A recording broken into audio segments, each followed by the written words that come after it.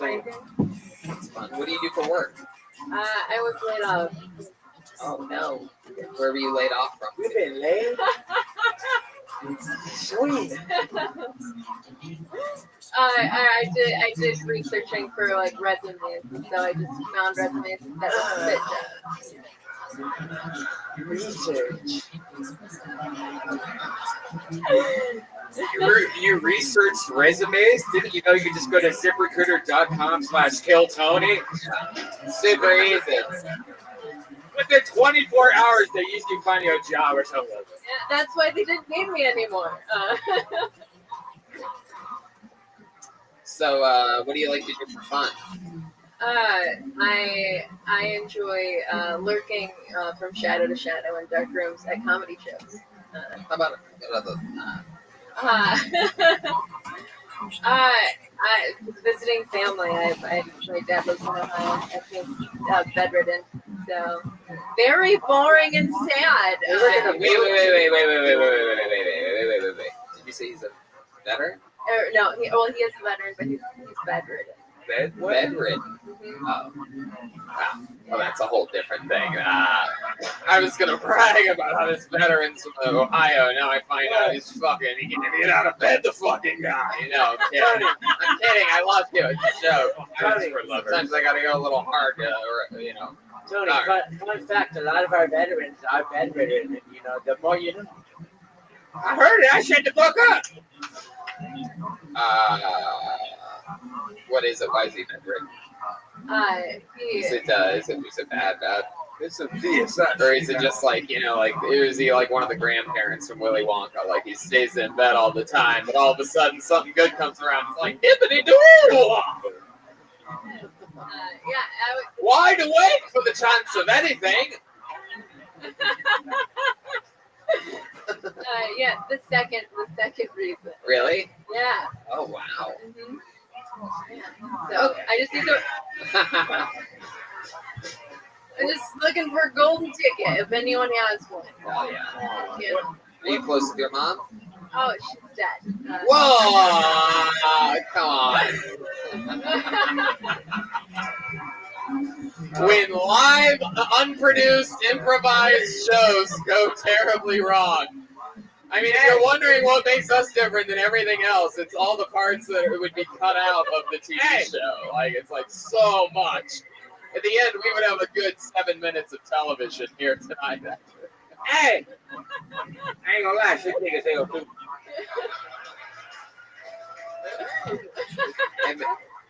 So, what I think that's a Michigan thing. It's the crazy bread. It's the crazy bread. Eat that crazy bread, you just get a fat ass. You know what I'm saying? Like a Midwest thing. You know, they don't know nothing about it nowhere else. Italian cheese bread, that's when you go next level. When you get the Italian cheese bread with the extra basil, you go next level. Absolutely. Italian cheeseburger with extra basil. You go next level. Ass get super fat. That's Midwest shit. That's why you think all our white girls got fat asses. It's Little Caesars. Little Caesars, Papa John's, or Domino's. You have to No, just Little Caesars as a whole. What's his Little name? Caesars. Little Caesars? Yeah. Just Little Caesars. I think it's Little Caesars. Little Caesars is the reason why white girls got fat asses, man. I'm a black man. I'm letting y'all know it, man. It ain't a conspiracy theory, man. It's shout out. From now on, when girls with fat asses come on this stage, I'm just gonna put a curtain above them in front of Danny so that he can't see. He can just see above their ass. They want to go get surgery. They want to go do ill shit. Just eat crazy bread. Guys with signs that say talk about crazy bread, extra parm and butter on the crust. On the hot bread. The weirdest one I've gotten is look at you all sexy standing bow-legged like that. What? I missed it. I don't know what she said. What'd you say? Are you? That's how you know she fucking with niggas. That's some shit a nigga told her. What? Like you looking all sexy standing bow-legged like that. That's some shit she done heard before. That ain't nothing she came up with by herself. Is she a lumberjack? That's some shit she definitely heard a nigga say to her. I thought that same thing the other day. So I really like the I ain't material, believe. and, You believe? Oh, I mean, she must got that snapper. all right, that's enough. Sam, what do you think about what do you think about Sam's stand-up comedy, Danny? I'm just saying, she broke out the bow-legged toe. Only niggas could bring out. Ain't no nigga, ain't it? I thought ain't no cabaret. We ain't at a cabaret. So, Shu, do you love crazy bread? He's not wrong. I do enjoy crazy bread. Wow. All right. With extra There you go. parm and butter. All right. Well, Crazy. That's why she can look. fun times. She got the fat ass. Congratulations on everything. It's nice to meet you. Look, that's Michigan Oh, Beals. thank you for letting me do this. There she goes, Sam Rager, everybody. I'm sorry. I love it.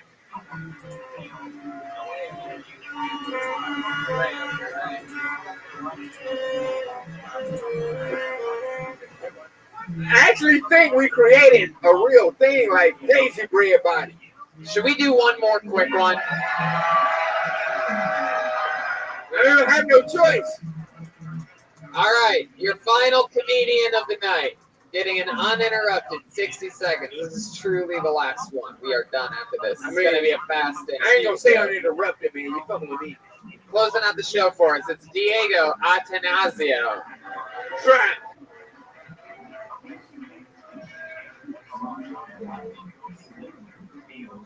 All right. So I'm 31 now, and I'm having kind of a hard time relating to my friends because they're all having kids and buying houses, and they're all trying to convince me how great it is. Like everyone with a kid is like, "Hey, you should totally have a kid. You're gonna have all these cool new feelings you never thought you'd have, and all these great new experiences." And I'm like, I don't know, man. You sound a lot like me 5 years ago, trying to convince you to take acid. Look, at least if you have a bad acid trip, that wears off.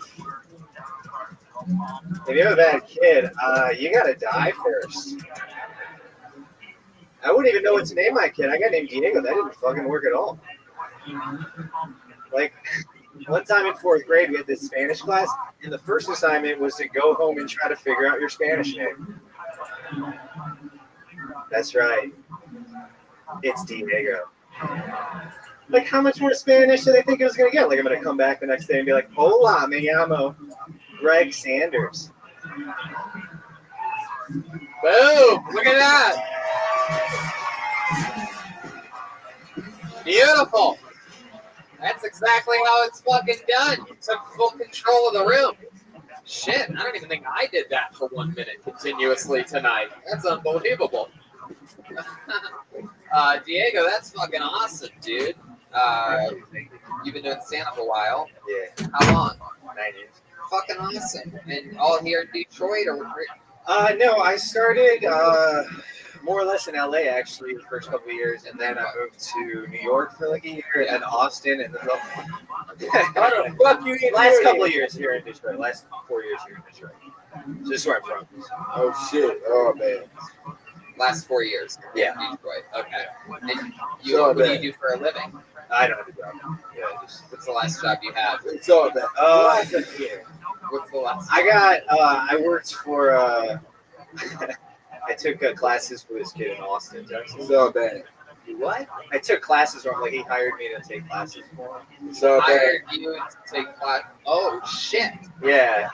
Wow. It's all bad. In Austin, Texas. It's all bad. Did the, like what? Texas Longhorns. University of Texas. Yeah, Holy fucking shit! How much is the cost? How much did it Yeah. cost? 400 bucks a week. 400 bad. bucks a week. Yeah, So wait a second. He moved to Texas, Austin, Texas. Oh god. It's all bad. Bachelor's? Dude, this dude was not showing up to class and making extra money off his scholarships, paying you $400 a week. Yeah. And you had to learn that shit, and then in the end, you don't even get the degree? Right. Holy fucking shit. Well, I like. That seems like a horrible deal. Did you go for the full 4 years? Are you surprised? Well, I failed right away.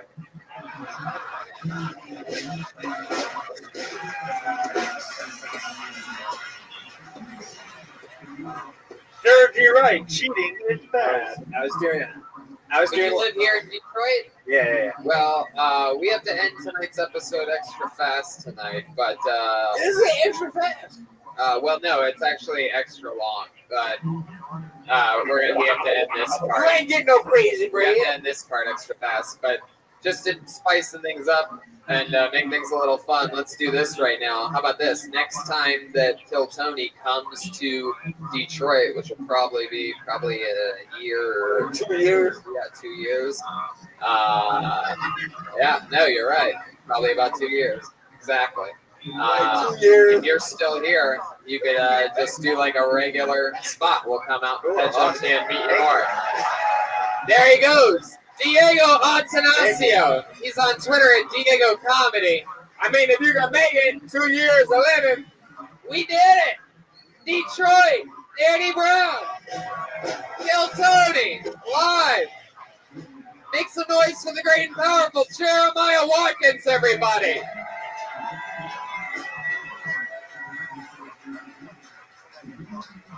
He has a great podcast called Jeremiah Wonders.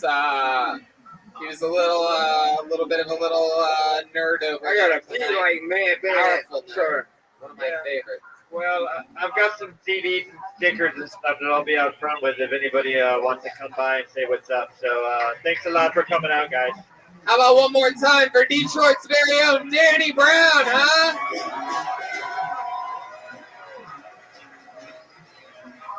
And one more time for the great and powerful Joelberg, huh? Maybe one of the craziest episodes we've ever had. Yeah, needless to say, definitely that. But a lot of fun. Detroit, they said they get wild and crazy. They said, look out, watch your back. And now I sort of see what everybody's talking about. I had so much fucking fun with you guys. An amazing weekend here in Detroit. Lansing, Grand Rapids, this stretch of the tour, such fun Kill Tony episodes, so different and wild.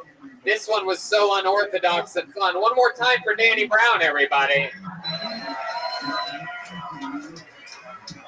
Joelberg, Jeremiah, Brian Redband. See you guys. Good night, Detroit. We love you. Hey.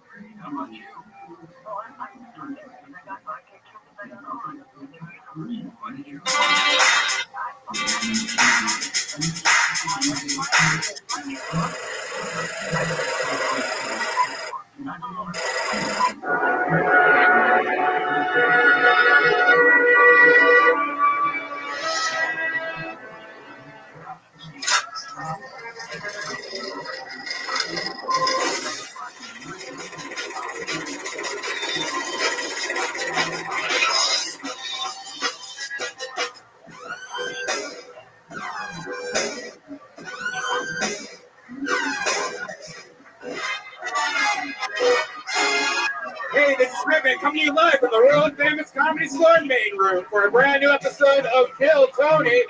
Give it up for Tony and Square. Wow, hi everybody, make some noise. We're here on a Monday, the #1 live podcast in the world. Brian Redband is here. Brian J. Evo sitting over there drawing tonight's episode. While you guys all sit there enjoying the show, he draws the episode. Yeah, and he sells them on his website, RyanJEbelt.com. We just got back from an amazing weekend in Michigan where we did Kill Tony's in Lansing, Grand Rapids, and Detroit, Michigan. And it sure is fun to be home. And yeah, there was only one drive-by at one of our shows, only one. In Detroit, yes, that actually is true. It wasn't at one of our shows. It was outside after the show, but yes, you are correct. Technically, there was a drive-by at one of our shows. Hello to the thousands and thousands watching the live stream on YouTube right now, and good day to the hundreds packed into this room, maybe 100 and a half. So we're excited, though. For those of you watching the live stream,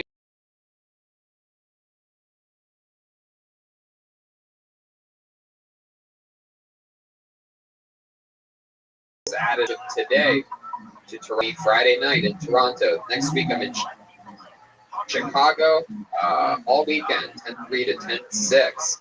That's 5 shows in St. Amy's downtown. And then the week after that, it's Kill Tony Mania live in San Francisco. Really big deal. It's the first time ever that we're doing 2 separate Kill Tonys in the same night. That's 2 Kill Tonys with 2 different, the band will be doing 2 different characters. It's 2 different buckets. It's 2 different everything. And it's one of the episodes is our 300th episode. You are correct. It is episode 299 and episode 300. So if you're anywhere near the San Francisco area, why not make a Friday night out of it? And then week or 2 after that, we're in Swansea, Massachusetts, doing a Kill Tony. And then San Antonio, Austin, Houston, and Fort Worth, we're all getting your own Kill Tonys in November. And then just a little fun fact, I'm in Baltimore the last weekend of November doing stand-up, and I do stand-up in Dallas, Texas on New Year's Eve this year. So that's where I'll be on New Year's Eve. There will be no Kill Tony, if you're wondering, because it does land on a Monday. There will be no Kill Tony that night. Comedy Store will be doing their own thing. So, it's good. On that road's hard. It is. I mean, you get tired, you work a lot, it's tough, it's hard to stay looking as young and as fresh as Red Band and I do. Most guys don't do nearly enough for their skin despite all that it does for them. Soap and water are just not enough to prevent aging. But there is something you can do in the fight against aging, and it's staring you in the face. ForHims.com. A one-stop shop for skincare, hair loss, and sexual wellness for men. Hims' new anti-aging kit is a custom prescription cream tailored to your skin that can keep your skin looking youthfully smooth by reducing the appearance of wrinkles and fine lines. The secret's not a secret. It's trick to know it, and its results are backed by science. You know about this. Yeah, it can renew and restore your skin by increasing collagen. That's the protein that keeps your skin firm. It takes seconds to apply. It's the same treatment celebrities use to keep them and their faces looking young. Except you don't have to visit some fancy dermatologist or pay high prices to get it. Hims connects you with a doctor online who will evaluate your skin needs and can prescribe you a custom anti-aging treatment. All you need to do is take a couple pictures and answer a few questions. That's cool. You don't have to see a doctor. You just take a couple pictures. There's no awkward in-person doctor office visits, and the products are shipped directly to your door.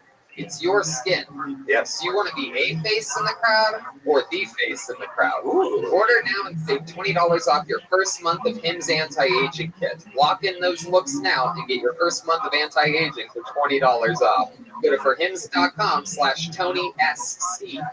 That's FORHIMS.com/TonySC. The letter S, letter C. Forhims.com/TonySC. ST stand for? I don't know. Skincare. Oh, yeah, that's right. Skincare. Yeah, good job, Brian. Oh, yeah, you got it. Speaking of cha-ching, it's important to invest your money wisely. It's a really big deal. And Robinhood is an investing app that lets you buy and sell stocks, ETFs, options, in cryptos, all commission free. They strive to make financial services work for everyone, not just the wealthy. It's a non-intimidating way for stock market newcomers to invest for the first time with true confidence. Simple and intuitive, clear design, data presented in an easy-to-digest way. There's no cost or commission fees. Other brokerages charge up to $10 for every trade, but Robinhood doesn't charge commission fees. Trade stocks, and you get to keep all of your profits. There's easy-to-understand charts and market data. Trade in a place with just 4 taps on your smartphone. Robinhood web platform also lets you do stock collection sectors like entertainment and social media and curated categories, and analyst ratings and buy, hold, sell for every stock, so you get good advice for everything. Real professionals. Yeah, it lets you learn how to invest as you build your portfolio. Discover new stocks and track your favorite companies with personalized news feeds. Get custom notifications for price movements so you never miss the right moment to invest. Robinhood is giving listeners of this show a free stock like Apple, Ford, or Sprint to help build your portfolio. Free stock. A free stock. Sign up at ktshow.robinhood.com. That's ktshow.robinhood.com. One more time, ktshow.robinhood.com. You guys ready to start this or what? Here we go. Every week, I always have 2 of the funniest comedians in the world on this show. I'm excited about this show because this is 2 guests who it's their first time ever on Kill Tony, and it's 2 of our favorite comedians. Make some noise for the great Brendan Walsh and Ben Bailey, everybody. Come on. Here we go. Yeah. Get on in here. What do you want to do? We got Brendan. We got Ben Bailey. Yeah. The crowd goes crazy. Welcome to the show, guys. This is your first time on. I'm pumped to have you. We love new guests on this show, and we're going to watch some people together and meet you. So fucking psyched, dude. I'm gonna freak the fuck out. I'm in full ketosis right now. Are you really? Yeah. I don't know what it is. I just learned it. High fat, no sugar, no carbs. My first day of no sugar and no carbs. I'm fucking ketosing out, baby. I thought you were saying that bad breath. That's halitosis. Yeah, that's halitosis. But keto does make you have bad breath. That's one of the If you're not eating, you get that halitosis. I wouldn't know about it. I have the metabolism of a young god. We have a band on this show, guys. Every single episode, they commit to different characters. Like, for example, this past weekend in Lansing's show, they were billionaires, and then in Detroit, they were nerds, which was the return of the nerds, very popular guests, and they were also the other Danny Brown episode just confused me. That was if you see that episode, that was the most fucked up episode we've ever. There you go. Let's talk about the negatives, Brian. No, fucked up in a good way. No, for sure, fucked up in a great way. Well, yeah. Everyone knows that fucked up is means great. It's fucked up. Hell yeah, super fucked up. It was turned down, if you will. So let's see what they are tonight. Throughout the night, they're going to stay in character. I never know what they're going to be. The guests never know what they're going to be. So here we go. Here they are tonight. It's the best damn band in the land, the Kill Tony Band. Jeremiah Watkins, Joel Burke, Joel Jimenez, and Chroma Chris. Here we go.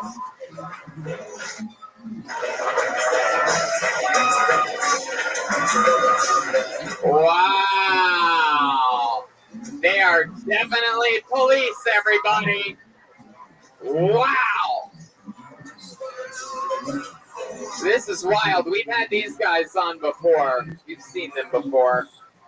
Wow. Definitely police officers. Jeremiah has a thick mustache. He really looks like a young Howard Stern. This is incredible. Officer, I don't know if that bicycle helmet is fitting quite properly there. Somebody stole my damn bike. Then we have the great Chroma Chris over there, looking like Hulk Hogan's firstborn son. Free me. Jeremiah has that Wanda Sykes hair or something. Look at that. And then we have Joel Jimenez, who really actually tonight looks like a LA police officer. So it's the first time I've really known what Joel is. So here we go. We're going to watch a show with police officers Ben Bailey and Brendan Walsh. I have a bucket filled with comedians' names. Sometimes it's a comedian that's been doing it a while. Sometimes it's somebody's first time ever. And you never know what's going to happen. When you get pulled out, you signed up earlier, and you get pulled out, you get 60 seconds. You know your time's up, and you hear the sound of a kitten. Wrap it up then, or else you're going to bring out the Angry West Hollywood Bear. Yes, sure. Extra, yep. There you go. There's that magic button. You guys ready to start this thing or what? It's Kill Tony live from the Comedy Store. This is it. This is where the magic happens. I like this crowd. You can tell people come from afar. Right? Where are you guys from? You in the green shirt. Just moved here today from Washington. That's how dialed in I am. All right. Have you updated your tags yet?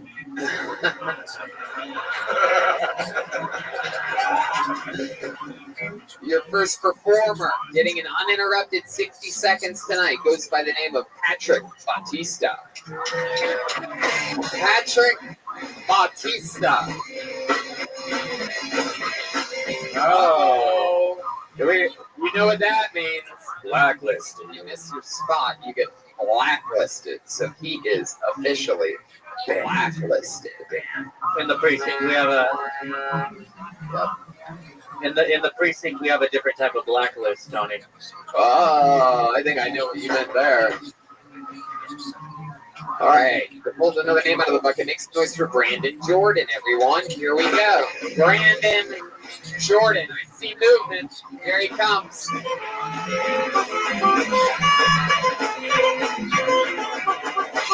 One more time for Brandon Jordan, everyone. What's up, everybody? Man, I'm about to be 32 in a couple weeks, man. 32, getting old. As I'm getting older, I'm starting to realize the conversations I'm having with my mother are different from when I was younger. Like when I was 18, 19, talk to my mom, it'd be like, hey son, how you doing? You know, are you eating good? Are you changing your drawers? You know, shit like that. Now when I talk to my mother now, it's all about, hey son, we gonna have some crazy. When you gonna get married? That's it. You know, she finds a way to put it in every conversation. You know, I was leaving the doctor, right? As I was leaving out, just called my mom to see how she was doing. She said, hey mom, what's going on? What you doing? No, baby, I'm at work. What about you? I'm just leaving the doctor. She instantly broke out crying. Brandon, why didn't you just tell me? I don't understand. What's going on? I'm like, mom, what are you talking about? Why didn't you just tell me you shooting blanks? That's why you ain't got no grandkids for me. Like, mom, it don't work like that. There we go, Brandon Jordan. Hell yeah. Give me the word and I'll tough up, Tony. It's okay, Officer Joelberg. You can stand back for now. Brandon, how's it going? Is this your first time on the show? No, second time. What happened the first time you were on? Give us a quick little reminder. Did it go better than it did tonight? Yeah, I had a good, better set. Yeah? Tonight? Yeah, I did. Okay. Yeah, I was. Do you swear to tell the whole truth, nothing but the truth, so help you God? I don't think cops say that. You have the right to remain silent, you. Yeah, I was taking the piss when you called my name, so I was running up here trying to catch my breath. Where are you from, Brandon? Detroit. Detroit. How long have you been in LA? Since February. Since February. What do you do for work? I'm a retail manager at Chic. Retail manager at Chic. Mm-hmm. What's Chic? Shoe store. Oh, okay. That's right. Checks out the tag still on his shoes. What's the location of that shoe store? Fox Hills. What is it? Fox Hills Mall. Oh, what's Fox Hills? The mall off the 405 by the airport in Culver City. Oh, okay. Yeah, that makes sense. What's the employee discount like there? What is the employee discount there? It's based on what the company paid for the shoe. Okay. So it's different. It's different prices for every item. So wholesale plus 10% or something? Yeah, something like that. Not bad. Yeah. Is there anything that you miss about Detroit? Yes, a lot of stuff. Like what? Rent. The food. Yeah. What kind of food do you miss? Corned beef, Fago, Buttermade. Are you a jungle?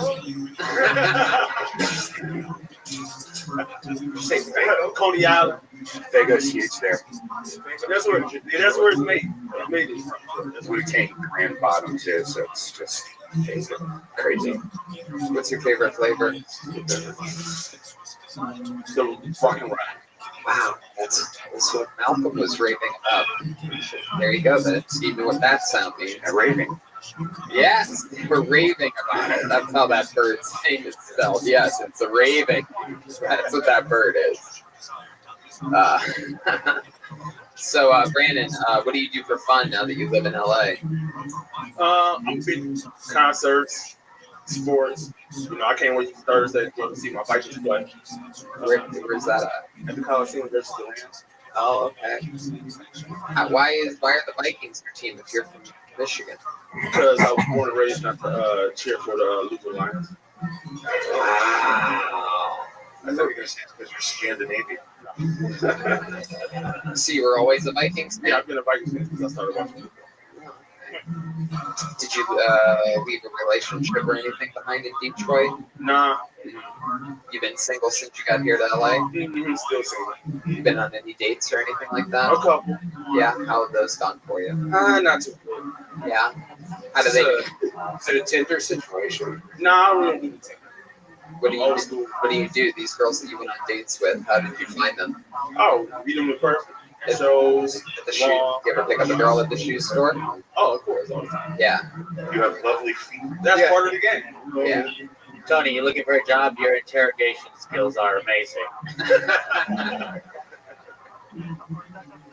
That's interesting. Do you look at Al Bundy as like a role model? Hell no. You ever been on a police ride along before? Yeah, I've been a police ride along. On a bike? No. Sometimes I put people on my bike packs, take them around town. They can't do that when they're handcuffed. So you've been arrested? Yeah, I've been arrested. What for? What? Tickets. Dryers, please. What kind of tickets? Traffic tickets. Murder. They do only give tickets for Yeah, murder. Detroit, yeah. It's like a $400 fine. It's a pretty heavy fine, though, yeah.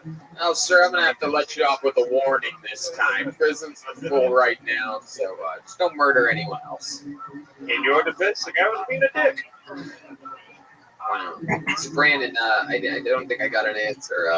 What did you end up doing on those dates? Where did it go wrong? Where they go wrong? Oh, I don't know. Just I ain't girls. And shit. I don't know. No, it's one girl I recently was talking to when I messed up. Did you tell her that she hates shit? Is that why? What did you do to mess it up? Oh, I really like it out there.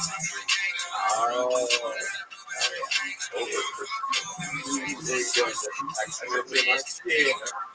I mean, I play the game right. You know, it's like a Pepe Le Pew situation. What do you mean? Pepe Le Pew, the skunk who's always trying to fuck the cat, Bugs Bunny.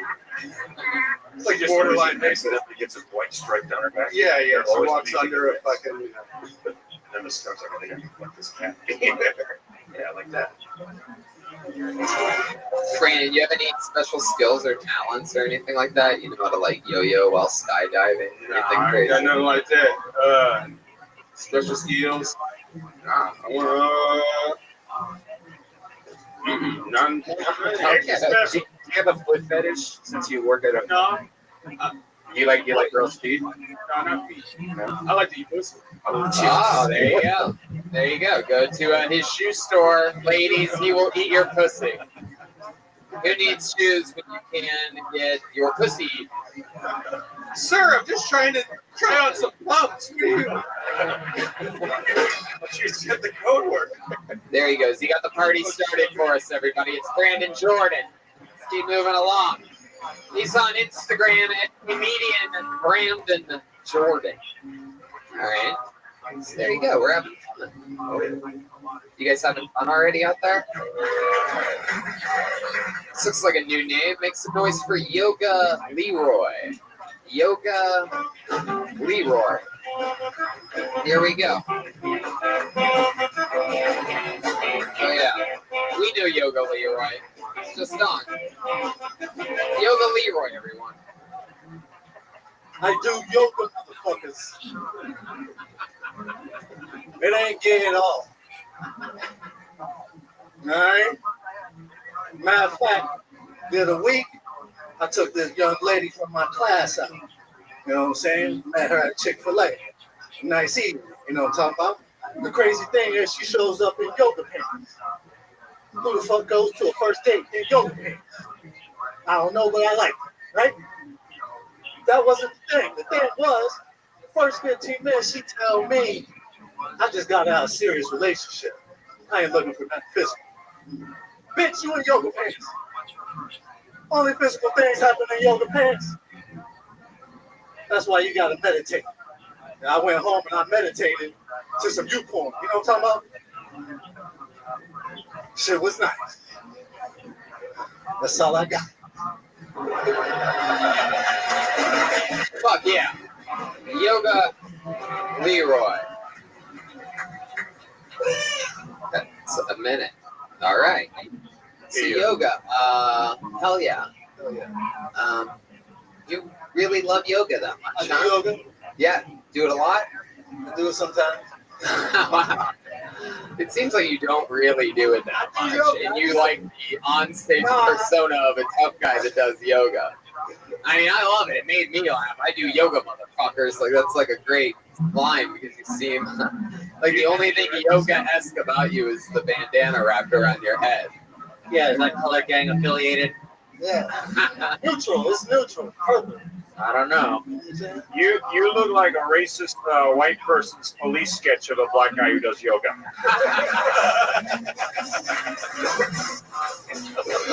Love that. Love that. Yeah. Okay. I don't know if I actually believe that you do yoga. So how about you show us a couple of your toughest poses right now? How about that? Doing a little bit of yoga for us. It's Yoga Leroy, everybody. Where's the yoga lighting, please? I'm going to show everybody my favorite yoga move. All right, here we go. Oh, shit. Here it comes. He's laying on his back for you podcast listeners.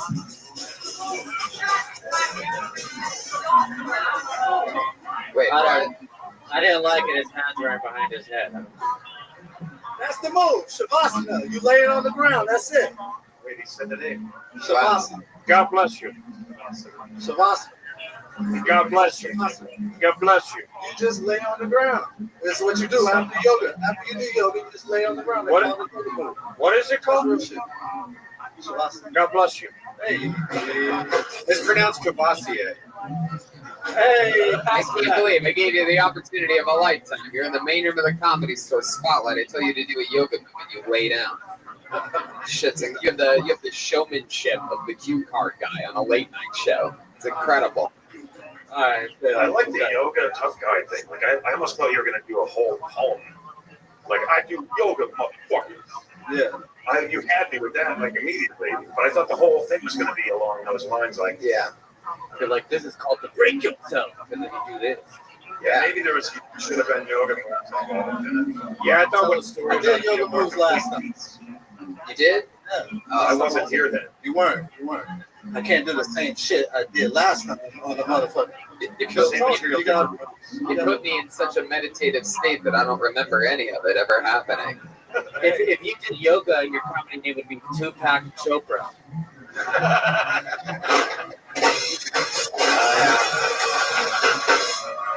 Oh. Perhaps downward facing Snoop Dogg? Okay. Downward facing Snoop Dogg. So yoga, what do you, it says Yoga Leroy, right? Can I call you Yoga? That's what it says. Yoga Leroy. Is Leroy your real name? No. Is Yoga your real name? No. Do you know that position, downward facing stump down? You think I was going to get up here and do yoga moves for this nigga right here looking at my ass? Only the cops. It is a federal offense to call a police officer the N-word, sir. He was a tranny last week. I ain't doing Whoa. I don't understand. Whoa, sit down, Cassandra. Sit down, Cassandra. They're called transgender, you asshole. I'm going to have this chick fuck the shit out of you. You say tranny again. There you go. Very good, Cassandra. Sit down, you crazy beast. Fuck. Man, this place is chaos right now. I love it. This is what happens when you try to offend Jeremiah Watkins. He's royalty on this show. I know. I love him. Never make fun with an officer that has clearly a vacuum extension for a mustache.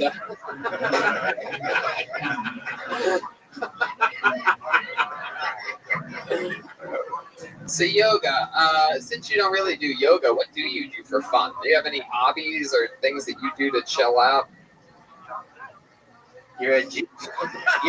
It's funny, like you just seem like you don't want to. I do yoga.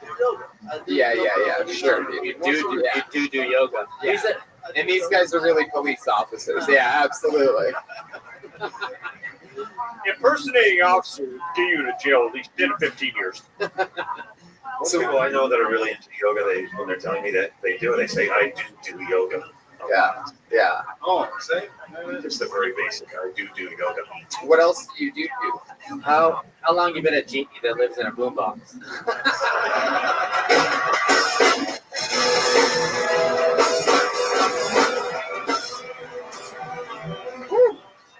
Stolberg is here, everybody. He is live. I just take care of my son. I homeschool my son. And Oh, how old's your son? he's 9. 9. Have you taught him the ways of yoga? Nah, he's too into Fortnite to fuck with yoga right now. Ah, I see. Fortnite kid. What's your favorite thing about having a kid? You can name him Yoga Matt. Yeah. He's into Fortnite. You fuck with Suge Knight. Favorite thing about having a kid, I don't know, just having a little you, I guess. He's just like me. Looks like Tony. Yeah. A lot of people don't know this. I still look like I'm 9 thanks to forhims.com, anti-aging kit. Order now and save $20 off your first month of the Hims anti-aging kit. Lock in those looks now and get your first month of anti-aging for $20 off. Forhims.com/TonySC. I believe the SC stands for skincare. Yeah. Yeah. Did you know that? Hey, listen, I'm going to check it out as soon as I get home. For him, you sold the shit out of that. Heck yeah, you can keep your 9-year-old looking like a 9-year-old forever. Yeah. Lotion that baby up. Hey, they grow fast. Yeah. For sure. All right. Well, it was nice to have you on again, Yoga Leroy. Keep rocking and rolling. There he goes. Yoga Leroy, everybody. Any of you officers remember that guy doing yoga moves last time he was on? Very briefly. I don't. Sorry to check out. All right. Make some noise for your next comedian, Christopher Stanley. Here we go. Here he comes. Christopher Stanley.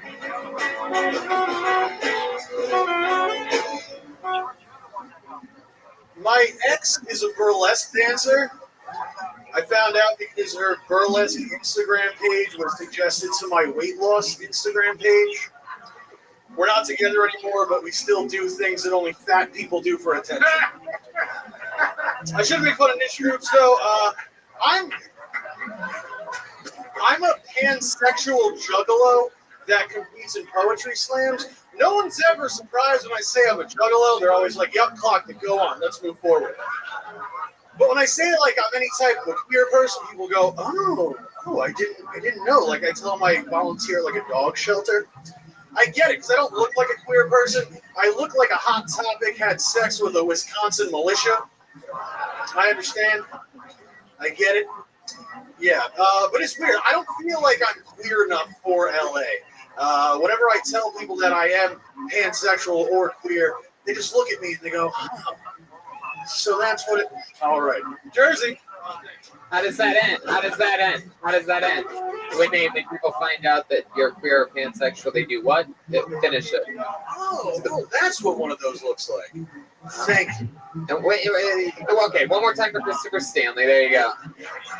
All right, so let's get into it. Remind me of what exactly is pansexual in the mic. It means that no matter your gender, I want your genitalia in or around my mouth. Wow. I thought you were just a big fan of Pan Slappers. Yeah. I thought it was maybe you fuck everything and then put it in a frying pan. Fry up your cum, baby. Pansexual coming. So is it just your mouth, or like what? How does that work? Like pansexual means? No, I'm more of just like a top, I guess. Yeah, I don't want. Well, selfish. Yeah. Go ahead, though. You got, if you give it, you got to take it, baby. I guess. You were saying something like that. It means being like a top of what? Go on. You were saying I'm saying like I'm not exactly like a bottom. I don't want to get banged at all. Right. Yeah, no. So is that part of the pan part, or is that just? I just want to understand. Yeah, it just means that I'm like attracted to almost anyone, as long as you're cute. Oh, do you give Tony a kiss? No. Right. Why do you say things like that? But what's the difference? What's bisexual then? Bisexual means that I guess you're only into men or women, but I'm into like trans women. Oh. Oh shit. Wow, I don't see Cassandra jumping up quite as fast as she did last time. Wait, well. All right, Cassandra, we got it. Brian's shooting over here on this side of the desk. I think that means he's straight. Okie dokie. So, Christopher, this is your first time on the show. Yes. Very funny. How long have you been on stand-up? About a year. About a year. All here in Los Angeles? About 3 months in New Jersey, then I moved out here. And moved out here in December. South Jersey. What's that? Where did you stand up in New Jersey? Just any open mics that were around there. Bat berries. Heck yeah. I heard Bat berries. Bat berries. Bat berries. Bat live in New Jersey. Oh, what part? Let's just say Ben doesn't necessarily want all the pansexuals to know about it. You know what I mean? Last thing he wants to do is get out of his car and somebody's sucking his dick. I live in Morris. Oh, dope. Hudson County. Oh, maybe he does want somebody sucking his dick when he gets out of his car. I didn't realize what might happen. You know, I was like, fuck, man, I'll give you my home address. Dope. No, I just didn't know there was that you could actually do comedy in New Jersey. Right? Yeah, around like Hoboken, Jersey City, there's a lot of movies. Can you sign my baton? I love Jay and Silent Bob, please. You should just Oh, really?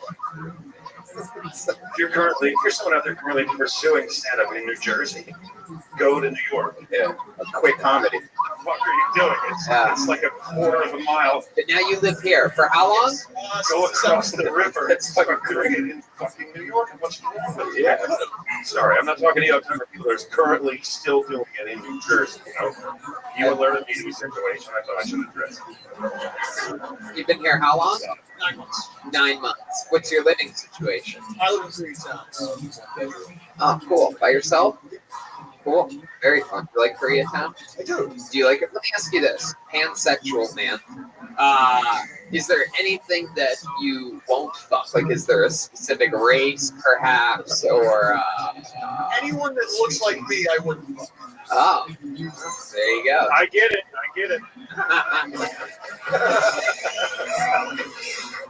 Check it out. Carry on. You got to give yourself more credit, Christopher. When you're wearing camo shorts like that, I can barely tell that your hips are gigantic. Thank you. Looks like World War II down there. Jesus. In the trenches. Yeah. How old are you, Christopher? I'm going to be 31 on Friday. Oh, yeah. Thank you. Did I ask you what you do for a living yet? Yeah. Oh, no, you didn't. I'm an insurance adjuster and also a living driver. Has anybody ever told you you look like the dad from Teen Wolf? No. Look up the image online. You'll laugh later. Didn't get anything in the room. Was for the podcast listeners at home, I guess. I can see it now, though. It took me a minute, but I see it. So insurance adjusting, does that mean that you go and you do a little bit of your own research, like Dog the Bounty Hunter, like you sort of just like climb over people's fences and shit? Yeah. Really? Yeah, no, well, I don't hop over any fences, but yeah, no, I do. Right. I do like Oh, sexual better not. acts on the fence. There's a lot of. We're gonna get you anyway. Yeah, no, I look at like David and the right essence for it. Can I ask you a question? What's a juggalo? The Juggalo is a fan of the. Oh, Wow, there you go. He was right there. Wait. Fan of the Insane Clown Posse. There really? you go. Shout out to Detroit. How much of a fan are you? You go to live shows and I stuff? go, yeah. Is that the Undertaker's logo on your arm? No, this is my buddy's clothing brand. Oh. Yeah. Oh, okay. You got a tattoo of it. You're such a loyal friend. I'm a loyal dude. Did you fuck that friend? No. He won't let me. I've tried. Who would you rather fuck, Freddy Krueger or Jason from Friday the 13th? It's true. You're pansexual. You should be able to pick one. Jason. Freddy's gross. Disgusting. he's got a tall drink of water like Jason. Oh yeah. Freddie's funnier. What's the strangest thing you have ever put your dick into? It was a trans woman, but like, just had like a wig and some lipstick. You know, like it wasn't very. Was it very? It wasn't very convincing. Not very convincing. No. So it was a dude with a wig and lipstick. Pretty much, yeah. All right, there you go. Did it look like this with lipstick and wig? No. Wicked. All right. Well, Christopher, it was nice to meet you. Nice Fun meeting you. times. There he goes. First ever openly pansexual comedian on this show. I didn't even know what that meant. These things are popping up every week and finding out about new things you can put your dick into. It doesn't really make sense. It's like so much like I think it would just be bisexual, even if it's trans or anything like that. Yeah. For $200, what's the weirdest thing you've stuck your dick into? That guy. All right, we've had this young man on the show before, and at least I believe so. I know for a fact that I met him outside one day, and I thought he was interesting as hell and had an unbelievable charisma to him. And then I went to, I was judging a roast battle here on a Tuesday night one night, and I saw him roast battle, and again, very impressive. I can't tell whether he's a genius or he's crazy. So here he is for you, ladies and gentlemen, William Montgomery. He's something else. He's a special character.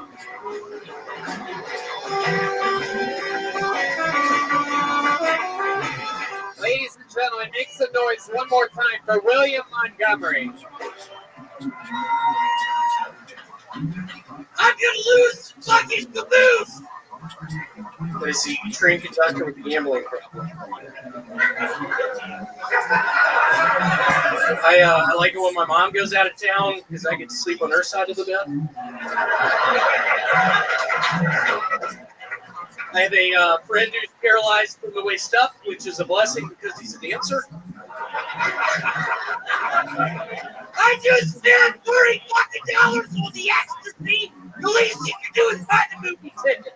It was an impression of my uncle in '94 before we went to go see the movie Twister.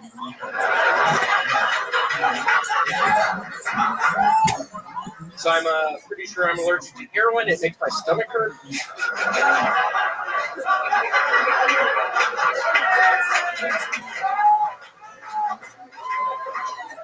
I'm not a big fan of hallucinogens, but I love how acid makes evanescence sound.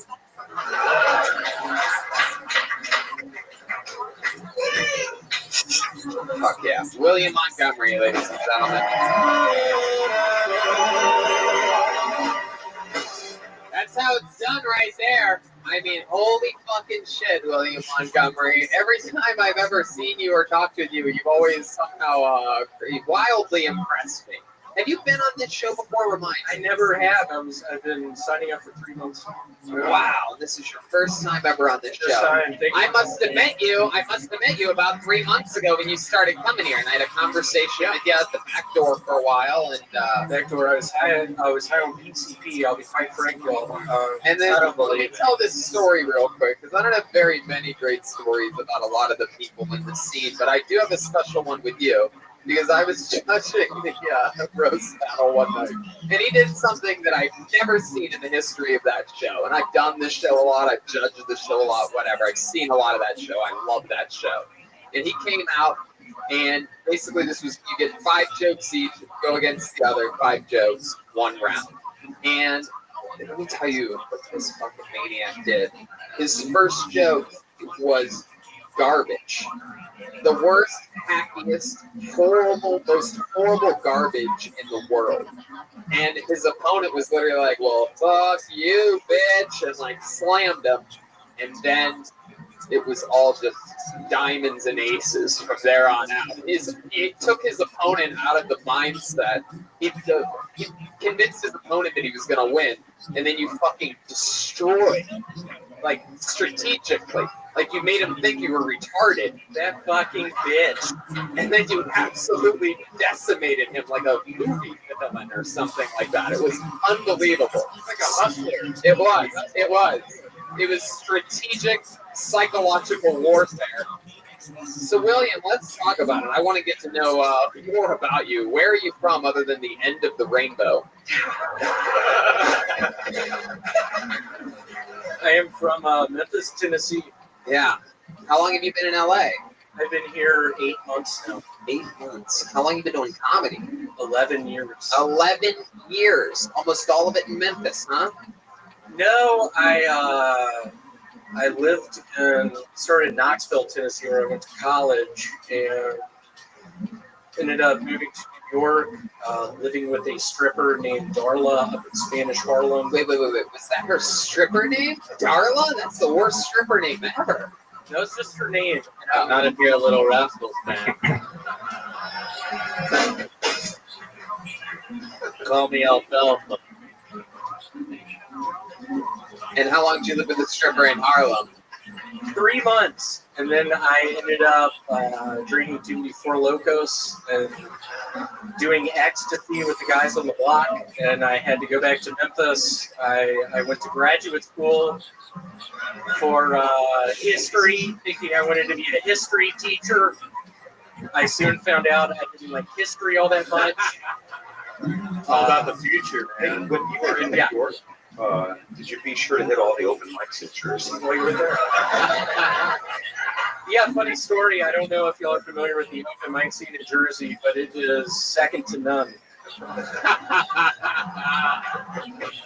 what we're hearing.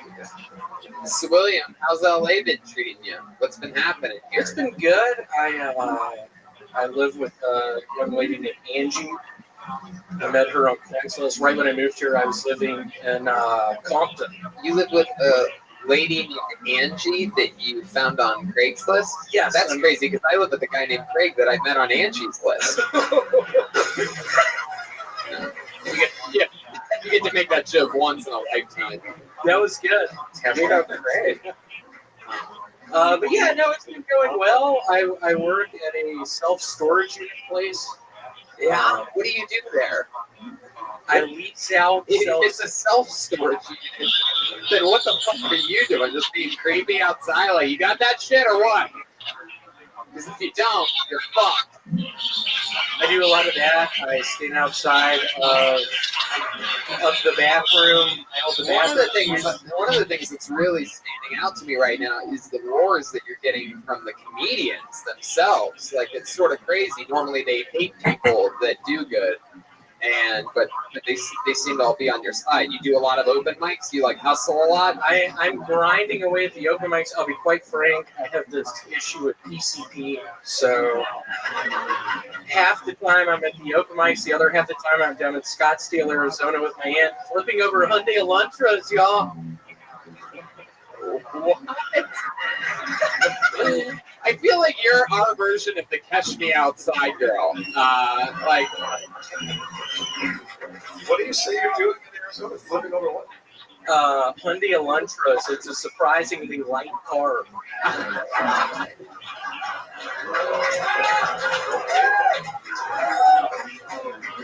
That's what you do on PCP? It is. Half the time we end up in the Laser Quest arena, just standing behind the smoke machines. The other half we are fucked up, just in the parking lot, just looking for Hyundai Elantras. Hyundai Elantras. Oh my god. I'm never going to be able to look at an Elantra the same way again. This is crazy. Every time I see anybody in an Elantra, I'm going to think like I could flip your car if I wanted to. If I had a leprechaun with me, at least. What does that mean? It means you look like a leprechaun. Hyundai Elantra. Easy to flip over. Yeah. If you had to guess how many Elantras you flipped in your life, like what would that number be? I don't have to guess. It's 14. I don't have to guess. It's 14. Oh, that is so fucking funny.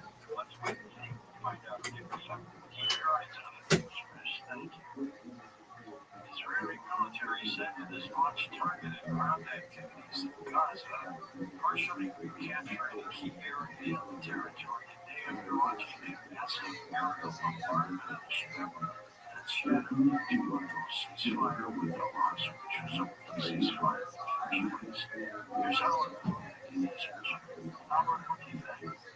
They're all starting George and Iran Tuesday morning. Israel broke the ceasefire. 4 planes filtered out of the sky. Bombs were dropped.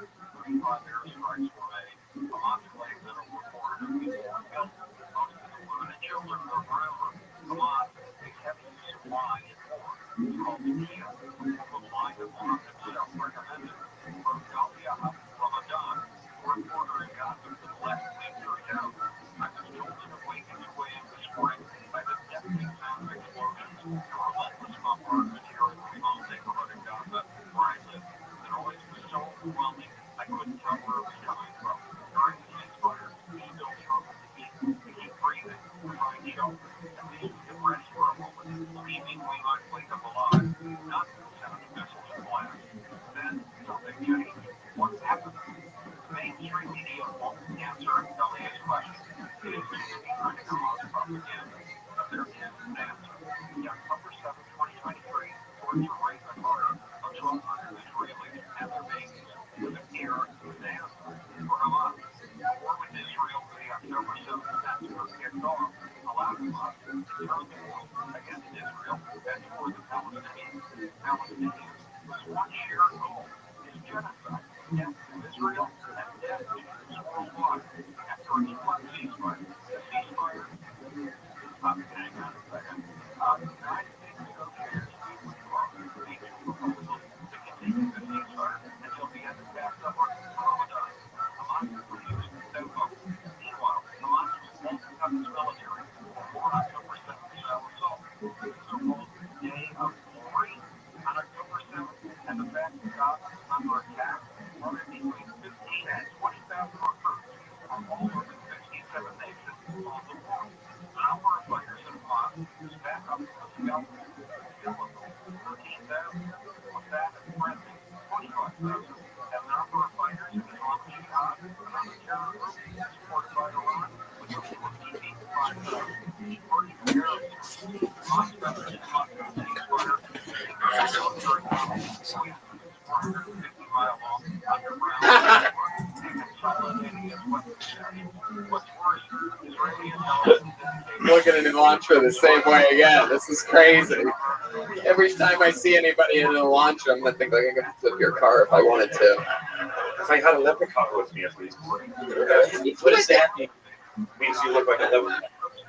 Hyundai Elantra, easy to flip over. If you had to guess how many Elantras you flipped in your life, like what would that number be? I don't have to guess. It's 14.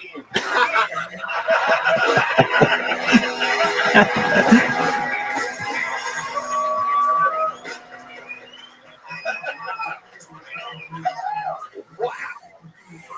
William fucking Montgomery. This is impressive. You know what, Tony? He made multiple confessions of drug possession while he's been up here.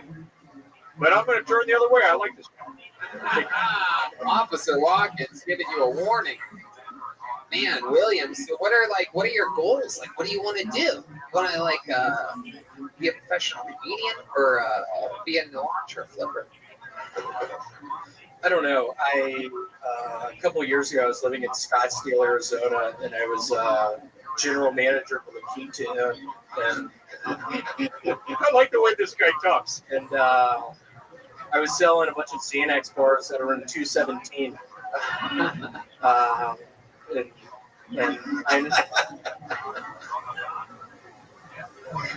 Well, is that a fucking joke?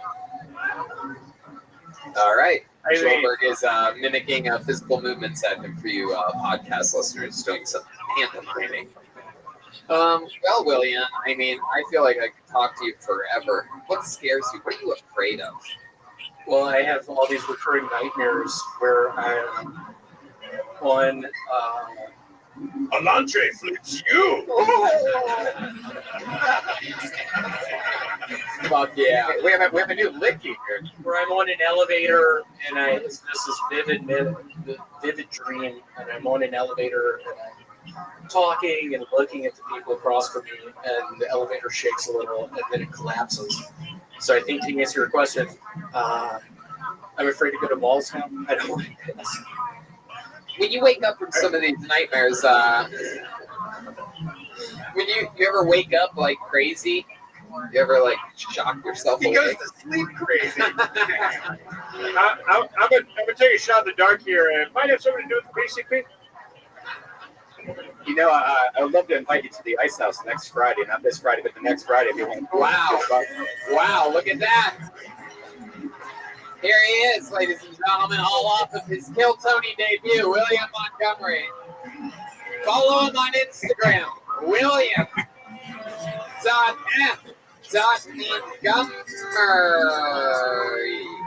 Is that right? William.f.Montgomery1? Is that right? I guess so. So he got a gig? Just got a gig? Yeah, he just got a gig. So Pasadena. Don't drive your Hyundai to the gig next time. Yeah. I live with a stripper named Elantra.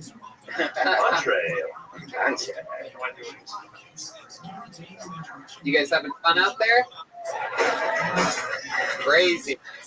William Montgomery, his first time, been signing up for 3 months every Monday. Wow, that kind of compressed energy. That's what I love about this show. All right, let's meet someone else. Make some noise for James Bida. James Bida.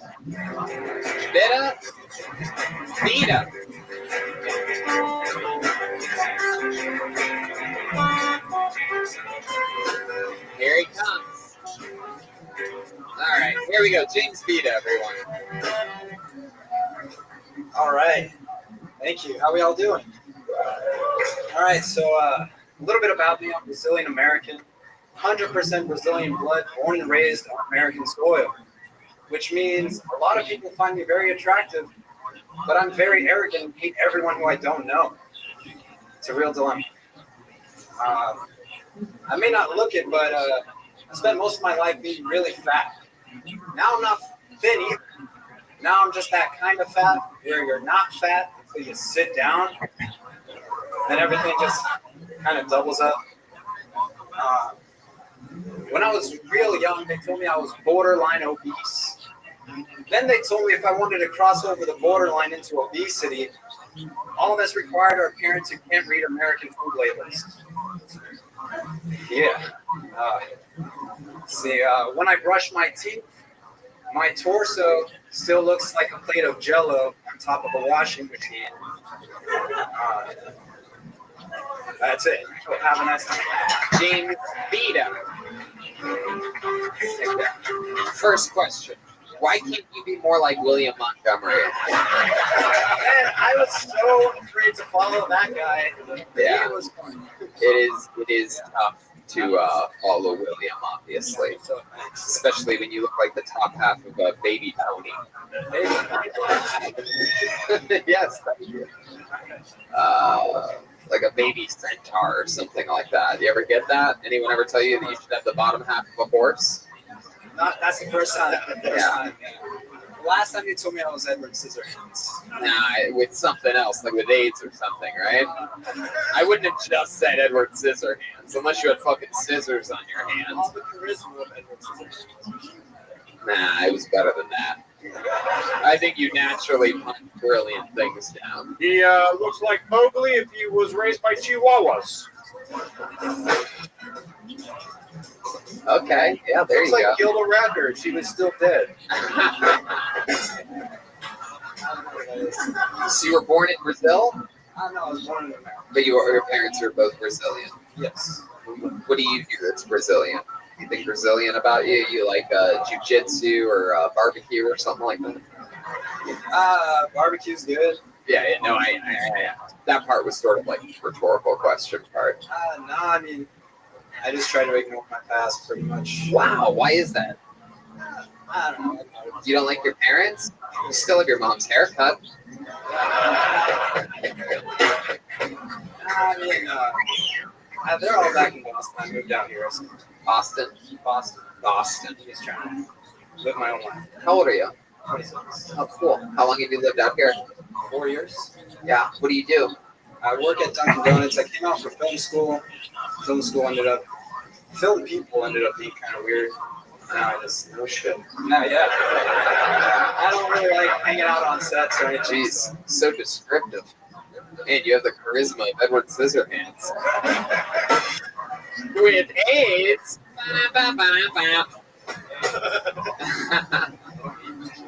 You don't eat much? Now, did you Just the transfer? bare necessities. Dunkin'. Red.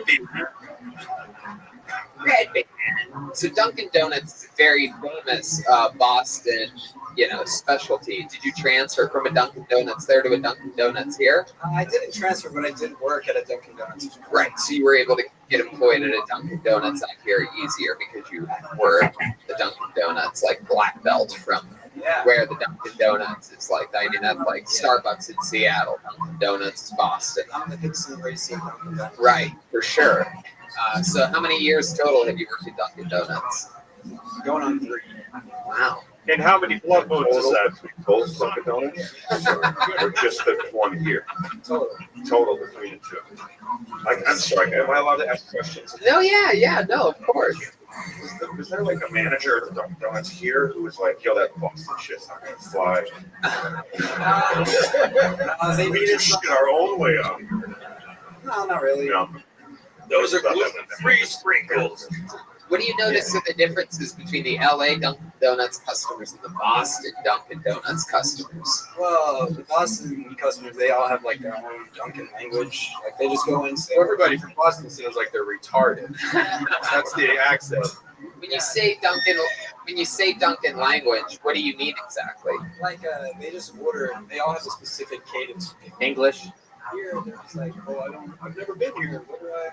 They all act that confused. You're saying that people in LA don't know how to look at a menu and read? No, I know. What location do you work at? Hollywood. Wow. Like you're right in the heart of Hollywood? Hollywood and Argyle. Who's the most famous Dunkin' Donuts customer you've had? Meredith Palmer from The Office. Oh. She comes in all the time. Oh, my. Yeah, cops, do you want to talk to the donut guy? Or? I mean, what are your specials lately? Is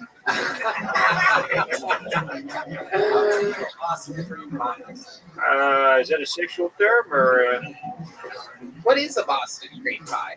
It's a donut with chocolate frosting. And A Boston cream pie is when you grab a guy from Boston from the back of the head, you kick him in the balls, he starts pissing out cum, and then you put him in the back of your squad car and you go, "You're going to jail for life, buddy." Wow. I didn't realize you could piss out cum. You've never been kicked in the dick by a bike cop, now have you? I pedal all day. That's all I do. His body cam footage clearly shows him kicking him in the balls till he pissed cum. So James, what do you like to do for fun when you're not dunking, you know? Making the donuts. I just smoke weed, try to fight off existential dread. Yeah, you look like you work more at Dunkin' Donuts. You know what I'm talking about? I don't like This guy's wearing a hoodie. Smokes weed. What do you like? Yep. One just note on your set, you were talking about how you're fat and you've like what, a 24-inch waist there or something. I used to be really fat. Is that true? Most of my life, yeah. What were you doing? Getting high on your own supply over at Dunkin'? I grew up, my parents didn't really know about like processed foods and stuff. I just grew up on sugary cereal, McDonald's. I keep getting these little hints of you really disliking your parents. Am I right? I feel like there's a real underlying tone. Like, my parents didn't feed me right. I had to escape my parents. Like all this shit. You seem like Wyatt from Ozark or something like that. Like you don't. You look like if Gilligan never made it off the island. He looks like he calls an escape room Thanksgiving family dinner. Okie dokie. So what's the deal with your parents? You ever talk to them? Like 2-3 times a week. Oh, that's a lot. Sometimes it's like once every 2 You close with both of them? No, it's weird. I'm not very close to my dad at all. What does he do? He's a teacher. Oh, what does he teach? Well, when I was a kid, he taught math. Now he teaches Spanish. Oh, He's a substitute teacher, so he's not employed. Do you call your dad or Poppy? What do you call him? Dad. He wants to shed those Brazilian roots. Yeah, it's something like my father. Father. Whoa. You're from Brazil. Wow. Because you're from Brazil and he teaches Spanish? Yeah. I speak Spanish. Jeez, you don't care about Portuguese at all? Very cool. There's not that many people. There's not much of a need for Portuguese here. Okay, good. Tell them that. Checks out. Well, under what circumstance do you ever call your dad father? Like, what is that? Like, when you guys are like reenacting Star Wars scenes or some shit like that? I need to talk to you. You're not sure if you Can you put father on, mother? It's just random. There's no like. Yes. Like, can you use it in a sentence? Like, talk to your dad and bring it up. Like, say it. Like, give me an example. Like, Hey, what's up, father? Like, say that again. What? Talk right into the end of the microphone. Like if he called me, I'd be like, oh, what's up, my father? You say like black people say the N word. Hey, what up, my father? Oh, it's father. You can't say the hard R. Father. You call your dad like you're going to Sunday mass or something. You know, what I think it is, I think I've always just like tried to make my parents laugh. They just don't really find anything I find funny.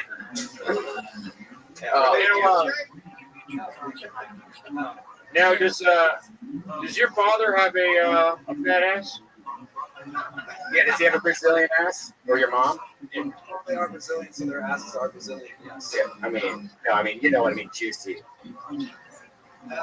Like, look at Cassandra's ass. They all look like, oh my God, stop it, red band. You do have the right to remain silent. Yeah. That's true. All right. James, fun times, dude. Nice to meet you. Tough to follow William Montgomery, man. But there he goes. Lots of courage. James Vida. Back to the bucket we go. There it stops. Nobody knows. This looks like a new name. Makes a noise for Rick Seagal. Rick Seagal? Seagal? Rick Seagal? Is that Rick getting up super slow over there? Or is that just like... That can't be Rick, right? Blacklist the Rick. There you go, Blacklist. You and your brother Steve.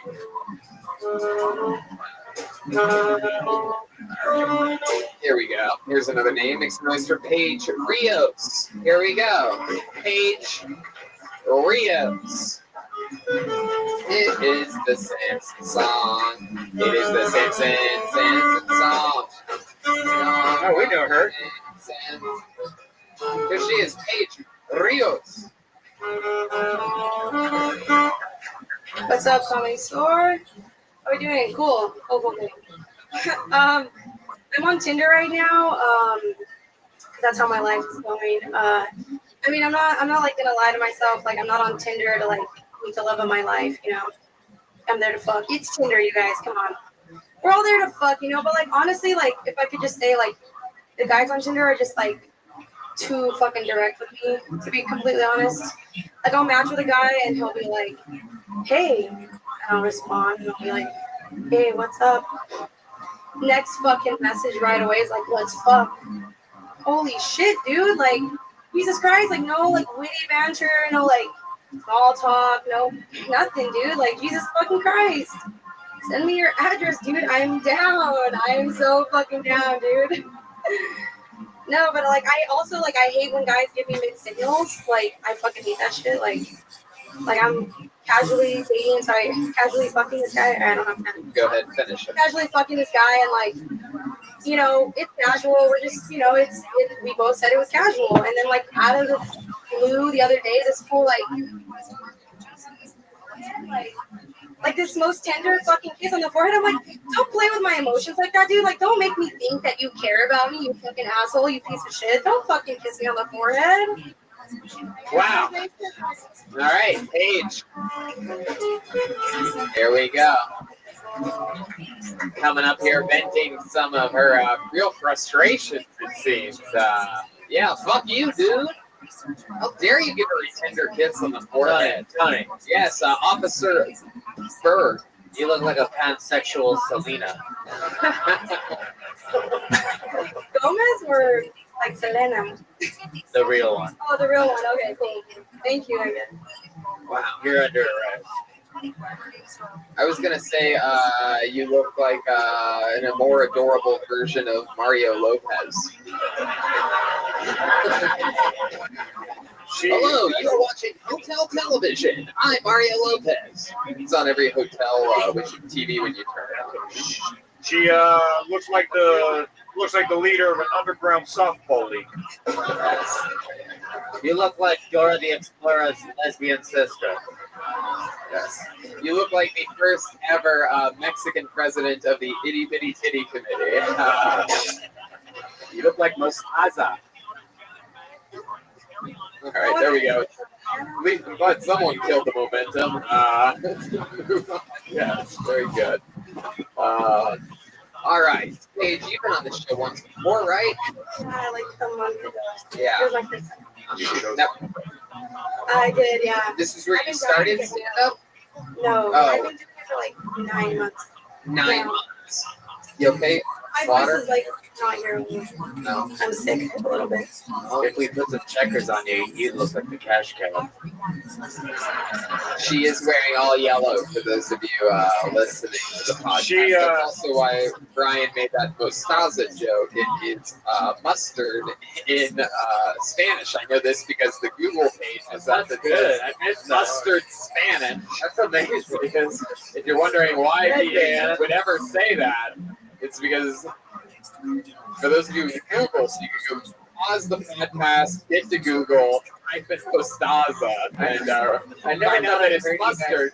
But then you realize that you're not watching the podcast, so it still doesn't work because you don't know that she was dressed like a little mustard, tiny condiment. You know, one of the little ones. Yeah. The little ticker one. Heck yeah. So you've been doing it 9 months. You from LA? Yeah, Covina's like LA County, yeah. Oh, there's the Covina drum roll from It's Wilbur. 14. I don't like to claim It is. from LA. Not really like LA, it's just like, it's like a suburb. What do you do for a living? I work at restaurants and I go to school as well. Oh, what are you studying in school? Communications. Yeah, so you can communicate with men better. Yeah, I really need help in that area. That's really crazy to me. You seem so like sweet, fun. What do you think the problem is? You get like serious quick? You seem like one of those chicks that like you would go on a date and just talk about how you're not gonna fuck them the whole time. So you sort of like that? Just to let you know, I'm not gonna fuck you. Like, so you just keep bringing it up over and over again. And then you're And then at the end, and at the very end of the night, you're mad when they don't try to fuck you. Like, he just gave me a kiss on the forehead. I don't know what it means. No, I mentioned it last time. I just got out of a serious relationship. I'm not looking for anything serious right now. Right. How long was your serious relationship? 2 years. Wow. I mean, it was a Wow, long time. sounds serious. What was he like? Why did that end? I don't know, we just went in different directions, I guess, to put it nicely. You gonna put a baby in me or what? No, we just grew in different directions, I guess. We just weren't meant to be together. I still I have a lot of love for him, but we're just not meant to be together. How recent was the breakup? Like a year, almost a year ago. Oh no, yeah, you're not over it yet. I'm not. Well, I am. I'm not trying to date anybody. I'm honestly. I'm not. I mean, I am, but I don't stalk him on Instagram. Still, Yeah. How many? What's the dude's name? Jacob, a super generic name. I'm not gonna say his last name. That sounds white. He wasn't. Well, he's Mexican American. All right, we're gonna. That's like off white. Okay. He's Mexican. What What does he do? He worked at the restaurant with you? He works at Wells Fargo. Wow, he works at a bank. Yeah. Did you guys break up? And he's like, transaction fee night. No, You were like, give me your deposit, fool. Give me a baby. I need your deposit. Direct deposit. And he's like, insufficient funds. No, we actually have a joint savings account, and then That seems like a great joint. idea. Someone say Wait, joint? Within 2 years, destined for failure. Wow. it was now in hindsight, it was probably a bad idea. But I think also a few months before we broke up, he was like, should we cancel our savings because we're not saving anything? And that was a red flag. I was like, should have known he was gonna break up with me 2 months later. But it's okay. I'm not Hey, could I get your half of the rent this month a little bit early? I've got some plans. Thinking about going somewhere. Everything's fine. He's wrong. I'm not breaking up with you. Hey, I'm just going to be taking this bed out of the house real quick. Hey, do you want to go camping indoors tonight? That'll be fun, right? Let's put out the sleeping bags. What do I do that, huh? So, any of you do a lot of spots throughout the week, stand-up comedy spots, or do you find yourself working at the restaurant mostly? You got 2 restaurant jobs. Usually, those are nighttime. You work. No, well, Those both in the same restaurant. I work 2 jobs. Well, you could be No, I like work a at 2 waitress. No, I work at 2 separate restaurants. Yeah, they're right next to each other though. But no, before I started school again this semester, I was trying to get up. I was getting up maybe 4 times a week, really trying to do a lot of minutes every week. But since school started, I'm only able to do 2 nights a week. So tonight I come out, and then on Thursday nights is my other night in comedy. You look like the president of the Chicano Studies program. You've taken that, right? Thank you. I am Chicana, so yeah. That's right. The restaurants are right next door to each other.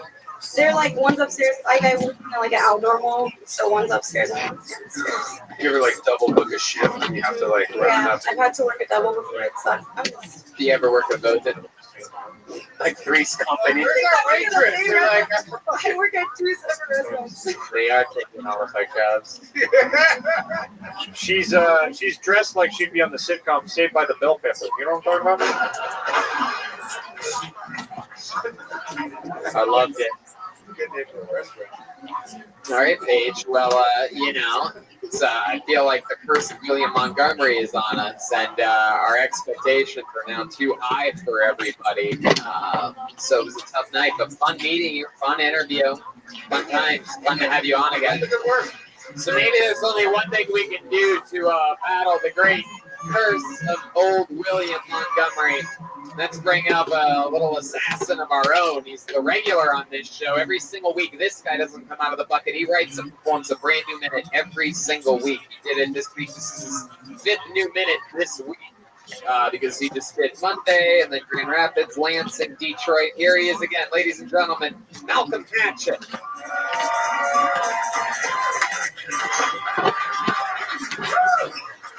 What's up? I hate when niggas say, Marco, you make it, don't forget about me. Nigga, you sell me $5. What you talking about? I hate me to say that shit. I hate people who complain about dumb shit like my leg itch, my feet itch.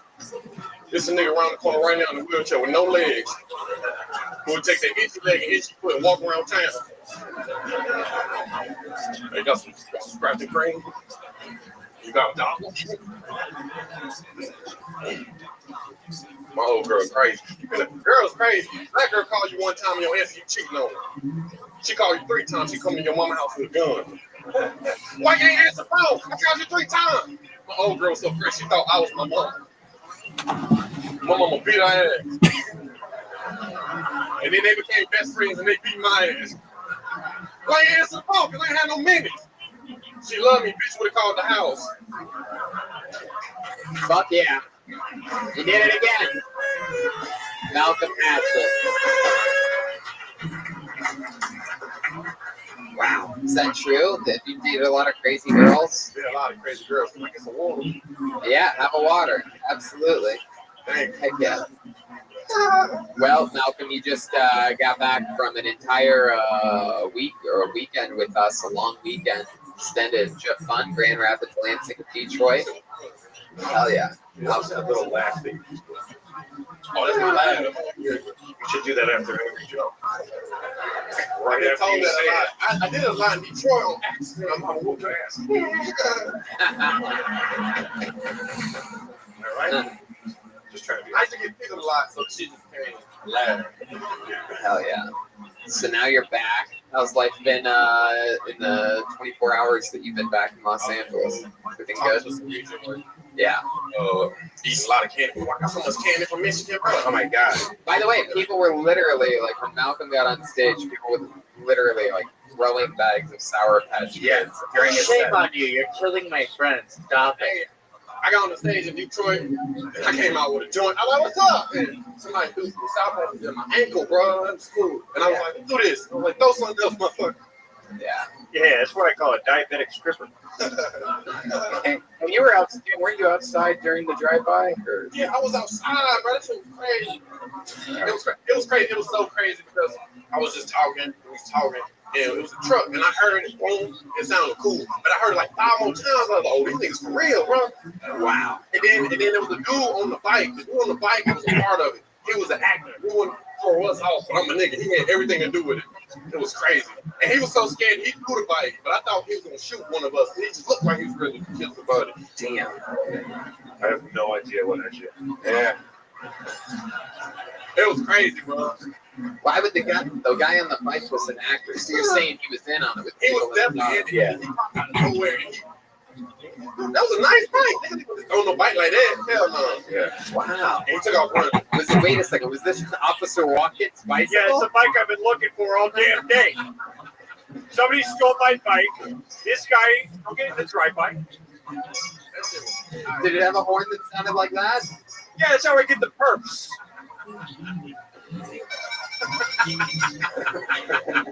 That's a British bike. Yes, Officer Joelberg. I shared a room with Malcolm. Yes, each night. What was that like? It's amazing. I mean, it was. It's interesting to see the way he writes. Like we were napping every 20 minutes. He'd be staring at me while we were sleeping and thinking of some new idea. It's like all the shit he writes is like stuff that's just happening. So it's interesting to just watch it all kind of unfold. Like he just writing about all the current shit that's going on every night.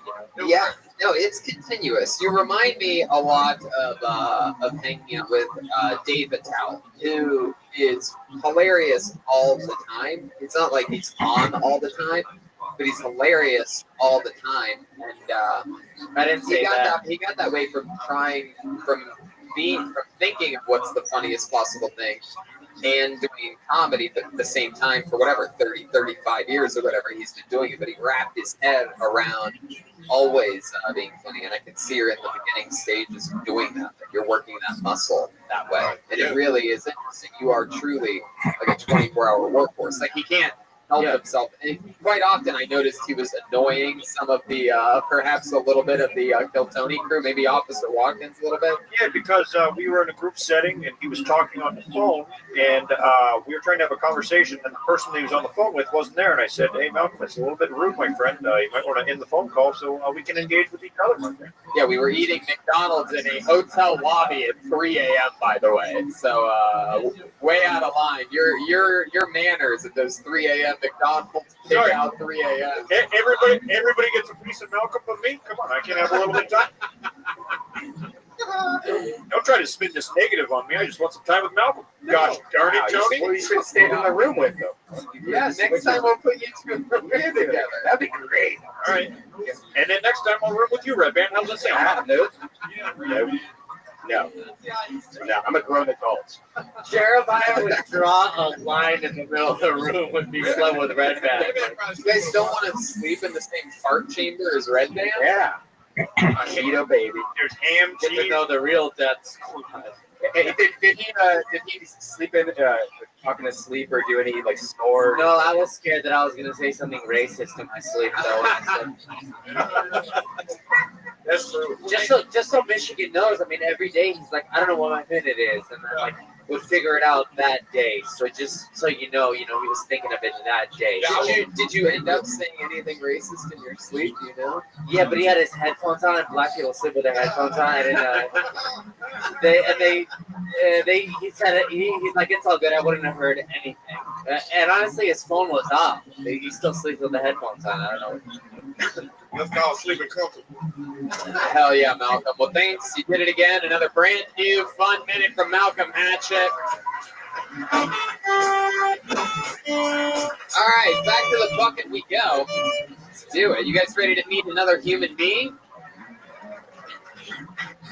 Come on, you guys can do better than that. We're coming down the home stretch here. All right. Make some noise for Tracy Walker, everyone. Tracy Waken, perhaps? Waken? Walken? Waker? Waker? Nope. Blacklisted. Oh, yes. All right. She's probably changing her tampon. Wow. Why you say things like that, I have no idea, but it doesn't really make sense. Bodes really well for you. On to the next one. It's David Wish, everybody. David Wish.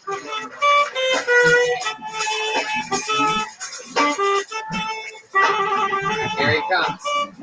David Wish. Here we go. Clap your hands one more time for David Wish. Oh, how about that? It's actually Daniel Salomon. But how y'all doing? Yeah, okay. Yeah, I'm from Boston. Yeah, Boston. Living out in Los Angeles, we get to talking to people. They say, hey, where you from? If you're from Boston, like a regular guy from Boston. So where you from? Oh, Bonnie, I'm from Boston. How you doing? Boston. I'm black. I'm from Boston. It's not like I'm from Chicago or Philly. You mean the black guy from Philly. Yo, where you from? I'm from Philly. He's from Philadelphia. You mean the black guy from Chicago. Where you from? I'm from the Chi. He's from Chicago. You mean the black guy from Boston. So where you from? I'm from Boston. Yeah, pretty much like that. Yeah. All right. So what's your name? Daniel Salomon. What? Daniel Salomon. Daniel Solomon. Yeah. So why'd you sign up as David Wish? He's like, I didn't. I just fucking ran up. Did you not? Did you sign up as David Wish? I sure will. It's okay, son. Check his ID, officer. You can tell the truth. We're on your side. As long as you're on my side. I did. What did you do? You heard what? I don't believe him. You came up. I quit. You're guilty? Look him! For life! Get him out of here! He's not allowed on this stage again. So, okay, Officer Watkins. So you went up under somebody else's name. Come again? So you went up under somebody else's name. I You wrote cheated. Why did you? I'm like, here's it's a very simple question. If you just answer it honestly, then all Did the you offer write is that finished. Swiss? I wrote that. But Oh, why? okay, then you're good. This is Officer Watkins, can you stop questioning for a second? Wish on this piece of paper and see if the penmanship matches. Help me breathe. Help me breathe. Yeah, that's actually a really good point. Sign up as David Wish, and we'll do a handwriting analysis. Yeah. All right, here we go. Hold the paper for me. Sign up exactly like you did. Like, do it right now. Yeah. He decided to take a wish, take a chance, and sail away. All right, let's bring it over here. Let's take a look at this. No, it's definitely the same handwriting. All right, very good. All right. Now, if you just answer this, Officer Watkins, please, for the love of fucking God, will you please get back on your fucking stool? We're all clear here, okay? All right, there you go. All clear. Yep. Give it up for the cop. There you go. So I'm going to ask you the same exact question I've been asking you since you got up here. You ready for it? I'm ready. Why would you sign up? Why would you do that? Huh? Why would you sign up? Why would you sign up as a different name, huh? Jeremiah, he's not answering the question when you do that. You're freaking him out. So to move on the show on, let's just take a break. This is a question show. Yes. So Daniel, let me ask you a question. Why the fuck did you sign up? Why did you sign up? Huh? Why did you do that? Huh? What's going on here? Answer the question. You got Ben Bailey. Great for the podcast. You got option number 3415 from the Chicago precinct coming at you. I've signed up so many times for this show. And I love this thing that people keep bringing up. I noticed the last few weeks, to where they. So let me ask you something. You've never gotten on the show before, right? And you were signing up as what? What was your name? Daniel what? And you were convinced what? That your name was unlucky or something like that? No, I have one of the luckiest names in Hollywood. Okay, wait. This whole thing's so weird. I wonder how it got to be so weird. Did you put multiple names in the bucket? Did you put multiple names in the Never bucket? have. Never will. Is that true, or why do you say that? We can look for the handwriting. I'm not that guy. I'm not. You can search that bucket. Nothing fugazi in that bucket. So here you go. Why would you sign up as David Wick? All right. Can you give me an answer, an honest answer to the question? You're gonna beat this one out. You weren't funny in the minute, so I don't know why you're trying to be now. I'll take that. Hey, I'm just gonna count that as self-defense. I'll take that. Okay. All right. So why David Wick? I figured. Okay. We see this name already. What do you mean? What do you mean by that? I don't know. I'm just assuming. He's saying the bucket is rigged. No, I'm not saying the bucket is rigged. What I'm saying is, okay, hey, I'm the one talking here. Whoa, look at this. It's like WWE promo. Whoa, look out. Hello, hi. Oh my God. We got a guy who looks like Mike Tyson's aborted fetus. All right, we're ready to. Man, look how this is turned against you. Possible suspect. Something. 5'9", African American, could have a weapon on him. We're uncertain at the time. We got a 3'2". All right. Well, I mean, so you thought what? That we'd try to get only new people up, but you have never been pulled out of the bucket. I mean, we met William Montgomery, who I know has signed up every Monday for 3 months. We found out tonight. Yeah, I know he's been signing up. And had he signed up as David Wish, I would have asked him why the fuck. If he came up and he goes, "My name's really William Montgomery," like I read it wrong or something. You know, you did that. You got me on Front Street right now. Bro. No, I bet it's weird. It's an awkward situation. You're the only guest who I've ever spent 7 minutes asking the exact same question to over and over again. How do you feel about that? Suspect is on foot, considered dangerous, and could be part of the Jamaican bobsled team.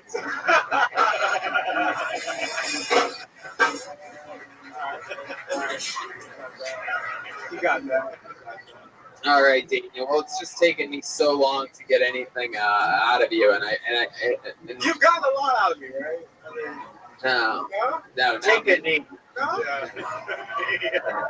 Or don't. I don't know. It's kind of a bummer, actually. Yeah, it really is. We had to do a handwriting analysis test. Yeah, that's a first. Oh, you got to know me better. Like now you know my penmanship. No, I've gotten to know you more. I wouldn't say better. I think it's more for worse. The more I find out, the more I don't like you. Look, what are those O's? What are those O's? This is Springer? Tony, I just got the police sketch back from the station, and all it says is black guy on it. All right. Yeah, Very- you're like very Danny strange. Brown. Okie dokie, guys. Well, Hey, at least we got to know Feather, though, right? Yeah, you have. one of the main things with this show that I always preach to people that get pulled out of the bucket, especially during the interview part, is honesty. Because the honest things always translate. You signed up in a disguised name and then corrected. Yes, Officer Watkins. Final question: how do you say Hyundai Elantra? If you answer incorrectly, you will have to leave. Take your time. Hyundai. Get this guy off the stage. All right. Next time, sign up as your real name, and hopefully we won't remember that any of this happened. Hopefully. There he goes, David Wish. You get called what you sign up as on this show. You're David Wish forever. David Wish AOL at Twitter. I don't know what it was, but I don't like that guy. Good. All right. Everything's every. There is no jaywalking on the stage. Okay. I believe we've met this person before. Make some noise for Jessica Lee, everyone. Jessica Lee? Jessica Lee. Here she comes from the farthest part of the room. You guys having fun out there, huh? It's chaos. Anything could happen. This is one of the least produced shows in the history of all shows. One more time for Jessica Lee. Hey, what's happening? So I lost 180 pounds recently. Thank you. I'm kind of sad about it though. He was really fine as fuck. He had to go though. He wasn't eating the pussy. Where's that shit guy at? No, but he did try to impress me one time. We went to my favorite takeout place, and he reached in and he said, "Girl, pick out whatever you like. I got you." And I was like, "Oh, that's so sweet." He said, "Just as long as it's not from the hot food section, that ET struggle of." I've been called white trash before. I'm not really comfortable with that term, though, white trash. I've been looking for alternatives. I've decided on white compost. Yeah, I mean, still trash, but it's just nutrient dense. I got a lot to give, guys. Got a lot to give? Yeah. All right, we're going to do that. Fuck yeah. Jessica Lee. This is your first time on the show, right? My first time on the show. I'm so fucking excited. Yeah. I'm glad I didn't go right after William Montgomery. Right. What's your real name? It's Jessica, Jessika. Hey, is that real? It is real. My mother named me that. People oftentimes think that I've changed my name, spell it like that because I want to be polite. But in fact, my mother really did name me that. I think she knew. Was Jessica already taken? Or... No, I think she knew I would want to be. No, but I'm just kidding. No. Is your mom sort of a hippie? She is. Yeah. Yeah. What does she do? She has done everything under the rainbow, but most recently she was in the Navy. That includes William Montgomery. Oh, yeah. Has she done yoga? No, but she used to do. What's that? I believe when you do everything under the rainbow, that's called pansexual. I learned that tonight. Jessica, why do you dress like a 6-year-old girl that was allowed to wear whatever she wanted for the day? This guy over here told me I look like I had princess curtains on. I do have princess curtains. Wow. I don't know. Princess I'm from curtains. Brooklyn. We just do things differently there. I'd be cute. The guy said that you have princess curtains. That I was wearing. You showed that guy your pussy. Whatever it takes, honey. You got princess curtains. No, I just had glitter earlier on accident. Hell yeah, I love your Lord of the Rings bag too. No, I'm still talking about your pussy. Yeah. So how long have you been doing stand-up, Jessica? Just under 6 months. Just under 6 months. I actually did my first set on April Fool's Day. What? Officer Watkins, what do you I just imagine she calls her butthole Mordor and everybody's trying to get to it and put the ring into it. I just had this thought. I wasn't going to say it out loud, but you came to me and, these are just thoughts. It's like called your pussy a Lord of the Rings bag. Yeah. Whatever. Just as long as you call my pussy. Wait, say that again? Wait, what? What's wrong with it? No, nothing's wrong with it. You're like, as long as you call it a pussy, do people mistake it for something else? No. Extended labia? No, just call it. Oh my God, look at that wet napkin down there. Oh, it's gross. Oh, what is that I am a thing? squirter. You are? Is that true? It is true. Wow. So when you have an extreme orgasm, you pee everywhere. Kind of, sometimes. Yeah. Maybe there's a little urine mixed in. It better not be Maybe. public urination. We're not getting into a squirting debate right now. No, You like anal? No, I don't. Tony. I don't understand this fetish with booty holes these days. Like, I want an old-fashioned man. Can we go back to eating the pussy, guys, please? Like, what is up with the booty holes? I don't get it. What have guys been trying to do to your booty hole? Everybody wants to eat the booty now. Am I correct? Wow. Yeah. No, maybe that's It just is a- your booty. Maybe it's. I mean, it's a good booty. Well, I don't know if that's how it really works. Maybe you just have a scary looking pussy. Yeah. I'd rather eat your ass.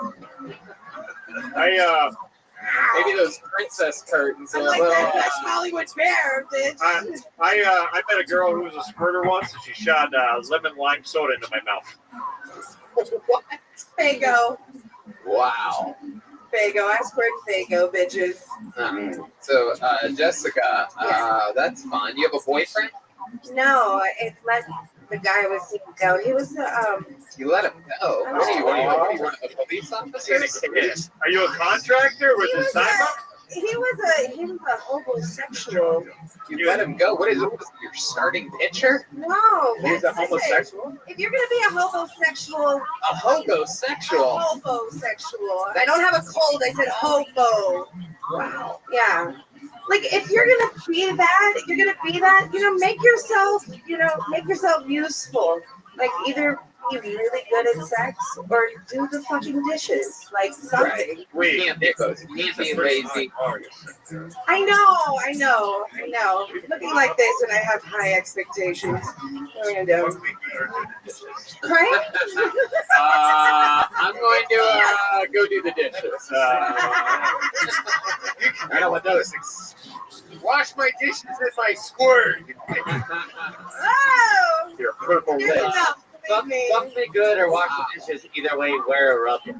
You could put me on tap at a fucking Mexican 7-Eleven. Is that really That's true? true. It's So, like, true. what happens? Like, if a guy fucks you, a bunch of liquid flows out? Really? I mean, projectile, oftentimes. Wow. Is it like the kind of projectile, like, when it's still happening, or is it like the type of, like, pull out real fast, like, that you see on Oh, porn? no, it's happening. It's just everywhere, no matter what. So it's like a sprinkler system. Yeah. Yes. You're like fucking an open end of a fire hydrant. You put pee pads down on your bed before you have sex, like the dog you are. Oh my God. You actually got to laugh there until the end, Brian. You really. I was doing a Shark Tank thing. The puppy pads are not big enough, like a tarp. Those. Wow. And you keep wondering why people call you white trash. It's puzzling. Where are you from, Jessica? I grew up in South Florida, but I've lived in Brooklyn for a long time. And you're from South Florida? My God. I know. It's all starting to make sense now. I'm a cracker-ass cracker. What's your tattoo on your wrist right there? For people that have tattoos, Friday the 13th is like the little holidays. My little Friday the 13th tattoo. Oh. It's LA. Oh yeah, all the famous holidays. Because nothing Nothing turns a guy on like cold murder. It's my lucky number. What can I say? What do you do for a living? I do catering. I bartend private events. I do lots of shit. I also moonlight as a Airbnb maid. Oh. Yeah, I'm a single mom, so I like to make as much money as I can. Gotta give it up for the single mom. Hell yeah, we love single moms. For the kids. Give it up for the kids. You gotta do it. And while we're at it, give it up for the crew. Yes. You gotta give it up. There's no way around it. How old's your No kid? way around it. My son's 16. Your son is 16. What the fuck? What do you have when you were born? No, I'm an old. Really? Yeah. Didn't seem like it at all. I didn't have him as a teenager. You have such a young spirit. Thank you. I appreciate that. I'm trying to figure out what my comedy age is. I'm trying to decide if I'm going to be honest about my age. Of course. Yeah, of course. Yeah, no, why would you lie I'm about your age? 41. Wow. Looks like your squirt's the fountain of youth. Gotta give it up. The only old bag on this stage is the one wrapped around you for some reason. Look at that canteen from the Wild West. Does it count as a fanny bag? No, it doesn't. Okay. You have a lot of keys. You definitely are an Airbnb maid. I know. Incredible. So what do you like to do for fun, Jessica? What do I like to do for fun? I am an avid hiker. I like to camp. I'm a national parks nerd. Hell yeah, no, I can tell. You have Old Faithful right between your legs. So, yeah. Oh yeah. Wow. What's your favorite national park? I am going to say Sequoia. All right. I like those big, hard. Well, half the precinct is pitching a tent right now. So. Hey. Who's pitching a tent? Now, what's your second? The other guy. What's your second favorite national park? I love Officer Watkins is trying to follow up on these questions. Make sure you're telling the truth there. I like. You've never been to a national park, have you? No, I haven't. Okay. Yeah. All right. Sure. All right, Jessica. Well, is your 16-year-old a boy or a girl? He's a boy. His name's Lucas. I'm really proud of him. He is wanting to be an architect. So this summer he got a scholarship to go to Yale to study architecture. Wow, scholarship at 16. Yeah. Officer Watkins. I don't know how to tell you this, but he's a squirter too.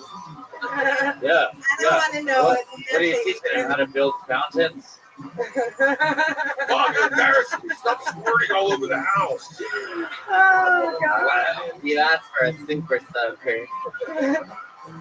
So he got a scholarship for Yale. Did. That's good because Lord knows you can't pay for it. No, Right? I can't. It's funny to make jokes about poor people in this economy, right? I cannot. But he's getting back. He just went to work with Habitat for Humanity. Oh, that's good. So he's building houses? Yeah, he's building houses. Did they send him somewhere wild or? Yeah, he was in Watts this weekend. Watts? Yeah. Oh my God. Yeah. How many watts?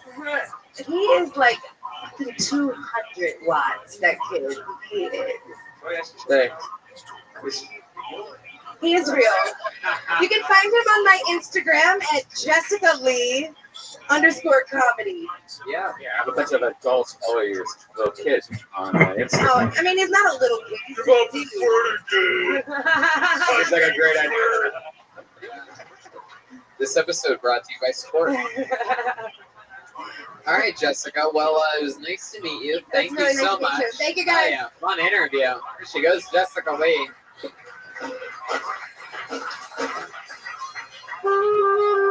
You guys want to do one more? All right, let's do one more. One last one. She's the first one who touched me. Oh, she touched you? Squirt all over you. All right, I believe this person's been on this show before. Let's all find out together. Put your hands together for Andrew Rose. Andrew Rose. Here he comes. Walking on stage. It's our last comedian of the night. Put your hands together for Andrew Rose, everyone. How you doing, everybody? Awesome. So, yeah, great. I had open heart surgery when I was 16. Yeah, I wanted a Prius. But fuck, what are you gonna do? The reason I had the surgery is because I have a heart condition called hypertrophic cardiomyopathy. It's an enlargement in part of the heart. Sadly, it's the only enlarged organ I've given. Also a joke. Hashtag medium. So, when you go in for the surgery, they make you take a medical questionnaire to make sure you're not going to be allergic to anything, right? First question that she asked me was, are you allergic to anything? And I was like, kryptonite. And she goes, how do you spell that? J-O-K-E. It's early. I'll let that one slide. The next question was, do you have any religious preferences? I was like, well, I prefer Christians, but all you have is Jews. Take what I can get. Can't be picky right now. Last question was, are you allergic to latex? And I said, no. Don't tell my girlfriend. Okay, Andrew Rose. Have you been on this show before? Once, 2 or 3 months ago. Whenever Natasha. Okay. That was fun for you? Did we, in that interview part, did we give you some advice to start wearing a little tiny miniature backpack on stage? No. No, you didn't. It was mine. I felt like I needed a pair of shoes. What do you keep in that bad boy? I would almost say that sort of qualifies almost in this world as sort of a fanny pack. In the way I label things, like a backpack on strings. Honestly, it's just it's like fucking just random. Why don't we find out the truth? Let's play What's in That Fanny Pack. A Kill Tony favorite game. All right, you're gonna give it to us. I get 100%. All right. There's a pair of sunglasses and a shit's on the place. Brendan, proceed with caution. There could be a bomb in there. Brendan's going in. He's got a full sharp that's gonna poke us in here. Is there a rabbit in there? Wow, there's a bracelet. What does that say? That's a clock, right? Certified rose, but for a rose comedy, was this for like a dead kid or some shit? Yeah. No, fuck that. What's that? It's just my bracelets that I have. My personal bracelet. Oh, that's your merch? Oh, it's for you. A rosebud comedy. A rose. Wow. Whoa. Tons of them. You want me to throw them out in the crowd? No, I'm kidding. I'm kidding. I got 1,200 of them for free. Fucking go for it. A deck of cards? Do you know some magic tricks? Really? Is that for magic? Hell yeah, absolutely do a fucking magic trick.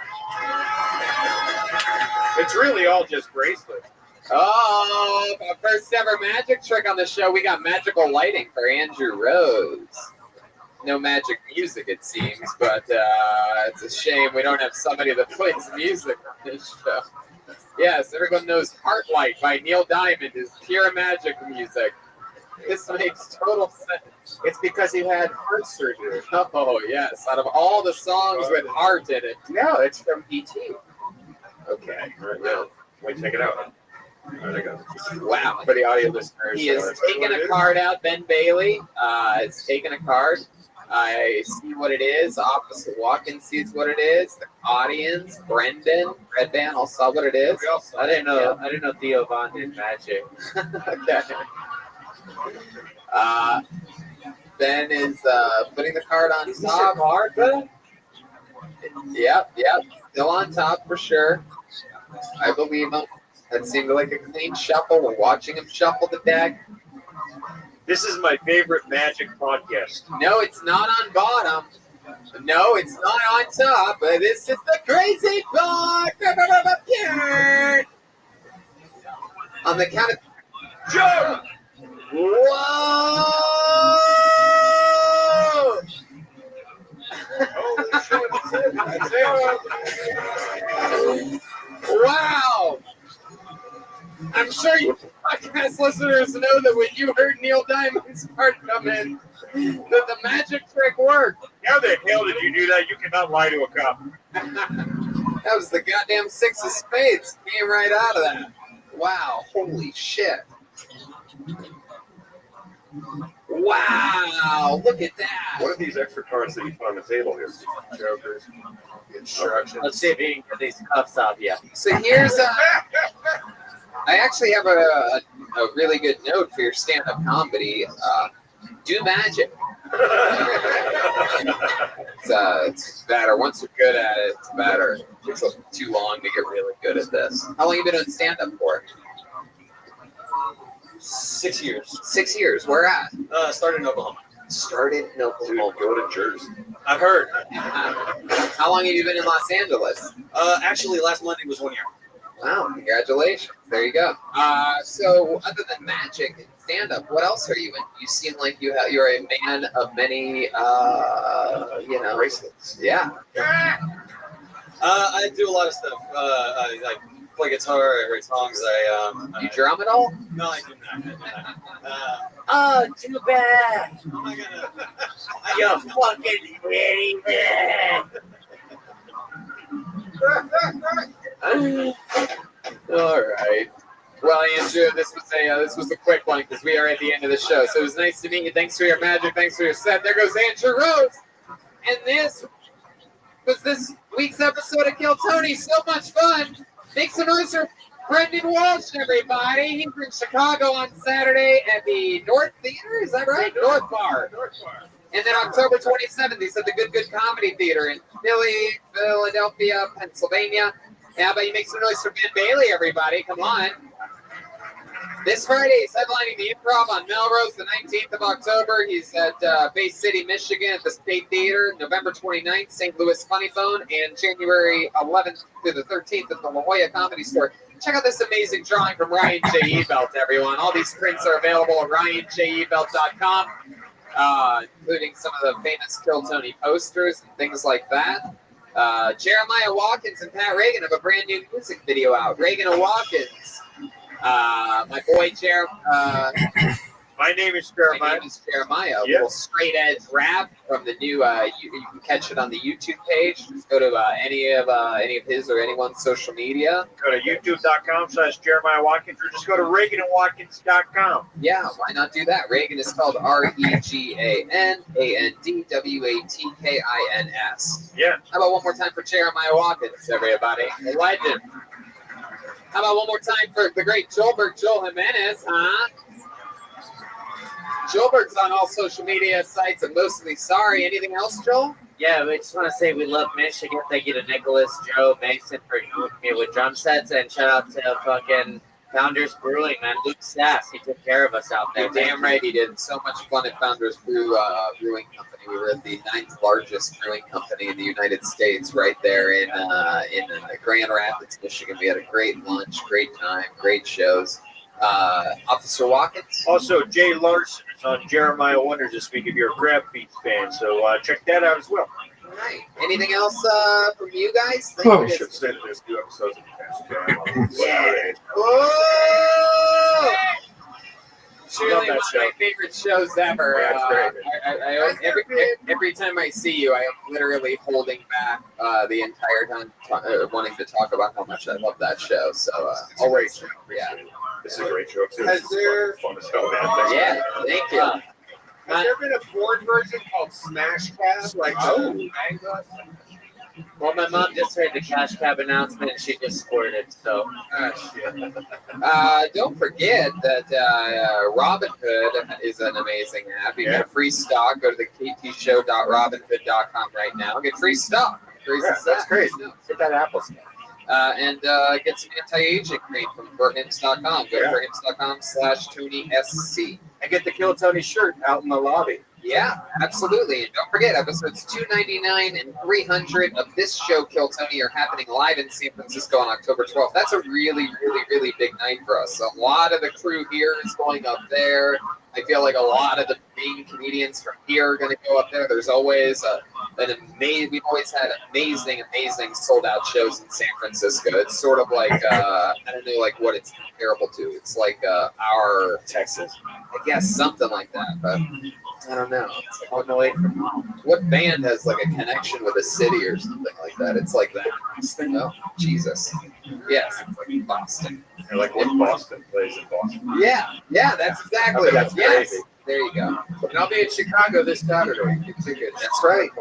That's right. And I'm going to Toronto tomorrow morning. I have 5 solo stand-up shows. 2 or 3 of them are already sold out. Kill Tony's sold out. And it's going to be a lot of fun. So thank you, live audience, for being here tonight. We love you. See you guys. Have a great night.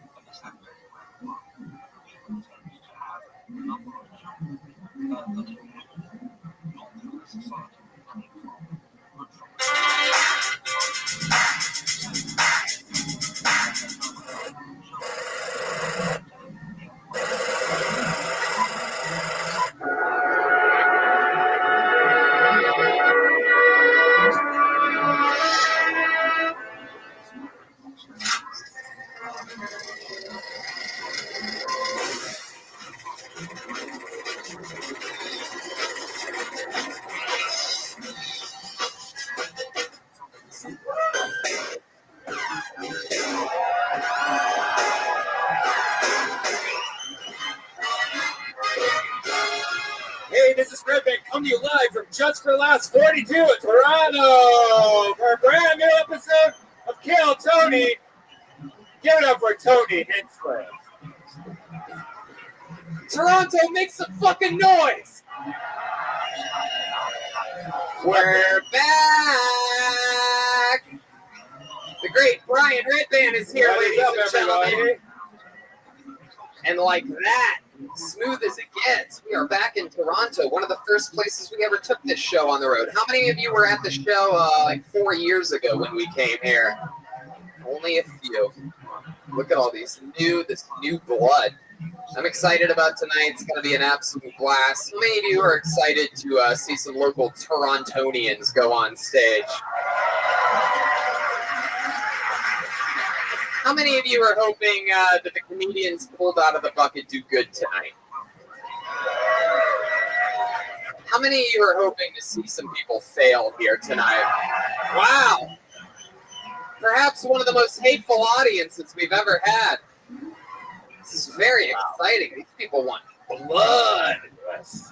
Thanks to everyone at very lovely JFL 42 for having us. It's a ballsy show to have at a festival with real sponsors and things like that. So, we have real sponsors too, though. Shout out to forhims.com, ZipRecruiter, Squirt, Sprite, all the good things. We'd like to introduce Flow into the mix, everybody. For those of you that love a delicious Flow out of a box. Yeah, after a good squirt, I like some Flow. Wow, there you go. There's some low-hanging fruit right from the get. I enjoy delicious Flow only once a month.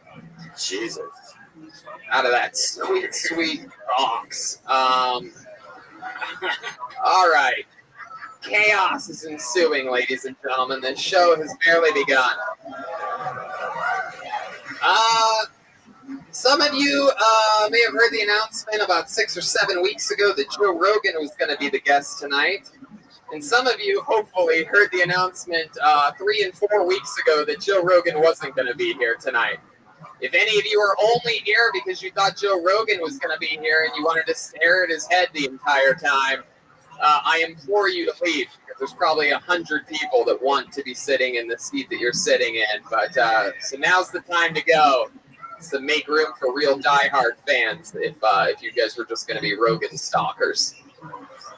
How many of you are here to see Kill Tony, though? All right, there we go. Perfect. Fine. Well, the table is set to bring out our guest. He is one of our favorite guests in the history of Kill Tony. Just a complete awesome coincidence that he just so happened to be at this festival when we were. If you've listened to the show, you've heard him on the show 4 or 5 times. Truly one of the funniest human beings, one of my favorite comedians. Ladies and gentlemen, make some noise for the great Matt Bronger.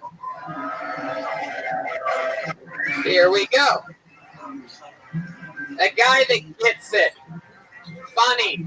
He listens. He pays attention. He tries to help people. That was a big intro. Thank you. I appreciate that. No, we love you here on Kill What's up, Tony. Ross? How are you guys? Good to see you. I've been having a great time in your town, man. I got here Monday. This place is fantastic. I love it. Oh, these are open. Oh, Not to later. They opened every bottle of Flow because they assumed that we were going to drink these. I got out early and opened up the bottles of Flow. Oh my God. What a classic Canadian blunder that is. Oh, they're definitely going to drink all that was me. I opened them. They're going to drink all these boxes of water. And I crumble some sweet edibles in all of them. Open them up now so they don't have to go through the terrible struggle of twisting a cap. Who knows? It might be too much. They have jokes they need to get to. Now the whole fucking table's soaked. Beautiful. I have to lug this tablecloth Well, you back want to... the water right near the wires. Yeah, it's perfect, you know. Who cares if we burn the place down? Make some noise for the Royal Theater, everybody. And to all you comics who put your names in the bucket who are losing your minds right now, because anyone looking for someone to fail and the place exploded. I mean, I was backstage. I'll be honest, I was not.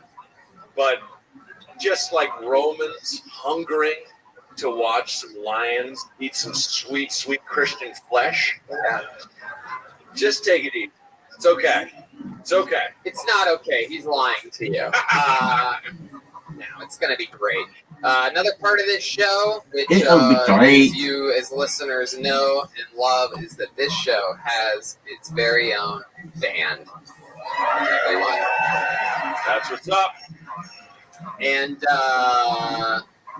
you know, we were not, unfortunately, we were not able to bring the entire band out with us. I think half of them are allowed to come here, right? It's real shame. But we were able to bring what one would call perhaps the meat and potatoes of the band, not the fajita and burrito or the silent skillet, but the meat and potatoes. You know him, you love him. He is, without a doubt, the leader of the best damn band in the land. He is the one and the only. Oh yeah, I should set it up. Those of you that perhaps don't know, every episode they play a different character and they commit to that character throughout the episode. They do indeed. You never know what's going to happen. We did some shows in Michigan last week. They were billionaires. They were the Mario Brothers. They were, what else? Nerds.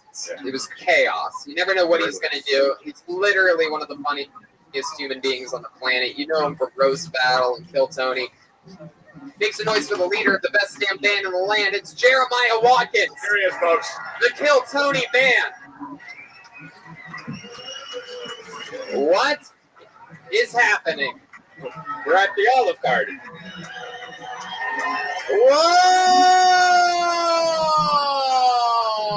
Oh, whoa. It's an Italian gangster, it appears. Perhaps a mafia member or something like that. Wow, look at this guy. Wow, that is very impressive. Are you a gangster? This is pretty scary.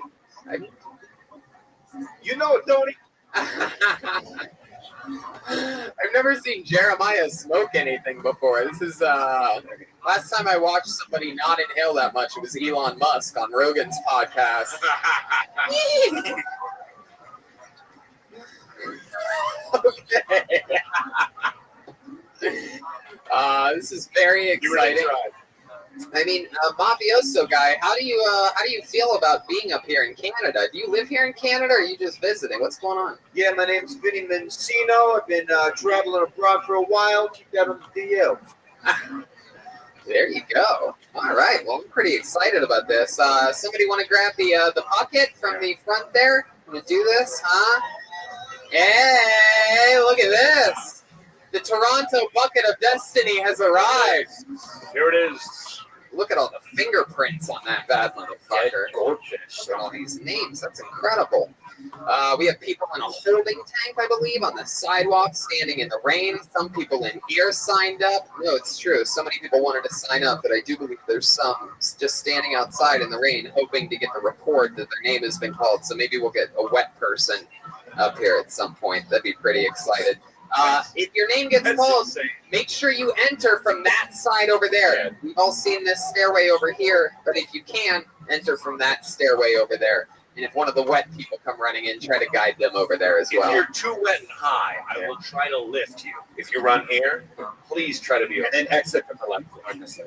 Oh, is that what they said? Exit that way? Yeah. Wow, even I'm confused Yes. about all this. Yeah. It's going to be a lot of chaos here tonight. If I pull your name out of the bucket, you know how it works. You get an uninterrupted 60 seconds, ladies and gentlemen.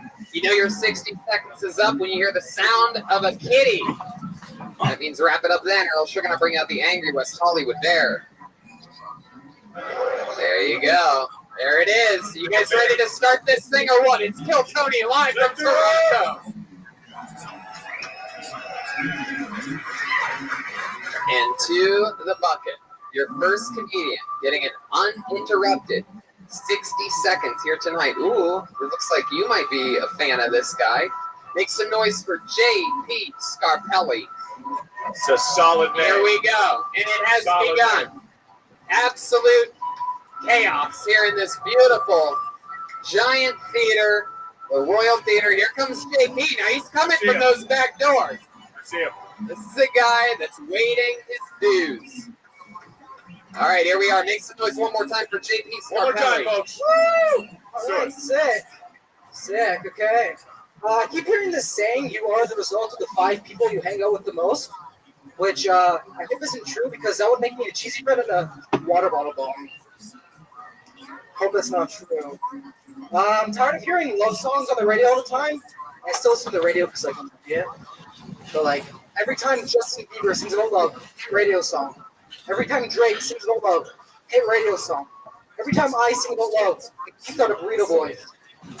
The fuck? There should be more songs about Burrito Boys. When I was in high school, my teacher made us read the Diary of Anne Frank. And she said that she was the most influential writer of the 20th century, which I kind of think she's a one-hit wonder. You know? She could do the nonfiction, could she do the fiction? We'll never know. You know, and the fiction's like the hardest part most of the time, right? Yeah. You know? There you go, JP Scarpelli. All right. What's up, man? How you doing? Doing okay. I'm a little nervous. I just fucking ran down here. You're a little nervous. You just ran down. Yeah. Hell yeah. Were you in the lobby or were you outside? Actually, I was over there. Sorry. Oh, you were in the back of the room. Yeah. Oh, okay. Took you a while to get up here. What were you doing back there? Just watching. Just watching. Very good. You should be nervous. My family hates your family. Well, but why? You got the same family. You got beef with the Scarpellis? How you know it, Tony? Wow. What do you mean, my family? His father took a dump in my father's lunchbox. I'm going to guess that the JP in Scarpelli stands for Joseph Peter. Am I correct? John Paul. John Paul? Jesus Christ. Boy, is that Christian. That's crazy because I've seen popes get funnier speeches than your 60 seconds. Force of truth has been activated. JP, how long have you been doing stand-up?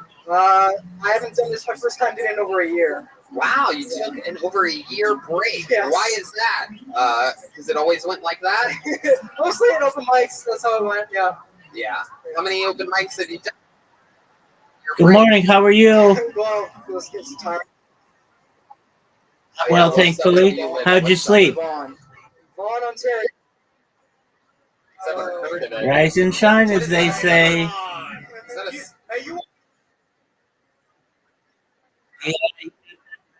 Our hours are reversed, but guess what? We will sync up tonight with everything being equal, and we will play some major bowling and other games, and maybe Uno and other things. So you be ready for that, okay? Serious?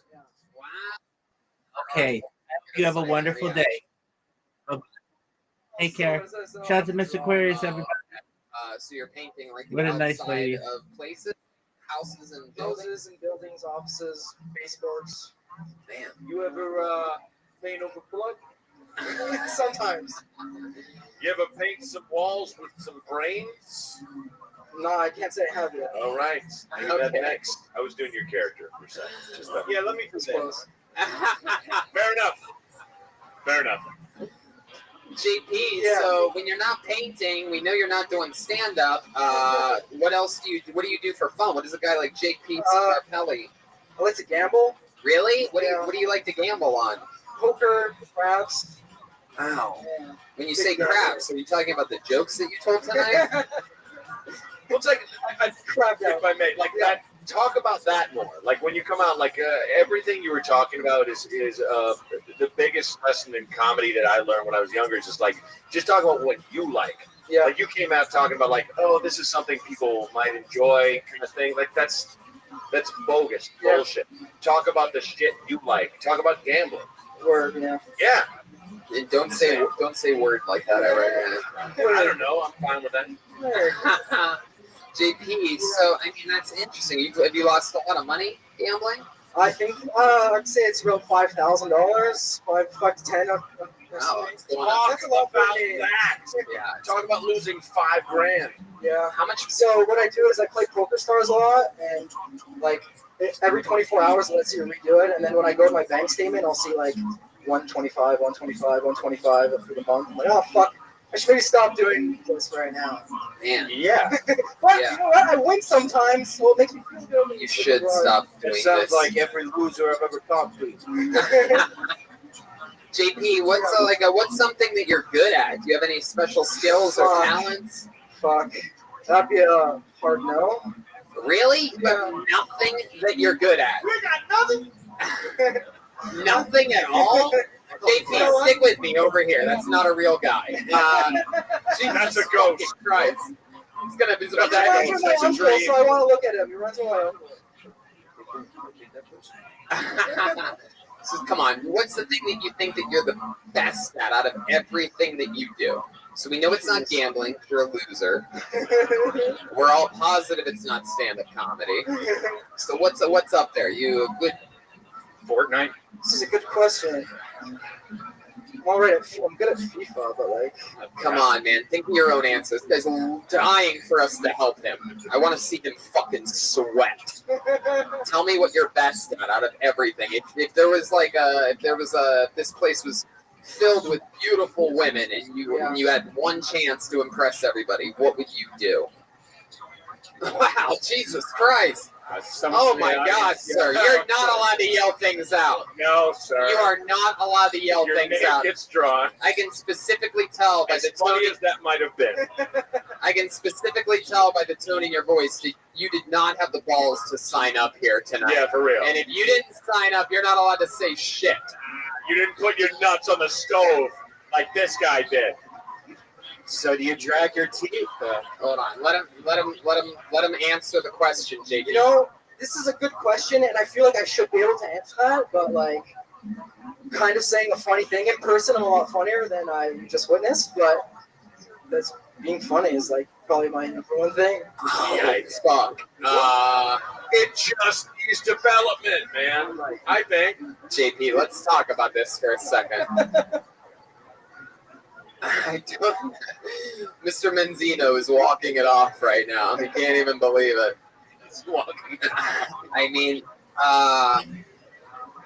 there must be. JP, there's got to be something. Have you ever tried sucking dick?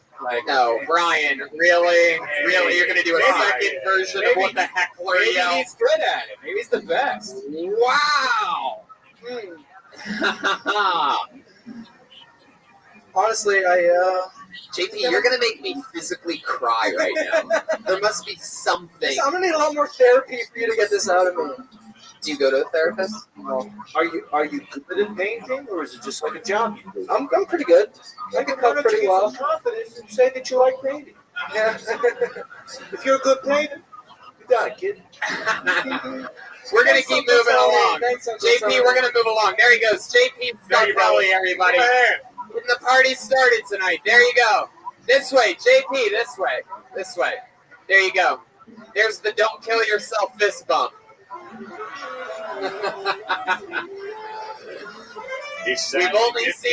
We've only seen that once before. That is the second ever don't kill yourself fist bump in Kill Tony history. For those You got 2 out of 3, so it's up in the air. Oh my goodness! One more time for JP Scarpelli. One more time, guys. All right. Which is a one-word name. 2 exclamation points. Make some noise for Pete. Here he comes. Where is he? Pete. Is that Pete or Pets? It's Pete. Pets? Is it Pets? I think it's Pete. Okay, I think it's Here Pete. he comes. Make some noise one more time for Pete. Pete, everybody. All right, so yeah, my name's Pete. I'm probably the only guy you'll ever meet who's both played guitar in a church and at a strip club. It's true. And you might think they're actually wildly different, but they're not. A lot of single mothers actually go to church. And because of that, you get a lot of creepy older dudes who are trying to, like, take them home, treat them good, according to the Bible. And the guy who's, like, running the place, probably a pedophile. So, that's, yeah. So there's 2 things, actually, that are pissing me off lately, and that's the amount of gun violence in this city, for real, and sister porn. It's true, sister porn. I mean, like, what the fuck's up with that? Why is that a trend lately? I don't even have a sister, and I gotta turn down the volume. I'm like, why? Yeah. Anyways. Fuck yeah. Is it? I give a hand. Pete? Yeah. All right, Pete. Let's just jump right into it. Let's do it. Let's go. How long you been doing stand-up? This is my first time. First time ever on stage. I mean, for the first time, that was pretty solid. First time ever. JP Scarpelli, please don't kill yourself. Please, JP. JP's done it a few Do times. not take your uncle's gun. He took a 1-year vacation, came back, and still could not match Pete's first time ever on stage. Pete with 2 exclamation points. Yes, sir. Why 2 exclamation points? Because better than 1. I don't know. Yeah. Because it's Pete. Yeah. That's what I call good logic right there. Okay. So this is cool. Pete, how old are you? 31. 31 years old, starting stand-up for the first time. What made you want to try it out? A couple months ago, my cousin was visiting from BC. He's here. He told me about your podcast. I've been listening to it at work, like, 1 a day. And I was like, you know what, we'll do this shit. So, Fuck yeah, man. Look at that. I love it. What do you do for work? I'm a welder fitter. A welder fitter? Yes, sir. Yeah. That sounds like somebody that would watch sister porn. Let's talk about this sister porn. No, listen, welder fitter porn is a whole different thing. And I think that's what he means he does. So what is sister porn to you? Are we talking about, like, what is that? To me, yeah. I mean, like, it's not to me. It's just a thing, right? I've been learning about a lot of new types of porn lately. Well, yeah, is this? I mean, is this popular in Canada right now? Like, why'd you say this is like blowing It's up? like a fucking thing, like on Pornhub and whatnot. You mean incest? Like, incest. Well, it's like sister fucks brother or whatever is the title, and I'm just scrolling by and I'm like, what the fuck? Oh, you're talking about stepsister. Hey, it's still fucked up. That's what it is. It's not fucked up. You can fuck your Look, stepsister. if you grew up with her, it's the same fucking thing. You should see my stepsister. She's pretty hot. I'd put a finger in her. Oh my god. Like I said. Oh my god. Oh my. I love the cheers. That's basically Red Band making a joke like that is like Leonard Skinner playing Freebird. Like Yeah. it's what the crowd came to see from It's him. a match in the air. So let's just jump back into it, Pete. First of all, I think it is the most adorable thing that you think Canada has gun violence. I mean, you realize, this You know how safe I feel right now? yeah, that might be one of the funniest jokes I've heard in Kill Tony That's history. pretty much. Couple things that bother me about Canada: gun violence and sister porn. What the fuck are you talking Because about? Ron got shot out in the woods. You know Ron. We all know Ron. It literally got a laugh. Ron's a moose. Straight out of Ottawa. But it worked, Pete. What can I say? The shit worked. You know, like, you had the poise of someone that's been doing it a long time. And also, like, and I will say, like, one of the biggest fallbacks of first-time comics is going, like, this is something that fucks with me. What the fuck is that? And that's not a joke, but that was your passion. Like, and that's something to definitely harness. So, like, and you just came up, like, didn't he just stand up there like he'd been doing it? He really did. For a while. Very, very natural. Yeah, so I will give you that. That means a lot, man. I think Very it's much. because, like the Gallon Flash dance, you've been a welder, and You know, it's crazy that it's your first time on stage and you already have the nose of Jeremiah Watkins. yes, sir. There's that as well. Woo! Or some truth. So Pete, you ever have any accidents on the It's a job? family nose, okay? Pete, you ever have any accidents on the job site or anything like that? Welding and fitting?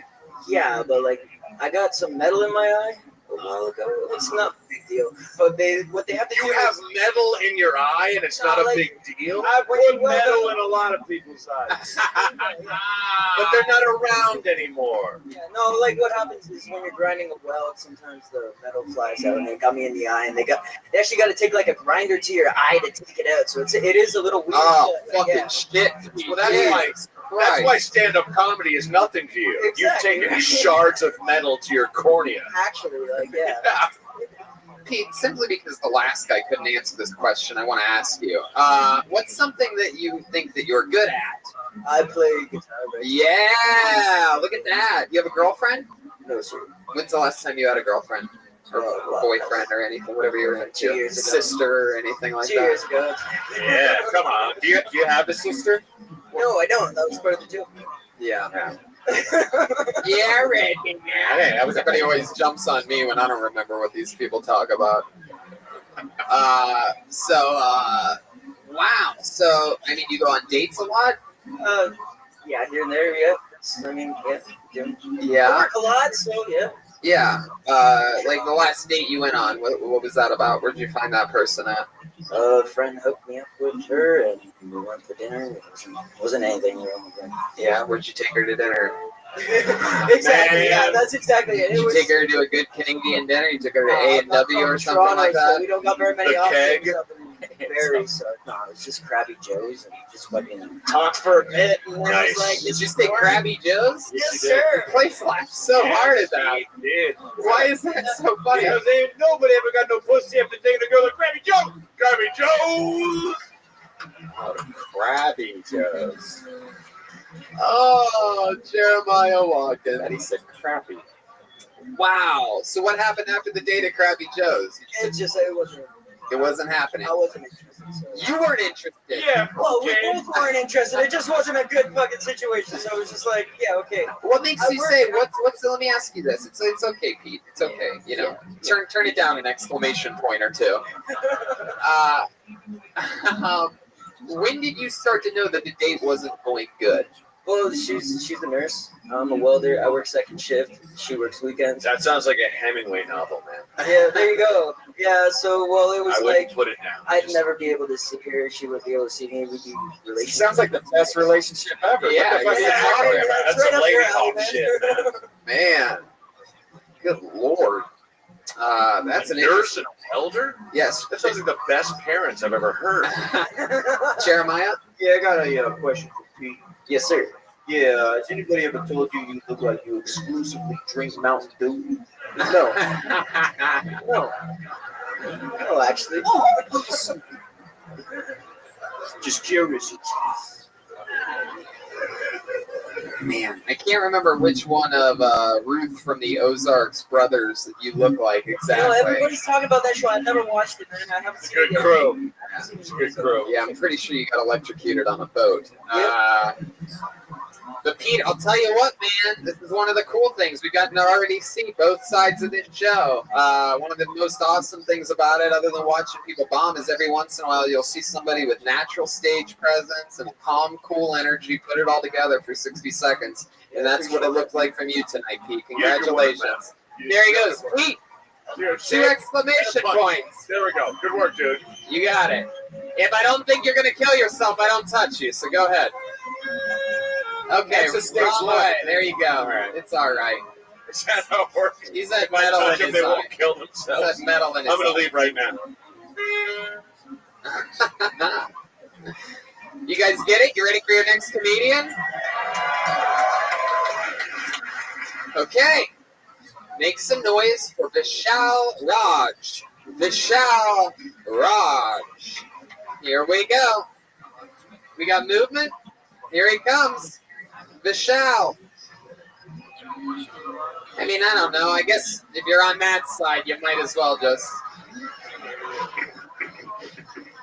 I don't know why. Here we are. One more time for Vishal Raj. Vishal Raj, everybody. So, you guys hear about this new bootleg Tim Hortons that just popped up called Tim Hortons?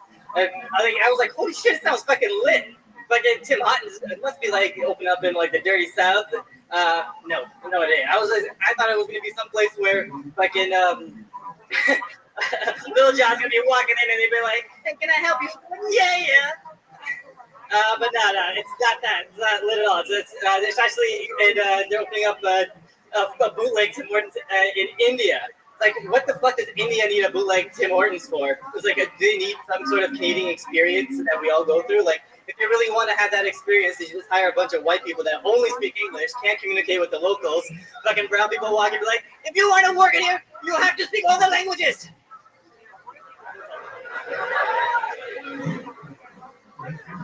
Tim Hortons the bootleg, or Tim Hortons the Canadian Dunkin' Donuts. Just so you know. Just so the panel knows. Vishal Raj.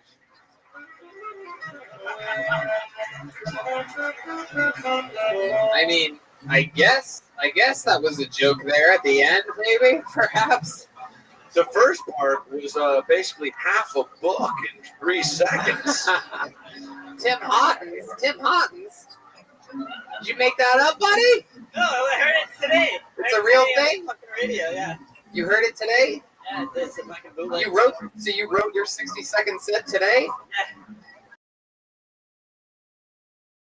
Wow. Like a few other. It's crazy that you wrote it today because it felt like you wrote it 2 minutes ago. I mean, very impressive. Thanks. I wrote it 5 minutes ago, so.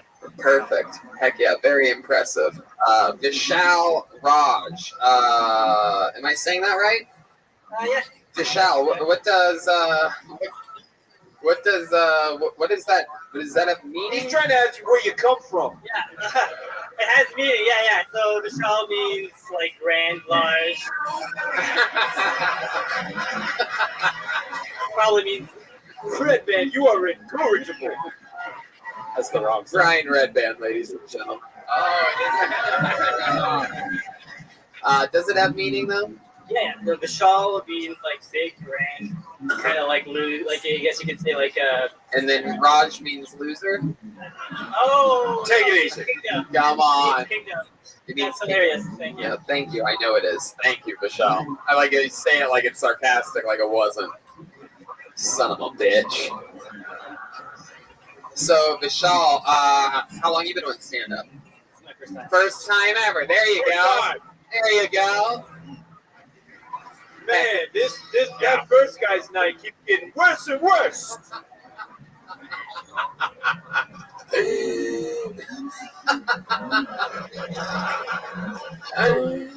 Wow. So, Vishal, what made you want to start stand-up comedy? What made you want to try it out?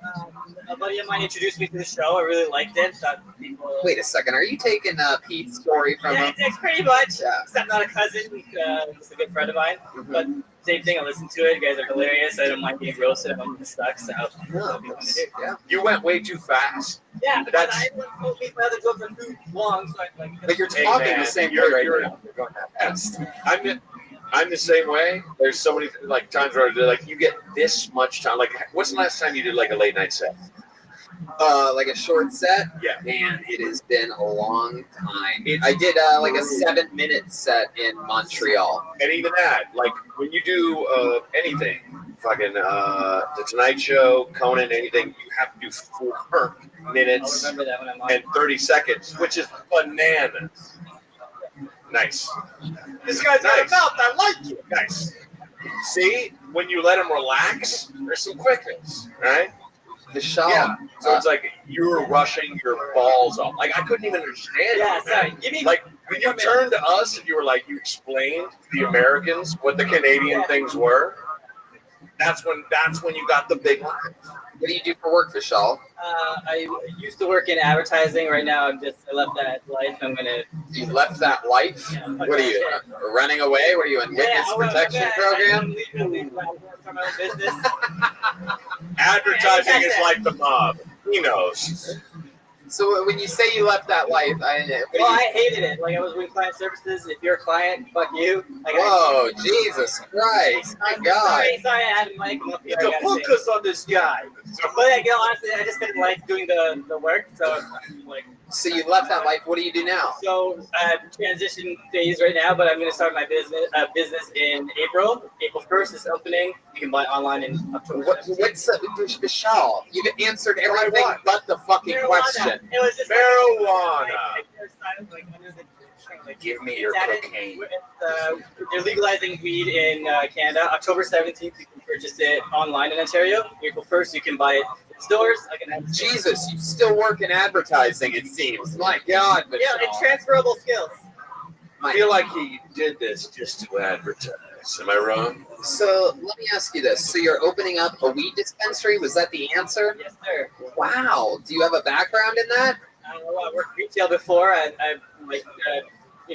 think I can start a business. You don't seem like you smoke pot. I smoke a lot of pot. Really? Yeah. How much pot do you smoke? Probably 2 to 3 grams a day. Like that's like. I'm guessing by the speed of your set, sativa. All right. Mostly sativa, yeah. And I'm guessing by your name that you smoke it out of a hookah. Hey, man. Nope. Did you just put something? Was that Lion King? You got the race wrong, man. He went racist. You got the race wrong. I don't think he's ever gotten the race right. Yeah, that's kind of his thing. Yeah. Good old Red Brand. Red Man. So Vishal, what else? What do you like? What are some hobbies of yours? What do you do for fun? You seem like the most uptight pot smoker I've ever met in my entire life. Is the mic? What do we do?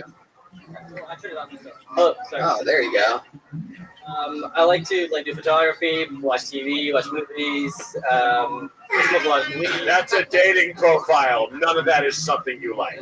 Yeah, I did actually. I really like photography and movies and TV. Like whatever. What's some of your favorite things to take pictures of? Landscapes, my dog, my family. What kind of dog do you have? It's a Pitbull Lab cross. Whoa. Damn, someone's gonna watch over the pot dispensary. My goodness. Oh, actually have him on the line, it appears. Here. Is that a monkey dog blend? What's that? All right, Vishal. Well, congratulations for first time. It wasn't that bad. Vishal Raj, ladies and gentlemen. There you go. There he goes, Vishal Raj. I don't think you're gonna kill yourself. Get out of here. Heck yeah. You guys having fun out there? Already 2-1 first timers. Very impressive, huh? All right. Let's keep this fun train moving along. Make some noise for Stephen O. Mahoney. Stephen O. Mahoney. Here, just come up that way. Come up that way. Yep. I don't care about their wacky rules. They'll yell at me afterwards. One more time for Stephen O. Mahoney.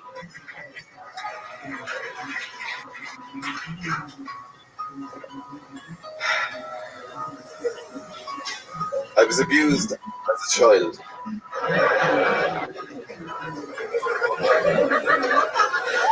It wasn't your typical abuse that you'd get from family members or the priest or the local butcher, but I was abused by a dolphin. I'm from Ireland, and we have a famous dolphin in Ireland called Fungi, who lives off the coast of Kerry, and you can take boats out to meet Fungi. And I was there with my mother. We were visiting from Cork, and Mum turned to me and said, "Son, do you want to go out to the boat and visit Fungi?" And I said, "Yes, Mammy, please, I'd love to do it." So we hopped into the boat, and we were chugging along, small little boat. Go ahead. And please go on. For your patience. And it was such a beautiful day in Ireland, and that's quite rare. And I remember the sunlight was bouncing off the water, and I relaxed back into the boat, and I put my hand over the side and just let the tips of my fingers just crawl along the tips of the water.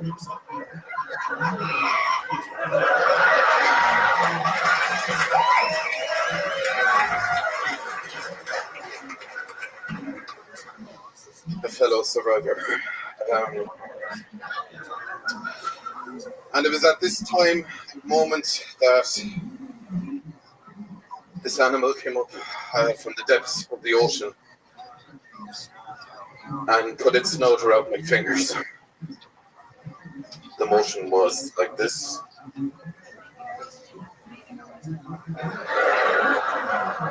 I have to stress that the motion was not the other way. There you go, Stephen O'Mahony. Thank you. Heck yeah. You might be one of the first person in the history of this show that we've let go for 2 minutes, but the sweet, sweet fucking sound of that The voice. beginning of that sounded like a movie trailer. Yeah. And then it became a beautiful poem. Yeah. It was a starry night. Here we go. I hadn't made friends before. So I went out to the water one night. And I fucked the dolphin's brains out. I never saw that dolphin again.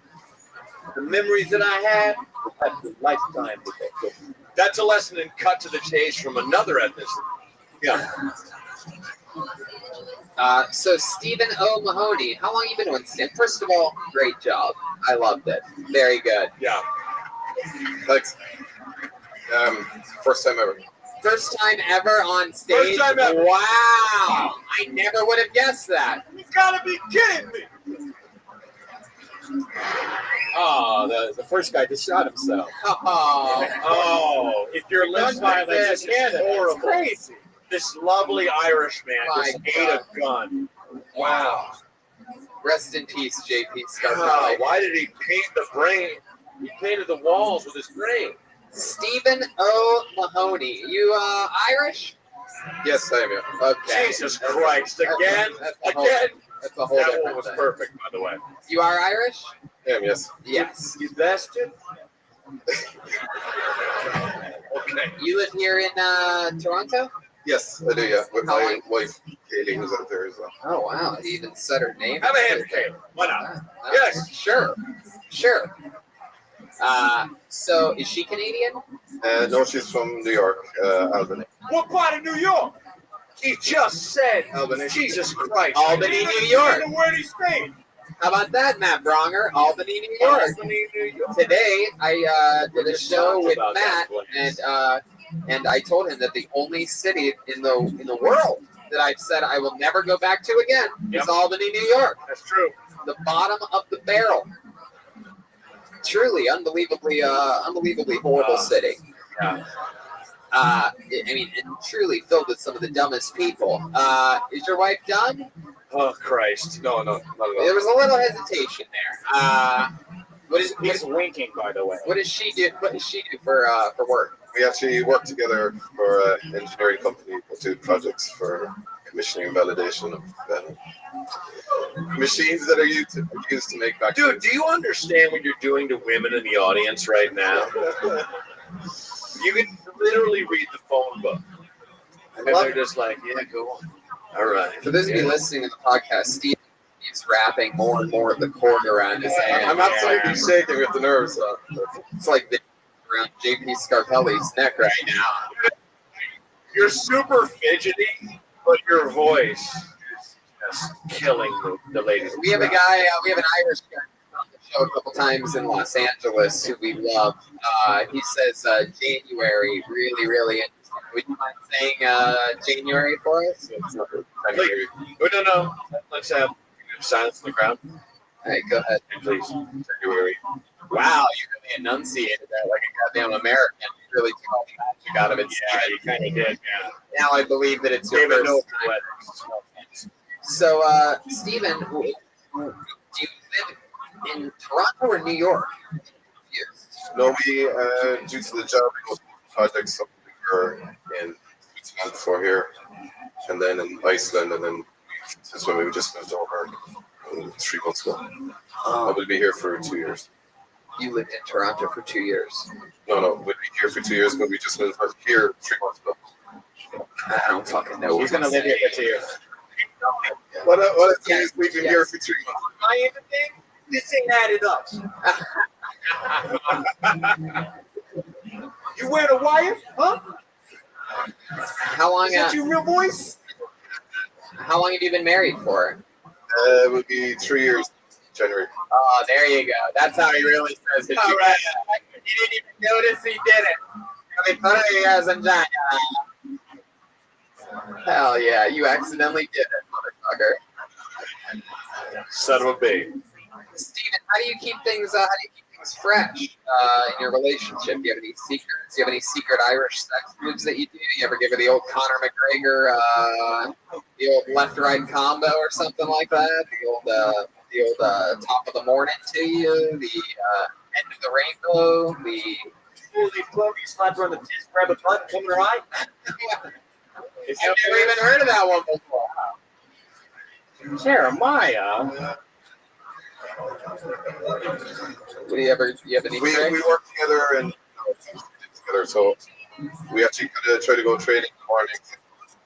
The boxing, so we try to wait. Get a chance to take out our frustrations on each other. Wait, what do you do? We get up around 5 in the morning and there's a gym in the apartment, and we just go down here and do a bit of boxing. You guys have sex in the gym? No, we just work out together, and sometimes we do it so we can take out our frustration on each other. There's no sex. You really do. I'm married, there's no sex. Aww. Is that true? Come on, that is an old but classic. Come on, give us an example. Tell the truth, Stephen. When's the last time you had sex with your wife? If you had to guess, just a ballpark. Just a random ballpark, number, date, perhaps days, weeks, months, anything you want to throw out there. Just give us the truth. That's all I ask. Maybe she could. By the way, what are you so afraid of? What's she going to do? Keep not fucking you? We say a week ago. What, a week? Why sex with her before that? You meant to say after that. Damn, I don't know why you're starting on that with the mafioso. I'm ready to die. That's a nice. Go on. Well, Steven, I'm going to tell you this. As far as first timers on this show goes, definitely one of the most interesting, definitely one of my favorite sites out there. It's really like about confidence. Like you just stepped up and just like everyone's doing comedy. You're like, I'm going to tell a short story. And that takes a lot of guts. And you know, I didn't even get to the push the target. What the fuck? What's happening? You guys didn't even get to the. I could smell the steam while you were talking. It was fantastic. It's impressive. If you look at, we've always said this, take your time. We were just telling Vishal Raj that he talked too fast. Right. He tried to get 2 minutes into a 1 minute set, and you made your 1 minute set so compelling. It took your time so well that we wanted to hear the rest of it. So it just goes to show how true that is. It's his first time ever on stage, and he did it right here at Toronto. Yeah, right on. Stephen O'Mahony, ladies and gentlemen. There he goes. You're going the completely wrong way, Stephen. Oh my God. Get out of here. Oh, looks like I went the wrong way. He said you're so used to watching us that, like on the video. Oh, that's funny. Yeah, right. Jesus. Out on the video. That's funny. All right. Okay. Man, I hope I'm getting this right. Rondi Sharma? Ron Sharma? Rhonda Sharma? Rhonda? Ron? Anyone with the last name Sharma?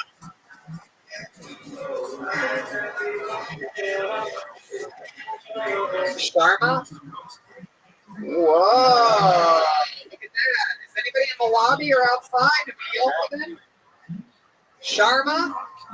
Whoa! Here we go!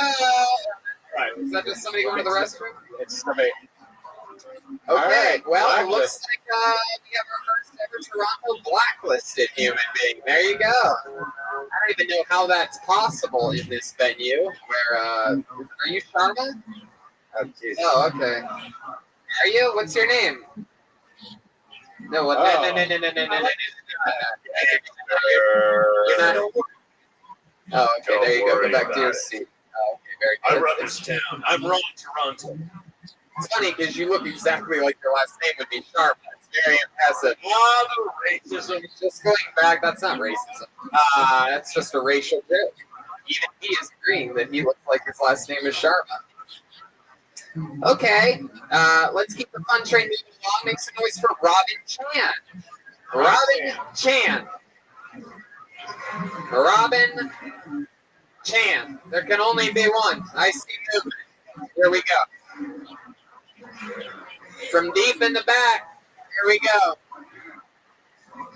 Come on, everybody. Good and loud for Robin Chan. What up? So, I've been seeing a lot of white people doing that DNA ancestry test. You know the one? Where they find out if your ancestor got cream pie by a black dude, so now you're like 2% African. You'll never catch an Asian do that shit. Just be a waste of money. I'm not gonna pay $200 to find out that I'm just Chinese. Nobody was fucking us back then. Nobody was fucking us. White girls are just trying to fuck us. It's fucking 2018, man. And the ratio's not even like 50-50. It's more like 70-30. 70% like, ew. 30% like, fuck, I guess I'll suck a Chinese dick tonight. Not even enthusiastic and shit, you know what I'm saying? It's tough, y'all. Because, you know, we don't got the best stereotypes going for us, you know, like shitty driver, small dicks. But personally, I don't mind it because the car low, you can only go up. Robin Chan. Hell yeah, Robin. You did it. And you did it all in a classic Canadian tuxedo. Very impressive. Yes. Like you're fitting in well here. You born and raised in Toronto? Yes, sir. Heck yeah. Wow. Guys. Oh, that's turning Japanese. You it's fucked up very- again. Oh, look out. Chinese. So Robin Chan, how long you been in stand-up comedy? This is my first time. Man. First time ever. Fuck off. Chaos. Nice. Welcome. This is cherry popping good times here. Well, Great for the first time. yeah, well, it's impressive, especially since I pulled a fortune out of the bucket. Yes, by the way, your lucky numbers are 7, 19, 23, 45, and 62, Robin. So this is your first time doing stand-up. How old are you? Just turned 30. 30? 3,030? Huh? Wow. Nice. What do you guys have? Haven't aged a bit. What do you do? What do you do for work, Robin? It's gonna be a stereotype. I do social media for. By the way, I love that you started that with the classic evil Chinese giggle. I mean, that's just every fucking kung fu movie. What do you do for work? For you podcast listeners, he threw a Fu Manchu while he said that. Yeah, so I do social media for a gun store. Wow. Social media for a gun store. How does that work exactly? You know, Instagram. The end. You do that for It's not real, man. that for a living? So a gun store pays you enough money to make a living in order to live by running their Instagram? How many people? That's great. How are you able to? How many followers does the Instagram have? Almost 8,000. Okay. Yeah. So For a gun store in Canada, that's really that's pretty good. How long have you been doing this job? About 2 years. About Yeah, 2 years. yeah. They pay you enough. In 2 years, you've been able to muster the 8,000 followers, and they pay you enough. I do YouTube too, man. You do their YouTube. Yeah, I do too? videos. Is it like reviews of the guns, or like like beauty shots? We do videos. We go shoot the guns. Wow. Yeah, we shoot the guns in Canada. Did someone just say we shoot the guns? Like, is your crew here? What's happening? Man, what's the craziest gun you've ever shot before, Robbie? Shut the fuck up.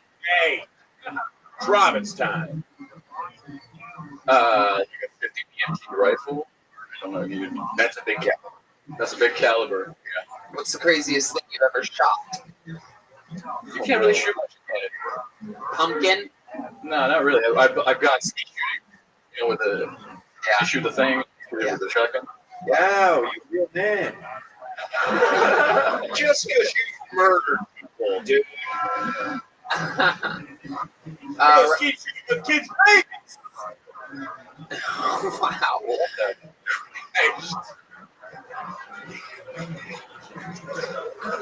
Robin, what do you like to do for fun? You have any hobbies or anything like that? I breakdance. No, you. That's what's up. Well, Robin. I don't know if you've ever seen this show before, but when somebody tells me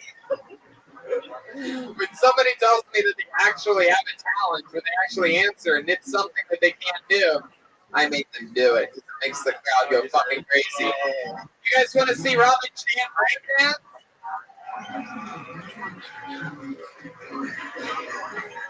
Oh shit! Oh shit! Uh-oh! Uh-oh! Oh!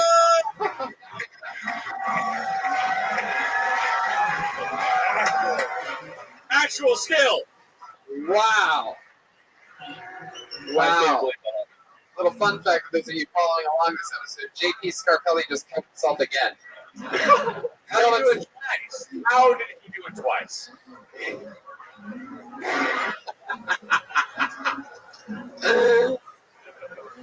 Wow, Robin, that was very impressive. How much?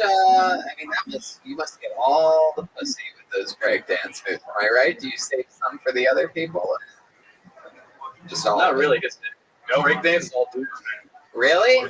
Dudes. Wow, you must get all the dudes. Yeah, dude. Well, only time he sees cocks is when he breakdances. It's a better joke you wouldn't give me credit for. Robin, we're gonna keep this fun train moving along. Congratulations, man! I mean, Great. Toronto is flexing Great first set, buddy. timers. Great set. For those of you just listening to the podcast, everybody has left a different way so far on this show. Next person has to jump right in the middle. Robin just parkoured out of here. Really, the only episode that we've ever given specific directions on how to get up and how to get down, and we've never had more different exits. For example, JP Scarpelli left by jumping off the roof. So. Well, that was his choice. We couldn't fight him on that. Poor JP is getting roasted in Memoria. This is like he's the first Italian that didn't have confidence that I've ever met, too. That's weird. It's true. Disgusting. It's true. All right, this looks like an interesting name. I get the feeling things are about to take a compelling turn, if I had to guess. Make some noise for Jam Easy.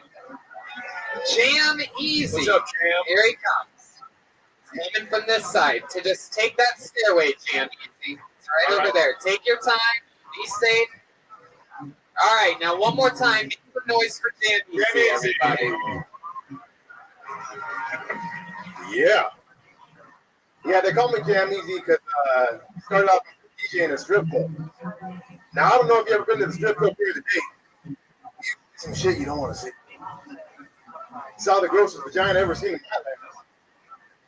Looked like cold cuts falling out of a sandwich. I was about to call Arby's and tell them she has some meats. But not all vaginas are created equal, guys. And I know because I taste it. Some pussy has me feeling like a little kid on a hot summer day. Just got an ice cream cone. Whoops, got some on my face. I'm making a mess today, guys. Other pussy is like a shot of absinthe. Sniff it, ew. Taste it, oh. Fucking gross, guys. You ever taste the pussy so bad, you gotta lick your asshole just to get a taste out of your mouth? Yep, me too. Hashtag me too. Wow, Jam Easy. Jam Easy. Man. Strictly family material. Oh, yeah. Proof, perhaps, that confidence isn't everything. I feel like if this was a music video, cut to the credits, let's say words, lyrics by Brian Redman. Yeah, what's up with your ghostwriting? Is that true? Do you really eat girls' assholes? I've passed by it, once or twice. Yeah, that's fine. You ate shit for the first 57 seconds of that set, champ. I believe it. For those of you listening to the podcast, he is wearing the official Jam Easy shirt. It says Jam Easy on it. That's it. Team Jam Easy. Is that your slogan? This hand thing that I'm doing? Yeah, I'm a little worried now because I heard him use white popper. Yeah, that's the racist. But it wasn't when I first did it. Yeah, years ago. And now I'm a little fucked up. Yeah, I might have to turn around, but I have so many shirts. My name on it. Wow. Just know when you see the Jam Easy brand, it's just not white. Yeah. Hey, at least we're putting it out today, All right. All right, Jam Easy. Is it one word or is it Jam last name Easy? Jam Easy, yeah. Jam Easy, you got it. Which one is it? Jam Easy. If you're listening to the podcast, Jeremiah is now eating spaghetti and meatballs on stage. Well, he's got to every couple hours. If there's anybody that has ever committed to character in their goddamn lives, it is the one and only Jeremiah Watkins. It's Mama Mancino's secret family recipe. So, Jam, how long have you been on stand-up? Just a year. A year? All right. Well, is it all about this? No, I mean, I really think that you ever taste pussy so bad, you gotta lick your asshole just to taste your gloves, right? No, it's a good thing. I was building up that. Is there any other I have other topics, Like what? Give me a topic. Breasts. Rome wasn't built in a day. Holy shit. Fucking Italians. Always delaying construction and shit. Oh my God! All right, let's not go fishing for more Jam Easy's other material. I don't know. I wanted to get outside the pussy. Yeah. I think Jam Easy's trying to stay inside the pussy realm. Do you have other pussy jokes? Yeah, lots of pussy. Don't ever do the Arby's one again. Yeah, that's a whole. Yeah, lunch meat and Arby's. You don't want to go there. All right. But the asshole thing wasn't the worst thing. But it's also like you should do a joke about your logo though. That's perfect. I know. Yeah, that's perfect material. It's just, you have it on you. Yeah. I know. I would say, if I may pitch just one joke, this doesn't mean white power. This means tight flour. Thanks, guys. Okie dokie. Man, if JP Scarpelli wants to come be a guest on the show, I'm out. So, Jam Easy, you talked a lot about getting pussy. You said you tasted all the pussies. You said a lot. Honestly, answer the truth. When's the last time you got laid? I have a girl now. I get laid. My girl. All right. So this week. If you named your hand, with your arm out there like that, you look like Super Mario. I'm like, girl, hey. How long have you had this girlfriend? 3 years. That's my bad. 3 years you've had a girlfriend. Last year you've been talking about eating all the pussies on stage. Yeah, like I have more like, I guess some of my inspiration for comedy is a lot of pussy stuff. You know what I mean? Before, I used to be a little bit of a whore, but then I got a girl for 3 years, so it's a different life now. What's your girlfriend's pussy like? It's good. Okay, that didn't get the laugh I thought it was going to. People are obviously genuinely interested in the answer to this question. It's cute? No, so it was good. It's good. You know? Warm, wet, good. Wow. All right, there you go. What do you do for work, Jamie? Is he still working at the strip club? No, I drive a truck. Drive the truck. Where do you drive the truck? Just around Ontario. No, Pussy down, you know what I'm saying? Man. What does your girlfriend do? She works at a call center. Call center. Yeah. Man. Now it's been 3 years for you. You're saying is your sex life good? Yeah, we're good. Yeah. When's the last time you had sex? Tuesday. Tuesday. Okay. So It's Friday. Friday. I don't know. Tuesday and Friday. Was it morning, nighttime? Yeah. What happened? Did you light a candle or something like that? What's a classy white power guy like Jandy? I flower guy. Yeah. I'm sticking with it. Yeah. Did you write that pussy asshole joke before or after you started dating your current girlfriend? No, after. She knew me when I started comedy, so after. Everything's after. It's a second spaghetti. He has wrapped bread and he's dipping the bread in the spaghetti and sauce. It's the second dish. All right. Well, Jim Easy, what is the most disgusting thing that you've ever done in your life? You seem like a real scumbag.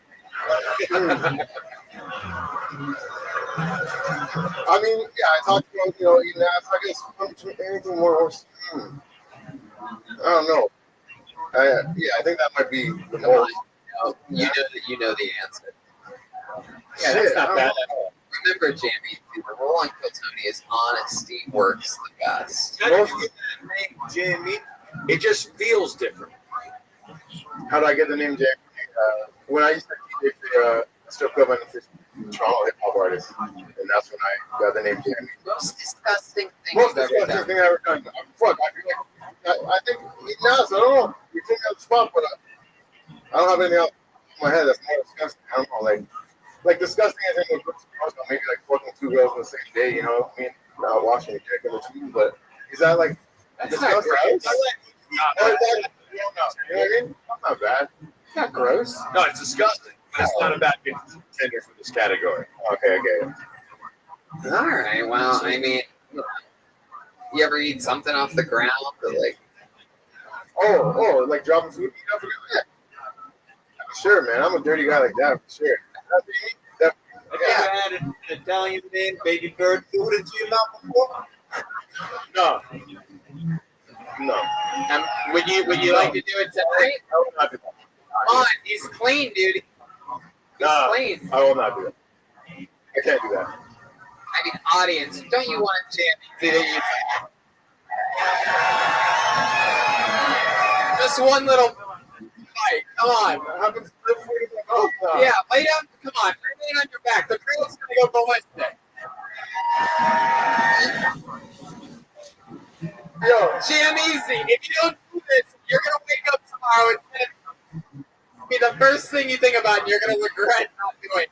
Yo, honestly, I won't regret it, and I wouldn't even mind getting food by everyone. I don't give a fuck. Like, I'm not getting out. Yeah, I love that shit. Move me.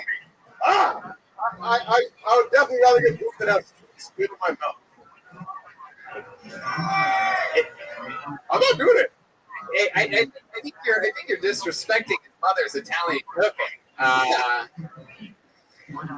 Yes, it's Britney Spears' perfect time. You sure? Yeah, I gotta stand my ground on this one. I'm telling you, Jam Easy, you're gonna sell so many of those shirts if you let Jeremiah spit you out, dude. No, I'm good. All right, we gotta keep it going. All right, There goes Jam Easy. Jam Easy. This is literally the most insane show in the world. Where Yeah, I'm like, how many of you want to see something? I thought he was going to do it. I thought he was going to do it. And it just goes to show people want what they. Wow, look at the Canadians go crazy for 8 pieces of bread. Wow, straight into the camera. There you go. All right, enough bread tossing for the night. There we go. And get bread. You're out. Okay, another name. Keeping it going. Put your hands together for M. Borden. M. Borden. M. Borden. Here we go. One more time for M. Borden. What's going on, you beautiful motherfuckers? So do you know where I came from today? Does anybody know where Caledon is? Oh, okay. I got some of my homies down there. Yeah, we came down in like we're living in the fucking country. There's nothing down there. Like, I mean, I sit outside sometimes and I watch people go down the street, and I learned something the other day. I was like, people and their dogs are identical. If you don't look similar to your dog, you have the personality of it. So I'm watching this girl go down. She's like, not go down, but she's like, you know, doing her fucking thing. She's walking down the street. She looked like she was on the music video for the Bee Gees. And I'm so sorry. I kind of know I'm bombing. I just got it, but fuck it. I know I don't look like a hippie, but I live that hippie trippy lifestyle. So, yeah, I think that's around a minute. I don't know. Yeah. Thanks, guys. Hey, Vinny from Bond, you don't be fucking with me tonight, because Mickey Blue Eyes ain't fucking around. You know that, right? Don't bring me into your fucking mom. M. Borden, ladies and gentlemen. Hell yeah, M? Is that your name? Am I saying that right? Michael. Michael Borden? Yeah. All right. Fuck yeah. Wow. Oh, God. This is real. Hey, if anybody else yells in the audience, people to their left and right are now allowed to open hands and slap them across the face. So, if you kill Tony road rule, you don't have that shit at the Comedy Store. It's a classic fucking venue. It really is. You guys need to shape up. All right. I want to talk with the main character of the movie The Mask for a second. Not the Jim Carrey one, by the way, for those that got confused. What about the opera? You look like an alien that got stuck at Woodstock. It's very impressive. You look like you were raised by lesbians. And I'm not sure which one of Ruth's brothers you are from the Ozark, but I'm pretty sure it's the other one that the other guy was. It's an electric callback. It's electric. He looks like Steve-O with dead hair. Like, look at that. I can't picture. Yeah. Okay, Michael. How long you been doing stand-up comedy? I did like one show with Second City, so it was a really fucking huge crowd. But yeah. This is first time stand-up though. Like real stand-up. Before this, I was a wannabe comedian, but like not many comedians could say they've done shit like Kill Tony. Is your car green? Yes, sir. You have a green car? A blue one, yeah. Close enough. What do you do for work? I'm a wedding and event planner. Wedding event. What? That's exactly what I thought when you walked in this thing. Like, that's a wedding event planner. Wow. There's what kind of fucking white trash? I love it. That's who you want. You do not want J-Lo in that movie. You want this guy. The best wedding planner. Michael Borden. I got married at a 7-Eleven. Hey man, you're gonna walk up the aisle to She's Got the Looks to Kill by Motley Crue. Make her feel special. When you get up there, you're gonna want Fuck Like a Beast by Wasp. Then you exit zone. Yes, sir. Man, Michael, you look like you've done all the drugs. No heroin. No heroin? No needles. And no needles. No crack.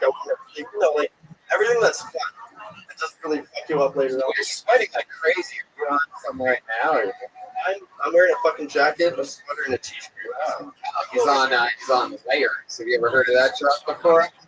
Took a dose of layers. Bro, oh no, wait, it's fucking cold down here, so we're gonna clear up. And you have a very thick head wrap there. That's a thick bandana. It's actually for my sweat. Yeah. No, I believe you. Maybe just take your jacket off. How about that? You don't want to look like a bum. I feel like he looks cool, man. I don't know. I love it. He doesn't want to look like he's done from the neck down, but from the neck up, it's fucking bum hard even. I want to take my jacket off. What am I, a fucking piece of shit? So, Michael, you said that you only do the fun drugs. What's the most dangerous fun drug that you've ever done? LSD. Oh. Is it really dangerous? Is LSD considered dangerous? Well, I did a half tap, and it opened up my fucking mind. Yeah. Awesome. It opened up your mind? Totally. I'm seeing colors right now on the table I didn't even know existed until like 2 minutes ago.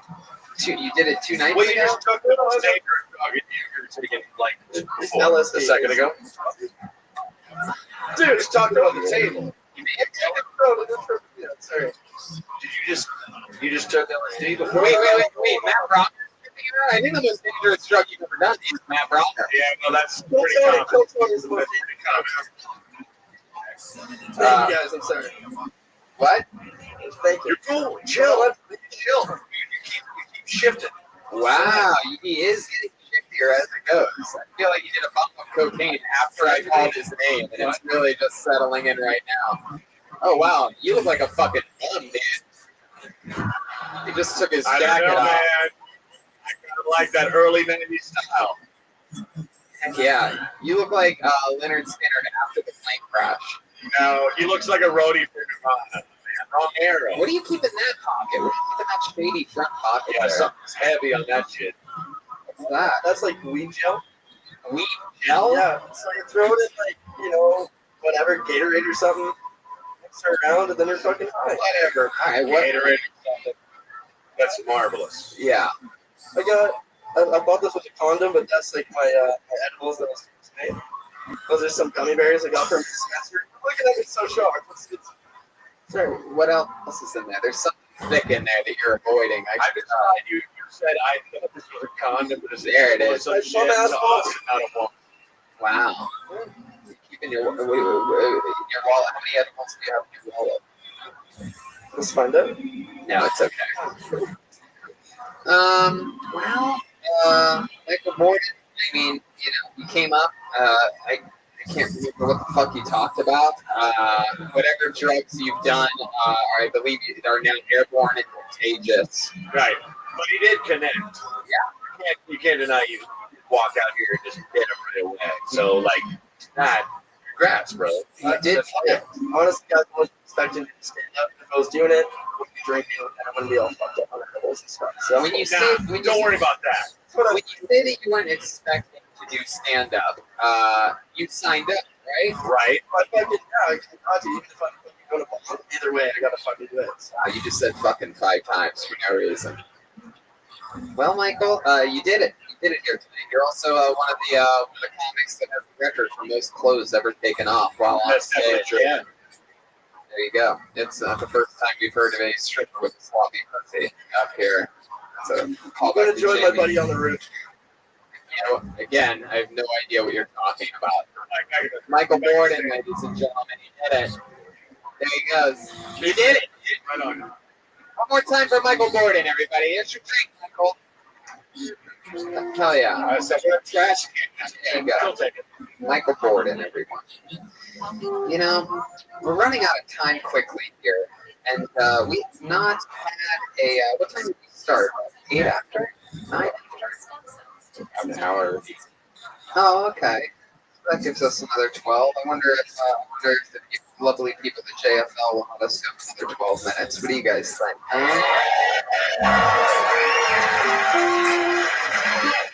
I got a thumbs up from Michael Borden. Let's do it. If Michael Borden gives the thumbs up, I think that's a go. I feel like we're going to find out that guy never existed. This is going to be like the haunted, ghost story. Michael Doran, why he died on this very ground. Wow, look at that. There's back in 1993. He was a roadie for Sound card. Look at the odds of that. As you say, he was never here. For the first time ever, a blank sheet of paper pulled out of Michael Grodin. That's just fucking freaky. Mark Korakianitis. Mark Korakianitis. Oh, good tune.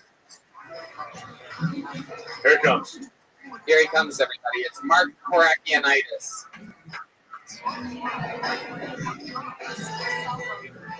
One more time for Mark Korakianitis.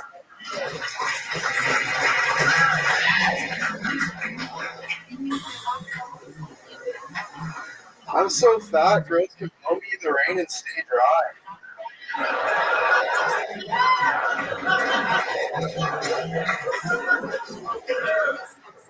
I'm so fat they don't.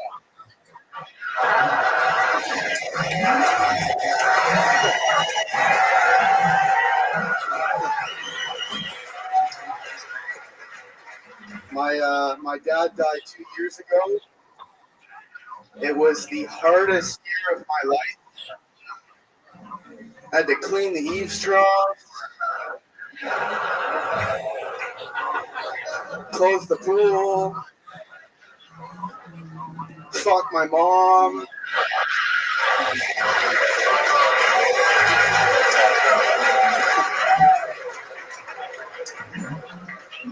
Just one time I wish my sister would strap on the dildo and take me for the team. But no, I drew the fuck mom straw. Wow. Mark Korakianitis, ladies and gentlemen. That was great. And that is how you kill Tony. Wow. Kill Tony. Fuck yeah. Incredible fucking set. How long have you been doing stand-up? 9 months. 9 months. Look at Nice. you. Just like a baby ready to come out. You are absolutely hilarious. I mean, that is such a fucking funny minute that I'm pretty sure if you had a 5 or 10 minute set, you could just fucking twiddle your thumbs after that and Yes, sir. water it down and just have a great set. How much time do you think you have total? Grand total? 10 minutes that I'm comfortable with. After 9 months, that's not a bad thing. That's like you chose your words like so perfectly, and there was nothing wasted. That was like a perfect piece of steak, dude. You cut all the fat out. That was so good. That was so good.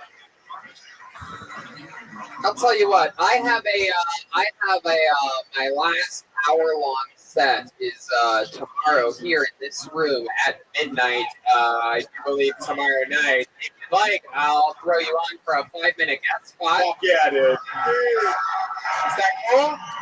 Let's go. Then let's keep it moving along. There he goes. He did it. Mark Korakianitis. All right, we're gonna go back to the bucket one more time, okay? But this time, since we haven't had a female comedian up tonight, I'm gonna keep digging until I find one. Sound Yes, good? please. Yes, please. Here we go. Let's try it. That's not one. Sorry to Al Babcock. Oh, here's one right here. Actually, this young lady has been on this show before in Los Angeles. We actually saw her last night. She is a funny rising Toronto comedian. Make some noise for Sarah Wren. Sarah Wren, everybody. Here we go. Closing out the show. Sarah Wren. This is it. Come on, it's your final comedian of the night. Make some noise.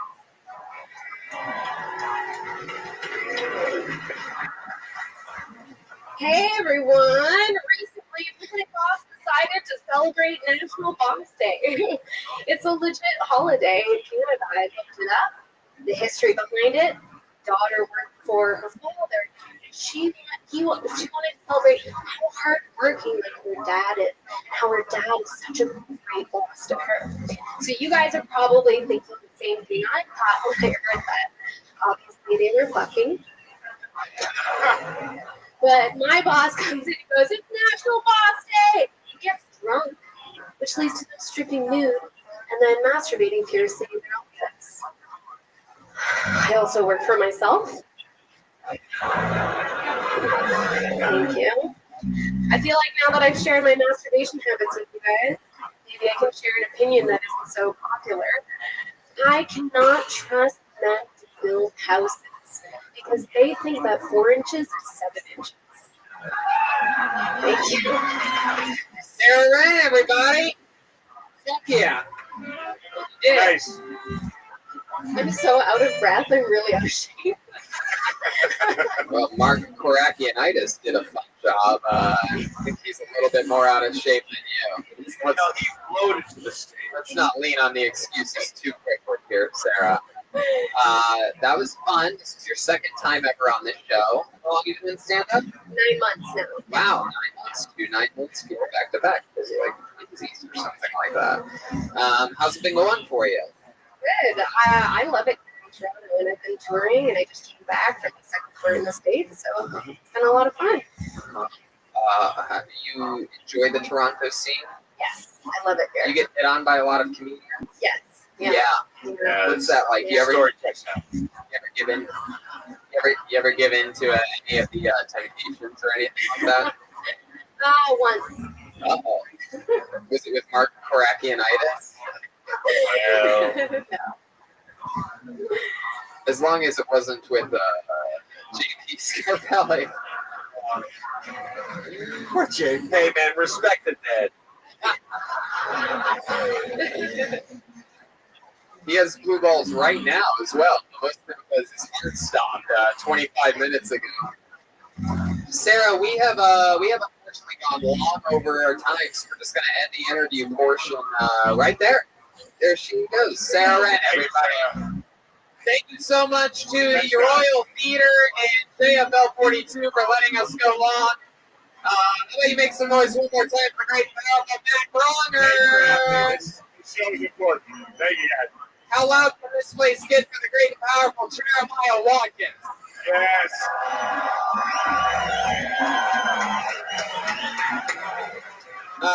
Brian Redband, we did it. Yeah. This was a very special episode to us. Like I said earlier, Toronto was one of the first places we ever took this show on the road over 4 years ago, less than a year after starting this podcast. And we've always said, this is one of our favorite, truly one of the best cities for comedy in the world. And we thank you guys so much for coming out and being part of this show. We absolutely love you. Take care of each other. Love each other. Thank you, guys. See ya. Yeah, I love some CDs and stuff out front. And we're going to do a music video. My name is Jeremiah. Regular Watkins music video. Check it out on YouTube or Instagram. If you guys are still out there in a few minutes, we'll give you a bunch of high fives and take pictures or whatever you guys want. Love each other. Good night. See ya.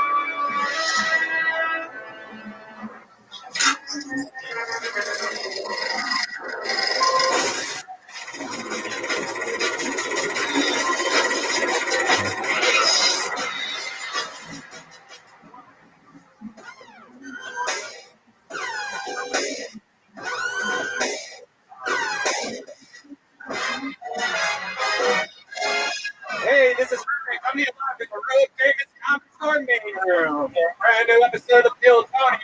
Give it up for Tony next clip.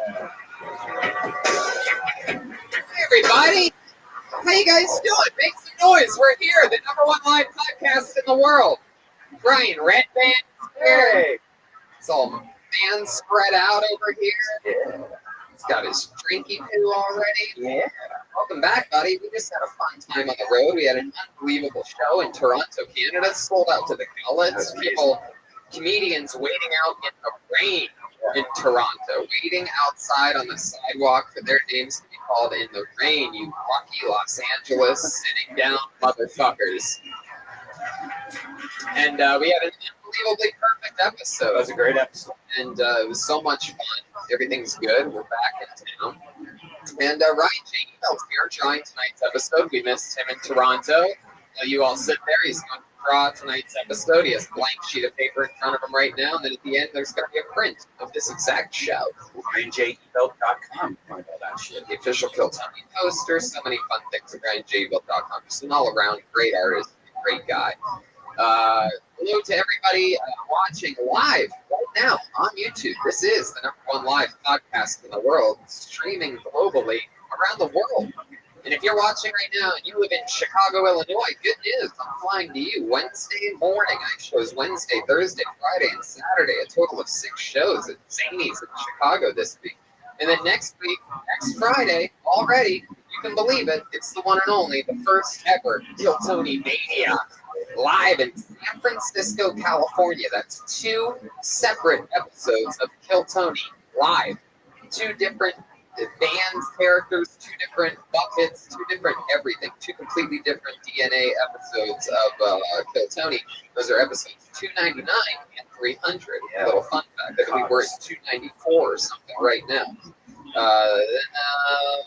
Do Comics Mohegan Sun in Cassville, Connecticut for 3 days. Can you believe that? Yes, I take every gig offered today. And then the month after that, we are at Venus de Milo in Swansea, Massachusetts. Smack dab right between Boston and Providence. So that's a really huge show. That is a gigantic venue. We're really excited about it. It's going to be a big production. We're pumped. And then the week after that, not slow down. San Antonio with a Kill Tony and a stand-up show. Austin, Cap City. I found out something cool that I'll tell you later about Austin, Texas. It's going to be an extra special episode. Houston the next night. 4 stand-up shows in Fort Worth. 2 on Friday, 2 on Saturday. Plus, Fort Worth gets their own Kill Tony on Saturday. That's crazy. So 4 Texas Kill Tonys. That's going to mean that we do 6 episodes in 8 days of Kill Tony. And then Timonium, Maryland. You have me November 29th, December 1st at the Goobies Joke House. That is not a joke, everybody. I'm doing a venue called the Goobies Joke House. I'm not doing small theaters and rock venues. I like to allow to the goofiest sounding venues you can imagine. Yes, the Goobies in Maryland. Yes, thank you. And then Dallas, Texas, I'm with you on New Year's Eve. 1 night only. Dallas, me and you. Why not ring in the new year with one of the top young rising comedians in the world? Who's that? Hello. Blank silence. Fun things are happening. Like our boys Reagan and Watkins have a brand new music video out. You can check it out at ReaganandWatkins.com. The new hit song.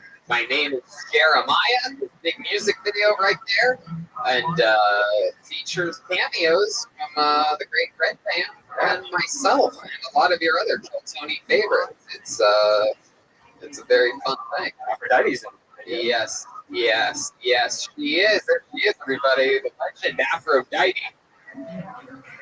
It was really smart for Jeremiah and Pat to use all those Kill Tony characters in that music video.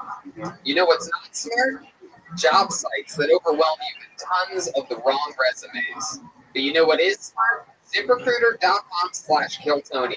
Unlike other job sites, ZipRecruiter doesn't wait for candidates to find you. ZipRecruiter finds them for you.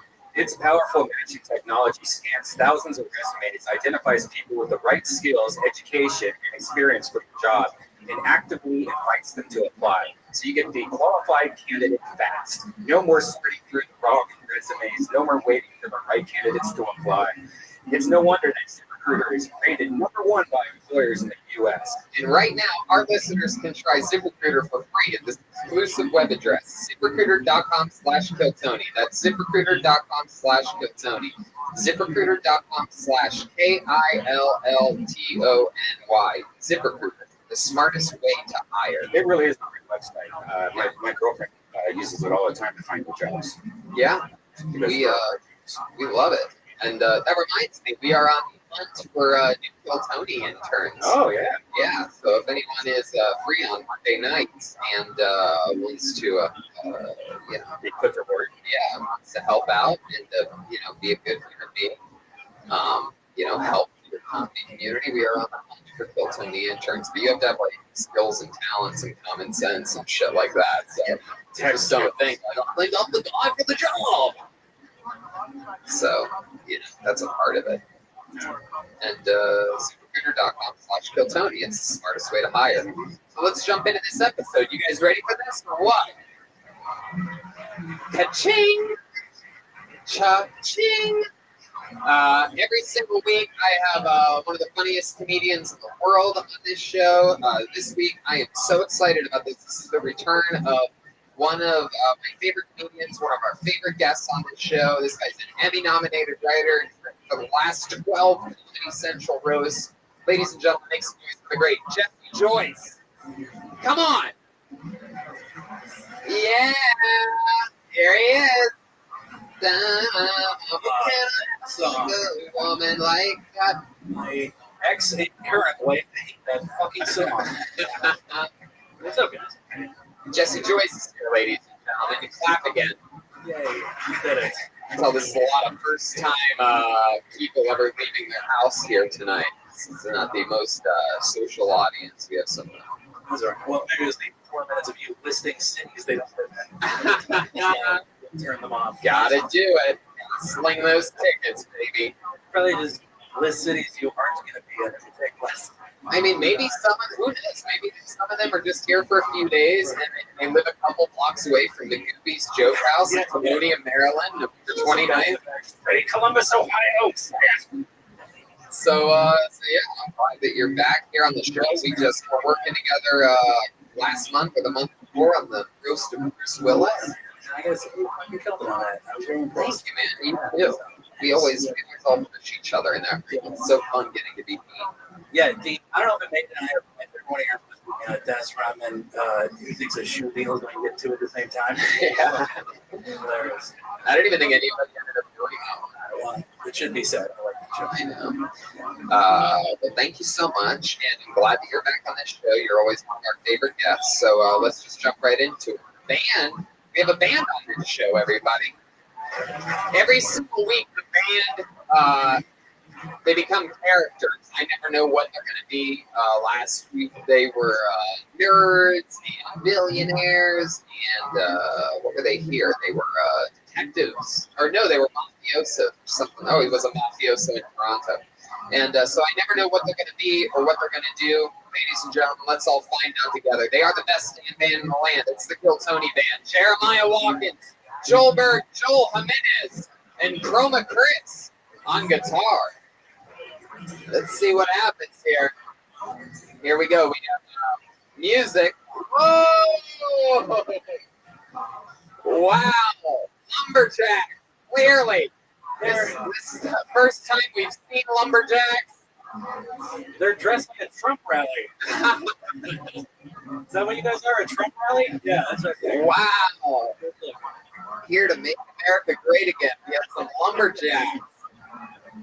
Look at this.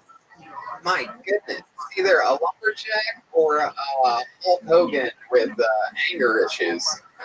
How you doing, Jeremiah? Fantastic cookie. And you're a lumberjack? Sort of a Canadian word. Yes. I make a living chopping down trees into the local towns. Wow. You just Wikipedia with lumberjacks too. I'm trying to break it down for somebody else. It's gonna be interesting watching you guys be lumberjacks for an hour and a half. That's for damn sure. Yes, it is, Tony. We have Chroma Chris. So it looks like an albino Daniel Lewis, and there will be blood. And we have Joel Jimenez. Are you the one responsible for these beards that you guys have? You are correct. Tis I woke up like this. This crowd is giving me wood. Oh, here we go. You burned a good one too early. I was just gonna say, it seems like that literally our only joke planned for the night. I have a few Play-Doh Snowball is the best one. I have a few more. Maybe. If a joke falls in the forest. All right, maybe they had two. There were those two lumberjack jokes before we even got this thing started. That's crazy, right? Can I ask what lumberjacks that carry an axe is carrying a 13th century crusade battle axe? Have you ever seen what an axe looks like? Trust us, we already got on the Joelberg backstage for this. Okay, all right. Joelberg, was it you? Is that what you think lumberjacks got down the trees with? You should have seen us before we fixed it. It was almost like this, and we're like, are we knights or lumberjacks? And Joelberg's like, you're hurting my feelings. I'm like, it's real life, Joel. Wow, I fucking love it. It's just so weird. You can tell that it must be true. So that's not even the show. I feel like Jesse and I can talk to these lumberjacks and make fun of them forever. But, we have an entire bucket filled with comedians' names that we're going to pull out a few of them. We're going to meet them. They're going to get a little set, and then we interview them afterwards. I talk to them. We find out more about them, about what they were perhaps thinking during their set, about maybe something they could do better or worse. You get 60 seconds. Your name gets pulled out of the bucket. You know your 60 seconds is up when you hear the sound of a kitten. That means wrap it up then, or else we're going to bring out the angry West Hollywood bear.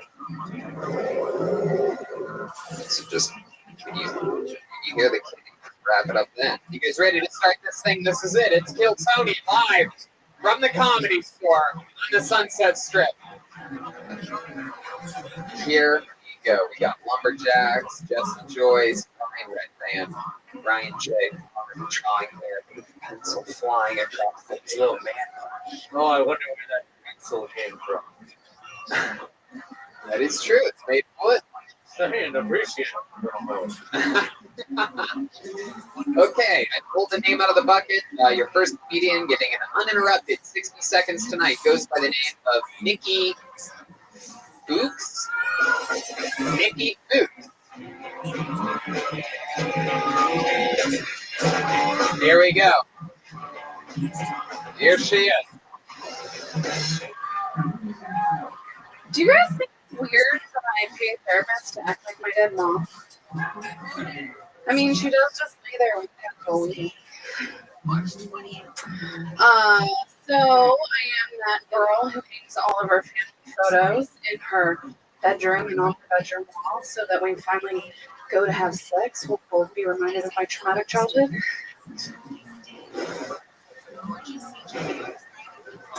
And I have this idea. Therapists, Lyft drivers, hear me out. I'm paying you. Why don't you give me some goddamn advice, right? Instead of Lyft, it would be Uplift. That's it.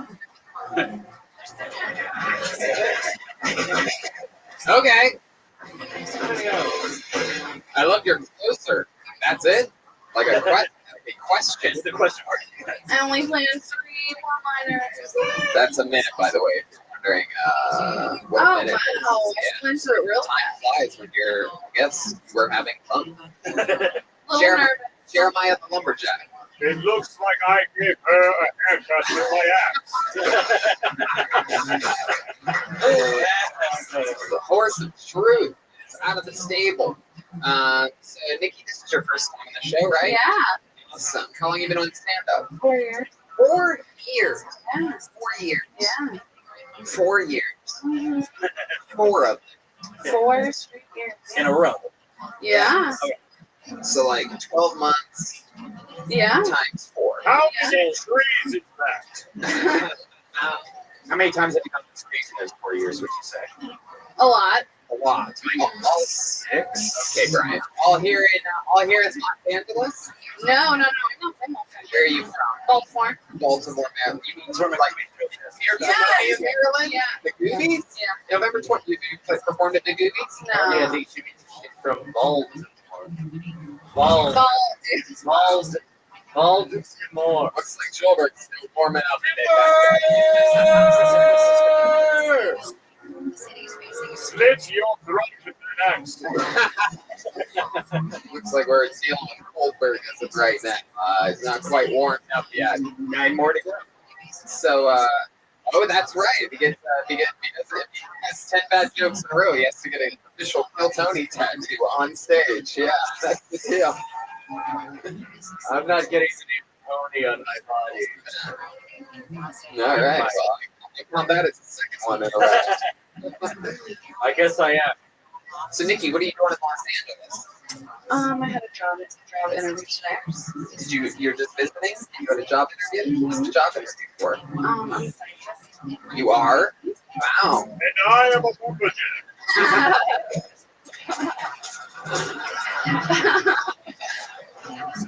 What kind of scientist are you?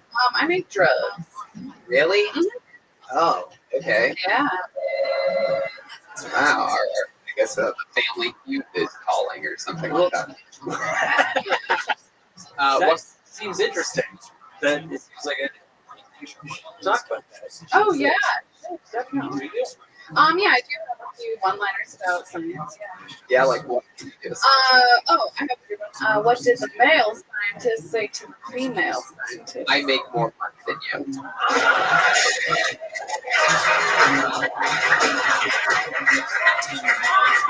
That's a good one.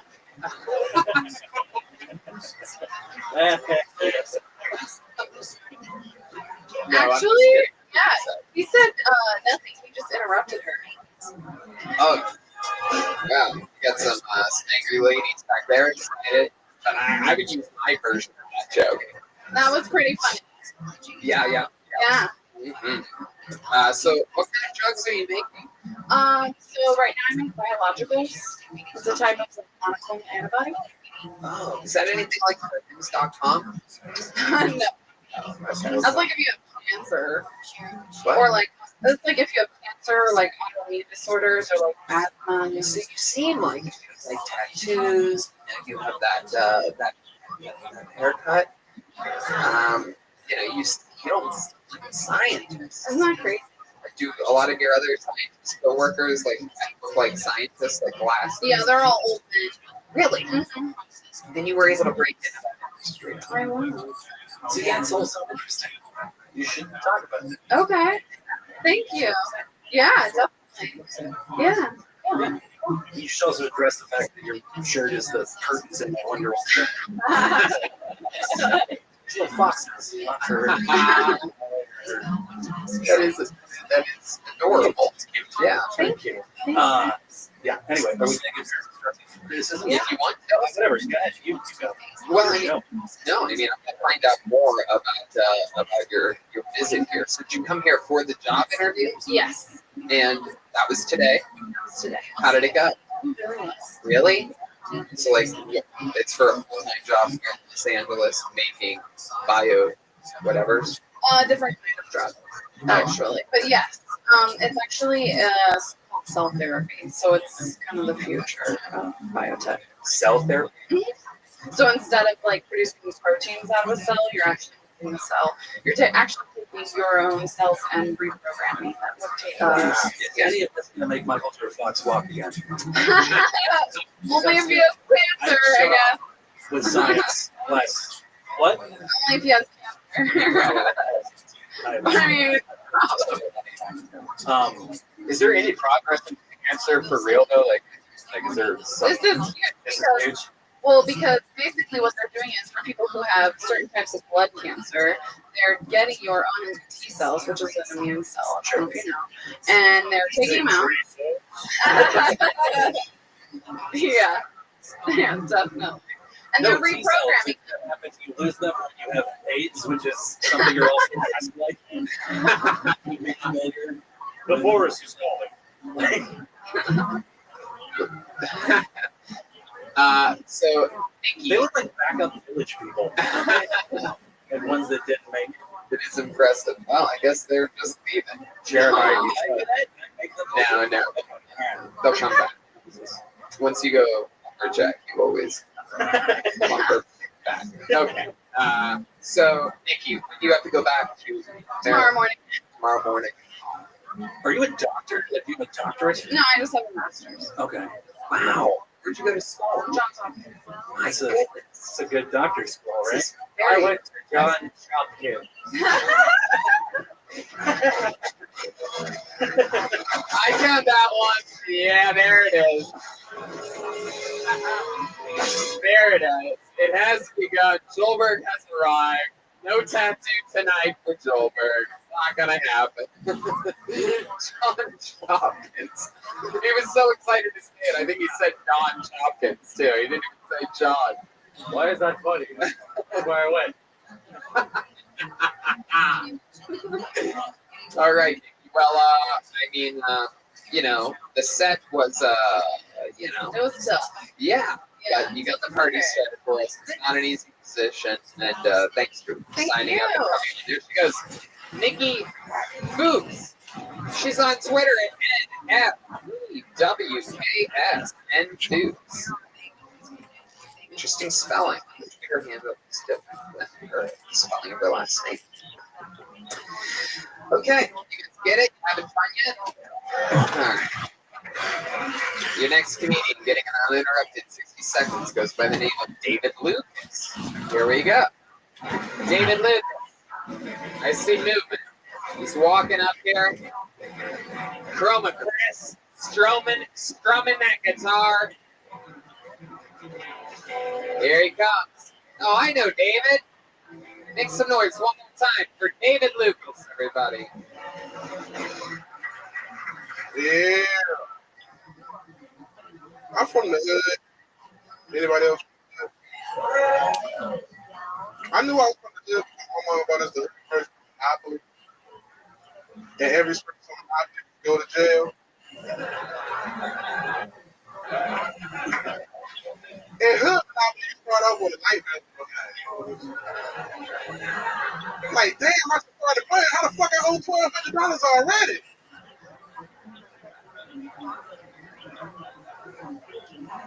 You can't buy shit in one monopoly. You can only rent.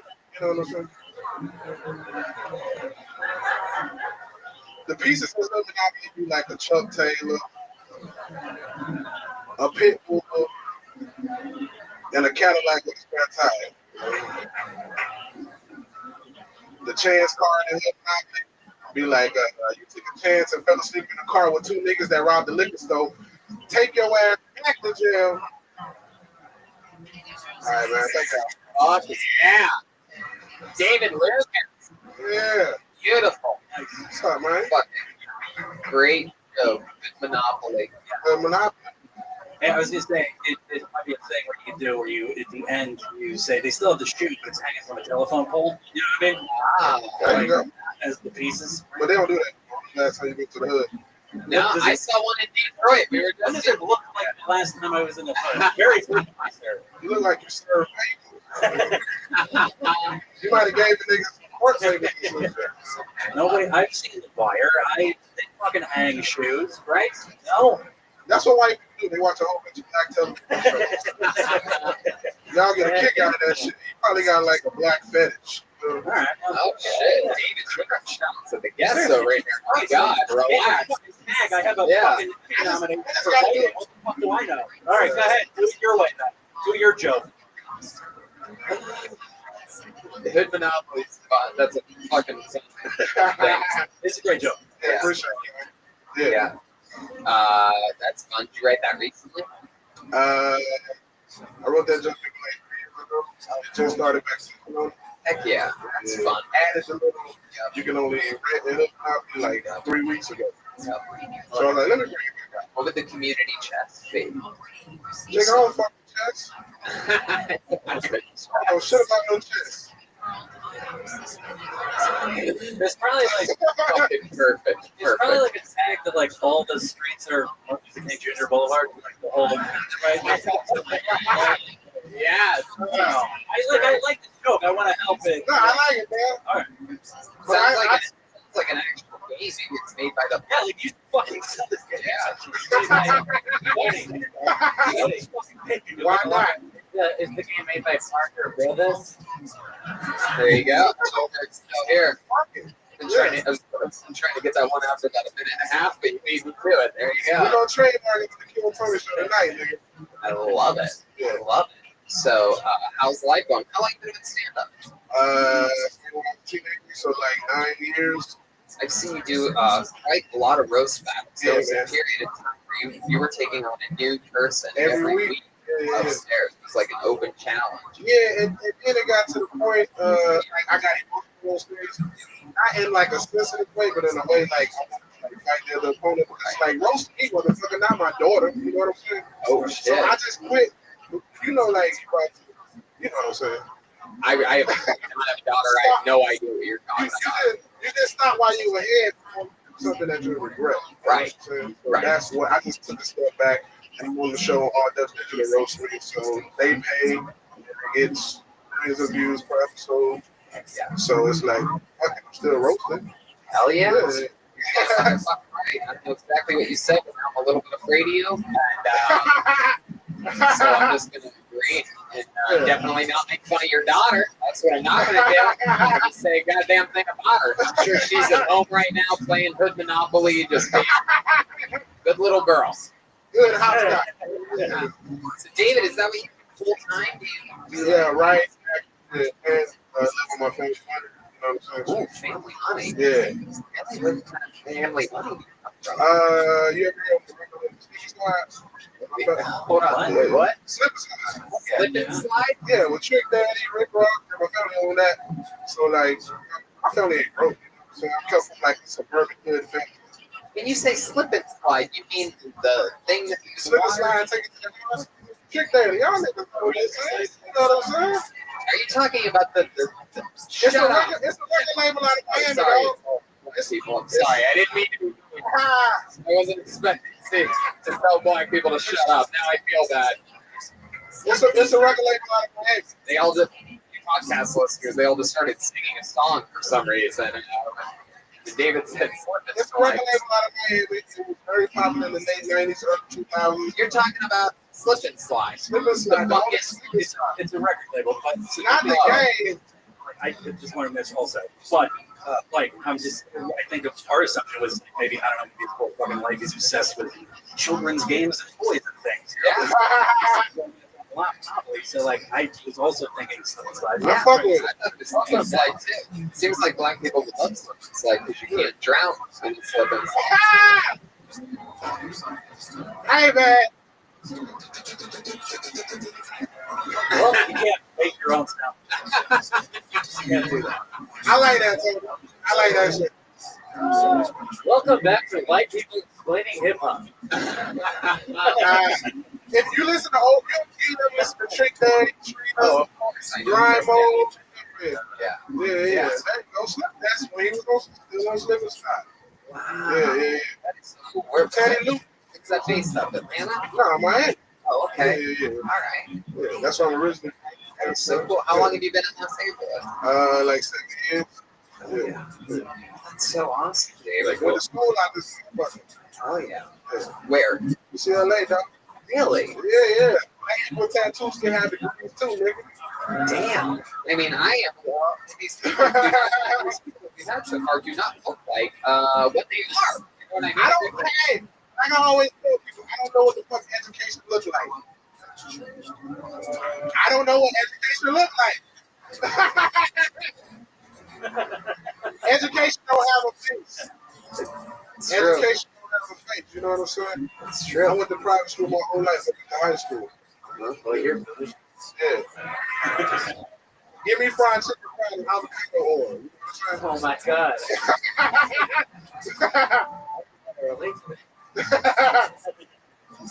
Well, David, fucking perfect interview. Such an interesting background life that you have now, and congrats on a killer minute. I love that Monopoly. You nailed it.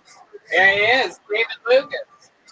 Follow him on Twitter, all one word, David Lucas Funny. Instagram, David Lucas Funny. Exactly how it sounds. All one word, David Lucas Funny. Yeah. Yeah. I love what's going on over here. We got a little touch of the Apollo in this room tonight. One little section. That's what I'll call you. That's what I'm going to call you guys. The Apollo 13 over there. Oh man, that was terrific. God bless you. That's a great joke. I've been smoking less before Kill Tony's lately, and I realized I'm funnier when I smoke a little bit less. Okay, this looks like a new name. Let's see what happens here. You guys ready to meet another human being? All right, make the noise for Julian Aguilar. Julian Aguilar. Here we go. That lucky corner. Lucky corner. That corner, because it is the longest walk to the stage, always has people. One more time, everybody, for Julian Aguilar. What's up, fuckers?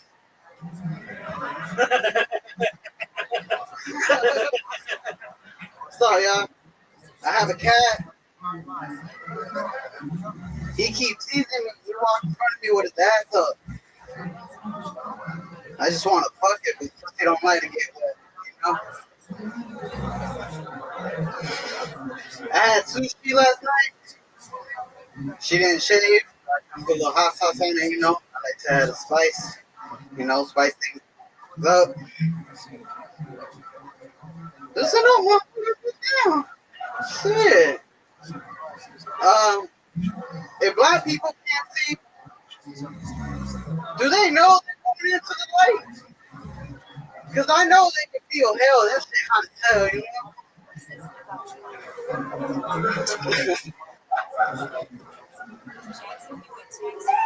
Okay. Wow.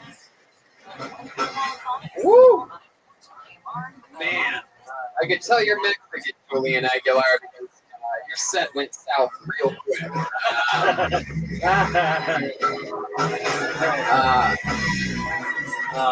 Started off guns blazing with one of my favorite openers ever. He could not follow gravity. Like, that was the funniest thing that happened. Was fucking the microphone fell. I'm sure you podcast listeners maybe heard it, but as soon as he touched the microphone, it jumped for its life to the ground. And started up with what's up, bitches? After you dropped the microphone? What's up, drop the microphone. What's up, fuckers? That was my favorite combination of things. Like the sheer fucking confidence that you had. Call us all fuckers until a second after you fumbled the microphone out of your hand. I had to say myself. And then you walked straight into Beast Hour and lost the rest of the round. I do it. I would have fucked your cat. Julian, this is interesting. Why do you sound like that? Why do you sound like you're from the hood? Why do you sound like Floyd Mayweather decided to kidnap one of Oscar De La Hoya's children? Like, what's going on exactly? I do stay confident. I stay confident, you know. So you stay in confidence. I don't know. That is the answer. If you stay in confidence, why? That's that. Yeah. Fuck yeah. You gotta do a black friend too, so that's how you talk. You have a new black friend. Yeah. That's how. There's the Apollo 13. My favorite's the one just shaking her head right there. It's the most beautiful thing. Just fuck. How old are you? I don't want to say. I like to keep people guessing, you know. But I'm old enough. You're 21. Catch a predator. You can tell it's old part. I don't understand with this guessing. My goodness. And are you Mexican wearing a Brazil hoodie, but I'm not buying it? I'm white. I was born here in America. So. Oh, your parents are illegal. I get it. After Trump got elected, Mexico started wearing Brazil stuff.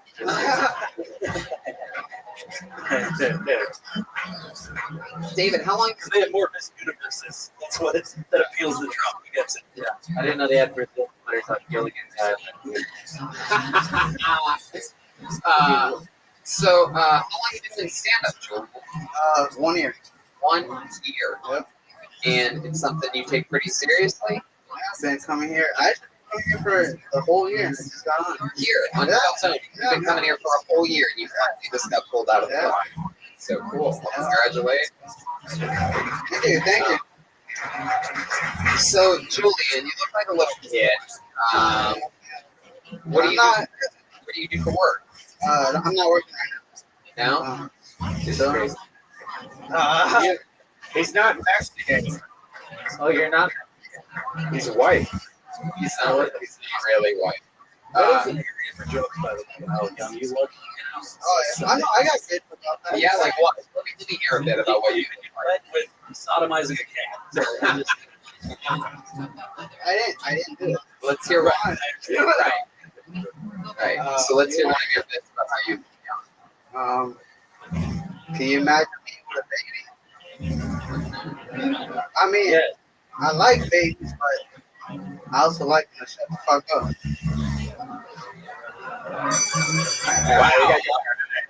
It turns out you don't have any bits about how you look young. That's a bit about not liking babies, Julian. Son of a bitch. Man, I feel like you'd be a star on the Disney version of Portlandia.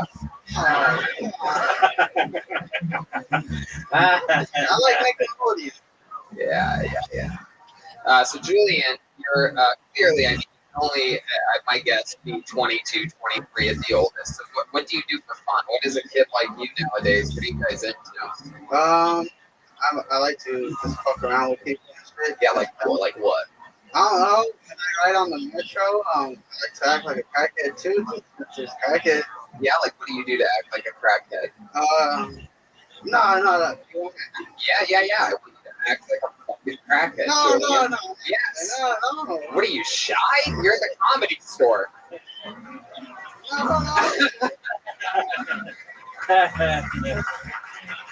Look out there and act like a crackhead. Let's see what the fuck you're talking about. Who knows? There may be an SNL recruiter out there right now. Fuck it.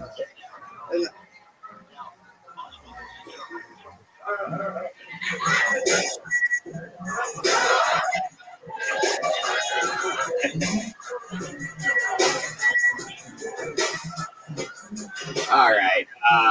Well, you just look like a face is after you. Man. Because they're Cobra. Other than acting weird on the metro, is that what they call the metro in Compton, or they call it a young metro? That was just for the Apollo 13. I knew you white people wouldn't get it. Honestly, there's enough tracks in black communities to name it whatever you want. Tracks. Fucking Jesus. Maybe just take a breath. Meditate for a second back there, Joelberg. Yeah. You're just talking absolute nonsense at this point. Just because your baby cousins up here bombing, doing crackhead. Julian, what else? I mean, you must be into other things. Do you have any other hobbies or anything like that? Right. Being chicks. Really? Actually, just put my hand over your house. How'd that happen? Fucking bush. I don't know. They got thorns or something. I just fucked it up. Wow. Do you drink? Sometimes I have to be in the though. I don't. My dad's a drinker, so I don't. Right. What was your mom specifically? Quickly, around a certain time, 22 years ago, like a 9-month period. Thinking of specific. Just she. All right. No, listen. I feel like your jokes started funny, and then like I want to think you're funny. Like I enjoy your appearance and your like. You know what I mean? You have like a likable, adorable quality to you, but just don't like talk about you're a cat asshole. Like, you know, like, I'm not saying you can't talk about it, but like that was the whole punchline. Yeah. Like, fucking cat asshole. You know, you're better than them. You are better than a cat pussy. I look innocent, and that's how I throw you off. Like it's like a shock value punchline isn't enough. Like, right. And it's gotta be good. I technically look innocent too. But you have to write. You can't say wet pussy. It has to make sense. You got more, by the way, so much love from just being innocent. And then you went dark. You dropped the mic, said, what's up, fuckers? Like, you had it. And then, you know, is that your thing? What, Doc? Have you ever, like, done that drop like that before? Like, I know you didn't do that on purpose. Like, I've done it before. Oh, that's like one of your go-tos. Drop the mic, say, what's up, fuckers? All right. Well, Julian, you are your own thing. I feel like you're eventually, you know, going to have some breakthroughs and things like that. You're doing it young, so that's a good start. There he goes. Everybody, his first time ever on Kill Fight. He's been signing up for a year. Paid his dues. Signed up for a year, and the first thing that happens is the mic fell out of the mic stand. Can you imagine that? 1 year of preparations. He does not look 21. He looks like a good 16. Yeah, they're probably going. Your door guys are probably going to. Yeah. Like coming from anybody else, it doesn't sound as gross as when you say a good 60. Like, specifically when Red Man says it has like too much edge. Green feet. Oh, God, Brian. Butthole. Okay, this is a one-word name. We love one-word names. I don't think this person's ever been on the show before. Let's make some noise for Jonathan. All one word. Johnathanthan. Wrote his name in pink? No? Nope. All right. Well, Jonathan's been blacklisted. On to the next one. And it is Bill Banger. Bill Banger. Oh, I'm not seeing movement. There's no Bill Banger. Wow. Jeez, oh man. God. On to the next one. Let's try it again. How about Dan Donahue? Oh, there we go. There he is. Dan Donahue. How's it going, guys? I just stopped working construction job, which I'm pretty excited about. Construction, if you don't know, it's pretty easy. All you need to do is buy your own boots and be okay with people admitting to murder. Those two big prerequisites. I've had 3 different people on 3 separate occasions admit to murder to me, which makes me mad. Not at them, they became my best friends, but at the Justice Department, because the Justice Department spends millions of dollars every year training police interrogators, which I now know, complete waste of money. If you want someone to admit to a murder, you don't interrogate them for an hour. You spend 5 minutes drywalling with them. They'll admit to every horrible thing they've ever done. I know when someone's about to admit to murder now, which is a weird skill. It's pretty easy though. It's real easy because they always say the same thing before they do it. Does anyone know what phrase they say? Here it is. It's easy. One phrase. Here it is. I'm not proud of it. Fuck yeah. Donahue. That was a fun set. It's your first time on the show? No, 3rd. Really? Yeah. Wow. I just don't remember you. Is that a new mustache or something like new that? Mustache. Yeah, I'm starting to sort of. We make fun of that speech impediment you have. There it is. Yeah. You don't remember the face, the slur, you got it. Hell yeah. Right. You can't forget that. Can't forget. So Dan, how long have you been on stand-up? Coming up on 3 years now. 3 years. All of it here in Los Angeles? No, I started in Boston. Started in Boston. Are you any relation to Donnie? No, not at all. It would have been good. What does your dad do? He was a yoga teacher. He was a yoga teacher and he passed away. Really? Yeah. Wow. Yeah. What did he die from? Yeah. Heart attack. He was still stressed out. So weird. He thought he was doing downward dog. He's dying.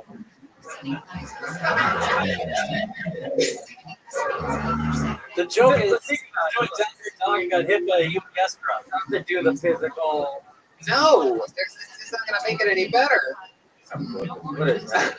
There's something wrong with Dirk. I think he's having mitten strokes. Sometimes he's dialed in. Sometimes he's just shoehorning something. Thought he was going to work dog. It's like, I mean, even all right. It's almost bad that it's continue. Okay. So, Dan, how long ago did your dad die? About 3-4 months ago. 3 or 4 months ago. Yeah. It must have been hard for you. Huh? Yeah, it was tough. Yeah. Now your mom's all alone. Yeah, well, they were divorced before, so. Yeah, Oh, okay. Yeah. Oh, okay. Does she have a boyfriend or anything? Husband, yeah. Oh, she remarried. Oh, yeah. How long ago did they divorce? They divorced around like 12. Okay. Yeah. All right. So like 50 years ago. About 50 years ago, yeah. I am 72. He just said he was 3 people who killed someone, and you're fucking trying to divorce. Yeah. It's so funny because in my head right now, I'm like, how do I make this fit? Like, I can't do it. Yeah, it's terrible. Don't just answer the questions on this. I got you. So, is that true that you've had people admit to you that they killed Yeah, someone? yeah. Well, not all of when I was working construction, but I have like 3 different towns I was working. Did you go to the police or anything? Nah, you guys let that shit slide, baby. Wow, that's a very interesting approach. Yeah. Hell yeah. You know, you got to all day, and it passes the time. You know? Nice. Wow. I didn't What realize. do you usually follow up with when I say that? To be very comfortable in that situation. I honestly, like, I by the third one, I was just like, yeah, you gotta do what you gotta do. Jeez, that's pretty fun. That should be part of the show. You know that? Yeah. You don't hang out with these people like out of work. No, thank God. No, I've never had to. One of the guys though, I worked like right next to him like the whole day, and like he admitted to that like the first 10 minutes of working with him. Wow. Yeah. Were these all like murders? Like, oh, you know, like he planned them, or was it, like that one? I mean, gang related. The first one, yeah. But, wow. gotta do what you got. I guess so. Damn. So is that you're still doing construction? No, now I work at the physical therapy aid. I actually, yeah. I feel got like, it. I feel like you're still wearing the hard hat from the construction job while doing physical therapy. Oh yeah. What kind of physical therapy do you do to people? So I'm just like assisting a physical therapist. So basically, it's like lifting people out of wheelchairs and stuff, like that sort of thing. Yeah. Is that fun? That's what lifting people out of wheelchairs is rad, yeah. But I mean, you know, is it like rewarding? You feel like you're helping Oh, people? sure. Yeah, it's the first time I've ever done where I actually feel good going into it. Yeah. Do you ever talk about your speech impediment on stage? I talk about being in special ed, which is kind of like, you know, a little bit, but no, not directly. They did have special ed. Yeah. Is it just a speech impediment? So wait, so you were like from grade school through like? Oh yeah. No, it really just kept the help. It was nice. Yeah. So is it just a speech impediment, or are you? Dyslexia and dysgraphia. So like, What's dysgraphia? like my handwriting, terrible. Basically, it's nothing crazy. Yeah, bad handwriting. Yeah. I thought dysgraphia was the one of the ladies from Apollo 13. Oh yeah, still got it. All right, well.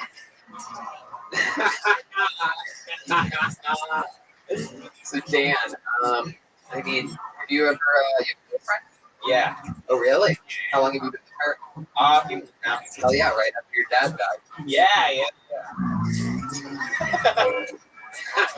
One door closes and the one opens. There you go. So what does she do? She's an assistant to a lawyer. An assistant to a lawyer? Yeah. You guys It must be very interesting in a couple of months off murders that you see strangely familiar with. Yeah, we don't mention those around here. Yeah. I smell a podcast. Yeah, this guy's like a walking cereal. Yeah. Yeah, an assistant to a physical therapist. Assistant to a lawyer. Assistant to a lawyer. We're so close to success. Oh yeah. Yeah. So far. Well, that's fun. What is she? What do you think she's? Yeah. And everything with the voice pretty much, I think. Yeah. Yeah. You have a solid week. It's all right. Yeah, it's all right. I don't know. It's been 5 years and 4 months. I gotta ask new questions every once in a while. All right? Is there a reason for the mustache? Or something else? Oh, like a left lip? Is that what you're asking? Yeah, no. Good question. Okay. I feel like you are, starting to look like the type of guy that helps people out of wheelchairs. I'm pretty sure that Ben Stiller's character in Happy Gilmore that took care of Happy's grandma looks exactly like you in that way. It's one of those you have to see him. I implore you to watch the YouTube and not just listen to the audio of Bill Tony. It's fun. You'd see his 70s porno stash and yeah, there you go. Since we're talking about looks, Here we go. yeah. So I say it's like Freddie Mercury was on the Auburn. There you go. Man, you were so much funnier last night. He was on the show. Yeah, thanks for the memory. Leaning on callbacks, man. Yeah, you did the last back. All right, everybody. There goes Dan Donahue. There he is.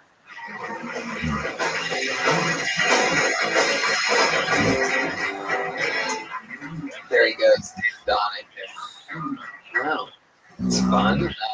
I don't think we've ever had anybody admit to being a professional. It's kind of fucked up. I mean, somebody told me about murder. It was like working at Kinko's or something. I'd probably tell somebody about that. Yeah.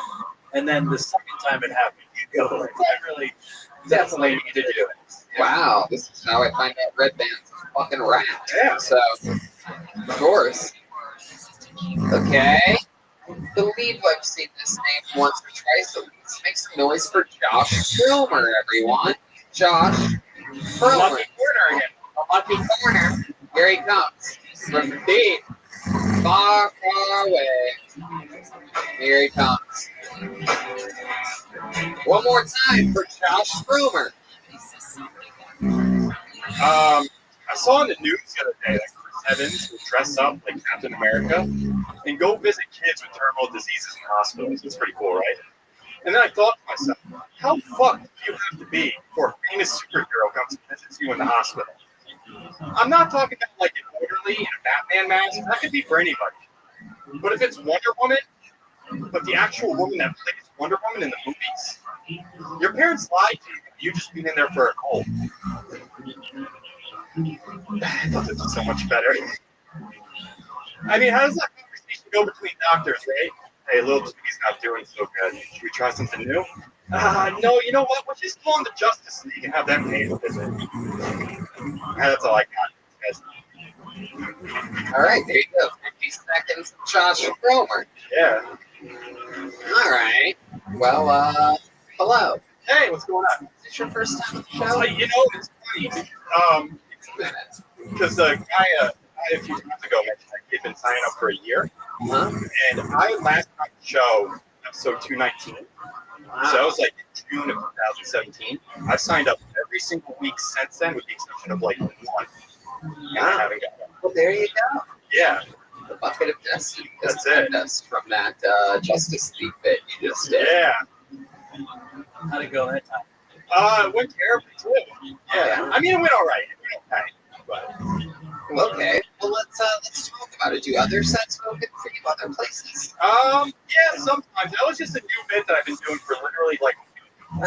Try to help me understand what you were getting at when you said something about goal, right? That wasn't the goal. Like, what was that punchline supposed to be?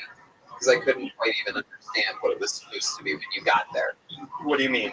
Right after Wonder Woman, you say something like, "Well, blah, blah, blah, that wasn't the goal," or "That wasn't the goal," or something like a cold, maybe like gold. Cold? Oh yeah. So I said that if you're like a sick kid and you're lying in the hospital, all of a sudden like Chris Evans walks in in the Captain America uniform, like he must be really fucking sick.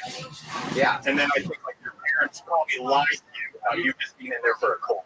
It might be something That's really the best part of this joke is that the essence, like you made the victim the sick child. Yeah, that's Like there's other ways to go. Like you can make fun of Chris Evans for fucking like dressing up in his movie costume. You could just hire a Postmates guy to dress up like, you know what I mean? Yeah. There's like No, I don't know. about Chris Evans. You can make it about somebody else other than like. Right. Maybe it's like, hey kid, remember how we told you you had the flu? Well, you know who else flew? Superman. You had cancer. Like that. I don't know. Oh, that's pretty good. Is this coming from a soft place in your heart? Like, have you seen a dying kid recently or something? Like No. that? I'm going to tell you what happened. I saw an Instagram post where literally the lady that plays Wonder Woman was visiting a kid in the hospital, and I commented on it. Boy, you really have to be fucked if a superhero comes and visits you in the hospital. And it got 5,000 likes. What was this at? It was on our school. Wow. Yeah. 5,000 likes. And literally, I stand up like a year and a half. So I went. This was like 2 weeks ago, and I went and just kind of wrote down a bit and said, "Oh, you know what? I'm going to try that on stage and see if it, because 5,000 likes on Instagram, maybe it'll get some laughs." Yeah. What did we learn? It did it. Yeah, it did it.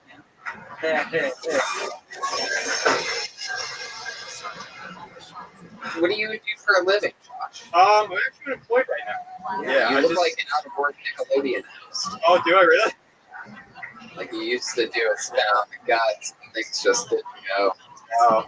You look like a Kermit the Frog became human. What was the last job that you had? I worked as a photographer for an automotive advertising company, and I fucking hated it. My boss was a huge dick, so I just left. When you say your boss was a huge dick, like what would he make you do? Oh, he was one of these people where he admitted to me one day, Josh, I know you can. I know I give you things. He killed someone. Yeah, I Or, know. yeah. Oh no, yeah. I do. Sometimes you gotta do what you have to do. No, he said, I know I give you 16 hours worth of work to do in an 8-hour day, but you are a little bit behind. And I was like, this whole thing. He was always bitching at me that I was falling behind, but he acknowledged that he gives me too much work. And then he fired you. I quit. Oh, did you quit in like a cool way or anything? No, I just sent him a text message, and I was just like, hey, I'm going to leave my equipment right here, and I'm going home. Wow. And that's all I did. What did he say? He was like, just like, oh, are you serious? Are you really serious? And I said, yeah, and this is the work phone, so I'm leaving this here too. Like, damn. Yeah, like a Dilbert cartoon. Yeah. It's really impressive, Josh. Yeah. So how have you been surviving? How long ago has it been since you quit? That was like 2 months ago.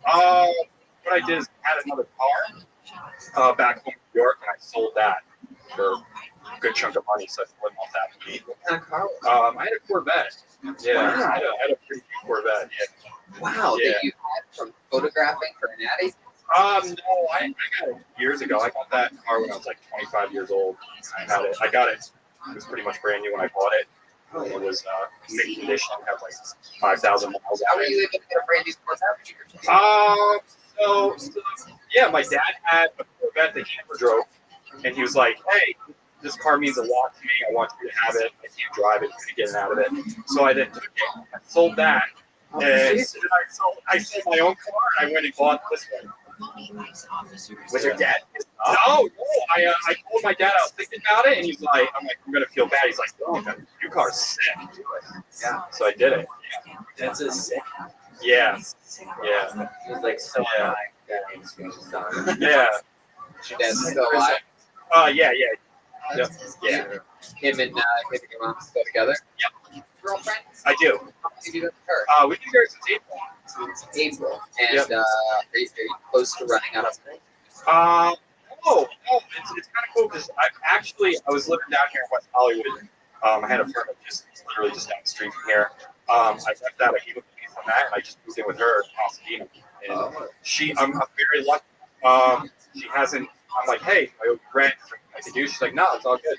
She just wants that sweet fucking Dilbert. Yeah, exactly. She wants to waking up next to this every morning and just keeping it up. Basically. Yeah, what does she do? She works for a. Yeah, I don't want to say which one. But she, it's funny. She actually took me to work today and showed me her office. And I got to hang out and play video games. Yeah, exactly. Yeah. My God, what do you think she's getting out of this? I mean, I've never seen a girl treat a guy with such unimposing shoulders with so much respect. Yeah, neither have I. For those of you listening to the podcast, he has the shoulders of a infant Tyrannosaurus Rex. Yeah, there's no backpack in the world that he can wear. He just can't do it. He sold the Corvette because the seatbelt didn't fit. Oh my God, I just keep picturing him trying to put on a backpack and it keeps sliding all the way down to the ground. Yeah, you got that Corvette from the fanny pack. Josh, you literally have shoulders. Yeah, I'm a skinny guy. It was funny. No. I'm a skinny guy. Yeah. But you don't have fucking shoulders, dude. No. You don't have shoulders. No, I don't. You wash your hair with head and...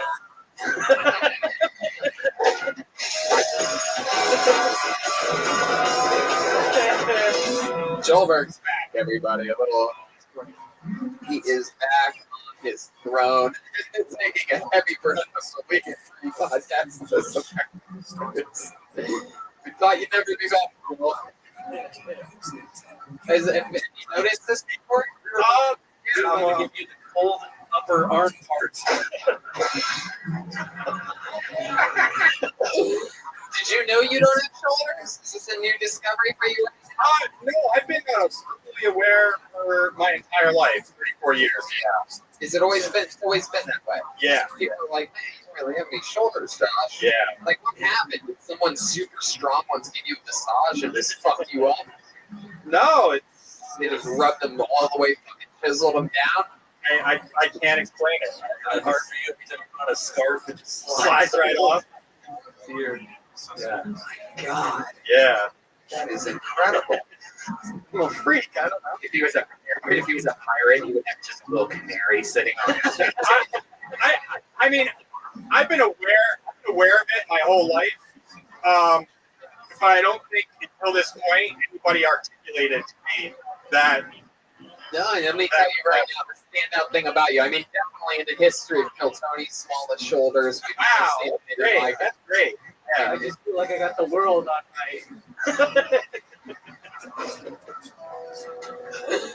I mean, it's fucking incredible. Yeah. Does it affect you in other ways? Is there other ways? Oh, all right. Just having arms connected to your neck like that? No. I dislocated the shoulder, or where it would be on most people. Yes, I haven't been able to locate your shoulder Yeah. all night.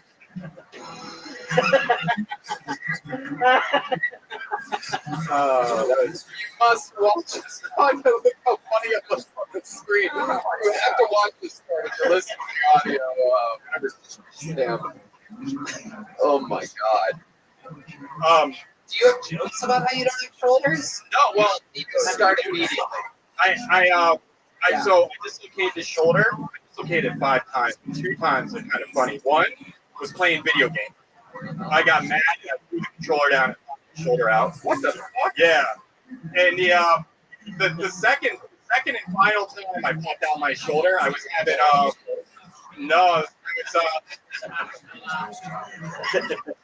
I was having relationships with a girl I just met. Yeah. And she had driven me to her house when we met at a bar, and I was a little drunk. And relations, my shoulder popped out. I didn't know what to do. In my panic, I called my dad. And he gave you the call. Yeah, I did that. Yeah, that's okay. So let me ask you something. Yeah. When you say you were having relations with that girl, what do you mean exactly? We were having sex. Yeah. Oh, you were having. Yeah, we were right in the middle of having sex, and I was literally like, "Oh shit! Oh, did you come?" I'm like, "No, my fucking shoulder's popped out." She's like, "What shoulder?" Basically, this arm was hanging down like this, and that's how she noticed. Yeah. My God, that is incredible. So she drove me to the hospital and waited in the emergency room for me. Like I said, called my father. Right. And my dad walks in. I didn't tell him I was with the girl. And he walks in. He looks at me. He looks at the girl, and he's like, "Oh shit!" Wow. Yeah. And the doctor came in and he's like, "You have bad news. You have no shoulders." Yeah. Well, Josh, you got to be up here for an extra like 5 minutes. Thanks for not having shoulders. That's how this show works. You have to talk about that in space, though. I will, yeah. Take everything that we said and just fucking do it, because I've never in my life seen anybody with less shoulders. So I'll never be able to do anything with that joke, unless of course I'm one day on the dais of the roast of Josh Cromer, which, let's face it, ain't gonna fucking happen. No, it's not. All right, well, there you go. Be careful putting that mic back in the mic stand. There he goes, Josh Cromer, everybody. Come on, give him a hand and shoulders if you have them. Be careful. Oh my God. You know when you buy a jacket that has those shoulder pads in it, you're like, why does this have this? I bet he's just like, fuck yeah. Yeah, so excited. Oh my God. Wow. Wow. It's amazing. How about one more time for him, Josh Cromer? Okay. Let's keep this fun train moving along. Make some fucking noise for Michael Gonzalez. Here he comes. We have movement. Anything can happen. Here he comes. Michael Gonzalez. What's going on? Really glad to be here tonight. I just realized I look like an emo lumberjack this weekend. Maybe like the reason why they both trying to keep me out. You know what I mean? But I'm a little older. I noticed I didn't watch or experience Facebook different than my girlfriend. She watches like cakes and puppies, and I realized how many people that died. And so I know my coach had died, and it really bothered me because he used to say, like, what the fuck's wrong with you? You know what I mean? Like, and some people are really nice, I'm not. But the other guy that I went to school with, I think about this guy like 3 times a year. Because he had the biggest dick I ever seen in real life. You know what I mean? Like, is that the end? Go on, finish that. Yeah, so I wasn't really close to it, and I can only describe it as like the rope that tugboats use to bring tankers to the port. It was fucking amazing. Okay, Michael Gonzalez. So, I didn't expect to have a panic attack as I got on stage. You're gonna take a guess. Is this your first time ever on stage? No, actually, I was on my host until the comedy show or the comic club closed. I don't think it was my fault. But another question: did you steal the last guy's shoulder? I was thinking I'm actually really good at like quick comebacks, and that's like I've had a lot of like the comics that come to my show, like come here, they're like, we can't wait to see you. I just fucking ate dicks. I got nervous. It's all good. Just relax. I believe in you. I like your style. You're one of the funniest single-plate umpires we've ever had on the show, and I'm excited to talk to you more and meet you. I can see both sides of the size of my head. Okay. All right. That one. No, that one. Ladies and gentlemen, the San Francisco Giants. Thank you. Sam. Yeah. Okay, Mike. Also, are you a baseball fan? Not really. When you're a fan of mine, it doesn't matter what the team is, just my clothes fit. And so that's why I got. Okay, Michael, maybe you're not funny after all. No, I'm kidding. So how long have you been doing stand-up? 2 years. 2 years. Where at? Claremont Flappers closed. Claremont Flappers, and it just closed. Yeah. What do you do for a living? I work for Southern California Edison. Oh, powerful. Yeah, I do with billing for stuff that my computers can't do. So. The stuff that computers can't do. Oh, okay. So what does that mean exactly? Like businesses, like solo area? off the grid sort of. Yeah, so things don't have meters. Like it's really boring. It's probably worse than you said that I just did. I would explain to you. Yeah, it's. I'm just saying. It was two very personal deaths. Yeah. Yeah. So what were you trying to say? That on Facebook, a lot of your friends are dying? Yeah, so the whole premise was that I'd gone and looked at my alumni, and I saw that my coach had died. And after I saw that my coach had died, I saw this guy that I literally hit in real life. How did you see his death? I was out at lunch, and I wasn't even next to it, like 20 feet away. He was at the senior table. I was a freshman, and he just dropped anchor, and it was huge. What do you mean he dropped anchor? Just was like, hey, everybody, and it was the biggest thing I'd ever seen. Wow. So you're at lunch. Yeah. Yeah. He's just like, hey, everybody. Pulls his dick out. Yeah, and that thing is chilled every time I've used it. At the Claremont. At the Claremont. That's why it's welcome to reality, friend. I'm going to be using it on Thursday in the Ontario Improv, so see how that goes. Yes, we will. Hey, who knows? You know, I mean, it might do good. Might be, Well, so why do you need to mention that your coach died? Was that anything different? So it's again, I was like really super nervous, but it's a way of just how this person like touched me in an emotional way by being cool, and then just it sounds like you need more than a minute. Fucking really. Right. But I knew this, and so I had to use that energy to try and feel like I was emotional. So I thought I would try and flip it that way, but it didn't. For those of you listening to the podcast, there was a moment just now where Chroma Chris grabbed the microphone, and I got so excited I almost fell out of my chair. Chroma Chris, you can say something? I was just wondering if your coach is the guy with the biggest dick or something. No, different guys. It's just the way you're telling me the story. No. Chroma Chris, you talk so rarely. I'm pretty sure you could say anything. It's just hilarious. Anyway, I actually got a text message that like that my girlfriend's brother's friends were here in the audience that saw me where I couldn't wait to see me on stage. Tonight. Yeah, now I know that mom's in front of them too. Yeah, that's shitty. And my cousin came out. That was awesome. Oh man. Yeah. That's pretty gnarly. And my cousin. Yeah. And who knows, that guy with the gigantic dick is probably, he probably follows you on Facebook. You're going to brag about this on Facebook. He's going to click on the link and he's going to be like, Yeah, but he's dead. That was the whole point. I still have the big dick. No, he died.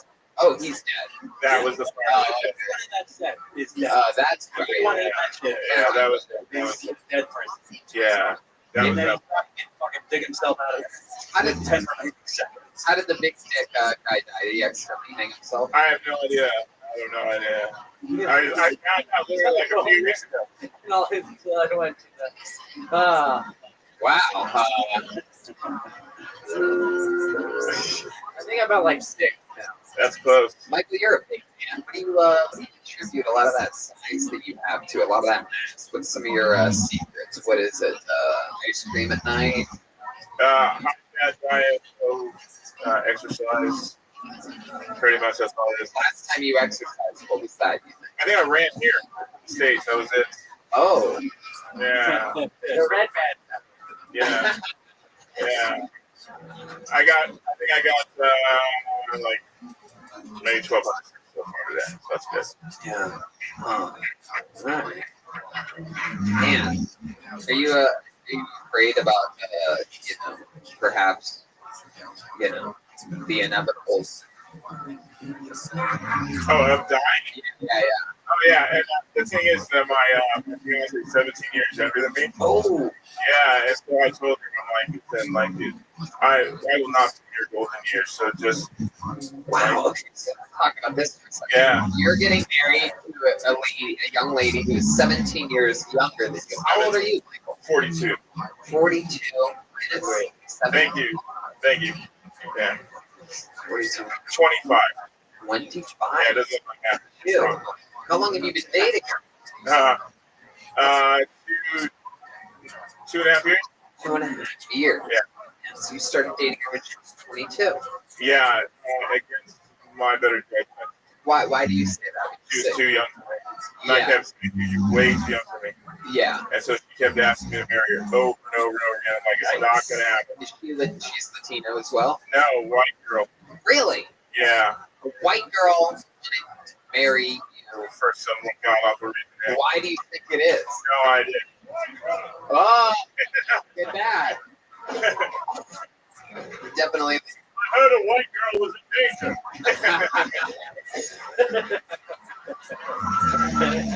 From a Mexican lumberjack, yeah. Wow. What does she do? She when I met her, she was a head scribe of the art department, so has her head on shoulders, but for whatever reason. That's like the opposite of the last comedian. There's a guy who's up here with a he just had a head, not on any shoulders. Yeah, you're like, what is his girlfriend? Like, seeing him was like, oh, that shoulder cry out. Look at that. Oh, there you go. There you go. That's even. It's funny. Even when you're funny, it doesn't get a laugh. So you have a very interesting dynamic. It's an unlaughable delivery. Apparently. Have you ever thought about just being on a diet though, losing weight? You could outlive your girlfriend. You took care of yourself. Yeah. Yeah, probably. That takes a lot of work. So, how's it going? Great. Doing what? Yeah. Yeah. He's just eating a bunch of meat. Yeah, I just eat meat and cheese and drink. I tried to tell him he's just like stinky ass cheese is god awful. It's horrible. What cheese? It's terrible. Jesus, I hate cheese. I don't like cheese. I don't really like cheese. Fuck is wrong with you? Yeah. What the fuck is wrong? I don't like sour cream either. Wow. Ridiculous. You're just rattling off all the Chipotle ingredients from the back of the. All right. How do you feel about guacamole? Love it. Good. Yeah. Okay, Michael. Well, we wish you the best of luck. Take care of yourself. There he goes, Michael Gonzalez. We're getting through it. We're flying through this episode. Every week on this show, we have a regular. He writes and performs a brand new minute every single episode. We just took him to Michigan with us, where he did Lansing, Grand Rapids, and Detroit. And anyway, he's back. Ladies and gentlemen, he's here for us again. The great Malcolm Hatchett, everybody, with a brand new minute. ¿Cómo estás? Okay, Spanish people here. I gave a homeless man $20 to buy drugs for me because he knew a guy. I sleep in the car, so I watch a lot of TV.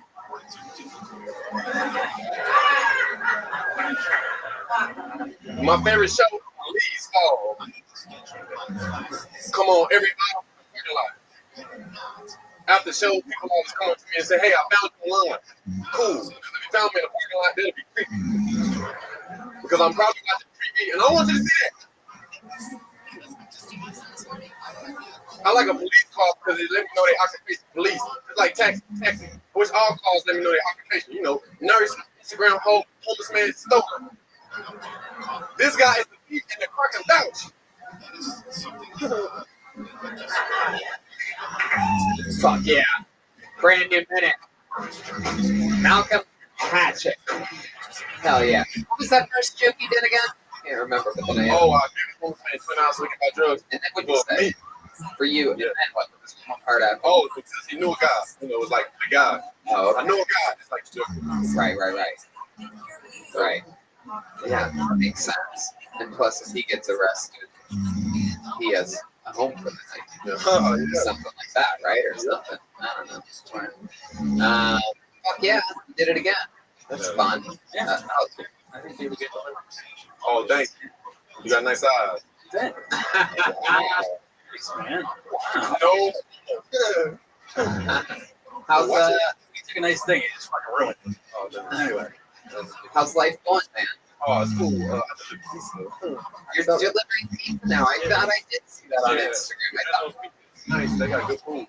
wow. And you're delivering it? You still haven't quit. Nah, I haven't quit, man. It's so cool, man. Like, How many days? Wait, 4 days. you usually live in your car? Yeah, I live in the car. I just got nice outfits. Wait, so you?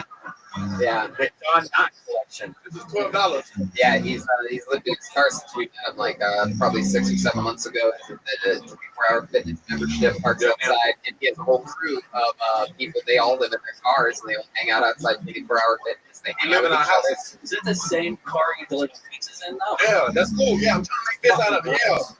Yeah. I see it. Like if I were to Hey, what happened? What did he say? he said you work from home. I can't do that because everybody Uber says it. So I can't do it. Plagiarism. Okay. Humble yourself. No, Oh, I see. I thought the same thing. Like, fuck, somebody said it. Yeah, I don't work around people that also do Uber X, so I'd never heard that joke before. But I take Uber X.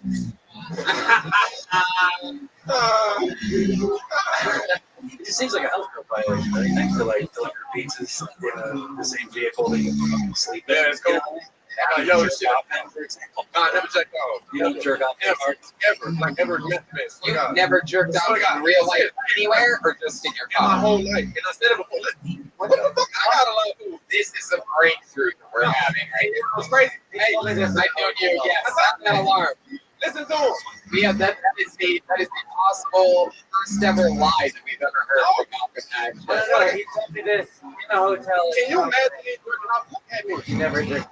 Really? So, I told him this shit. I said, I like, When I checked. nah, he bullshit.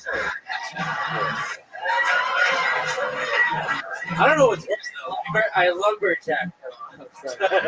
So, do you just have like wet dreams every day? Like, I mean, Like somebody would be delivering a pizza to me, and that pizza was in the car that they lived in. Now I'm more upset. The thought of a pizza guy coming to my house who's never messed. Yeah. I'm so serious. I feel like the people I grew up with back home. It's just, I don't know, bro. When I said it, I'm from North Carolina. I said the joke before, and they were like, I'm trying to work it out. Make it a bit. So, what's the closest that you've come to jerking? I had it when I was younger, but I was just patient enough to wait. So wait, did you just say you wanted to do it when you were younger? No, when I was young, I had like wet dreams. Right. In my bed, and then I lost my virginity. I was 19. Fuck it. So the only time that you finish is when somebody makes you finish. Yeah, like So isn't that the real deal? That's like a hood thing, though, right? Yeah. Hold on. Let me check with the Apollo 13. Is that trick? Wow, they secretly free. Hell no. Wow. Real, man. That's always good. White people got these funny hands. What? Black people shit rough. Oh, you work? Get your bitch. For real, it's like jail. I got that grip. Wow. That is impressive. Did you know this? I was also aware that masturbation was a white stereotype. That's We eat watermelon, y'all Wow. Fuck it, you know, it's cool. Squirt. I guess so. I mean, that is incredible. How old are you? 24. Okay. I don't. That's the channel that came on back home. No, I'm aware that that's the channel. But it's 24 years old. Yeah, I'm 24 years old. Nickelodeon. Like, No, that's the channel come on TV back home. I'm so weird. I'm sorry. On channel 24. Yeah, channel 24. I see what you're saying. He said 24, and then he said Nickelodeon. oh, that's the number. Yeah. You're right.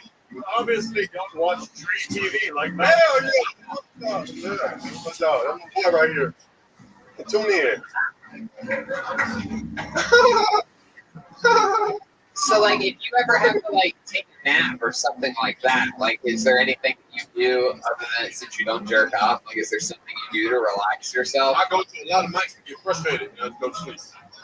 Yeah, I mean that build up. Frustration, candy knocked me out. A lot of sugar. If I do not masturbate every 10 hours, I sodomize squirrels in the woods. Yep. Oh, All right. Well, we learned a lot about you here tonight. I'm an Aries. Honestly. Maybe just try it once. You might like it. I mean, I like it a lot. Are you? Is part of you resisting trying it because you're afraid you'll like it? Nah, I just think it's going to do all the work, dog. It's 30 seconds. Wow. I don't know. I mean, I've got kids going on over there, but your voice went up. I can hear it fast. My girlfriend walks through the dog. I get like 6 minutes. Ah, what a great relationship you and your girlfriend have. He walks in, he eats in and out. Hey, babe, I think the dog needs to go outside. All right, Malcolm, you did it again. Another fun, brand new minute from Malcolm Action, everybody. The sensation. So fun. You know, he's going to be at Kill Tony Mania. I'm happy to announce October 12th, live from San Francisco. 2 Kill Tonys in one night. And, Tony. Yes. I have a bone to pick with you. Oh, yeah? Yeah. Yes, go ahead. On the 5-year anniversary, I did an impression of you. Oh, yeah. I did the Giga, right? Yes. An impression. And, Right. you said you've never said that. Yes, I know for a fact, actually. But I actually have audio proof right now. That you Okay. So I just want to. Okay, let's hear it. Hey, Rick Hopsick for putting me onto this, not to bring me to this. Here we go. Yeah, here we go. Here we go. Heavy. Okay.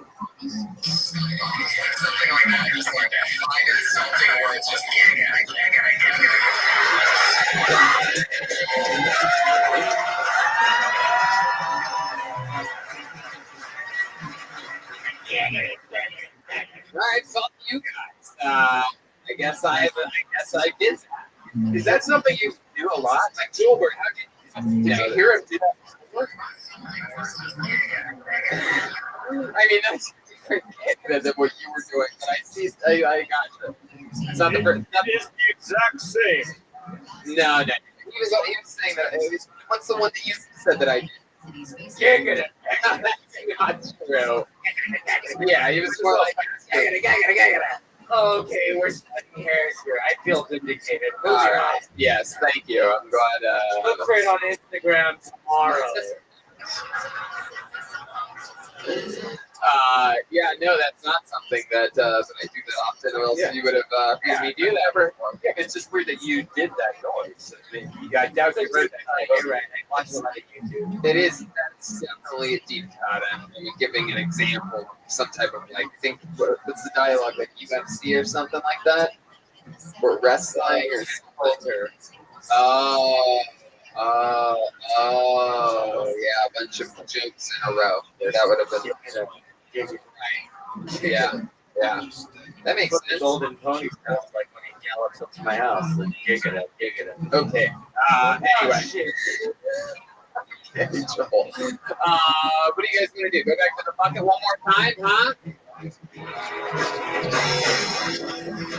Or do you want to see the last guy come in here and masturbate? Yeah! Place goes nuts. Gaga. Okay. Here we go. This looks like a new name. Sure. Make some noise for Hakeem. Ouch. Hakeem. Hakooch. Hakeem. Hakoch. Hakeem. I've listed. The fuck just really no Hakeem's ouch. Seems like someone that would be here. I want to do my Lion Yeah. Okay. Noise for Andrin Seavey, everyone. Andrin Seavey. Here we go. Here he comes. Oh, we know this guy. Yep. He's been on the show before. Thank you. I was born and raised at home on a farm in Maine and homeschooled for many years. This is what that's supposed to look like, okay? They're all fucking copying me out here. Yeah. I can fell a tree and I know what that means. All right. I'm from Maine. I love Maine. It's a beautiful place. The one weird thing about Maine is there are racist people in Maine. I've always found that weird. Where did you see enough of any other race to hate them? You have people in Maine come up to you. You know the thing about Mexicans? I don't either. You've never seen them, so unless you say they're invisible, I can't really get on board.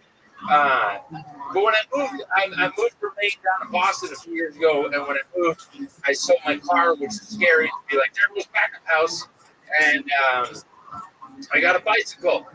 I ride a bicycle around.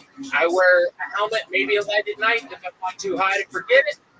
But I really feel bad for those people who wear a lot of lights and shit, because I think how dumb do you feel when you still get hit? You're just laying, blinking on the ground. There you go, hands with Stevie. Or you gotta say those people that get hit and then they just lay there blinking. Blinking. Like, fuck, this is me. You're like, no, he saw you. That is why he hit you. Fuck yeah. 10 points for this Firefly. All right, there you go. Very comfortable answering. So that was fun. You talked about real shit, where you're from. I like to, you don't need to be racist. You don't know what they're. I've never seen. Right. You want me to? I have 4 favorite races. It goes Latino, Black people, Asians, white people. I only put white people last because they brought me more, and I think that's all the races. I do not like. Yeah, wait, can you say it one more time? What's the 4 races? Latino's number 1. Because I work, and Joel's friend. Yes, keep naming. For a second, because as I've gone out into the world, Black people are the only people who talk to me. Like out in the wild. Hold on a second. Let me check in the Apollo 13 on this one. You guys talk to this guy? Hell, what? Aphrodite, come on. I know you're your own little queen bee. I'm asking my new friends over here.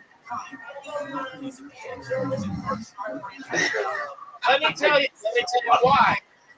I said that once, and I got off stage, and a black woman came up to me, and she goes, I talked to you. And I was like, yeah, what is that? And she goes, you look like you've been hurt. And I was like, I'll take that. And see? Yeah, I do, right? And in my mind, I think black people like to talk to me. I think in reality, they see me, he's never met a black person before. We're going to go say hi before he ends up on the other team. And all right. I'm pretty sure one of them's going to beat you up after this. I think you're wrong. That's fair fight. So how long have you lived here in Los Angeles? You moved here from Boston? Yeah, I've been on. Yes, I remember. Yeah, you live in a now bus. we live here now. Yeah, bus. You and your wife remodeled a school bus, right? Yeah. And so we lived a year on the bus, and now we've been here about 3 months. That is so cool. Where you park the bus? The bus is parked. If you can find it, it's on a random street in Silver Lake. But we have an apartment now. But the bus is empty. Fucking think about it. It's an Airbnb. Yeah. If you want to find it, we'll rent it. Yeah, it's just parked on a random street there, and we got to put it in Silver Lake. Does it run? The bus run? It does. It needs tires. Yeah, it's like you can make it for like Santa Monica. Right now, right now we pull it ahead 3 spaces and then we pull it back 3 spaces about every week, so it doesn't get tickets. If you need new tires, rubber actually comes from trees. Most of the idiots in here did not know that. I still don't really. Is that really true? Yeah. Rubber. Point proven. It's not like rubber trees. I mean, go through a gigantic processing factory. No, it literally just falls off the trees and they collect the goop, and that is rubber, and then they melt that shit down. Thank you, white brother. Now you are not brothers. That high five solidified after I called you brethren. Go back to playing backups on Woodward and Son.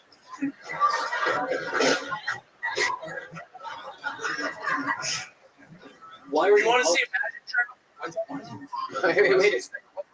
What did you just say? Running right behind every word. What do I want to see? A magic trick? Yeah. Sure. How fucking uncomfortable are you with silence? Like, there's like 2 seconds where nobody said anything, and then you were just like, oh, yeah, magic trick. Yeah, I do want to see a magic trick. Apollo 13, you guys want to see a magic trick? Fuck yeah.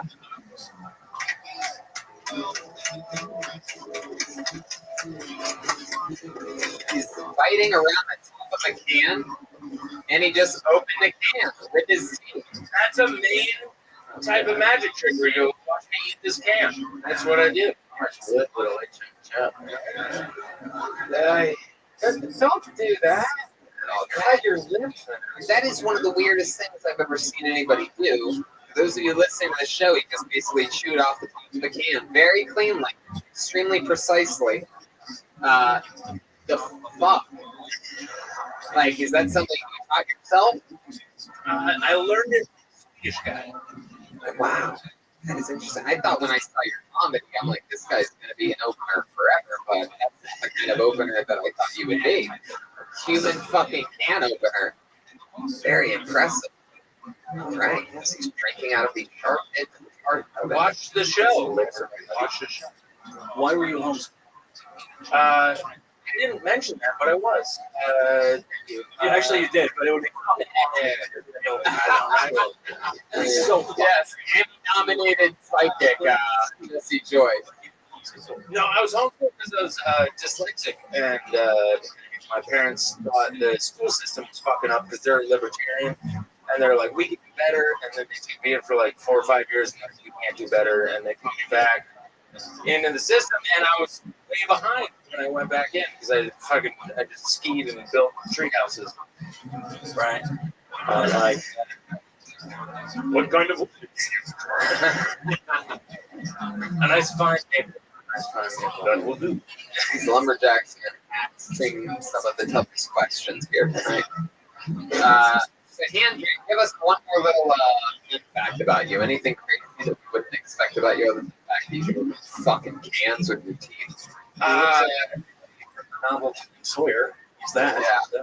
You do look like if they did a remake of that picture with the guy with the pitchfork and the lady standing in front of that house.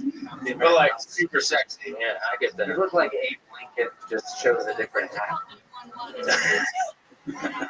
Wait a second, I'm at a theater. This is too good. It's not surprising. I was a pro skier.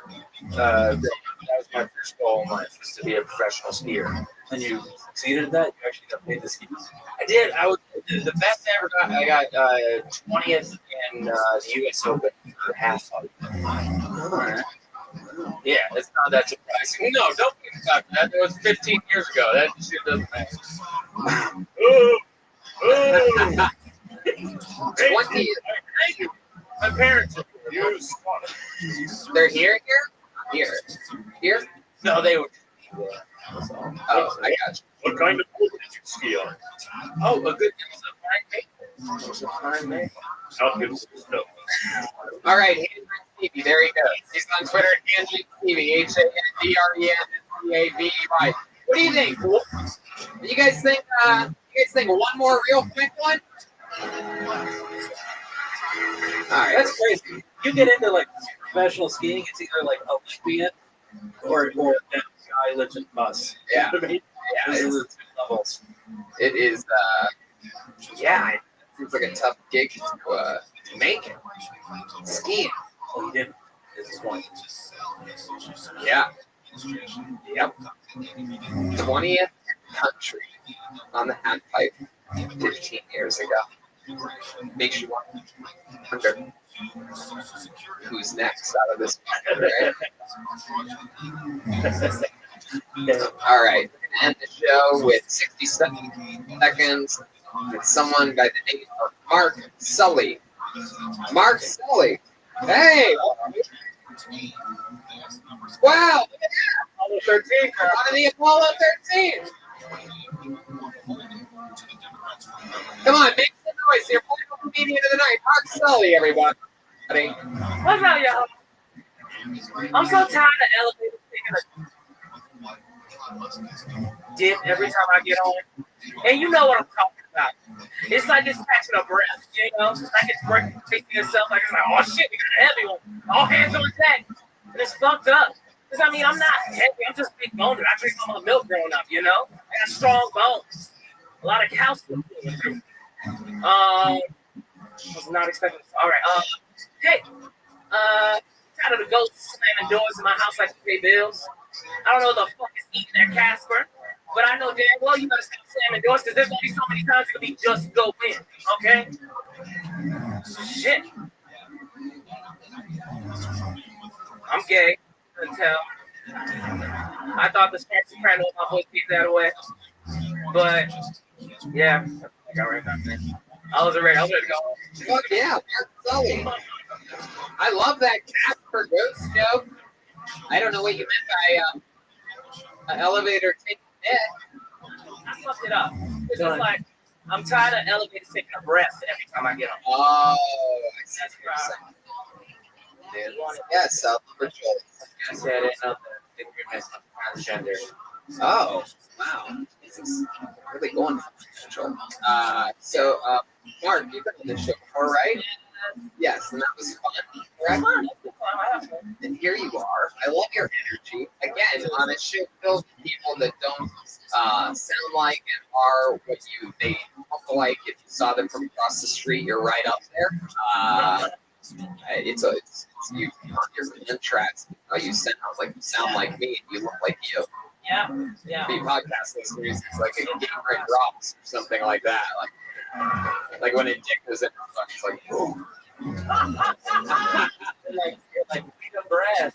If I ain't ready, or hell yeah, you got some of that gay back music. You like that one? You like that? Nobody laughed. You guys. Oh, I said last time you were on. Hell yeah! All right. Fuck yeah. So, Mark, how long have you been stand up? Since January. Since January. Wow. I really enjoyed it. Fucking stepped on Jeremiah's shoe. Baby, it's like really funny. Anyway, experiencing some new feelings. Yeah, what? Yeah. Yes. Might be going for the lumbers tonight, huh? So you've been doing it since January. Yeah. Are you loving it? Yeah. I fuck with it. Yeah. It's a good time. Wait, stand up? You've only been doing it since January. Yeah. Wow. Yeah, you really know what you're doing. Yeah. Even though you didn't really want to feel you in it, your stage presence and your, the way that, I mean, it's very engaging. So you're such a promising. Hell yeah. You from LA? I'm from Miami. It's West Davis, yeah. We have another Miami. How long have you lived in LA? 2 days ago, made a year. My year mark. Yeah. Congratulations.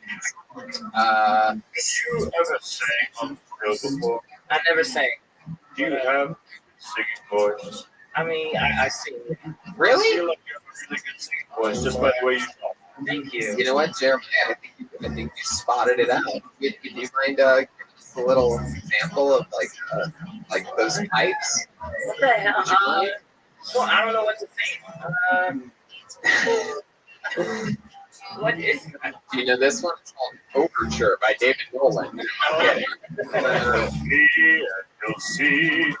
I thought you were going to start quoting. You can sing whatever you want, Mark. Take it. These people just want to fucking be crushed. I believe I can fly. I believe I can touch the sky. I think about it every night and day. I spread my wings and fly away. I believe I can soar. Hell yeah. We see you coming out that closet door.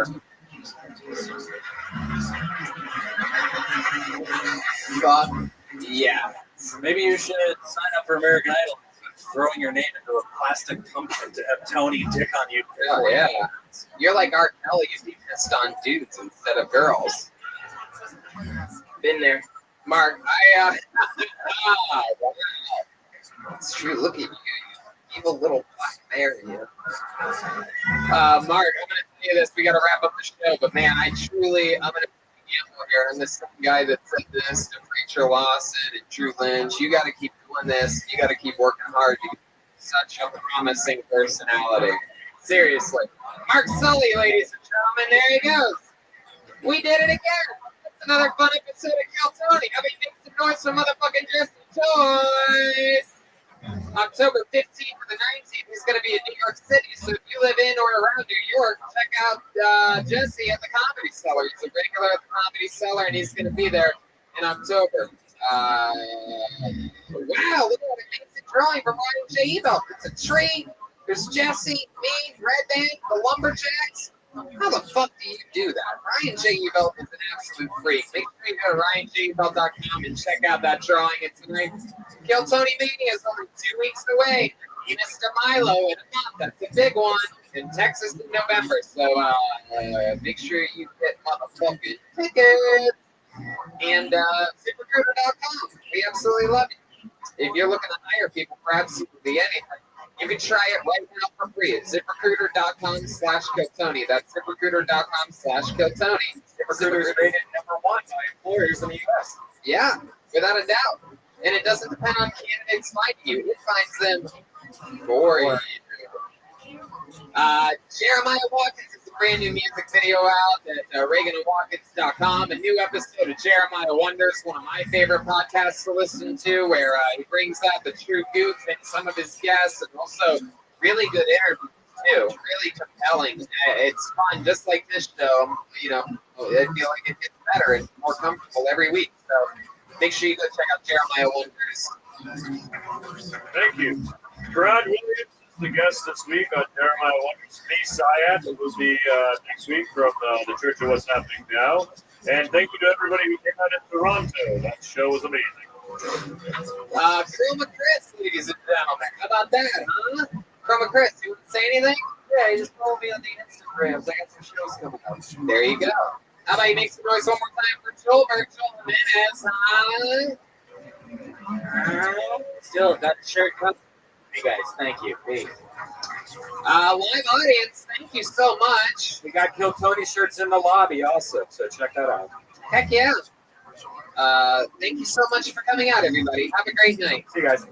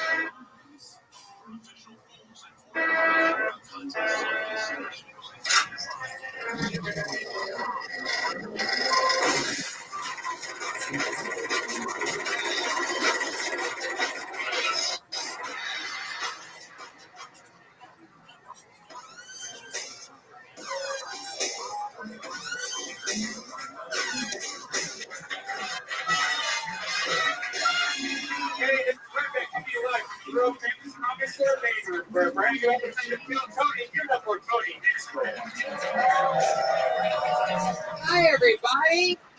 Make some noise here at the #1 live podcast in the world. Brian Redband is here. Hey. Fuck yeah. And the great Ryan J. Ebel is here drawing tonight's episode. Is that yours still? There's a little sloppy mess. Beverages. And here we are. Hey, look, it's Josh Martin, everybody. The great and powerful Josh Martin, dressed up like a real grown football player today. How adorable is that? Hello to the thousands and thousands of people watching live on YouTube right now. Good day to you. And wherever you are around the world, it's important to remember that Kill Tony travels all around the road too.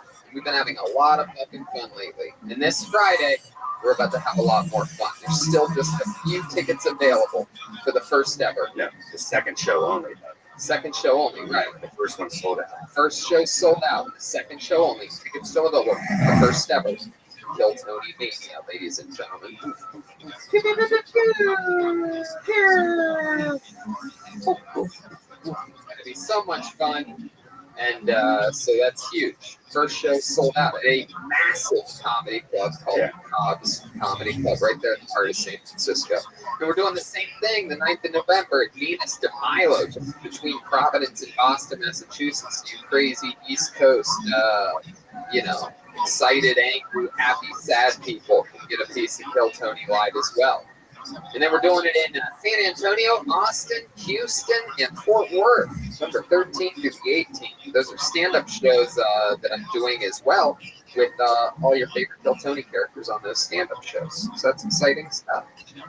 Red Band, Jeremiah, Joel's going to be out there with us. The great Joel Bananas. So that's going to be a lot of fun. And tomorrow night, Dallas, Texas, I do stand-up on New Year's Eve. And tomorrow night, there's the first ever stand-up on the Spot Live podcast at 8 p.m. in the Belly Ring. So that's exciting. One of the most fun shows. If you haven't seen the show, you got to see it. And some of your favorite Kill Tony people, Red Band, myself, Moshe Kasher, Andrew Santino. That's tomorrow night at 8 p.m. And a lot of people have been asking, will Kill Tony Mania be streaming? It will not, but it'll be posted after, and then you can watch it or listen to it whenever you want. These days you can practically get everything on demand, just like this podcast. Listen whenever you want, when it's convenient for you. But did you know you can even get postage on demand? All you need is stamps.com. So great. With stamps.com, you can access all the services of the post office right from your desk. Yeah, I've actually been using stamps.com for about 7 years. I have a t-shirt company, and I used to go to the post office, and have to drive to the post office and drop all this stuff off. Now you just go online, you put it in the computer, you print out your own postage, and you just put it on your front porch. You can have the mailman just come to your house and pick it up for free. It's such a great service. I highly recommend stamps.com. Available 24 hours a day, 7 days a week. Click, print, mail, and you're done. Right now, use Kill Tony for this special offer, a 4-week trial that includes postage and a digital scale. Yes, it's unbelievable.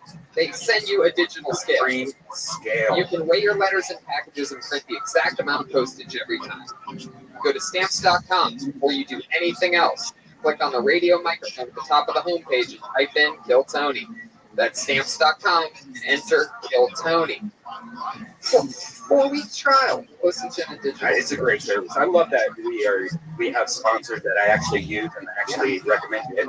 I agree. It's fun to mail stuff out. You know what else is fun? Getting stuff in the mail. What? Yeah. Loot Crate is a monthly subscription box delivered direct to your door with exclusive pop culture collectibles, apparel, and gear. Loot Crate curates and designs everything themselves. You can't find these items anywhere else. No matter what you geek out about, this is for you. How many Loot Crate fans are out there right now? You guys know about this. I'm actually a huge fan. I've been using Loot Crate for a year. Actually, one of my favorite things that I got from Loot Crate is this Teenage Mutant Ninja Turtles purse. And my girlfriend's been rocking this for about a year now. And she gets, people want to buy this from her for, money. This is just one of the few things that comes in the box. That's right. It's like Christmas. You get a box, and you open it up, and there's fun things, like a lot of Rick and Morty stuff I've had in the past, Teenage Mutant Ninja Turtles. And then a friend once gave me, knowing that I was a Tarantino fan, they know that they gave me some cool Quentin Tarantino little action figures and things like that. Over 30 million crates sold. The original and most popular Loot Crate is a curated collection of items from only the best pop culture franchises every month, like DC, Marvel, Blizzard, Harry Potter, Nickelodeon, WWE, Fallout, and many more. Loot Crate's $45 plus of value into each crate for less than $20 a month. You can't lose.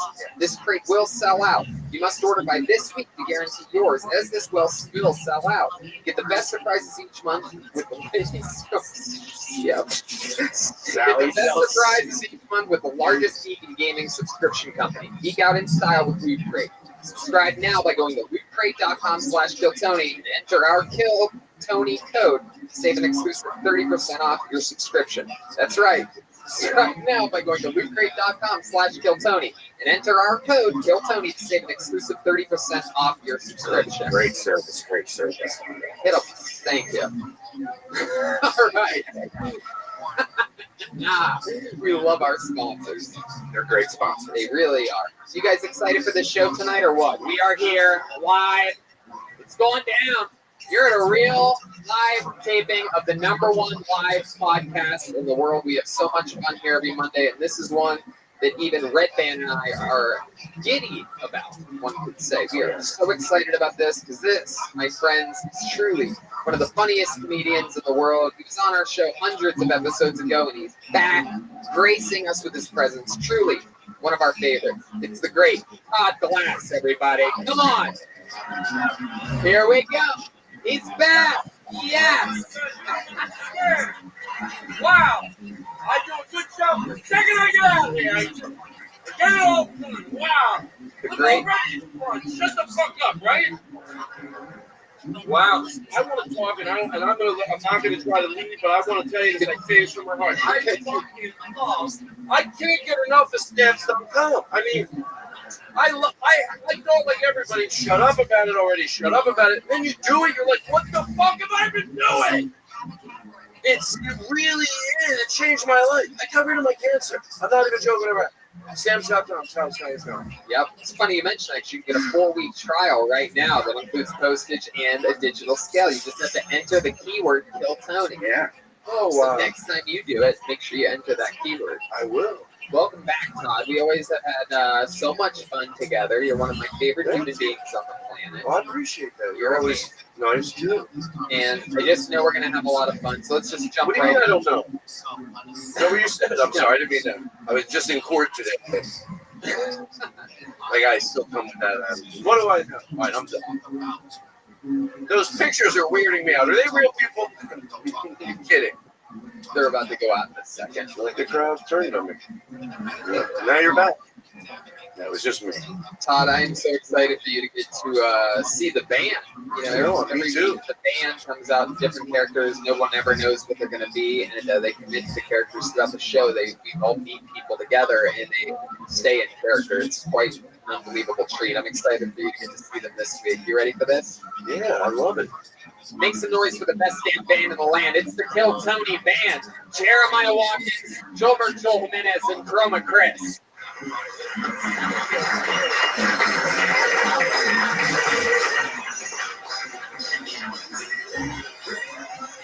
Whoa!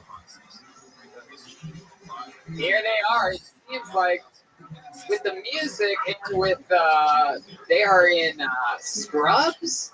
Wow, bandage wrist. I cannot believe this, but I'm pretty sure we have people that just escaped from a mental hospital here. Oh my God! Well, he's foaming at the mouth. That's that is disgusting. I love it. Spitting Tic Tacs all over the stick page now. Yeah, what a way to start the show. There is a new hazard. I'm gonna pick those up. Wow. Mental patients is what I'm guessing we have here. Would that be the proper terminology? What'd you say? I may have a splinter. Whoa. Wow. This is exciting. I'm surprised that you made it here on the psych ward without any shoes on. That's it. What were those films? Well, hi. How you doing? I'm doing all right. I'm excited to hear you play. All right. Okay, this is going to be exciting to see, and I'm excited to hang with this group of crazy people for an hour and a half. And clearly, this mental patient back here also has full-blown cancer. I didn't realize that you turned a slight shade of green when you lose your memory. Tom Hanks right before the credits. Wow. Crazy Joelberg, no vegan. Go ahead. How are you? I'm doing good. No, it's how are you back there? I'm good. I feel perfectly sane, Tony. Wow. Well, he's just dressed like a crazy person. Okay. So here we go. We're going to be hanging out with crazy people and Todd Glass. How you doing? And I have a bucket filled with comedians' names here. I randomly pull a name out. They do a minute of stand-up comedy, and then we talk to them. We interview them. Maybe we find out more about them or whatever. You get 60 seconds on stage. You know, time's up when you hear the sound of a kitten. That means wrap it up then, or else you're going to bring out the angry West Hollywood bear. Oh, listen to that. Or some people tonight. Oh, good Lord. I love drops. I swear to God, I don't know what it is. I have them in my house. Like when I walk around, I'll do like a Jesus Christ. Okay. Yeah, like I really do that around my house. Wouldn't that be sad? Anyway, just you're doing a great job. Thank you very much. You guys ready to start this show or what? Here we go. It's Tell Tony Live. I told you they were good. Those spaces just went out. We're here. Oh, thank you. They were weird. Hey, some people tonight going to go for their first time ever. Yeah. I mean, sometimes. You know what? I don't think this is stupid. Sort of. Can you lower my microphone? I don't think it's stupid. But I always like to tell someone going for the first time. Yeah, when it goes good, it's a bonus. But a lot of times it doesn't. But no matter what, like I don't think this is bullshit. I think it's real. You went up. That means you're part of a club. Like whether it's Lenny Bruce or Mitch Hedberg or Sarah Silverman, they all had to go up on stage. Oh my God. Oh my God. This place is chaos already. Wow. Oh my God. That's embarrassing. You guys ready to start this shit or what? Here we go. I'm gonna pull person name. Oh, I think this guy knows how to play. On the wrong way, Jeremiah. Should I help him? He's so crazy. He's so crazy. He's doing physical gags on a live podcast. But people can imagine. God, this is now up to the wrong part for you imaginers out there. All right, I pulled a name out of the bucket. Your first comedian getting an uninterrupted 60 seconds tonight goes by the name of Christy Balich. Perhaps Balich? Christy Balich? Balich? Oh. Slow this down a little. Stop it. Red band. Christy Balich, everybody. One more time. Come on. I've been thinking about running for Congress lately. I figured why not in this world? Been thinking about my platforms. Figure it would be fuck the cops. But not like fuck up the cops and break their windows, but make prostitution federally legal across the board. And have a band of lusty prostitutes form a non-profit organization that literally goes out and fucks the cops into submission on their way to work every single morning. Be like, yo, Desiree, you want some dental care? You want a pension just like them? All you gotta do, honey child, is dope Officer Smith's nuts in the morning. That's it. Get him happy, get him passive, and then be like, why'd I shoot a black man in the face, the arms, the pinky toes? And female cops are not forgotten in this scenario. Those batons have length and girth.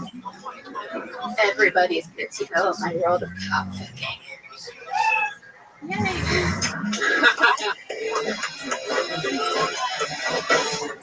You said yay at the end of that. Were you excited? I thought I was going to shit my pants. Wow. Yeah. How many times have you gone up? I've been in Army for 4.5 weeks. Cool. Oh, wow. You still feel like you're going to shit your pants every time. Just right now. Why is that, do you think? Why do you necessarily feel right now like you're going to shit your pants? What makes that different than any other time? This room, the main room. It's my first time, I mean, ever. How many times have you shit your pants? Almost, but not quite yet. So I'm like, almost, like maybe one day. Jeremiah? Have you ever walked a gown before? No, but I'm sure you have. Christy, where you been doing comedy for 4.5 years? I've started in New Zealand, New York, and then lived in Baltimore. New Zealand, and then New York, and then you lived in Baltimore. Yeah. What made you go to Baltimore? My family's from Laurel, Maryland, and I'm a failed New York comic. Oh, there's nothing wrong with Malton. Ah, really? What part of Maryland are? Laurel, Maryland. Is that near Pomona? Magoobies? I live on Magoobies? I'm going to be there November 29th to December 1st. You're going to be in Magoobies? Yeah, I'm going to be in Magoobies Choke House. In Baltimore, that's right. Magoobies. You're going to like the way you laugh. Magoobies. And I'll be performing at the Looney Town this winter. Wow. Christy, how long have you lived in LA? Since July 22nd this year. July 22nd. Well, I wrote you a song. Guys, welcome to LA. That's all I did. That's all we wrote. That was I told you to beautiful. give me a B flat tone. You guys are rappers. Oh, it's just music talk. If you saw us, I just whispered into the mic. He covered his face by talking to It's the the old mic. trick. You gotta. It's an old trick in the theater. My parents raised horses. So, Christy, you got here July 29th. They did, but I knew people that their parents did. I was like, why can't my parents have horses? Right? Oh, sorry. Okay, so here's Why couldn't they? Why couldn't they? Because probably they're too expensive. And my mom wouldn't do it to a horse anyway. You know, to chain it up and fucking. So, if only those drops worked on Danny Brown as well as they worked on Todd Glass, it would have been a whole different episode, right? And we figured out how to wrangle Todd down a little bit. It's like over your arm. So I wanted to say this. So, and I feel I should tell you this because but I was quiet during your whole set. I'm high and I couldn't follow like anything you say or anybody. So it was, but I thought you performed it for a while. You seem, you're comfortable. Liz, you want to? I'm serious. Hold on one second. Seriously, not everything has to be. So, Christy, you've been here since July 29th. Why does it seem like I'm saying something bad when I'm not? I know there's people who are like, he's not. I'm not. It's you. You're so mean-spirited. Hello? So, Christy, what do you do for work?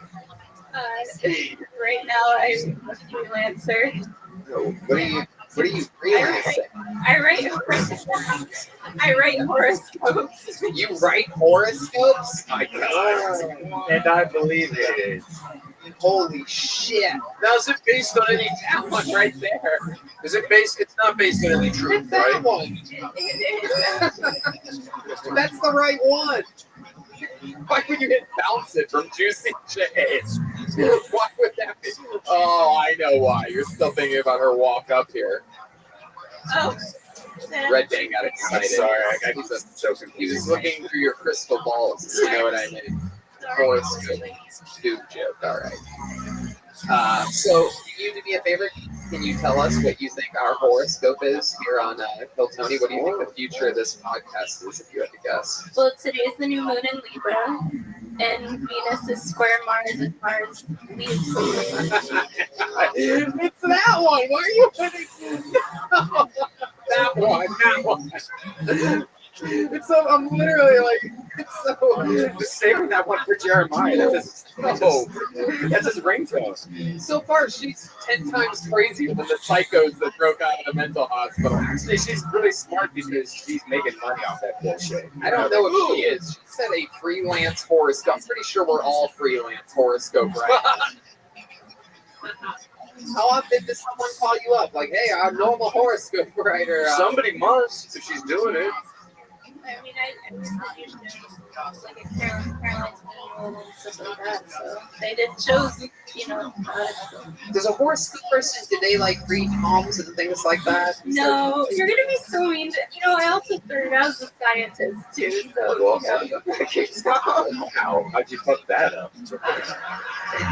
Good question. I knew I'd be called up tonight. I started comedy after trying to kill myself, so I think that this kind of yeah. Wow, I love this. This is a fun little. I love it. I love this honesty. I love this. I love what's happening right now.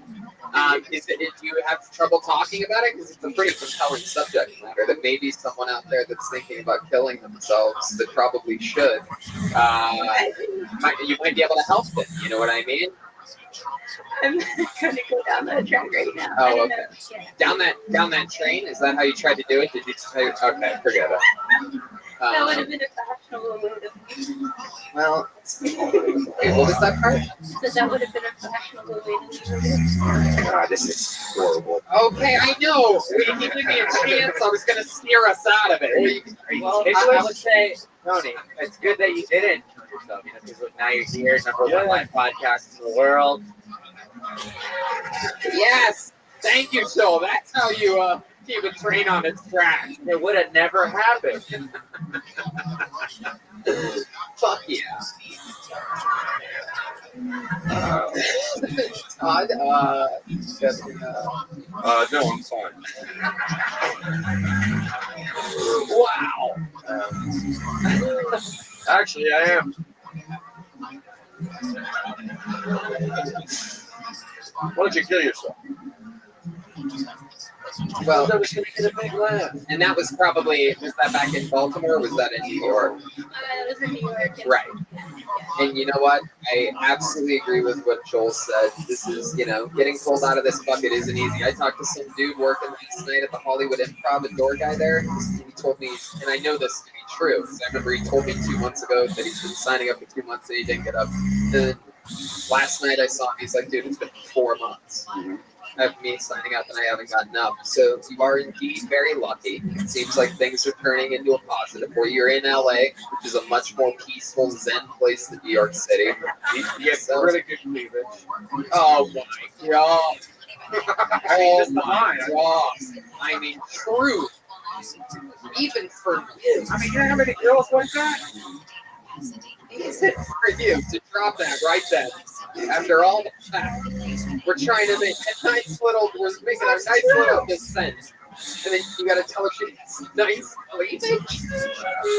Oh, I didn't know that's what he said. I don't hear Christy talking about your cleavage, Red Band. You can rub them together. Oh my god. What is going on? We heard it the first time, Darren. Well, we've got this show started off with a bang, ladies and gentlemen. Christy Bellich, everyone. Thank you so much. Hell yeah. That's a handshake. Follow her on Twitter at Christy Bellich. I mean, if that isn't proof that the bucket isn't rigged, I don't know what is. If I was going to start the show with those kinds of talks. You said talks? What? Oh my lord. What did you take, a boner pill before the show or something? I went to water. By the way, don't really drum roll, please. Hey, I like it. Thank you. Wow, this is exciting. We met this guy on this show for the first time 2 weeks ago. He's fucking awesome. I fell in love with him immediately. I think he's one of the ways of the true future. Maybe I'm crazy, or maybe I'm right. It is the comedy styling. Second ever appearance of William Montgomery. Wow. I am excited about this.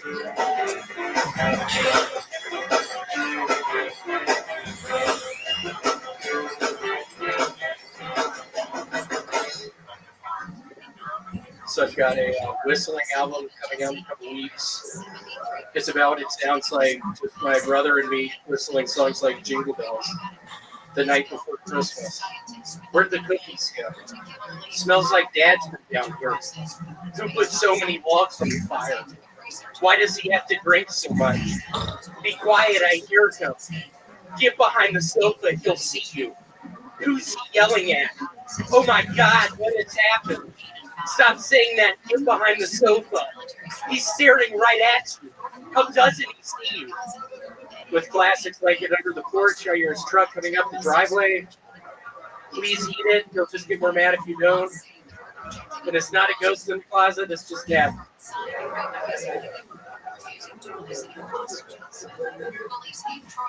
So I'm pretty sure I lupus.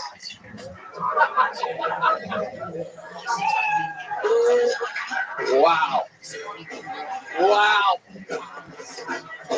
I fucking love you, man. He's pretty sure. This is, wow. I mean, William, I fucking love you. Thank you, Joe. That's very nice. It is. It is very nice. I'm your number one fan. It's very nice. William, it's good to have you back on. I know, it's nice to... Very excited to have you on. For you podcast listeners, William looks like a bundle of fucking charisma. Right. I mean, just imagine an Irish version of, remember when Forrest Gump just kept running continuously? And he like let himself go completely. But this is like a red-headed, like a happy, gingery version of that. I actually had a Uncle Tommy who was in Forrest Gump. Your uncle was in Forrest Gump? He was. He was Lieutenant Dan. No way. Wait, what? No, I'm kidding. So we had him on the Ice House. Where I went to the Ice House and I was with Jeremiah. We learned a lot about him. And one thing we learned out, he's fucking a liar. Everything he says is a lie. Well, but you keep on forgetting, and every time you're like, no, really? And then you go, wait, what am I doing? What? I fucking love it. Whatever it is, I love it. You could lie to me all fucking day as long as it makes me laugh, buddy. Look at you. Where are you from? From Memphis, Tennessee. Wow. I believe that part. I grew up at, you keep doing that music or something. I actually grew up in Memphis in the 70s. I'm 45 right now. I bought a lot of Lego stock in the early 80s. Ended up making tons of money on it. I opened up this water park outside of Memphis, wild water and wheels, and somebody was going down the slide and got killed. See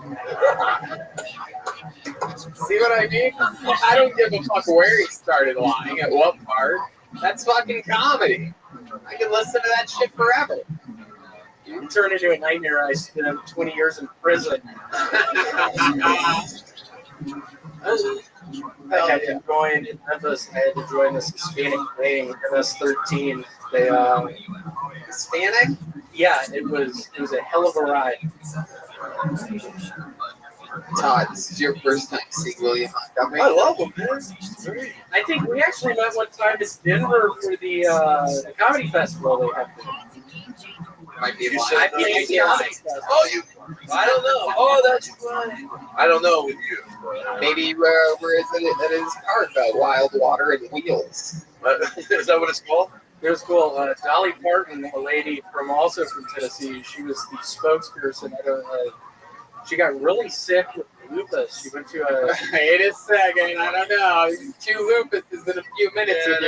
that's a lot of lupus in 1 5-minute chunk. She actually got it from a Kmart. Somebody sneezed on the handle of one of the carts. Oh. Not a lot of people know this about lupus, but not how you get lupus. Yes, it is. Yeah. I got to back him. Yeah. My sister knows somebody, her friend. I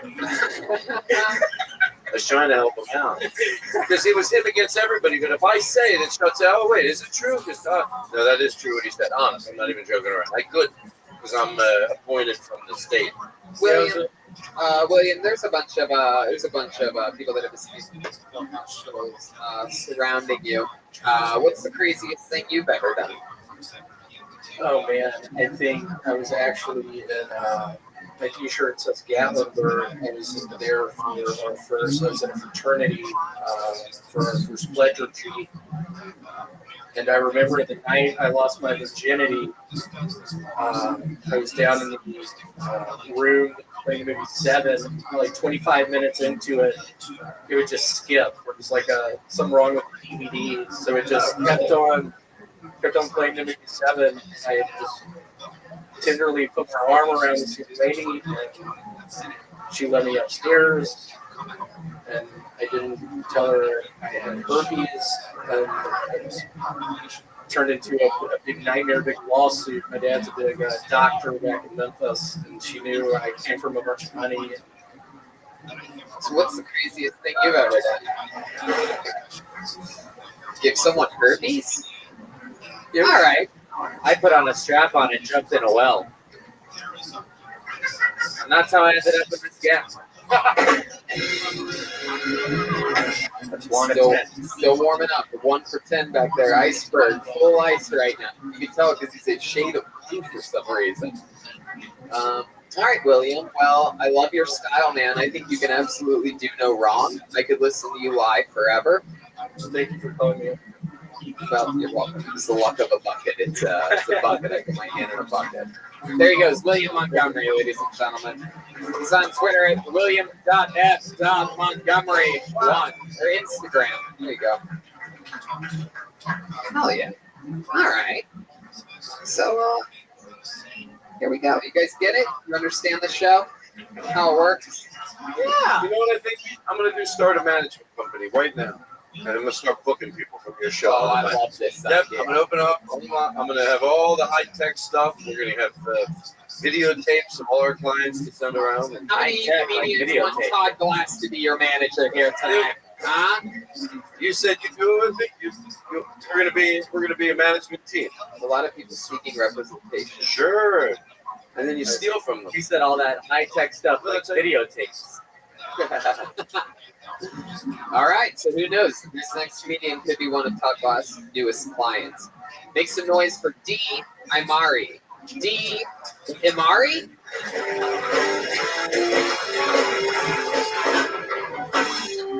Hi, it's Dre, D-R-E. Sorry if my handwriting was bad. So I'm in my 30s, and dating in your 30s is a lot different than dating in your 20s. Like, you're a lot more aware of the vibes that I give off to men. Like, I'm finally aware I give off a choky blowjob vibe. And why am I aware of that? Because so many guys have just straight up told me. So I was talking to my sister about this the other day. She goes, "That's really fucked up." And I was like, "I know, dating your 30s sucks." So I was thinking, what can I do? Like, what if I hit on guys and said, "I can't wait to take you home and suffocate you with my pussy. Like, really straddle you until you can't breathe and you're choking." And that would be so hot. So anyway, I just wanted to kind of take it back, and that's all I got. Hell yeah.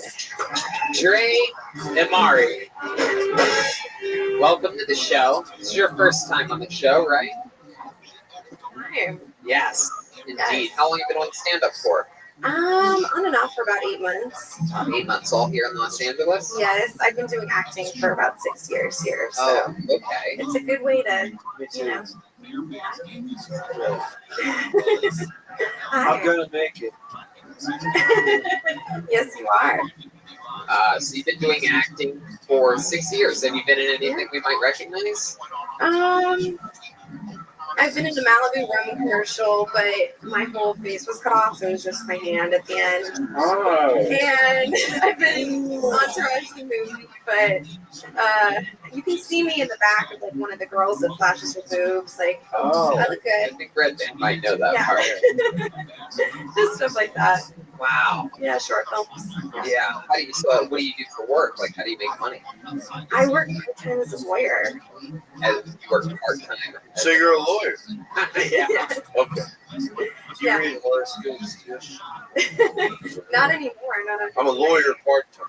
I don't know. Why only part-time? Because the acting's my passion, so. But you went to law school, you did all that shit, you're not I even did going all that shit. I went to law school in New Orleans. Yeah. You know, if I were you, I'd mostly focus on that whole lawyer thing that you got going on. I really would. I don't know if getting your head cut off in a Malibu rum commercial is, I don't think that's part-time. That's not what they mean when they say part-time. Like part of you is on very little of the time. Yes.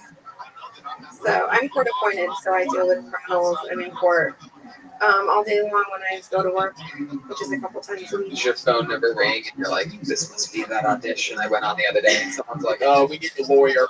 It's like screaming mathematic client or. Do you have an Asha case? I tried to make it work.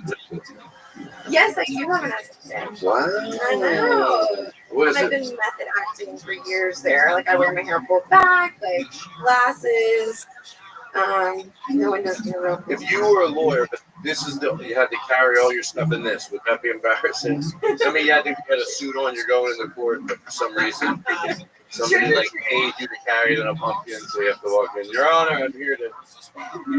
Just an idea. Short movie. Write it down. Worst courtroom incident you've ever seen or been part of in one of your cases? What's that one? Is there a clear-cut case on that? Someone ever yelled their own objection to things like? Oh yeah, that was something. Like I always tell my clients, don't talk to the judge. If you have a question, ask me first quietly before you scream at the judge.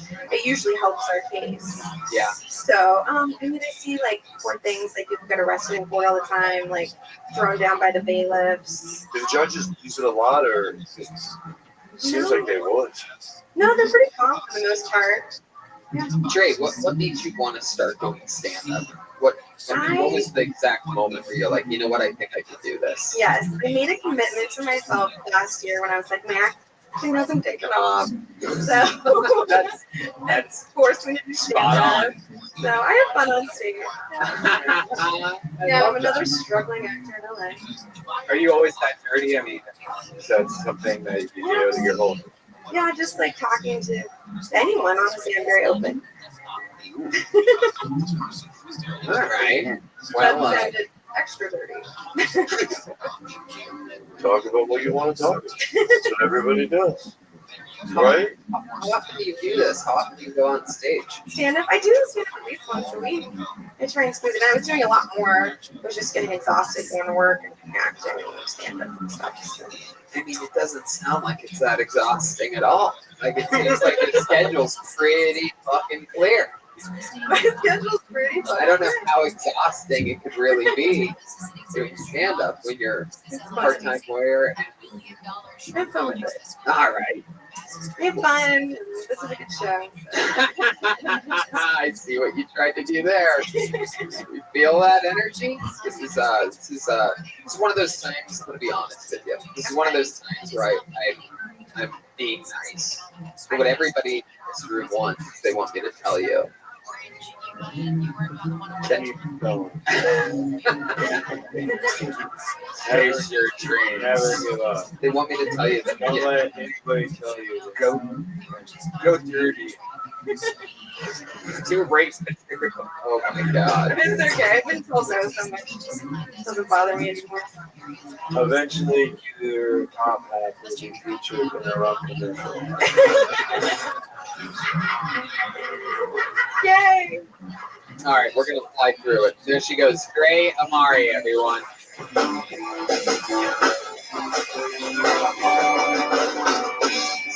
Sometimes this bucket's amazing. It really is. It's a wild one. Anything? Feels good in here, right? Yeah. Feels great. All right. Let's see what could possibly happen next on this special suicide-friendly episode of Kill Tony. It's welcome to Kill Yourself, Tony. So it seems to be a running theme. The band members literally have all of their wrists gauzed up. We've already seen this show. Hilarious. The great Jeremiah Watkins. Pull the name out of the bucket. Make some noise for Kelly McKierney. Kelly McKierney. Kelly McKierney. Clearly, guys. Kelly. I believe she already killed her. Blacklisted. Kelly McKierney. Ladies and gentlemen, tonight. The next comedian goes by the name of Julian T. Julian T. There we go. Movement. Standing up tall. Long walk ahead of him. Oh. There we go. He looks happy. One more time, everybody, for Julian T. Comedy Store. What's up? Oh man, I'm very excited tonight, guys. I just came back from Africa. I'm gonna be honest with you guys. I feel blessed to be comedy with my clothes on, guys. It's amazing, man. Tonight I'm gonna do something that a lot of black men don't do that often in America. I'm going to talk about my father. He was the most famous boxer in the Congo, like the first to ever travel in Europe and fight. He's pretty much the American equivalent of the first white man ever to walk into Roscoe Chicken. Like, invited him to the cookout. This is a real African accent. I know he might look like it, but I'm not from Chicago. I learned English by watching. You go ahead. I learned English by watching American stand-up comedy on TV. With the whole family back in the Congo, I would be focused on the jokes, the structure, the way comedians move on stage. My family would be completely focused on the bottle of water.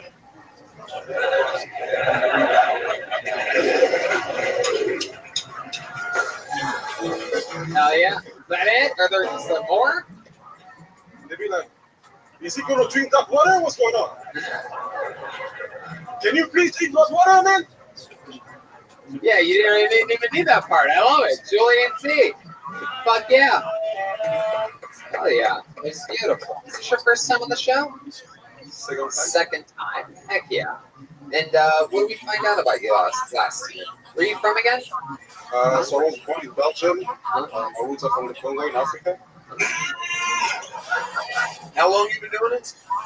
Almost 2 years. Ah. Because it took me a long process, because at first I had to learn English. I always wanted to do stand-up comedy. Could you perform in the Congo if you wanted to? In French, yeah, absolutely. Oh, they speak French there. We speak French and Lingala. How does Lingala go? Like, what does that sound like? Can you give us an example of what that sounds like? What's that mean?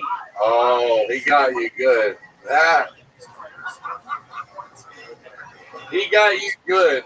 I know what that means. You know too. But really though, like, what does that mean? No, like, how you doing, sir? Can you say, welcome to another episode of Bill Tony? Hello, en tout cas, bon, c'est que là, dans l'épisode, on a Tony. Ah, that's cool. Because everybody here speaks Lingala. Can you say go-geta, go-geta, go-geta?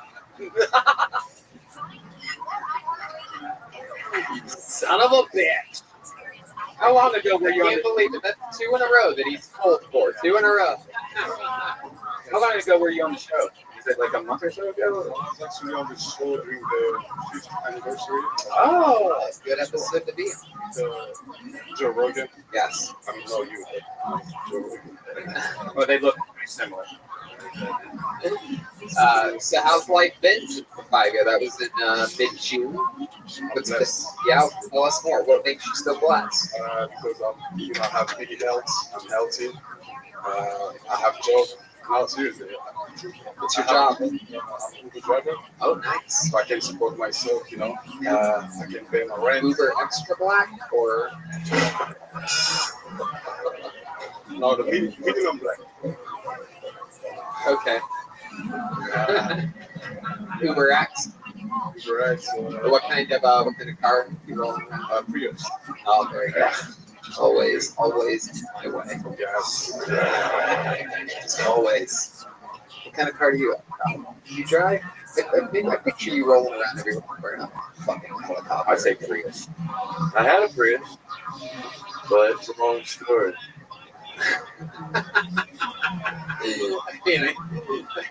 No, I let Jeremiah my car and he crashed it. Oh. But he said he's mad. Yeah. No, yeah. I mean, yeah. What color's your Prius? You ever get pulled over in LA? Actually, once, not too long ago. Yeah, what happened? So I was actually picking up one of my passengers, and I was like kind of like blocking the traffic. But the cop was like, "You was cool." Yeah. I was like, "Just I'm working, so please get away." Well, that's fun. Yeah. You have a girlfriend or it seems like you're pretty connected. So. I am. Yeah. I'm pretty connected. Yeah, you do have a girlfriend. That's well. I asked you if you had a girlfriend. You could have said no, and that I'm pretty connected, and it would have been the same thing. How long you been with your girlfriend? 3 years. 3 years. So where's she at? Here? Yeah, she's really good. Oh, that's great. Let me ask you a question about your girlfriend. Is she seeing anybody? Yeah, like a coworker or something. Do you fuck that shit? Wow. Wow. You just said that. The fuck? Joel. Wow. That could be 3 in a row. Yeah, it's 3 in a row. Holy shit. Todd liked it. That's all I care. Remember, it's just so absurd. Remember, It's so funny. folks, if Joel tries jokes and doesn't flip the switch to full Joelberg power for 10 jokes in a row, he gets the tattoo on his face of the Kill Tony logo on stage. Yeah. So, Grass forehead. that's a known thing. Right smack dab between his eyes. It's already been agreed on. Yeah. So, You know what's funny, man? yeah. Yeah, for sure. You get to do a lot of spots around town. Yeah, a lot. Yeah, I'm getting booked all over. When you and your girlfriend hang out, what do you guys like to do? What do you guys do for fun? I love salsa. Salsa. Salsa music. Yes. If you have it. Indeed. That's not salsa music. Wow. Yes, you guys go dancing? Yeah, absolutely. Really? I learned salsa, I learned Spanish. Wow. You mean like Spanish dancing? Language and yeah, that's it. Salsa, you know, dance. Fucking dirty dance. What would dirty dance? What is even a dirty dancing song? That would be hilarious. The time is Can you give us a little example of like some of your if you were, let's say you were, you know, if your girlfriend was up there with you, can we get a little taste of what maybe your salsa dancing would sort of be like?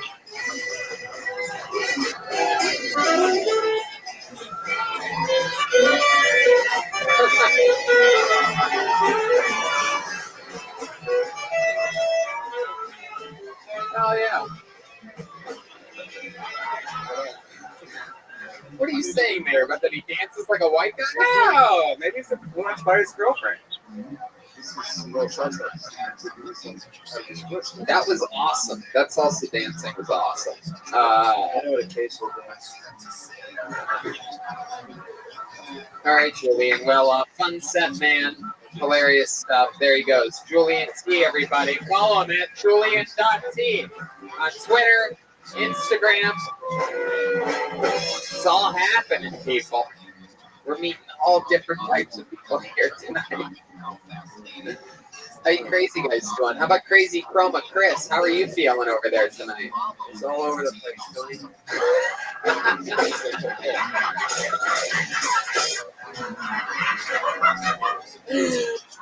Wow. Chroma Chris.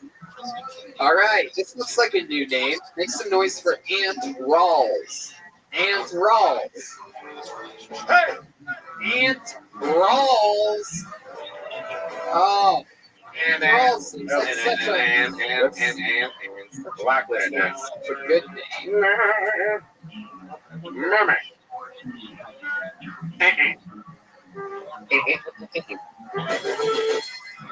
Okay. Okay, let's see if this person's here. Patrick Bautista. Patrick Bautista. Patrick Batista. Here we go. Patrick.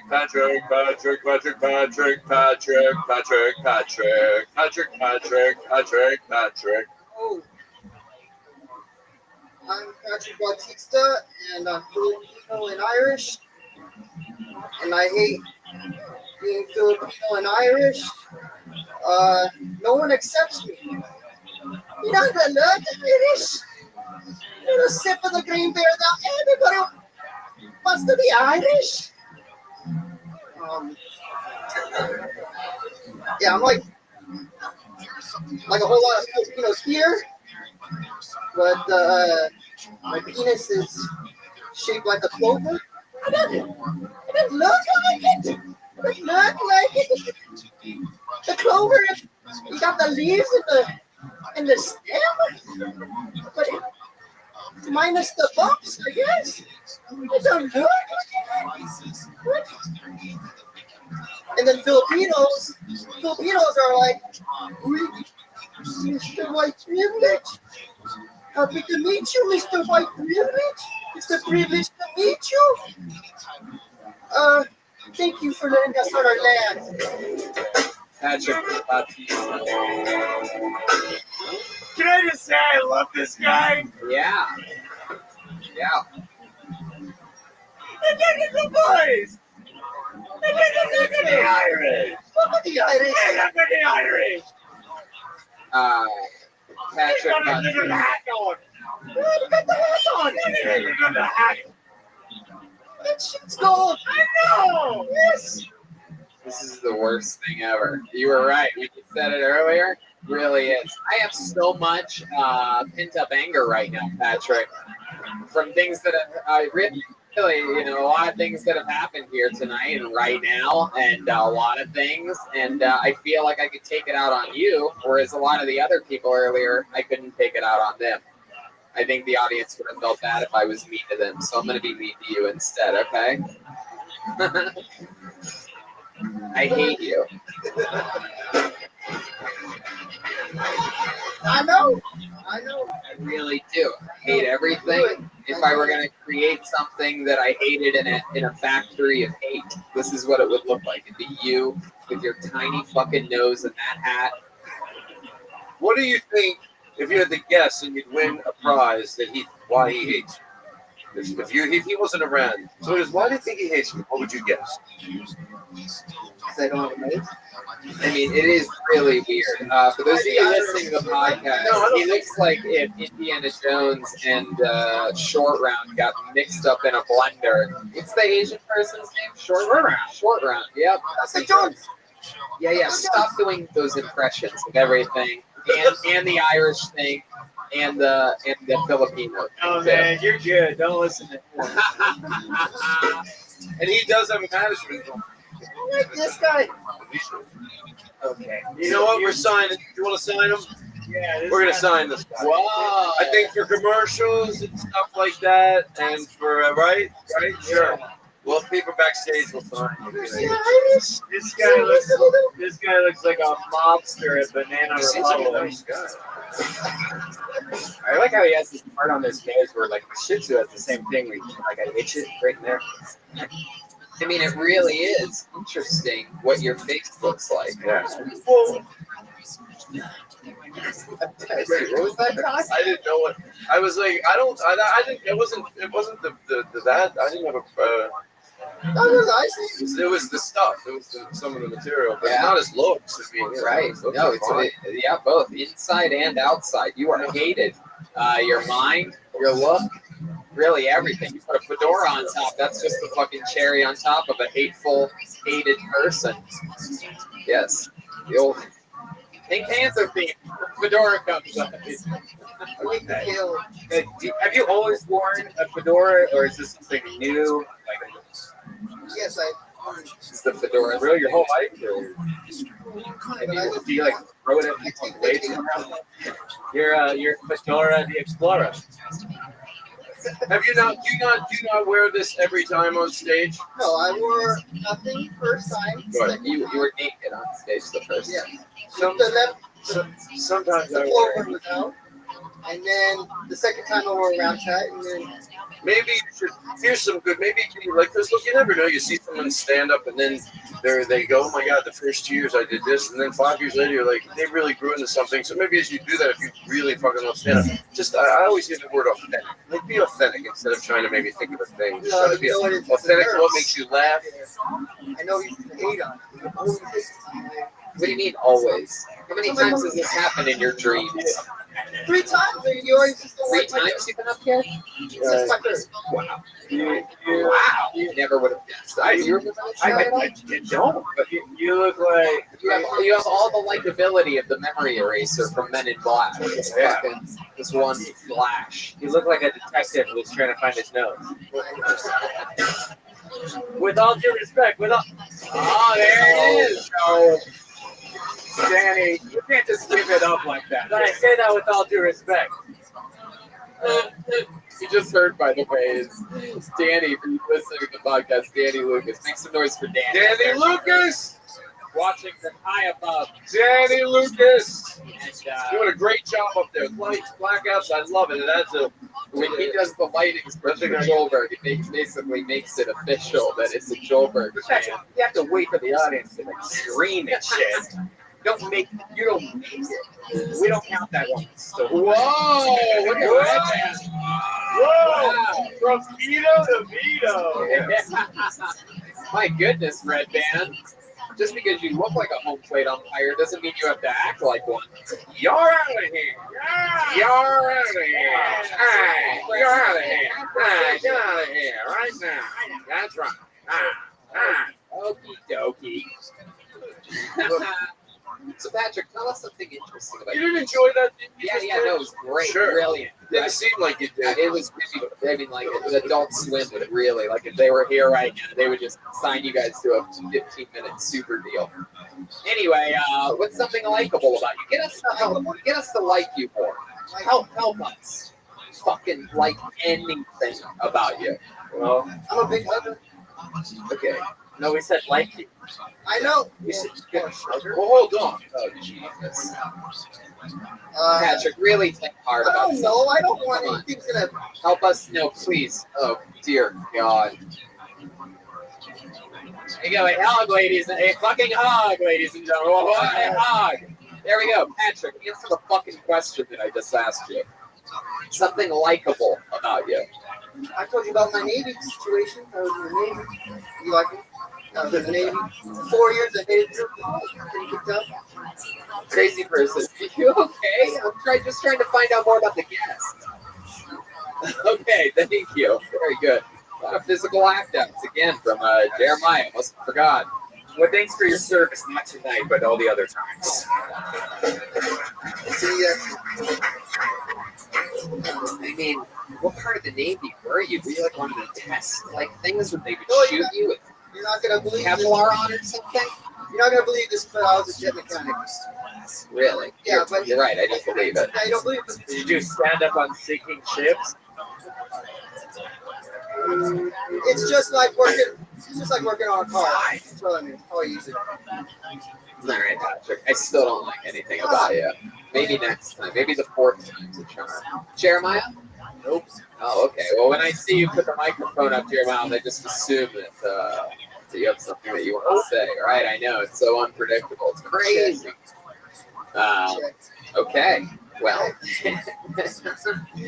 right. Seems, he wants you to like him. So he's got to be all right type of a guy. Shit on me or do you want? Now you fucked it up. I was trying to help you out. Because I You listen to your sets when you record your sets. Like iPhone voice recorder, everyone should always record their sets. 100% do it. Seriously. Stop doing it. Okay, I'm on it. Tough love. Charlie Pride had to throw a symbol his head. I saw the movie Football. So Tony, will you like me if I record my shit? No, this is going to be an ongoing storyline with you, Patrick. I still don't like you. Maybe the 4th time. Who knows? Maybe the bucket will do you justice. You seem like a lucky guy. You've gotten pulled out 3 times. A lot of people are dying to get pulled out of the bucket, so we're going to keep going. Maybe next time. Patrick, Can I give you a suggestion real quick? I never ended up doing this, but when I moved to LA, I won't say who it was, but they owned a comedy club, and this is true. No, it's not. It's there's 3 or 4 comedy clubs, so it doesn't necessarily say who it is. You still have to want it. But I was so like I wanted them to like me, the owner of this place. So I had a fantasy. I never did it. That I would flatten their tire, and then I'd show up. Oh, what do you do? Like, Yeah, I don't even like know. Corvette. So maybe you know, that's a good idea. Maybe I should have never said that. I'm on it. All right, thank you. There he goes, Patrick Bautista. He's on Twitter at anything138. Come on, let me hear some music. Hey now, come on. Yeah, come on. Hey, ha, ha, yeah.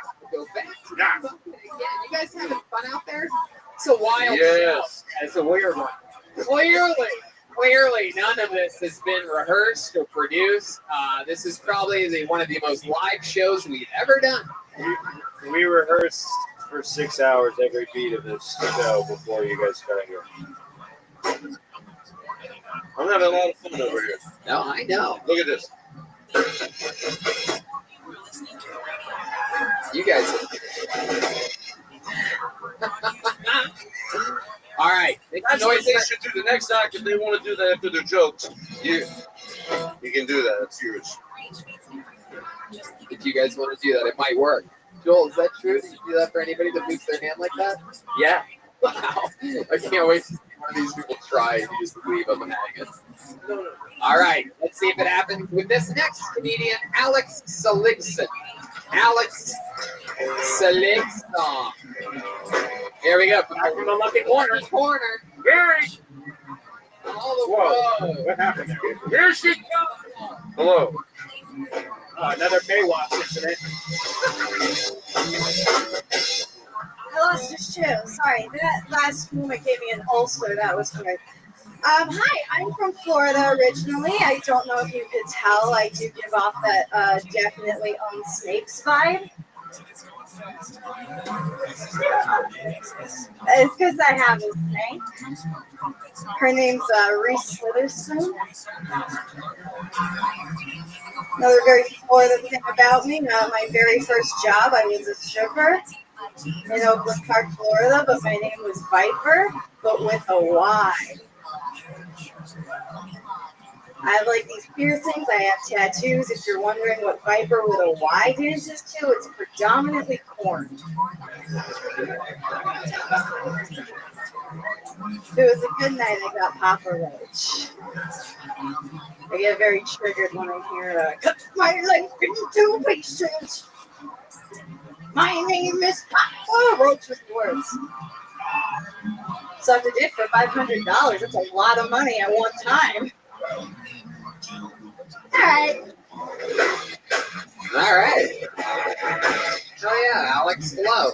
Hi. Is this your first time on the show? It is. I just moved here. Oh, cool. Where from? Chicago, actually. Where'd you hide your gown?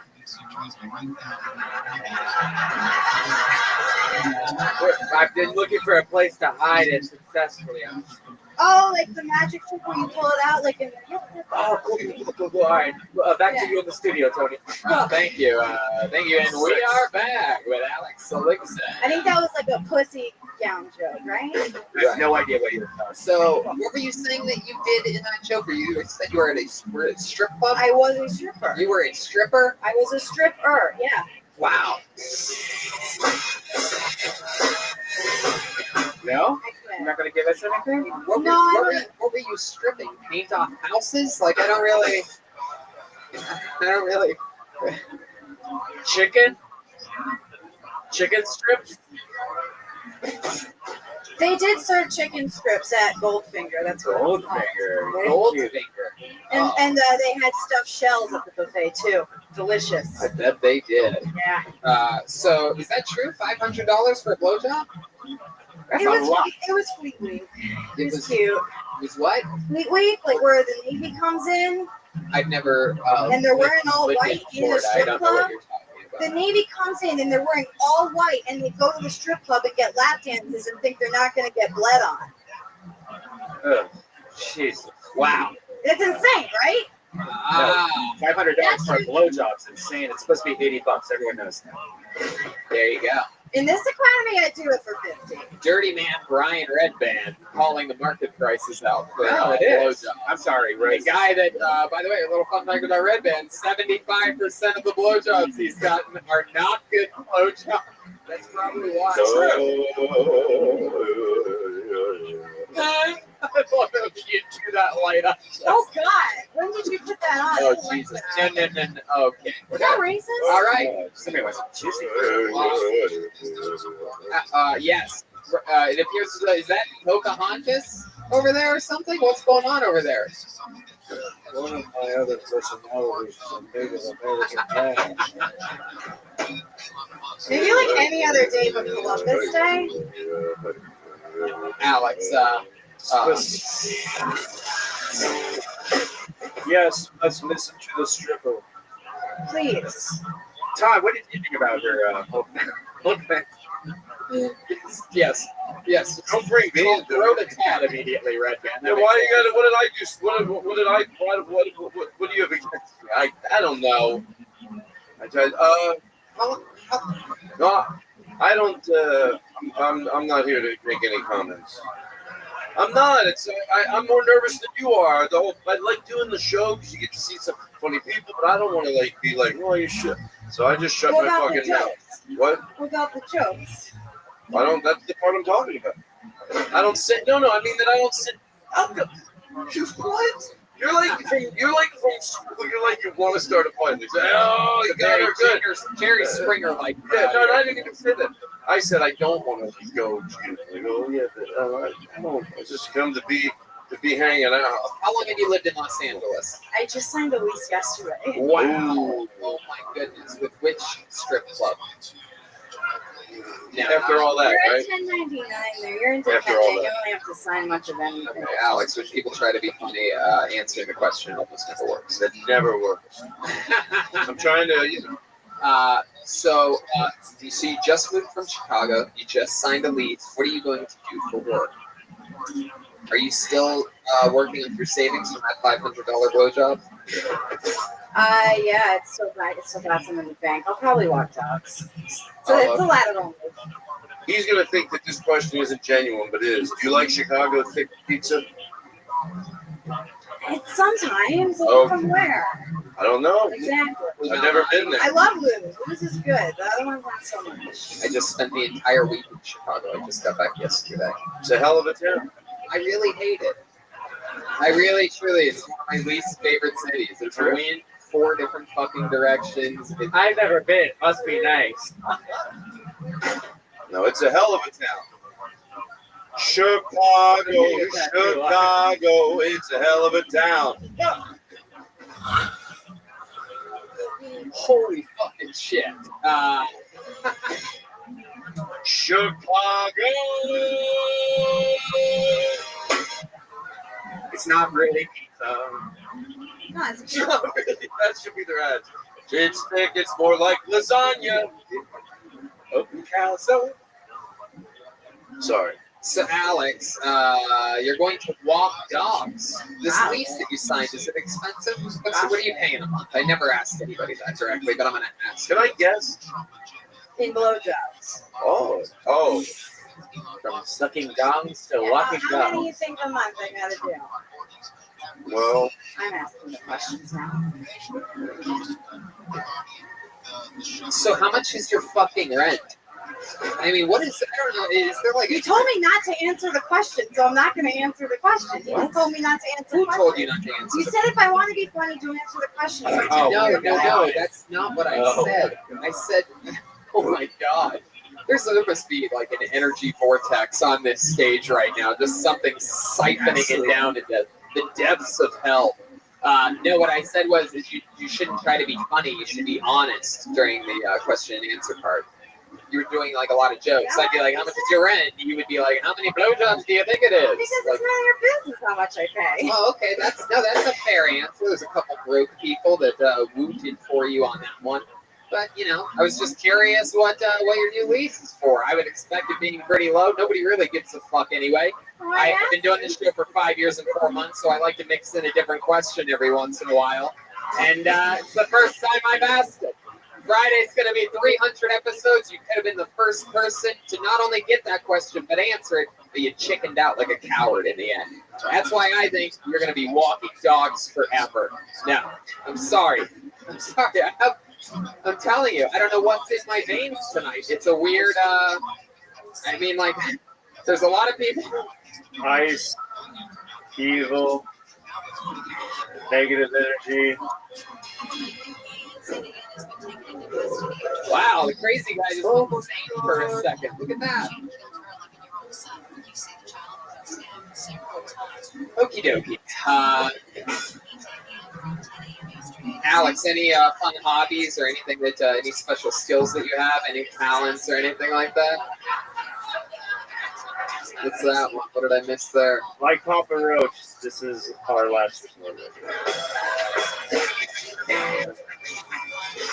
Yes. Yeah, I like to read. Isn't that so boring? Yeah. Yes. I like to Yes. Yes. I love that fucking answer. Man. Fucking great. Yes. Yes. What is happening? Yes, I'm so happy. Whatever is hobby, something fun that we can read. So good. There she goes. Alex Seligson, everybody. There she fucking goes. There she goes. Paying rent. Who knows how much? Tony, you know, it's funny, out of all the questions that you asked, I was, someone was like, oh, that one, I was actually curious, like, just to learn the lay of the land. Like, Isn't it funny? The band dresses like psych ward patients. The episode that I lose my mind in. Like, it's just so, everybody's so in sync. It's incredible. It's so fun. Truly. Ichabod's bucket of destiny is swirling around us. Okay, let's go to one of our favorite human beings in the world. We have a regular on this show. He writes and performs a brand new minute every single week. You know what he's gonna do? It's normal. This might be the episode. Make some noise for the great and powerful Malcolm Hatchett, everybody.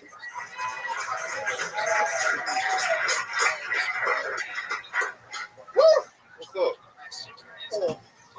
I think fat people who go jogging don't care about their ankles. Look at me, I'm jogging. Was your ankles yelling for help? My mom used to say, boy, you are silly. And I would say, no, I'm Malcolm. I'm your son. I pick cotton candy over pillowcase. You guys are racist. My friend told me to shut up, and I said, whenever I see a stop sign with the word stop on it, I'll stop. But if I see a red octagon with no words on it, I'm going to run it. Because I ain't listening to no damn shit.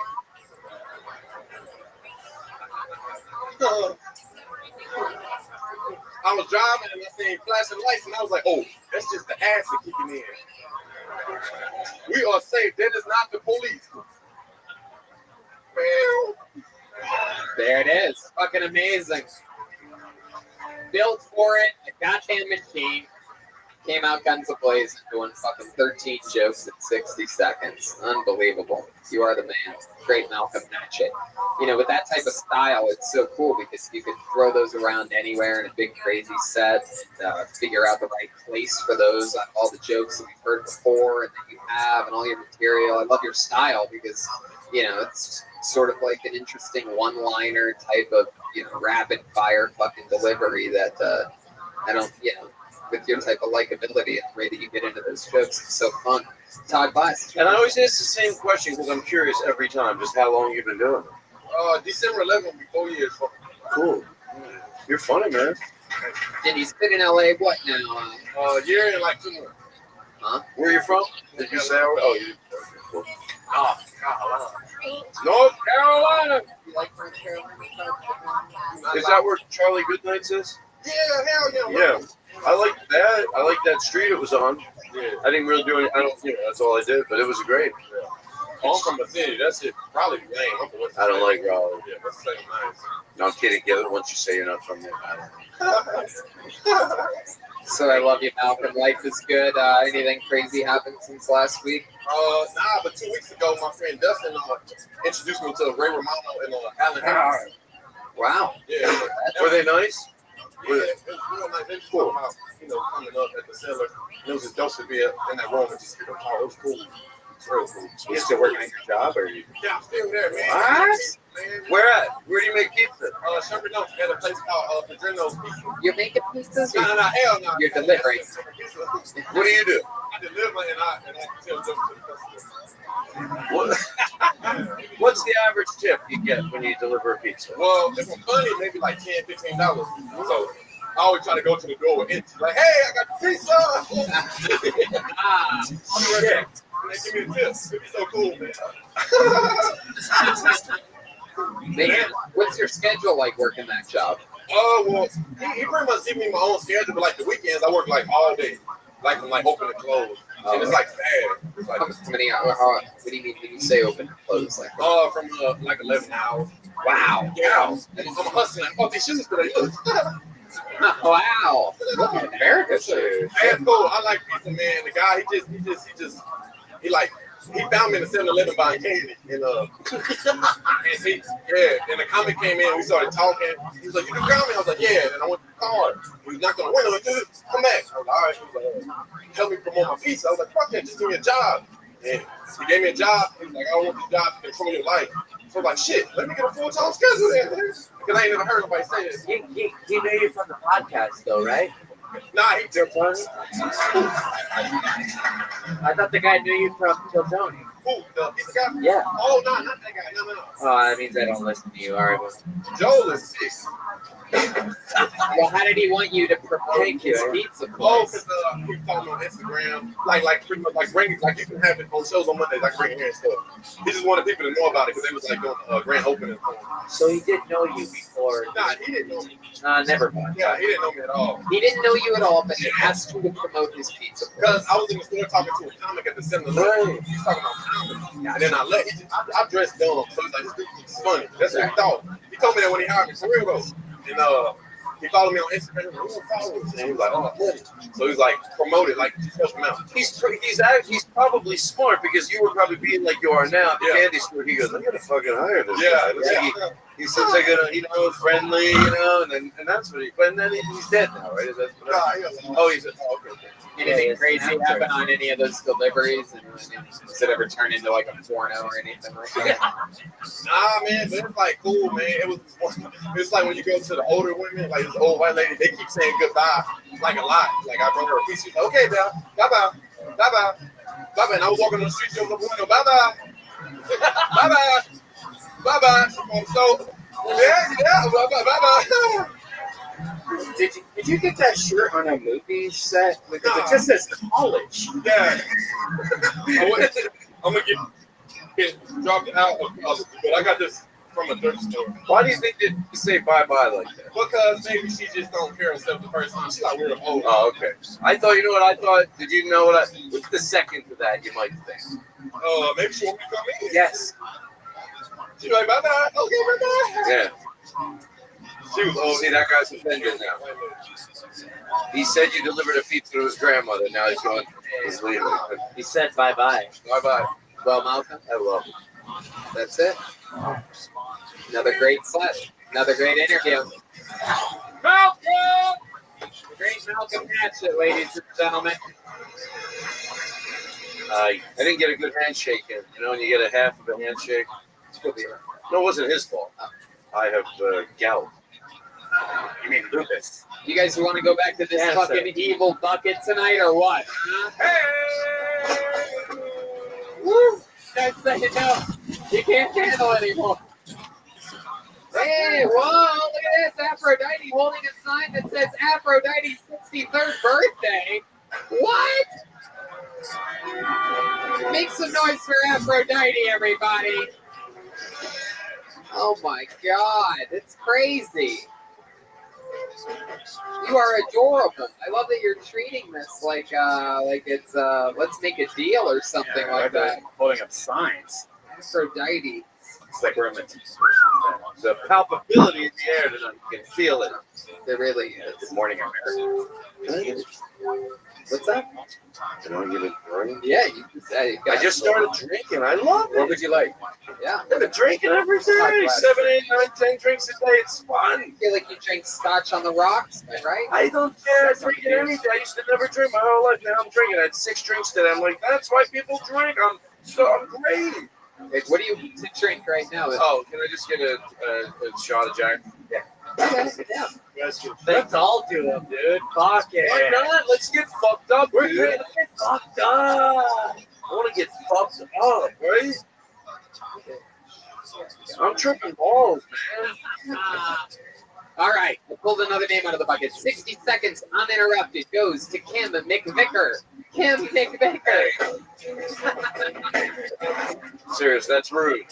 Kim McVicker. Hey. Seriously, watch your mouth. Oh, here she comes. Here she comes, Kim Hey, McVicker. you know what? Seriously, that's not it. That's rude. One more time for Kim McVicker. What did I just fucking... That's really rude. I used to be a professional dancer, not a stripper. I used to dance for rappers, so it's different. No, it is. In 2005, I was dancing for Puff Daddy, and I was what you'd call the token, like, left thigh girl. It's still different because I'm in a union. Anyways, so I was down there, and I was stroking, and I was arching my back. I went to school for this. Anyways, I was down there, I was arching my back, and I was looking for it because there's a lot. And I accidentally touched Diddy's titty. I did. I touched Diddy's titty. And I was like, oh my God, I am so sorry. And Diddy was like, no, that's what I want more of. I want more dick grabbing, and more sex. And as a woman, in 2005, I was like, yes! Hell yeah, McVicker.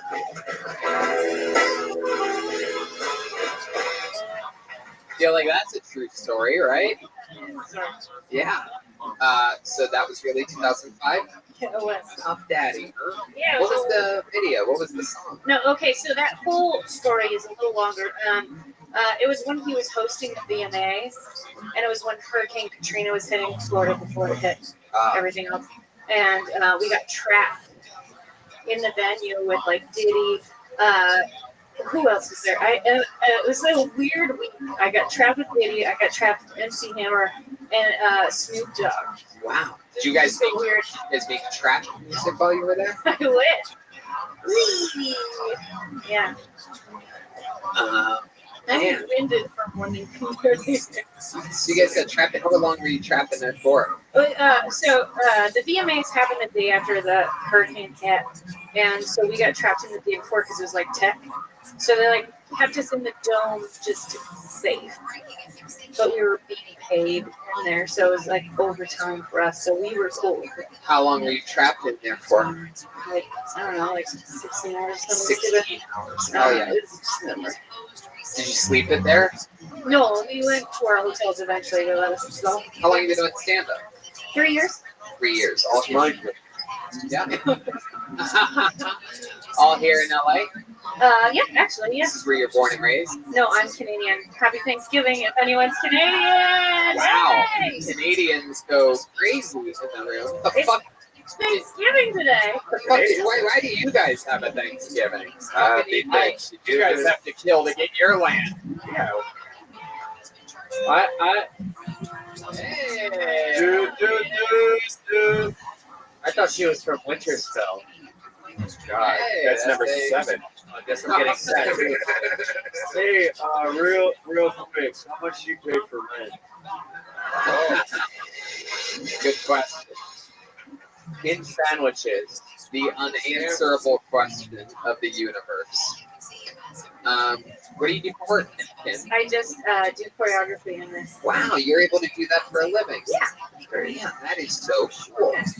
What's the coolest dance thing that you've ever like put together or helped anyone with? Anything important? Anything like Nothing important. I always dance for rappers, so I was like the token white girl for a long time. And now I do choreography for like musicals and stuff like that. We talked about this last time, let's hear, which is fine. I did.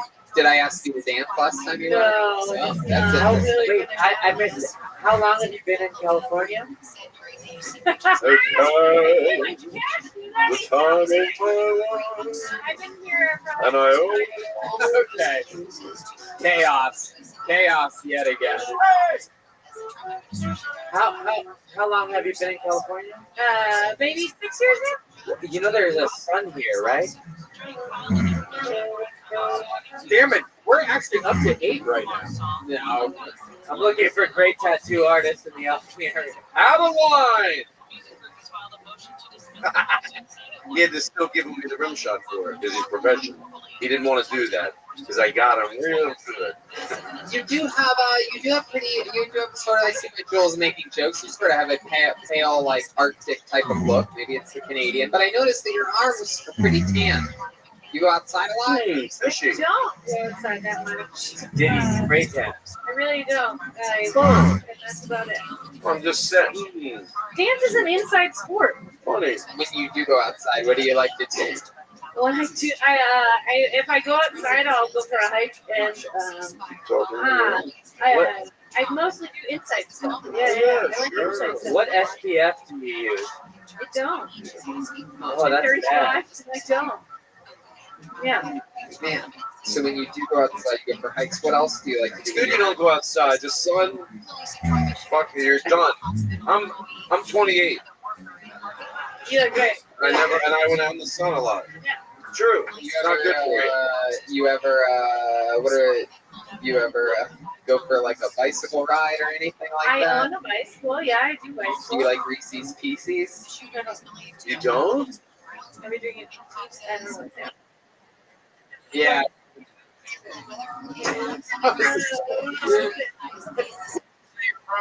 I'm originally from Toronto, Canada. Oh, Toronto's great. Yes. Did you like it there? I did. I mean, I love going there. Everyone's a lot of cool comics. It's friendly. Good scene, right? It's very fun. I have my green card here, so I'm gonna stay. And Yeah. How'd you get your green card? for the dancing. Yeah. Wow. No, they give you a green card for dancing? They do. I should have told my dad that. All right. There it is. There it is. Even I can admit it.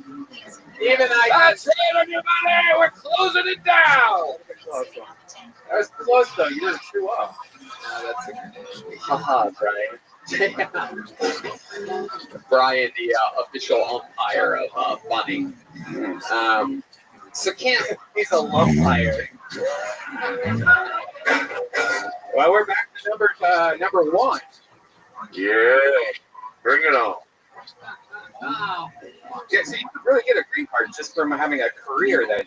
It's the same as any entertainment comedy as well as like television. You have to prove that you're better than anyone who kind of looks like you. Whoa. Really? Yeah. Do you have like a special dance move or anything like that? No, I really don't. I am surprised that I got as far as I did. Do you ever salsa dance? I wish. He was good though. Can't even do that. Well, that was fancy. Right? He did right. Yeah. So who did you say you were better looking than? Well, Like I don't white do that. That's just like what the casting people have to do. I started out touring for Savion Glover. I don't know if you know that. He's a tap dancer. Yes, famous tap dancer. Sesame Street. I love him. Yeah, that's where I started in that world. Jesus. Put that in your bio there. Sorry, I'm into That Sesame Street. I was almost in the Guinness Book of World Records for tap dancing. You were? Almost. I missed it by a fraction of a thing, and then never went back and tried to beat it. How long did you tap dance for? I still do. No, I'm saying like for your Guinness World Record. Oh, but it had to do with speed. Oh, It was okay. like how many sounds you could get per second or something. How many times was that? I missed it by like 2 sounds in a millisecond or something stupid. 2 seconds. Yeah, and then I could do like a trick that only like 6 people in the world could do. What's that trick? Called a double wing. What do you do on it? Can you show It's us? a wing, but you do 2 at the same time. I can't do it in boots. You won't hear anything. I'll just look like I'm jumping in the air. Like, yeah. Okay. Well, there you go. Hey! Kim McVicker, ladies. Kim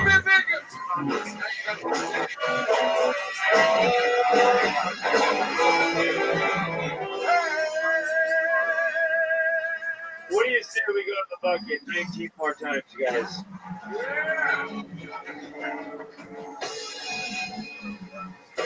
All right. First up was a turn.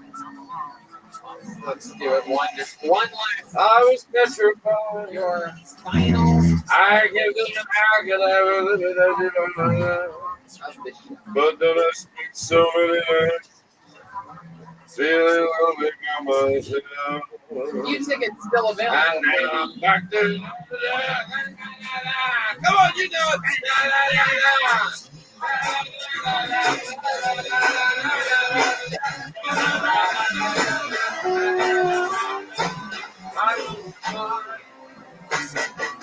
Perfect. Still some tickets available for the late show in San Francisco. We just got word that there's more tickets available now than there were at the start of this show. Yeah, the first show is now available. A lot of people have returned their tickets, realizing the sweet facade of the show, that the format is penetrable and probably not worth the money. Oh, you're really kicking around in there. Seems like there's some erroneous activity going on.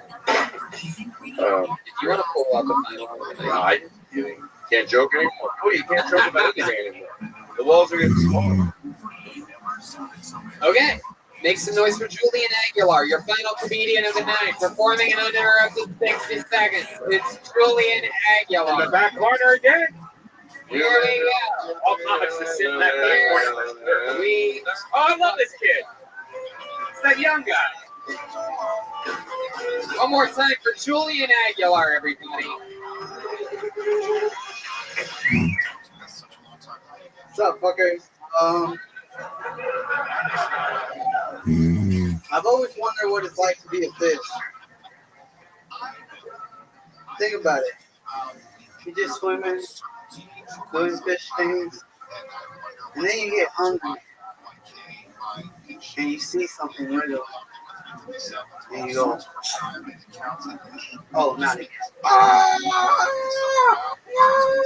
What the fuck is going on? And then we just catch him, throw him back in for fun. So then when he goes back in, his friends are like, what happened? Your jaw's fucked up, bro. That's it. That's my name, Julian Aguilar. Fuck yeah. Do your parents know where you are right now? Crazy Jeremiah? I would like to put you in a rum commercial. Just your bottom.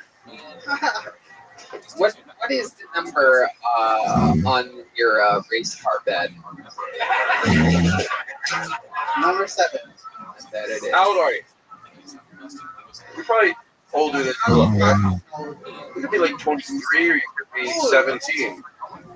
He's 42. I would say 16.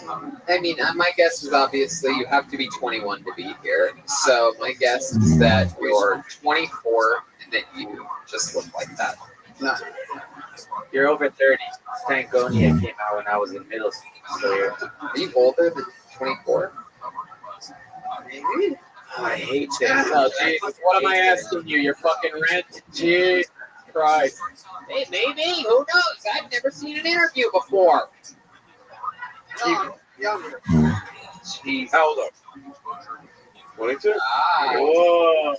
Ladies, happy birthday to you. Come on, it's his birthday. He just told us. What do you do for a living? You were just on last week, right? Yeah. What did I find out about you? You're a professional jockey? No. No. What is it? What do you do for work? No, I'm not working right now. You're not working. You're retired, 22 years old. You sucked a dick for How do you make $500, and now you're just fucking. Your name is retired. You live with your parents?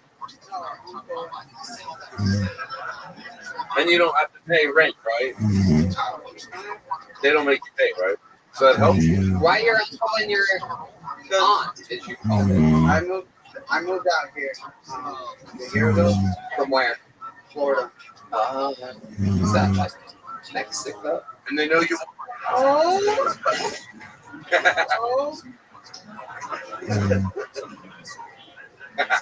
And they know you can stand up, right? No. Oh, they don't? No, I don't. No. Oh, I thought they were trying to help you out. I thought they were cool. No, They're horrible. So, what does your uncle and aunt do? Like, what are they like? my aunt is at home. My uncle works on boards. He works on boards. Yeah. On what? Wow. On boards. Doors. Is he Jim Morrison? What does he do for doors? I don't know. He like welds them and for like if it's fucked up. So like metal. Regular. He's a welder. Put him on. Does he That sounds more. Well, you should say welder. It's like if someone says, "What do you do?" I play with knobs, and then someone goes, "You're a pilot." Stop saying you play with knobs. Same thing. I'm a welder. He plays with. I'm just saying, if he was here, he'd be like, "What the fuck's he talking about?" I mean, I'm a welder. I went to college. I'm a brilliant welder, and then you'd be so upset. There's a guy in the background who's crying right now, and I have a feeling it's your uncle. And I hear him saying something about you can go fucking find your own place to live. Something. I have a clairvoyant. Okay, I'm done. Does he have his own door company, or is it his own business, or does he work for a bigger company? It's actually like my great uncle's business. Oh, your great uncle. Yeah. I met him. Jesus. Okay. Two. All right. Wow. So, Julian, what's it like being 22 nowadays? What does a guy like you do for fun? I mean, you're not working. Your aunt and your uncle don't expect anything from you. They're just like, "What, chase your dreams, little mijo." Yeah. Whatever you get to say. That's what my parents say to me. I swear to God. What do they think you do? I just saw my house in Hollywood and just doing this thing. What's What do they think you want to do? Like when you're eating dinner with them? It's not, I don't want to tell them. Crazy Jeremiah. How many times have you heard your dad say, "Lucy, I'm home"? He said never. An old guy ever paid to masturbate yet? Hold on. So here's the question. So what do they? Is this what happened to Alien Gonzalez? So when you're sitting at the dinner table, I'm crazy. It could be. Maybe he is. Maybe he he might be. Now I thought he was faking it, but now I'm starting to think the three of them are. Seriously, I'm not trying to be rude. You wouldn't know you were saying if you're crazy. People, you know, there's all the crazy people in the world. Let me just say this real quick. Everyone's not that crazy, you know. There should be accidents on the highway every night. The answer should be people are crazy. Overwhelmingly, no. People should be fucking maniacs. Yeah, we're all crazy, but we manage to stay in the lines. Everybody wants to be. I'm so crazy, but I stay in the lines 99% of the time. So just fucking be nice to people. Let's go back to your earlier question. I think we got an answer out of. Are you Julian Gonzalez? Julian? Because they do say raptor is the best medicine. He was on a. All right. I'm serious. I do want to know this because I asked them. Somebody in the crowd might also. But when you're at the dinner table and then you're talking about what you want to do. You're out here. What do they think what your goals are? You're out here. You're going to go to school. What do they think?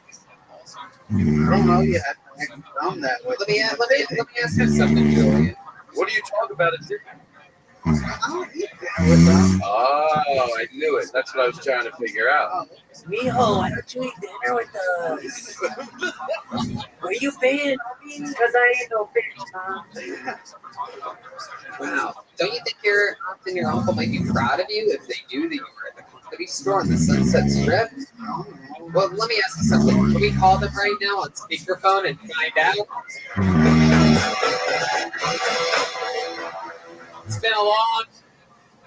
I don't know if you've been sitting in the room the whole time. It's been a long episode here tonight, and I think that this crowd might really like it if you called your aunt and uncle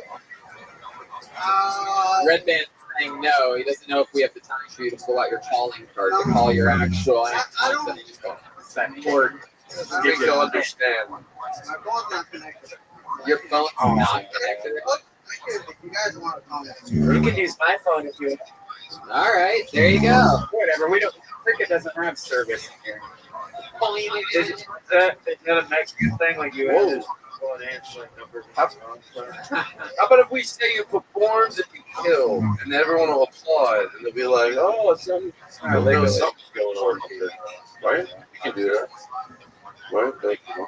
So anyway, let me just fill you in on some things, Julian, because I've made this mistake a couple times where people just hit send and then they don't put it on speakerphone and they do it messed up. So just sort of like listen to my orders throughout the whole thing, okay? All right. But when you hit send, put it on speakerphone and then put the bottom of the phone directly at the end of the microphone. Audience. All right. Yes. I'm sorry, they speak Spanish for you white people, okay? Oh, shit. Yeah, Who the fuck are you talking to? Oh yeah, that's not fun at all. Yeah. Yeah, fuck this. I guess we won't really know what they're saying unless Joel. I know a little bit. At the very beginning, though, like you say this, the very beginning, be recorded. Real fast. I know enough. I'll be able to translate. I know enough. I'm not perfect, but you'll be surprised. I'm gonna. Oh, okay. Okay, let's try it. We have nothing to fucking lose. And I don't know any Spanish. I just wanted to be honest with you.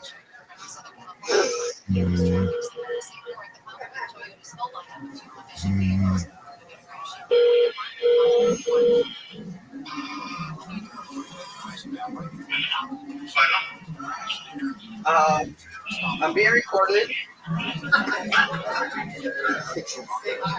Hey, abuelito. Hey. Hey.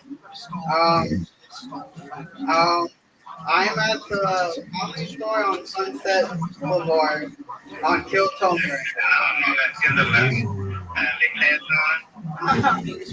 said he don't understand it.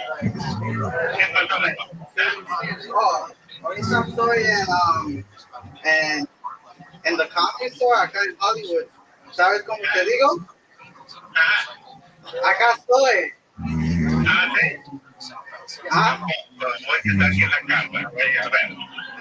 Tell them you performed. Tell them you just did a show. Tell them that you did good. Lie to me. Okay. Okay. Hice un show y ahorita andas. ¿Te llamamos?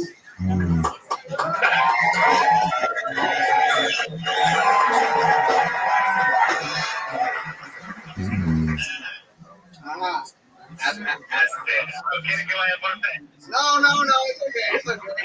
He said, he's like, you want me to come pick you up? Ask him if he's proud of you for performing at the Comedy Store, the #1 comedy club in the world. Dicen que piensas. Dicen que piensas. Joel knows how to speak Spanish. Let him ask. Hola. Hola. ¿Quieres saber si tú estás, si le apoyas a su comedia? Está en un cuarto grande con muchas personas. Aquí está. Queremos saber si tú le apoyas a su comedia. A ver, dígame lo de la comedia. He said he wants to hear your comedy first. There you go. Tell him farewell. Tell him you love him or whatever you guys say. No, say I'm okay. I love you. Bye. Hell yeah. There you go. I love it. What a great wholesome finish all the way through. It fucking worked. Call your parents. It worked. It fucking worked. It's the part of the show where somebody says they read. And it worked. That was awesome. How do you feel now, Julian? Now you have something to talk about at dinner tomorrow. That's my only goal. Yeah, exactly. I'm gonna be tomorrow. You guys are going to be laughing over a bowl of chorizo. I'll tell you. I'm a sister. She came down close. My brother, I was. And who says this show isn't just for white males 18 to 25? I've never even heard that before. That's crazy. 18 or 35. All right, there he goes, Julian Aguilar, ladies and gentlemen.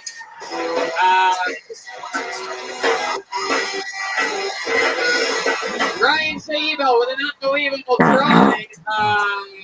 Great episode. Todd, anything you want to plug or promote coming out? Todd? I have my Netflix special, Act Happy, on Netflix right now, in my podcast.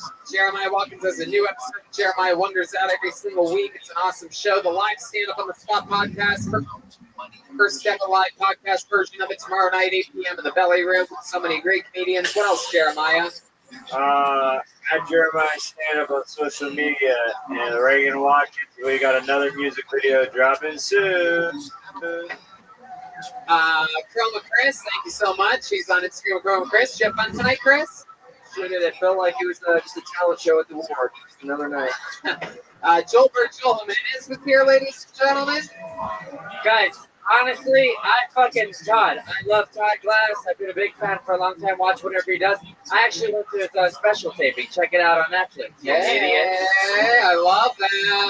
And I'll be in San Francisco on Friday. That's right. Kill Tony Mania. Still a few tickets available. And don't forget about November 9th or 11th or whatever that is in Swansea, Massachusetts. That's a huge Kill Tony as well. Thank you so much, live audience. Why don't we all go out at the same time singing a happy 63rd birthday to the great Aphrodite, huh? Happy birthday. Happy birthday to you. Happy birthday, Aphrodite. Happy birthday to you. Aphrodite 63. See you guys.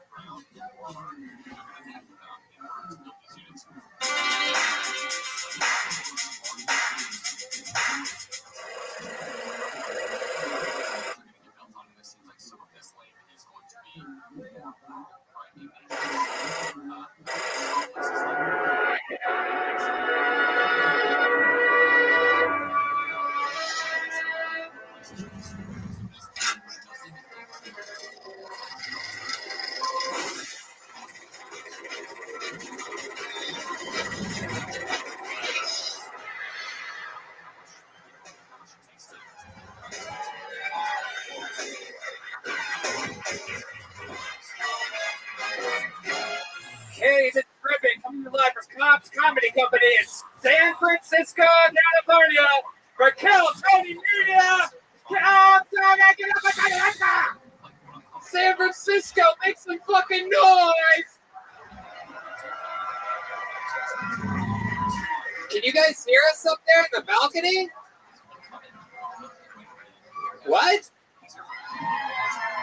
I think that's yes. I hope it's yeah. What the fuck is up, everybody? Welcome. We're back. How exciting is this shit? Oh, I like this extra large table. Brian Redman's here, everybody. I don't know where his lights went, but the great, powerful Ryan Shaibel. Hey, look at that. That's perfect. Leave it like that. There's Ryan Shaibel. Just leave it. Put those lights that are on those pictures over him, over there, and unplug all the bulbs under the other fucking things. I think we should have done an hour and a half ago. Fuck yeah. Red Band, how exciting is this? We're back. Fuck yeah. I love the energy in this room right now. The air conditioning is blasting. The sound is pretty much horrible. Pretty much as bad as it gets. They said, hey, how many of you have been to a Kill Tony live before? Then you know that we've had a few amazing shows at the famous Punchline across the city. And hey, that's they're all owned by the same people, so I can literally make fun of this club. Sorry, you fucked up. Shouldn't have the same owners for both your comedy clubs, San Francisco. Yeah, we're running sound, for those of you listening to the podcast, into a gigantic, there's 400 people in this room, believe it or not. Make some fucking noise for that. 400 people. And they are listening to this show through 4 3x5 shoeboxes. Yeah, it was a clearance on Circuit City, I heard. I'm talking into a tin can connected to a fucking string right now for the first time ever in podcast history. But this is indeed the first ever Kill Tony Mania.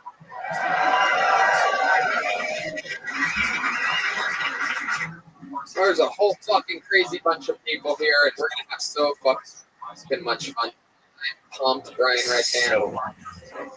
I get anxious for shows like this. You know what helps me out? CBD. I've rubbed CBD on your neck a few times. Yeah, for sure. Yeah, Infinite CBD offers the cleanest, healthiest, and purest form of CBD available. You might be asking, what is CBD? It's 100% legal, a natural ingredient taken from plants, and it helps keep your body's endocannabinoid system balanced. Basically, CBD gives you all the benefits of marijuana without getting high. Yeah, it's great lube also. Okay, there they go as a sponsor. It really is. They sell it. They help people that have chronic pain, inflammation, anxiety, and more. And interestingly enough, about 42% of CBD users have stopped using traditional medication. How fucking cool is that? In this era where so much crazy pain medication's going on, 42% of CBD users. It's great. It's great. Like I always have neck pain because I have horrible pillows, and I can't ever find a good pillow. I always wake up with a neck pain. You rub some CBD on your neck, and within 20-30 seconds, it's gone. Well, who's in control of this fan that's blowing at me? What's going on? This is the most. The club looks beautiful, by the way. No. Okay, no. Okay, very good. I see. No, nothing ever physical. That's an easy way to remember if I want your jacket. This club looks beautiful. They have pictures of the 90s and some of the 2000s best comedians just surrounding the walls. Just diehard fucking former SNL stars, people that were maybe have been here once or twice. It looks beautiful, but for some reason, the hurricane in Florida is affecting me. What is this constant breeze? Is that the air conditioner? Is it like the sound at this club? Just one fucking thing controls the whole fucking shit pile? There it is. There's the vent that's blowing on you. What is that? No, it's stronger than that. It feels like it's right in front of the table. Who gives a fuck? Go to infinitecbd.com right now. Use the promo code Tony15 and you get 15% off any purchase. Again, infinitecbd.com, Tony15, and you get 15% off any purchase. Fucking touch me with that. It's going to be horrible.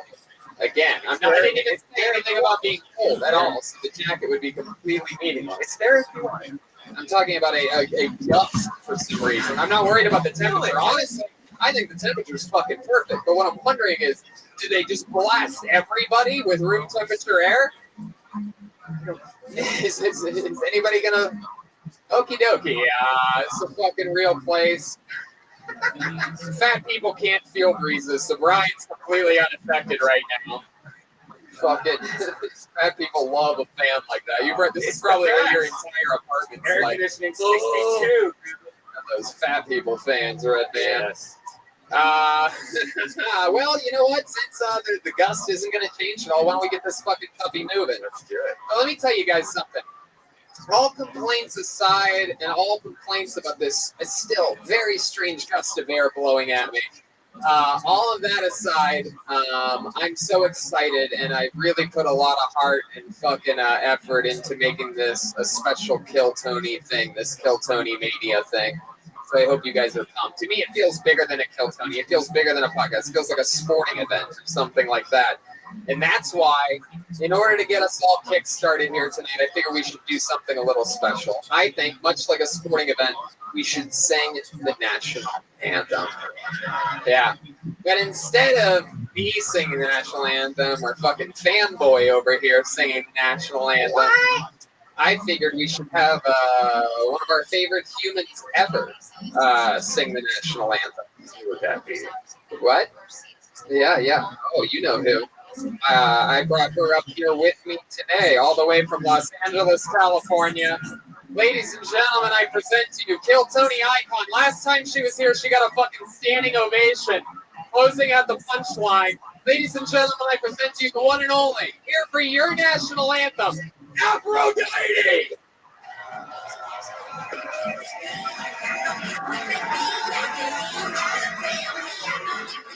Oh, God. How y'all doing?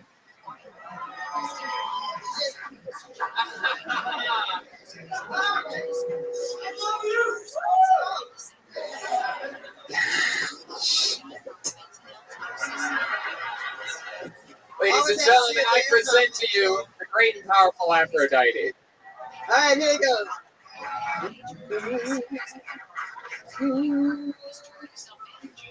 Oh, say, can you see? Hey, by the dawn's early light, what so proudly we hailed at the time.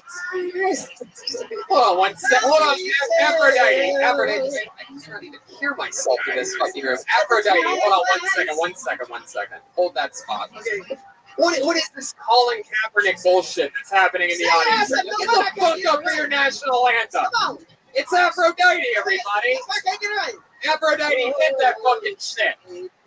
You see, by the dawn's early light, what so proudly we hailed at the twilight's last gleam, whose bright stripes and bright stars through the perilous fight, oh, the ramparts we watched was so gallantly streaming, and the rockets break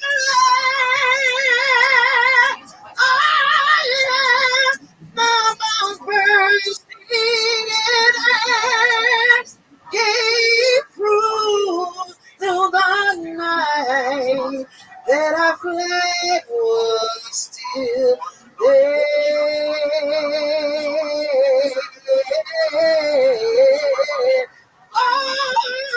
Oh, say does that star-spangled banner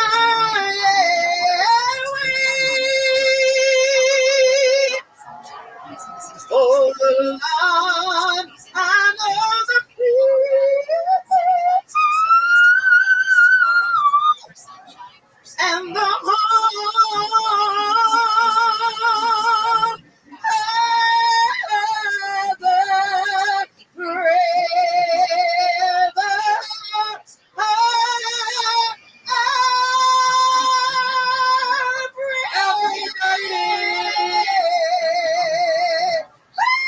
Wow! The great and powerful Aphrodite, ladies and gentlemen. And with no more hesitation, I now give to you the best damn band in the land. It is. Every single episode, they commit to different characters, and I never know what they're going to be. They've spent the last 15 minutes getting ready up in the separate green room from us. Make some noise, ladies and gentlemen, for the Kill Tony band. Jeremiah Watkins, Joel Berg, Joel Jimenez, and Chroma Chris.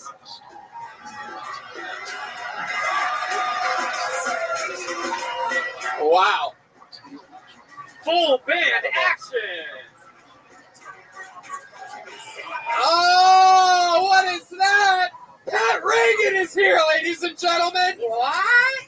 I don't even think they can hear anything I'm saying, but that's Pat Reagan. I think we need to make it serious. It sounds horrible in here.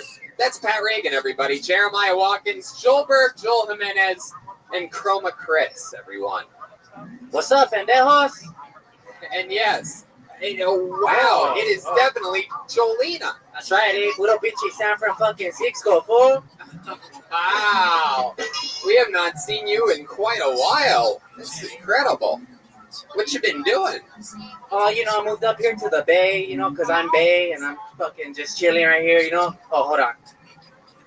Oh, that's your Mickey's, the 40. Jolina Right, is for your in Mickey's, homie. full form. It's been a while. I'm excited that you're back, and clearly over here we have the world's saddest mariachi player. Estoy triste.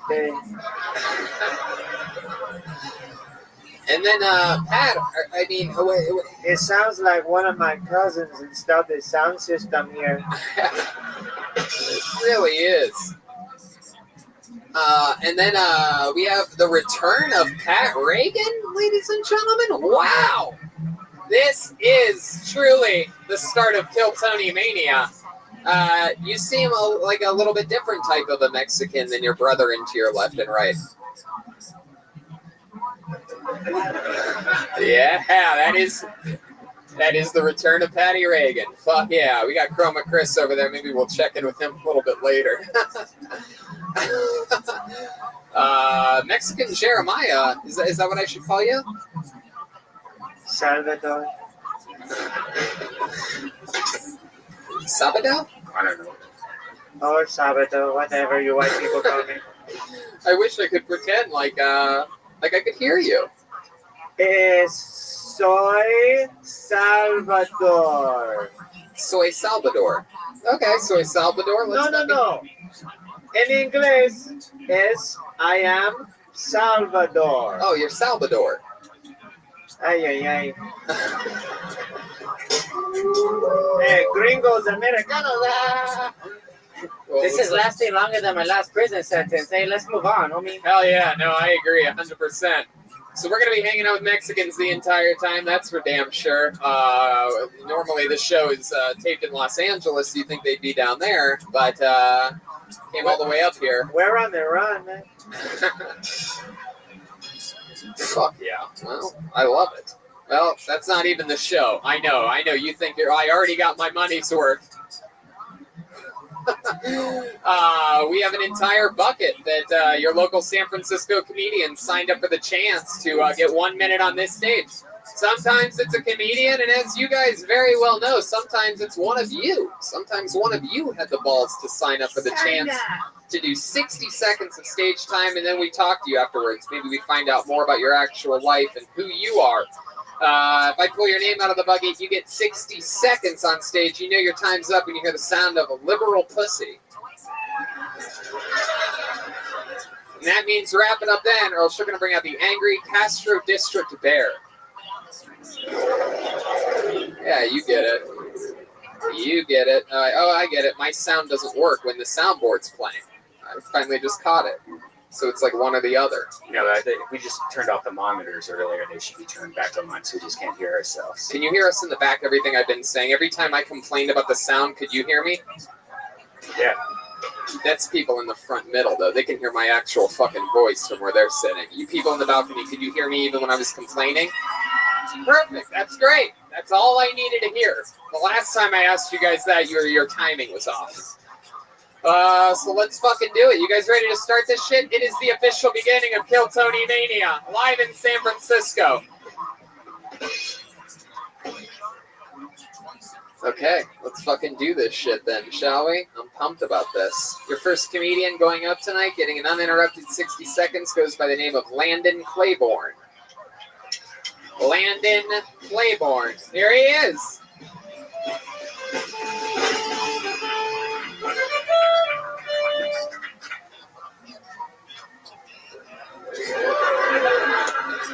What's up, everybody? I'm not crazy about it when people who are differently able than me are better at me at sports. Like I saw this story about this kid with one arm who played baseball, and it's pretty amazing. He plays the catcher position, and he catches the ball, throws it up in the air, ditches his mitt to the ground, catches it back on the down drop, throws it to the pitcher, puts his mitt back on, and he's ready to go in less than like 5 seconds. I got 2 arms, and I suck at baseball. I don't even think I've ever put a mitt on with one hand. I've already got like 1,000 reasons to not get out of the bed in the morning. And then I see this kid doing way better than me.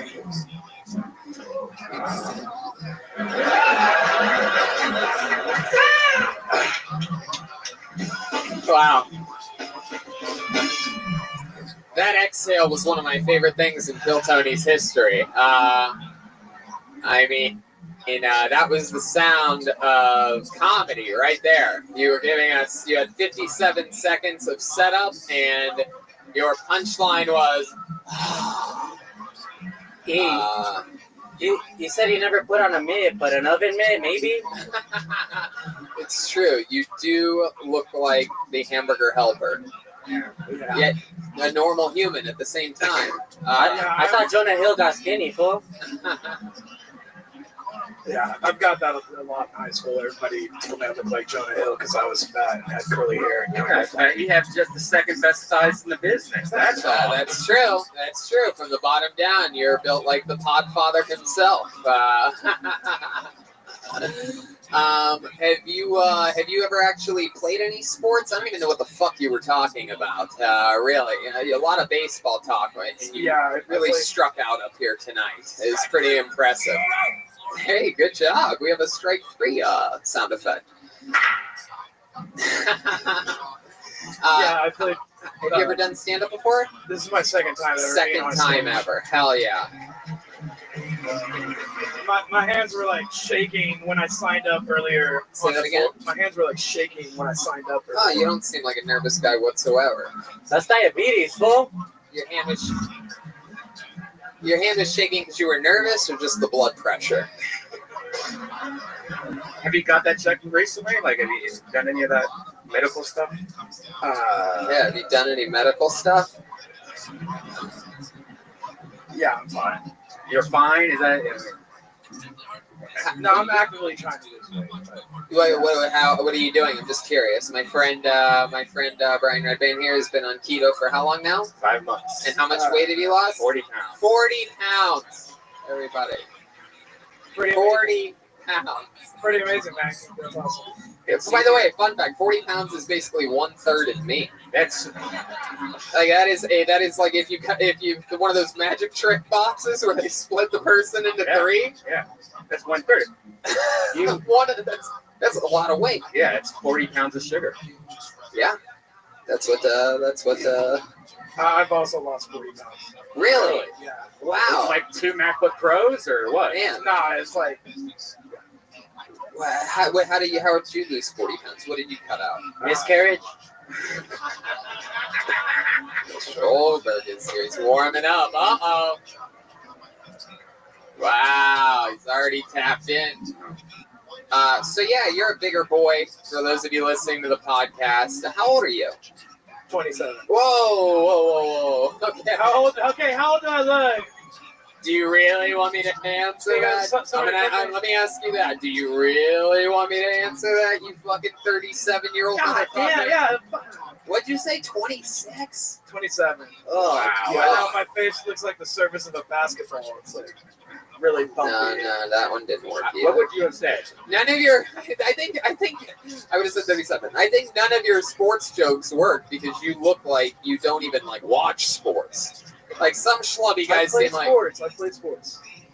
Wait, what? I played sports. What have you played? What sports? Competitive hot dog eating? What's? No, I played football and tennis. Tennis? At the same time? I didn't say I was good at tennis. Yeah, from the tennis court to the food court, huh? It's fucking incredible. Now all the racket you cause is in the kitchen. Did you say you play football? That's all right. Go. It's not that kind of football. Oh, you mean a mariachi? Very good. Yeah, I can't read this tennis thing has boggled my fucking mind. I've never really seen a guy. Were you a big boy when you were playing tennis too? Yeah, I'm actually the lightest weight I've ever been in my life right now. Wait, the lightest in your entire life? You were born heavier than that? Yeah, no. What kind of Tyrannosaurus Rex's pussy did you come out of? Once I got to like peak. That's the least I've ever weighed in my life right now. Right, 2 months old. Puberty. Since puberty? How big were you at puberty? I don't know. I was probably like 250, 280 when I was. Oh, you fucking pig! It's not even. That's just proof. It's your parents' fault, right? Your parents it's pick my people. fault. Wait, when you hit puberty, dude, how old were you when you hit puberty? I don't know, but 37. Well, I still believe you're older than 26. I don't know why you're lying about it. I know. I was thinking like 40s. Like seriously. Jesus Christ. Yeah. And don't forget about all the diseases we mentioned that we think you have earlier. Yeah. When Red Band asks you if you've had a checkup recently, that means you're fucked, buddy. I'm sorry. Red Band isn't supposed to be the health detective up here. But seriously though, when is the last time you had a checkup? I got checked up last year because I wanted to like see where everything was. Right. Yeah. And, yeah, it was bad. It was bad. I really. Well, I mean, like the amount. I don't know exactly what they are, but like the levels of like fat and stuff. Yeah. My blood were like really bad. Yeah. But I really went because I wanted to hear that I was low on testosterone, so I could get like some testosterone booster. Oh, that's what you should do. Straight to steroids. Yeah. It's like I have like 4 times the amount of testosterone is like what's normal. Yeah. And so. Dude, I drink and smoke every day. I'm 44. I just got to check up, and they said you have a little bit slight low vitamin D. You should not be trying to get like testosterone. That was a long time ago. I've committed to being disciplined. That's how I lost weight. Now is just straight up exercising. Well, that's even worse if it was a long time ago. You know what I mean? I've only been exercising for. Yeah. What do you do? What's your exercise of choice? Before work, I get up and I'll walk like 3 to 5 miles. Yeah. I'll do like 5. Yeah. Where do you? What ice cream shop do you walk to? It's 3 to 5 miles away. Anyway, well, that's fucking great, man. What inspires you? Like, what makes you get out of bed and go do that? What changed? Do you have a trick? Like sometimes it was multiple things. It was like the threat of dying really young. Yeah. I don't want to have like knee surgery when I'm like 40 from being this overweight, and I wanted to get access to like a more attractive level of women. Hell yeah, absolutely.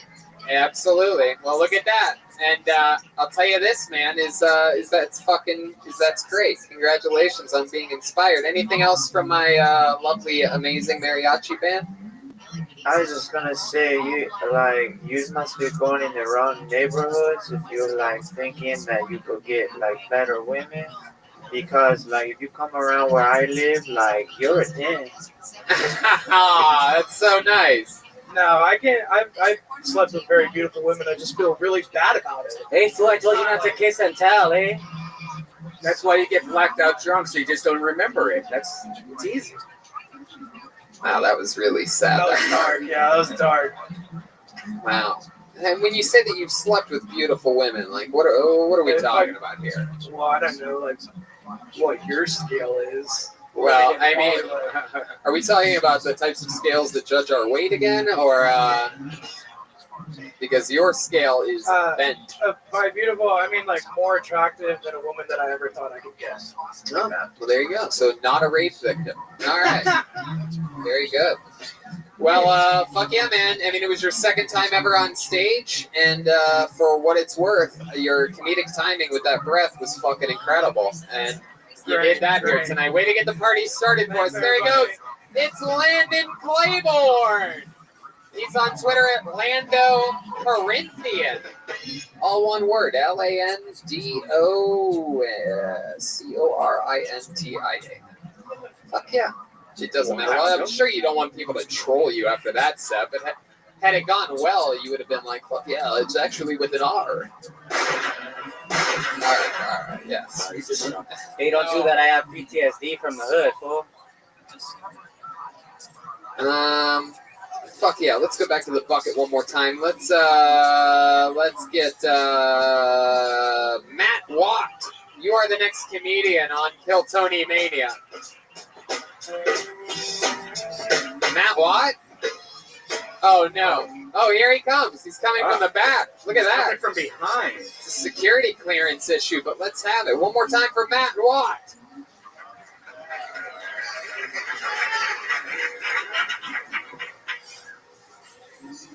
So, any Robin Williams fans in here? You guys been to the Robin Williams tunnel yet? They say in order for your wish to come true, you have to hold your breath and wrap your belt around your neck.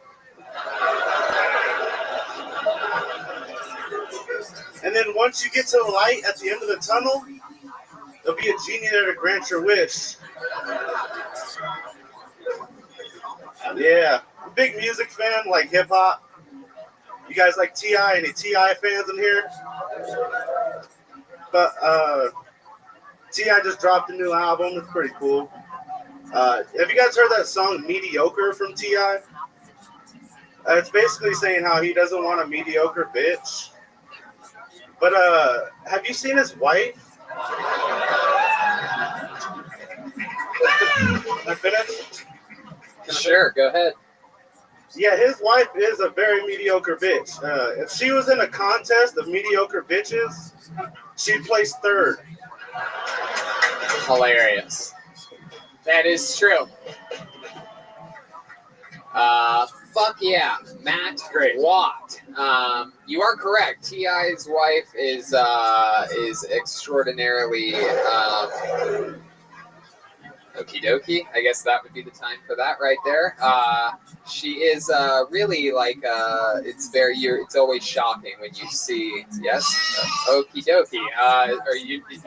Is everything okay? She's a goat. Is that what the goat is a compliment, Brian. That means the greatest of all time nowadays. There you go. Sure, just keep hitting buttons. Fuck yeah, such this.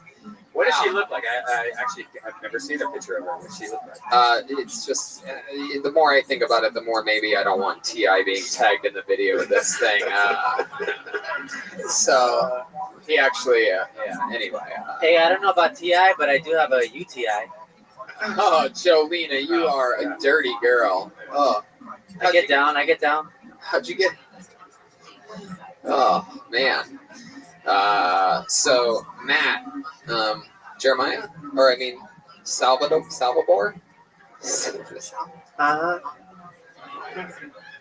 At the moment has pasado. Salvador. Salvador. That's what it is. I'm gonna write that shit down. Salvador. Okay. So Matt, you talked about. I mean, that's a little bit inside baseball. It ended up hitting in the end. But your Robin Williams joke is just sort of like me. Yeah. It doesn't really. I get it. You guys sort of got there at the genie part. Let me ask you this: is there a Robin Williams? What did you say? Tunnel? There's a tunnel. Yeah, it goes out of the Golden Gate, off the Golden Gate to Marin. Wow, Marin. It's just it's a traveling. It's like a tunnel you drive through. Yeah. Oh, all right. What did you think he thought? Well, I mean, I thought maybe it was like a wishing well or some shit like that. Like, I didn't know what the hell he was talking about because you said, what did you say in it? That you have to... You have to hold your breath and wrap your belt around your neck. You know you make a wish when you drive through a tunnel? No, I've never heard of it. See, that's the part that threw me off. Yeah, you said make a wish. And I'm like, who the fuck? What? Who makes a wish when they go through a tunnel? Is that a thing you do? Is that a thing only... Oh, wait a second. No. Fuck. Wait. Wait. I have to make sure we're on the same page here. Hold on, no, shut the fuck up. Hold on. Wait. You guys aren't responding because you do that or have heard of that. What the fuck? Did we die in a car accident? That has to only be a San Francisco thing.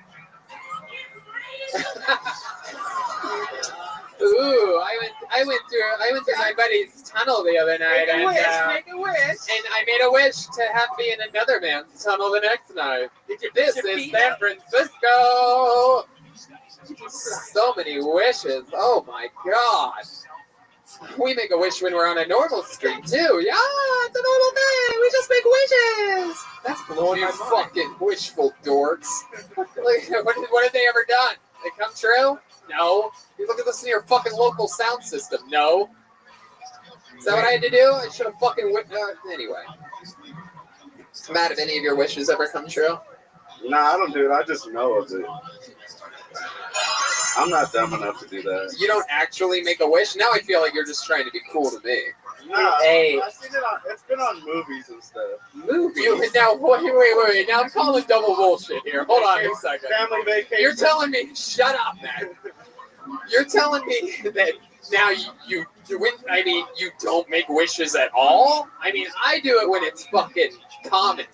Right? What do? You do it if there's some fucking creepy well and you just so happen like, oh, I fucking do have that weird penny that's in this pocket. Yeah, I guess I'll fucking do it. Like some weird, like, little penny-filled thing. Or when your girlfriend misses her period, you know. Right. Yeah. Or fucking blowing out the candles. But, so, when's the last time you wished anything? Because now you seem very anti-wish. Nah, I make wishes. No, it's funny you say that. That's my instinct sometimes, right? I mean, I have you fucking covered, dude. I mean, it's funny you make wishes because you look like a Make-A-Wish.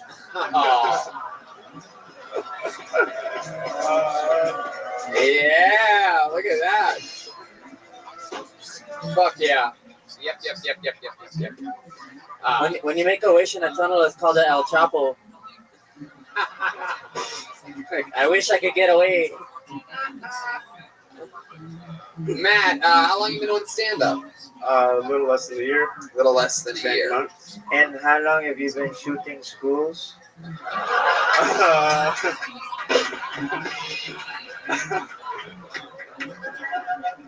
años, 4. I get that a lot. There you go. What do you do for work, Matt? I'm a glazier and Here, wait. Glazier?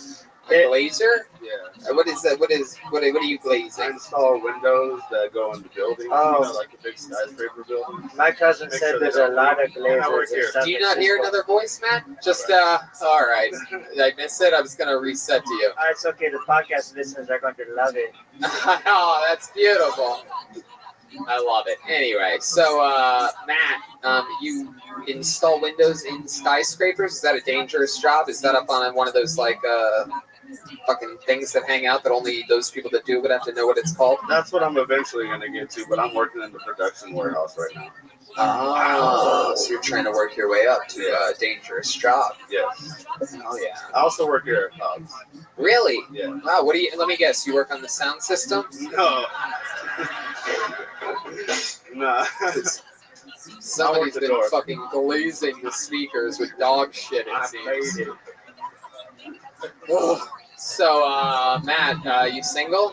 You have a girlfriend that looks just like you? Nah, single. I feel like you do. I feel like you hook up with chicks that look just like you. Like, not obviously not like hair and facial hair, but like I feel like I could picture you with chicks with those same like glasses and tiny eyes, but like the lenses are big, so your eyes look normal. You know what I mean? How some people have tiny eyes and just have glasses to offset it. And you're like, oh, they have normal eyes. And then one day they take them off and they're just tiny little balls. You're like, whoa, you look creepy without your fucking glasses. That's you, right? Little Johnny. Here, look out there and take off your glasses. Oh, shit.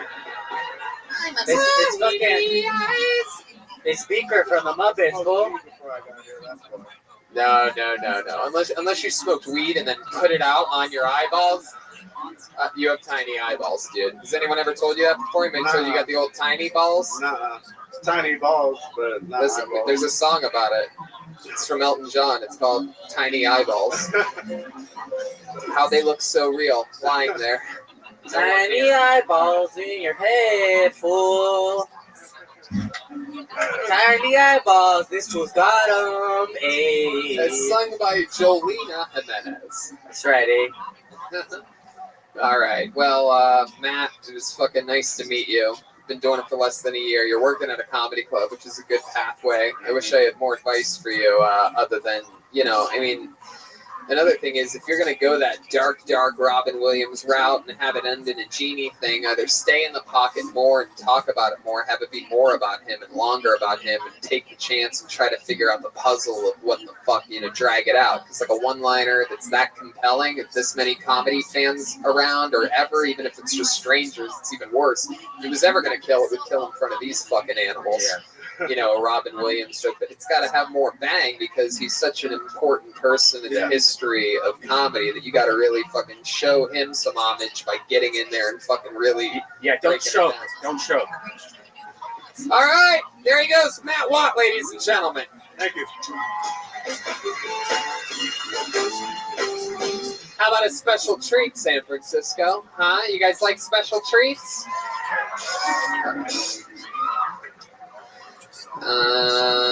Yeah. So, this show's been happening for 5 years, 4 months, and we've had a lot of fun over the years, and we have developed, by having a regular ship on this show, we have developed quite a cult.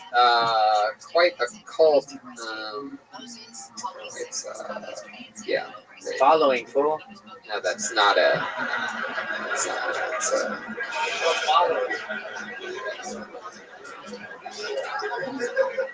My cousin went to culinary school. Yeah, do that one. I'm just trying to fill time. I don't know what's happening. Maybe. And some of the people through that regular ship have turned into real fucking unbelievable blossoming comedians. And every once in a while, I'm lucky enough to have one of them come back and run a minute just for the sake of what Kill Tony's done for them and this and that. And this is one of those opportunities. You know her as a former regular of Kill Tony for years. Probably one of our greatest fucking comedians ever on or off of this show. Ladies and gentlemen, make some noise for former regular, one of the greats, Ali Makovsky.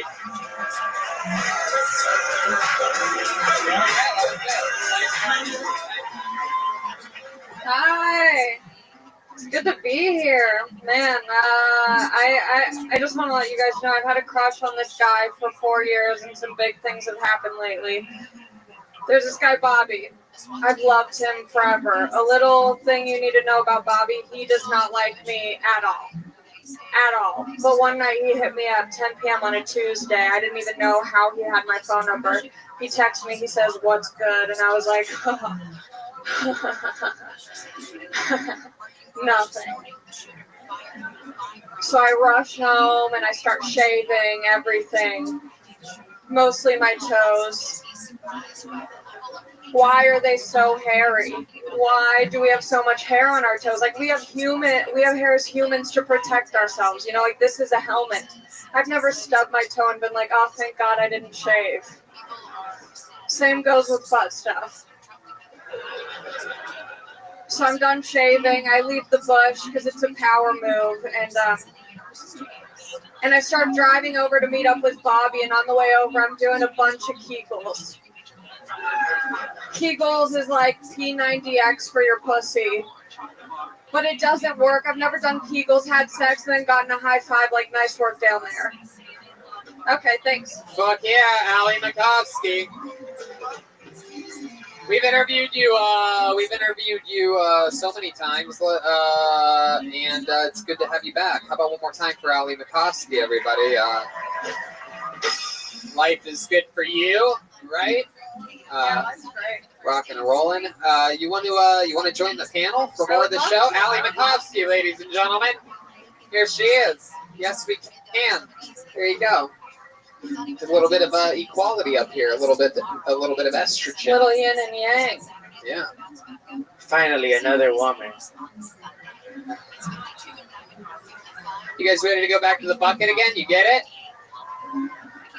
Let's keep this fun train moving along. Your next comedian doing a new minute. We are going to call him Joseph Ugalde. Here he is, Joseph Ugalde.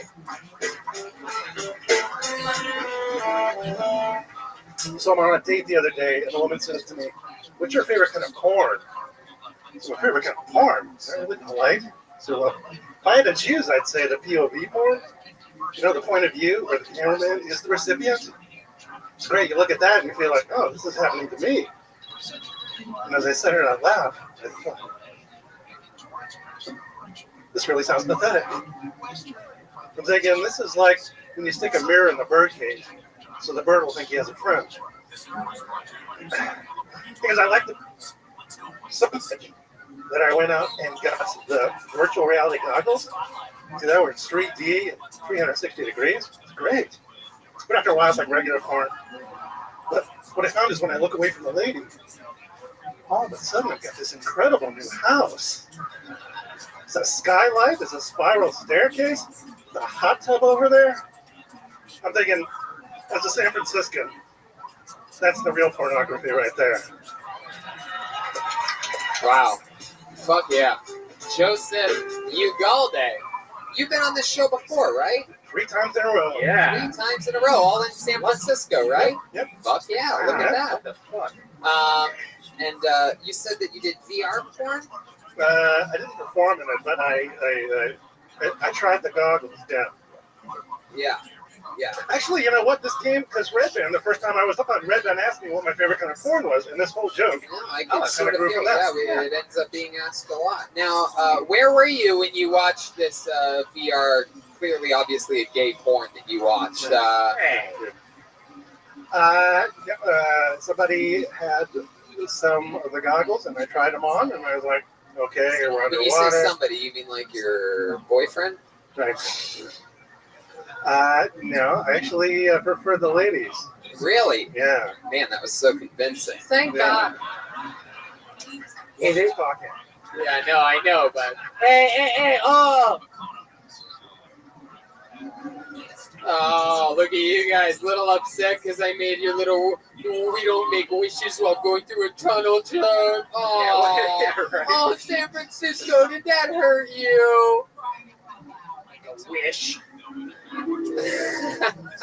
That's make a wish. Yeah. Oh, we're going through a tunnel. Put your feet up. Oh, I just hope everybody can be as green as our city is one day. I hope the rest of the world knows that news report that came out the other day, but we're doing our part. I hope that made my wishes that they all find out. Jesus. Yeah, no, I'm a little bit. I seem a little bit gay, but you seem much gayer than me. Is really what I'm getting at. Like, and I wouldn't have taken it so hard if you didn't want to ooh and ah so hard. Speaking of ooh and ahing hard, have you ever hooked up with a man? No. No, never. Are you married? No, never married. Right. You have a girlfriend? Not exactly. No, exactly, because she has a penis. Not right? No. But you don't want to admit, but it's okay. Maybe you just ignore the penis, even when it's in your mouth. You're like, I don't know where it went. I don't see it. Not gay if I don't see it. Like that. I barely want to see my own penis, believe me. Yeah, same. Thank you. The last couple of times you've been on, did you do as well as you did tonight? First time was just so. Second time was pretty solid. I thought this was decent. Yeah.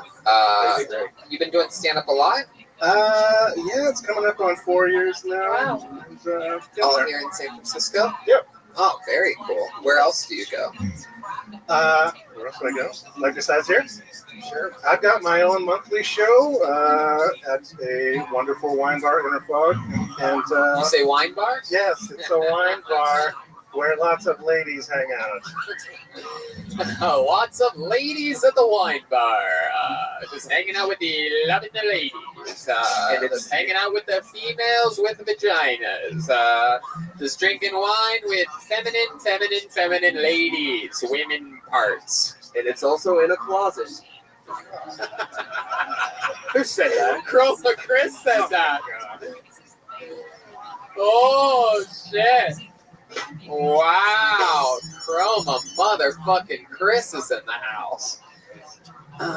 Wow. So, Joseph, the wine bar. Is that what you drink? You prefer wine over other cocktails? Yeah, I actually gave up beer about a year ago. Is it white wine or red wine? White wine, but I can explain. It's Zinfandel, right? You're right there. Is it a white Zinfandel? It doesn't even need to be. It's already.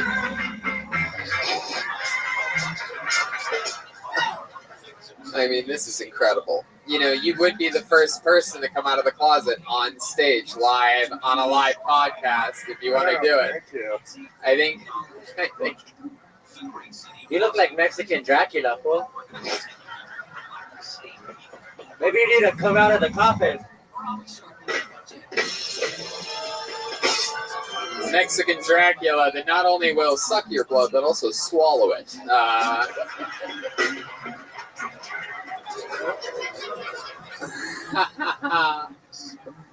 Oh, boy. Take a stick to the heart and the ass, eh? Owie!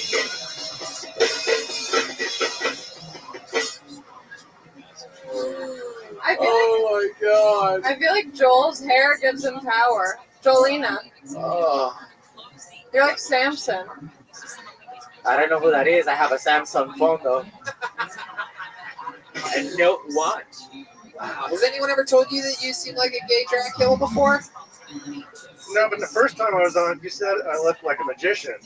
So That's it? No, I said something in addition to magician. I wouldn't have just said you look like a magician. You said I look like a magician who rides a scooter. So. Well, that's exactly what he's talking about. Yeah, you see the difference? Which rides a scooter. Do you see sounds how that's important? 4 years in comedy, you've left that fucking part out? I know. I've never told anybody else that, by the way. Hundreds of thousands of people, at least, I've met in my lifetime. I've never been like, oh, magician on a scooter. So? But I see what I was talking about with you. Completely strange to me. Yeah. Seems like you'd be like on a bird while actual pigeons are falling out of your sleeve. What kind of mode of transportation do you own? Yes, what color is your Prius? He turns into a bat, fool. He turns into a bat at the stroke of midnight. That's right. The leathery wings of Satan, fool. Midnight's one of the local basketball players. Oh. The stroke of midnight. What is it? What's your car? I drive a very old Honda Civic, silver. Oh, the Prius of the past. Yes. But the old it's the EX. It's the sexy one. Hatchback? No. No, I'm talking about your ass My again. ass. I'm still Open up that convinced. stick case. I'm still convinced that. I drive a Yoda. It's just like the letters that falling off the back of my pickup truck. Yeah. Joseph, what do you do for work? I do communications for a very large bank. Oh yeah. Is it a blood bank? Mine was better than yours, fool. Shut up, man. You're not gonna win, homie. He tried to beat you to it. How And dare he did you, the worst fool. version of the joke. Thought he was gonna go low, and when you go, what the fuck are these noises that keep happening here? These people want me to fuck up. Can you believe that? All right, Joseph. Well, what did we learn here tonight? Is that teach a man to fish. Something like that. Try to get a gay man to come out of the closet live on a podcast doesn't always work. But Joseph, you came up, you did it again. You have unbelievable luck. And by the way, I didn't get to talk about your comedy at all. Super likable. You're a very, I would watch you for at least 2-3 more minutes. If I had all the time in the world. Thank you so much for coming up, man. That was a good set. You're very own San Francisco's own Joseph Ugalde. Like that part right there. You're telling me you guys can hear me on that part while the band was playing? Right, yeah, not that part. Like I can feel when it goes out. Hey, that one should avoid the salad. It has garlic in it, bro. I'm Transylvania. Yeah, it's all flying. We're getting through it, huh? Back to the bucket we go. Make some noise for Denny Dolan. Denny Dolan. Here we go. Denny Dolan? Maybe that's him. That's got to be in the red hat there. That's my guess. Making his time. He's got a steady pace going. Hell yeah. He's got a hook. Oh, he's dipping. One more time for Denny Dolan, everybody.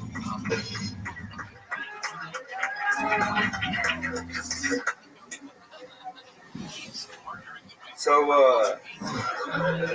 my dad died 3 weeks ago.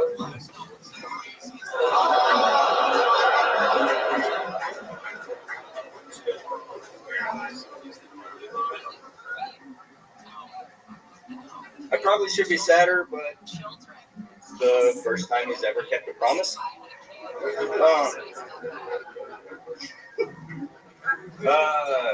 Come from a white trash nuclear family. Mom drinks, dad cooks meth. Sister does black guys.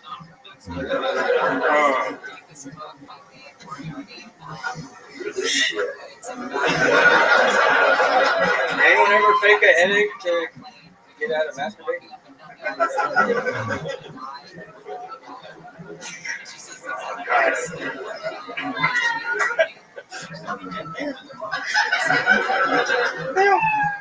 All right.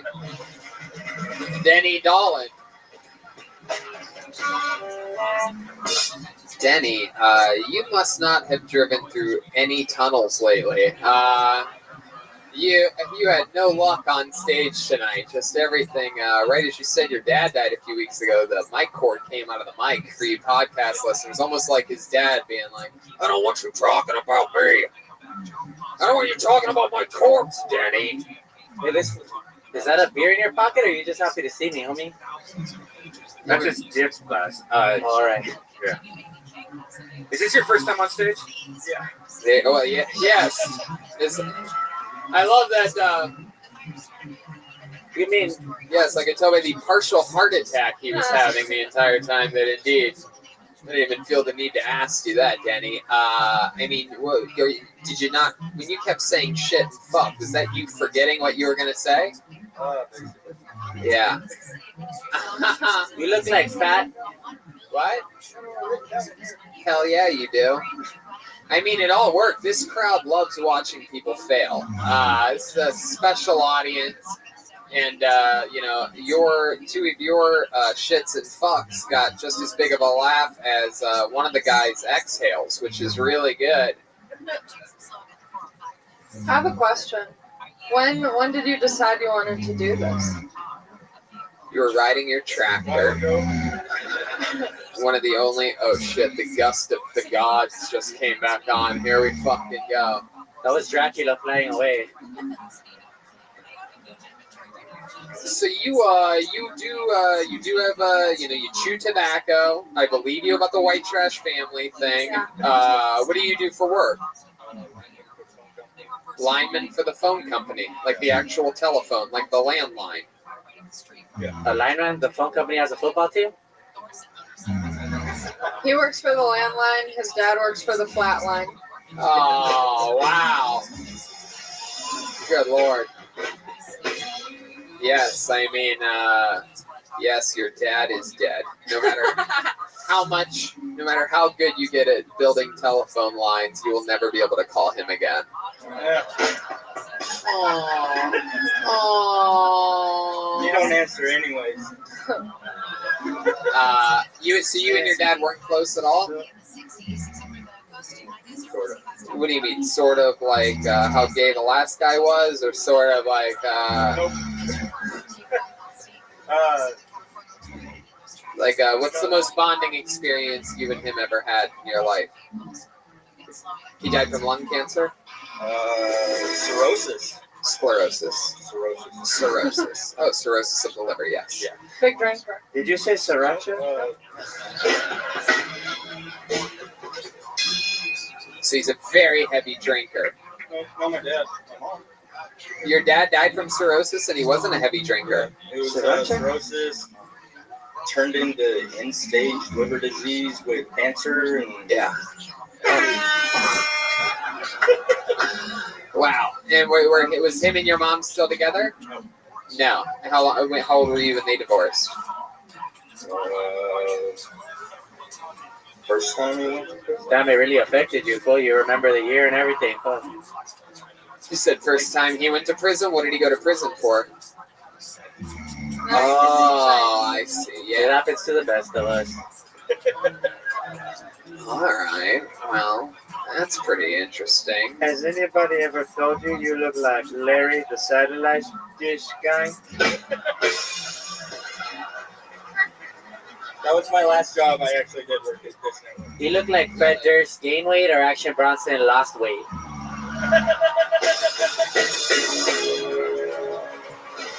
Yeah.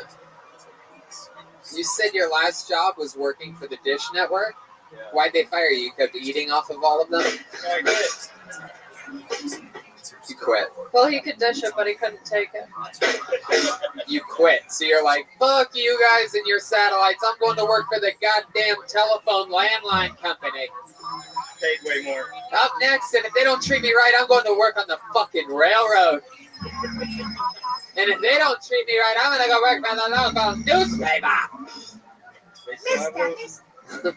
What'd you say? They still have those? Newspapers? You son of a bitch. Yes, they still have newspapers. You get them on your iPad though, right? Matt, Where's this, an Apple Matt, store? I think the ghost of your dad is talking through you right now. He wants you to fail, it appears. Yeah. Patty Reagan. Hey, this fool looks like he ate a baseball pitcher. A baseball picture? It's mi chico Patty Reagan. Hey.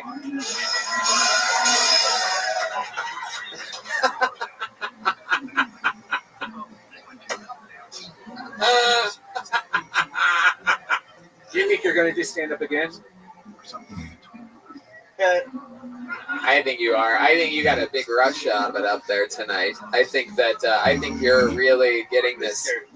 Yeah, but isn't that what's fun? Isn't that why you jump out of airplanes? And I don't know what you do that scares you. Maybe missing lunch or something like that. Like, what's the riskiest thing? What's the riskiest thing that you do? When's the last time you were this nervous or excited or felt like you were doing something good or wrong or anything? Any emotions whatsoever other than just laying fucking sad telephone line and This is the scariest thing for me. close second. Anything you've ever next thing that you've done that was Oh, don't scary? say seconds around this boy. You are perfectly round. My bad, eh? Yeah, for those of you listening to the podcast, he looks like what Louis C.K. probably looks like right now. Like in his luxurious basement of some kind. You seem very comfortable, though. You seem like have you ever performed anything before? A eulogy.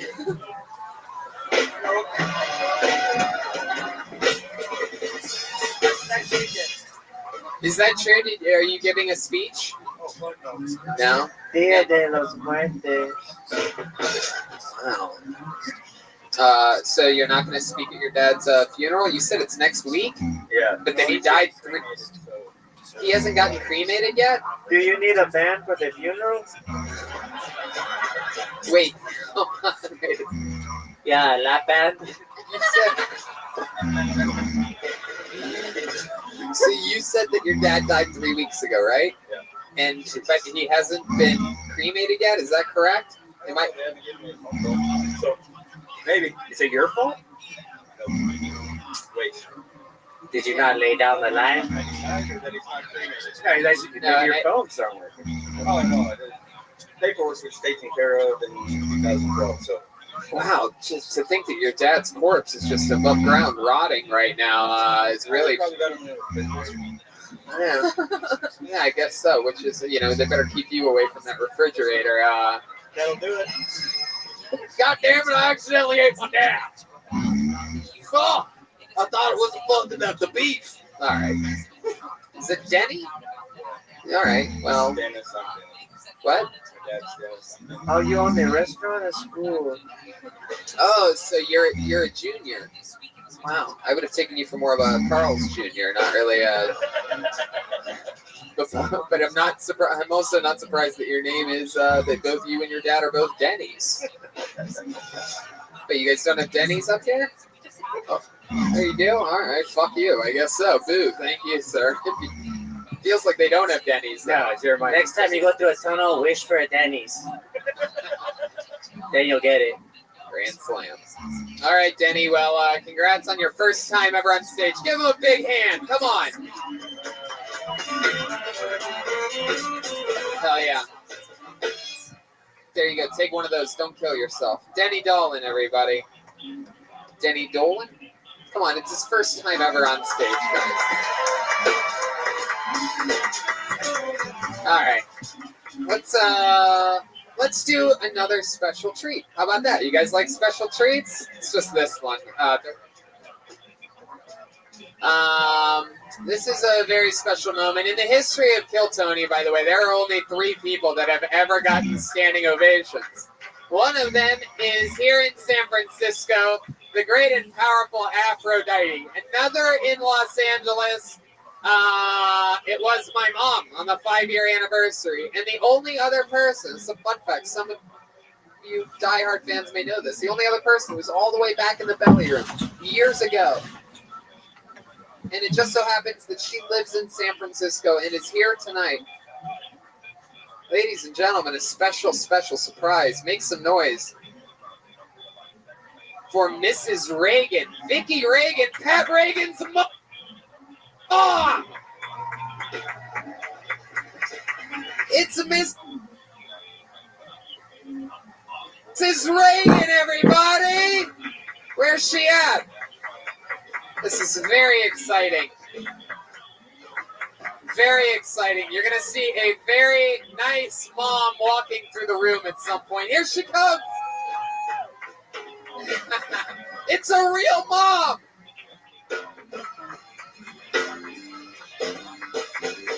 Make some noise one more time for Mrs. Patty Reagan, Vicki Reagan.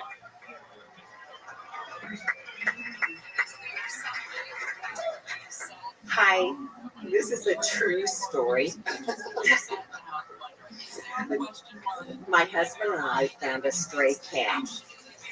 And the first night he spent the night with us, he jumped on my husband on the chest and woke me up. And my husband jumped out of bed and yelled, "Someone's here, someone's here." And I thought he was in bed beside me, so I reach out and touch him, and there's somebody there. And so, thinking it was a bad guy, I get up and I punch him. He lands, what did you say, cold, clocked him, lands on the floor. He ends up, the table, the lamp falls over, hits his head. And then I thought, I'm not going to let this bad guy get me. I jumped on top of him. And we started rolling around the ground. And the next thing I know, he's on top of me. His hands are around my neck. And I say, Joe, he's got me. And Joe says, or he thinks, I have somebody. Then we turn on the light, and it's only Joe and I. No cat to be found. Meow. And from then on, Joe said, whenever he heard a noise, Vic, Joe, go check it out. Fuck yeah! Fuck yeah. Mrs. Reagan, you never cease to amaze me. You were funnier than all of these San Francisco comedians have been all night. I thought she was going to say, after all that, and that's how Pat was born that night. I love it. Well, one question for you, Vicki Reagan. Do you like being serenaded? Sure. All right. Well, I think we have a special treat for you. Have a seat on the stool. This is Reagan. Something special's happening right now. All right, guys, this is my mom's favorite song. Everyone give it up for my mom one time.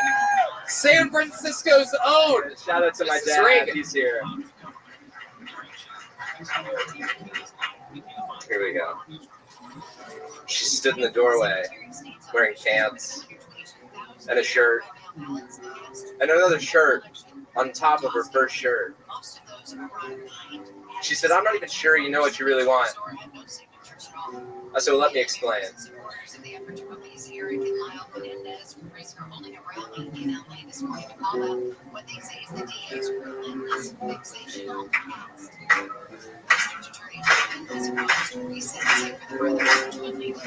I just want a girl to love me like my mama. I just want a girl without any drama. I just want a girl to love me like my mama. I just want a girl without any drama. Ooh, ooh,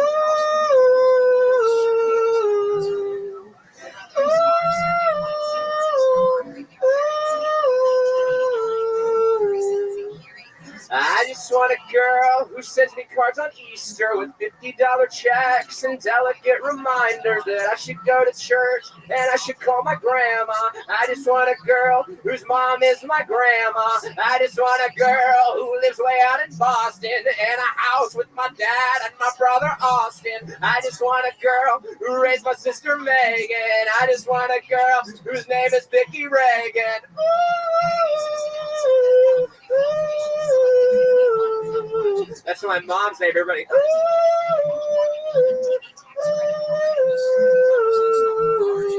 Oh, I literally want to date my sweet old mom.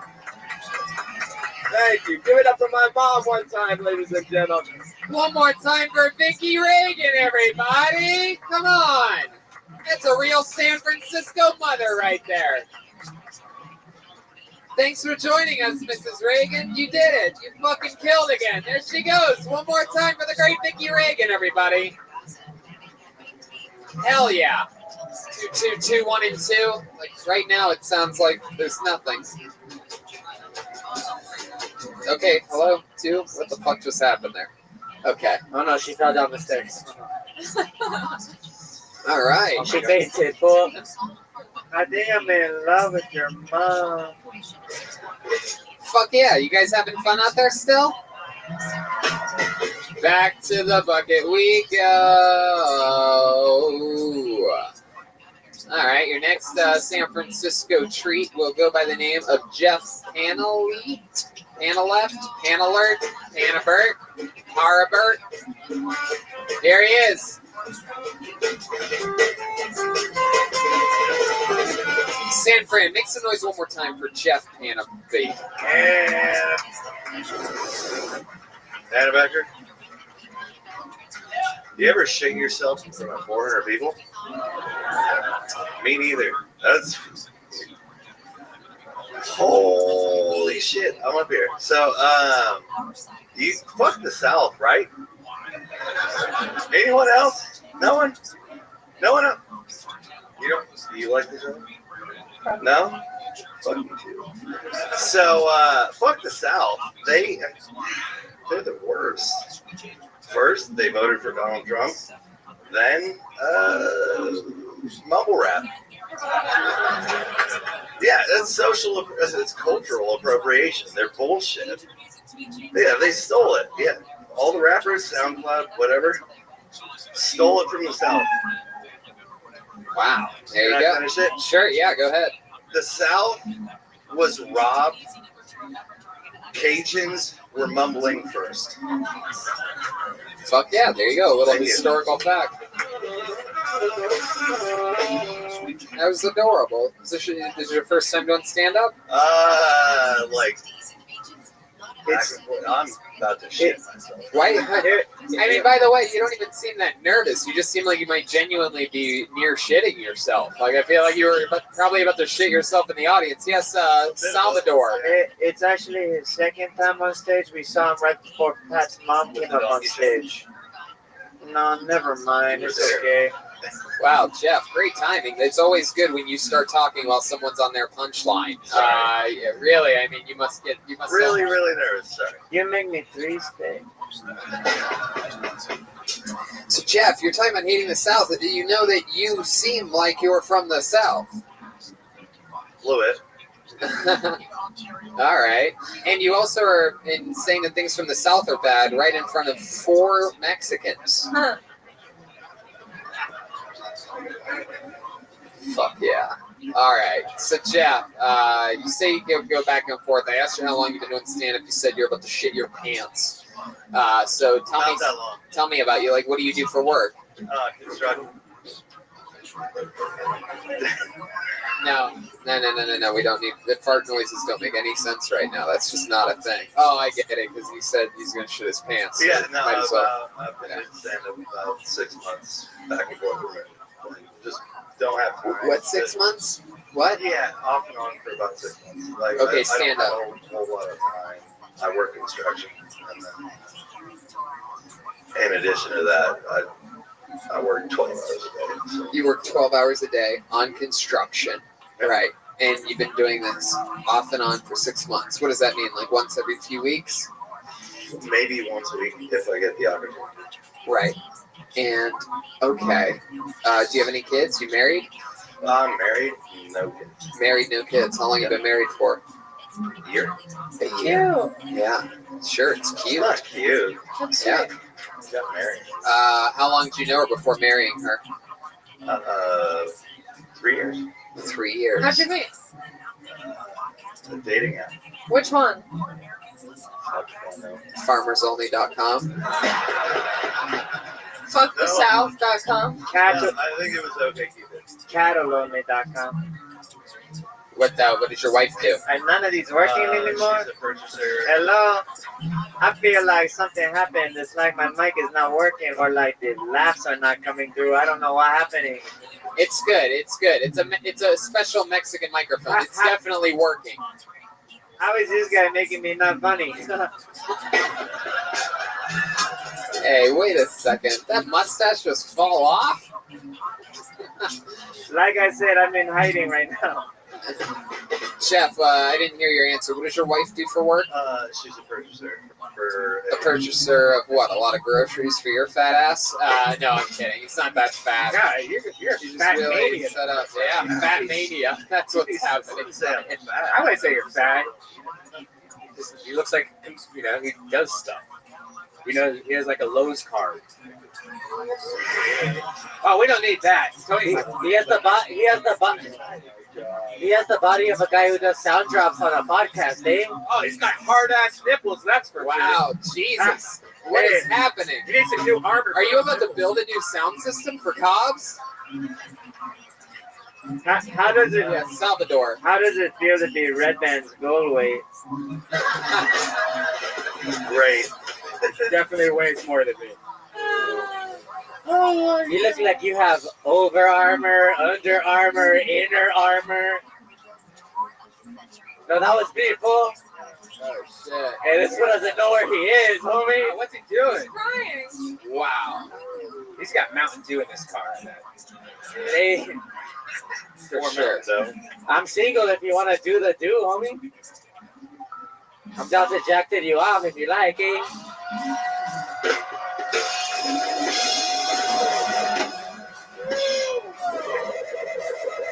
The crowd goes crazy. Are you going to let Jolena? Yep. He looks like he's been jack-linked it off before.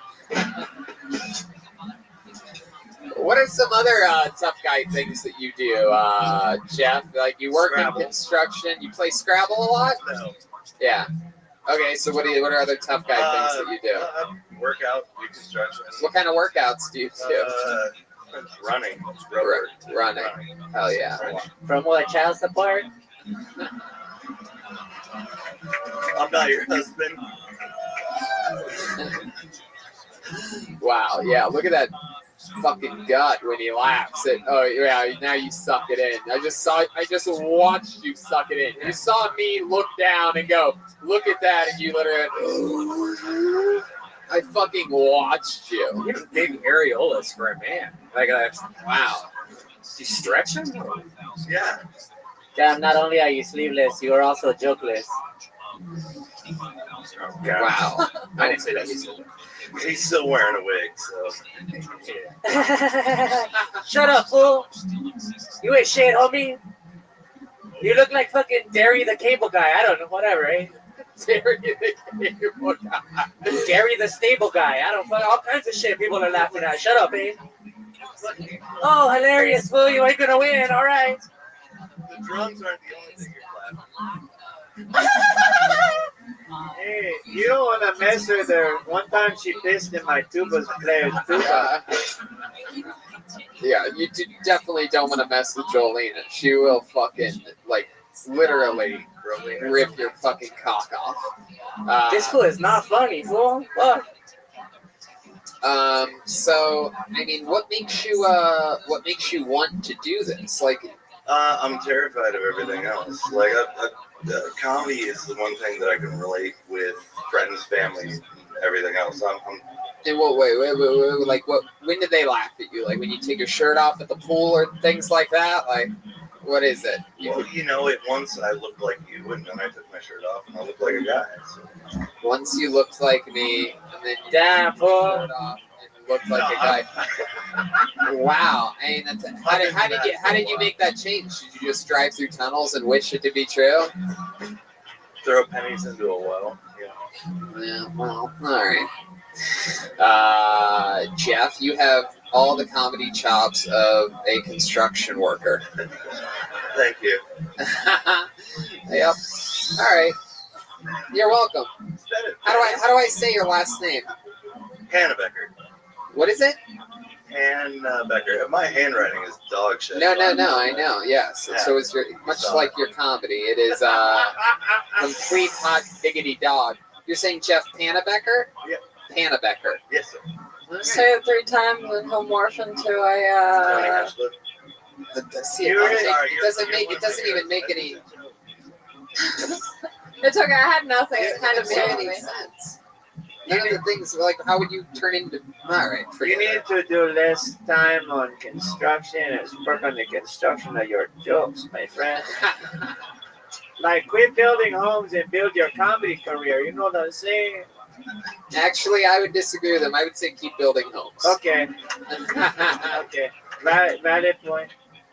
Hey, but you know, you did it. I would say don't fall back on that pussy fucking. I'm about to shit my pants. Like, it's like you signed up for it, man. These people want to see you either go for it or fucking just show weakness. And we've seen it a couple times tonight. People not being able to catch their breath, and people saying, "Oh shit, fuck." You know what I mean? Like, you don't need to fall back on those safety nets. So there you go. There's a little piece of advice for you. Oh shit! There it is. The "don't kill yourself" handshake. Don't you kill yourself. Thank you, Jeff Hannebecker, ladies and gentlemen. That's a guy with, you know, a bigger guy with a beard and a hat on, who seems like, you know, he seems like he'd be funny. Right? He really does. He looks the part. He seems the part. He really does. And it just always doesn't, you know, pan out that way. But some people that look the part and sound the part are funny. In fact, some people that look almost exactly like that.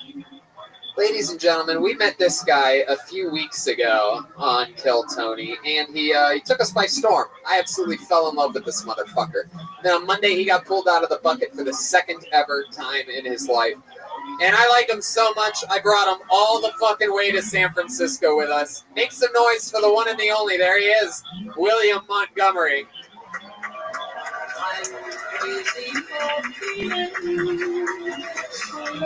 Here he is, everybody. Look at this guy.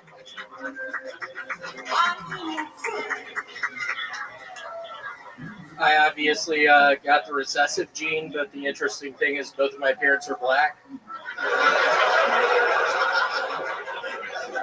I just discovered Viagra doesn't protect you against AIDS. What the fuck am I gonna do? I got roofied at the strip club the other day, which ended up being a nightmare because I had to dance in the next 5 minutes.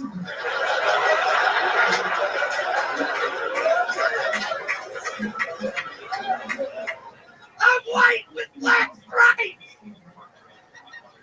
That is the racist zebra.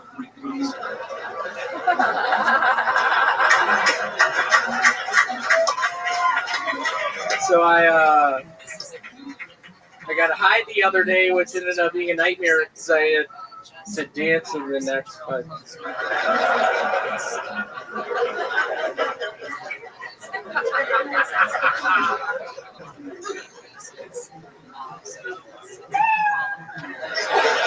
Fucking unbelievable.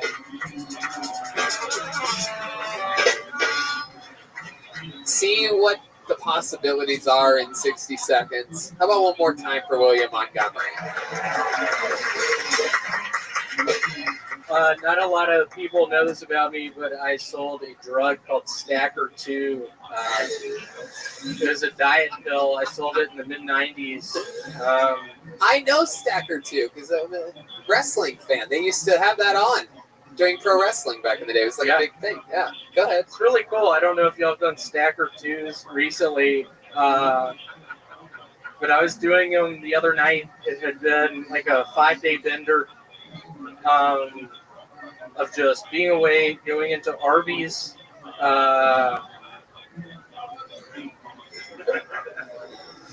I would just walk into Arby's and ask for cups of water, and they would not always give them to me. And it was like, I think in September, it was September of '85, and I was in that Arby's just getting a cup of ice water, and God, y'all do the math, the rest is history.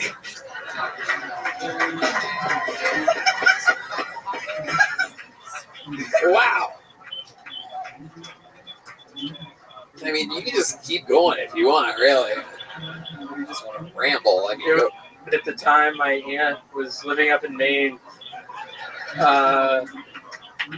She refused to get on airplanes, so we got her a cab to the West Coast. It was like $3,000.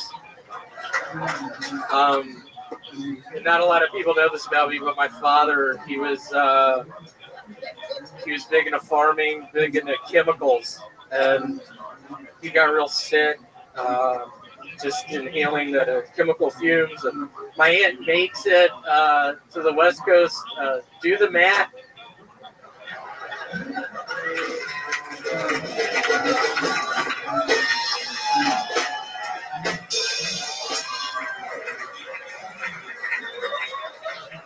Oh, fuck. Okay. Hey, William, is that a golf visor? It is. Have you ever thought maybe it's not a good idea for a white guy to wear a visor that says Masters on the back?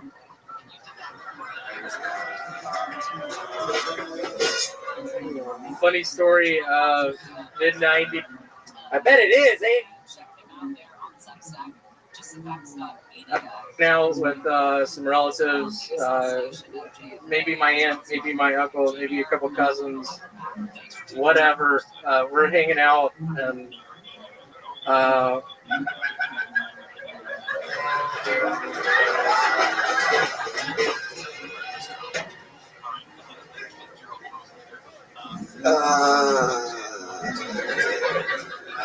can't feel my face. I don't want to interrupt you if you're going to keep going. Like, I mean, I don't know if any of y'all have ever heard of Jacksonville Beach, Florida. I was there in graduate school probably 10 years ago, and I had a buddy down there, and we would hit waves on the boogie board. And it'd be cool because sometimes my buddy would hit like a big wave on the boogie board, and this is a movie I'm coming out with. There would be a cut scene of my buddy hitting a really good wave and me just doing my goggles off, doing the fog off with my pointer fingers.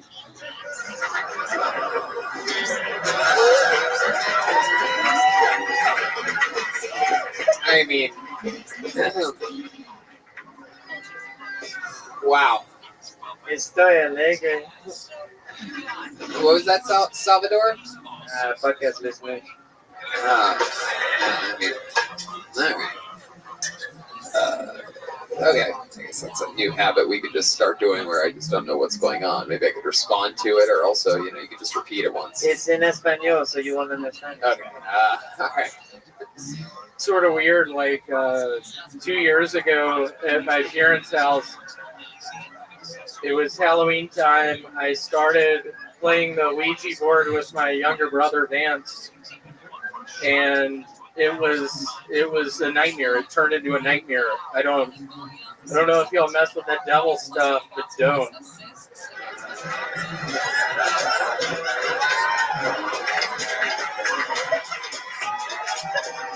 I don't think, William, I'm going to be honest with you. I don't think I've ever loved anything in the world quite as much as I love you. You've only been on this show 3 times, and I mean, there's just fucking something about you. I think you're an absolutely unstoppable force. It's weird. In the 3rd grade, I was actually out on a golf course, and I got hit by lightning. And I spent 2 weeks in the emergency room. I got a broken ankle out of the deal. Wait.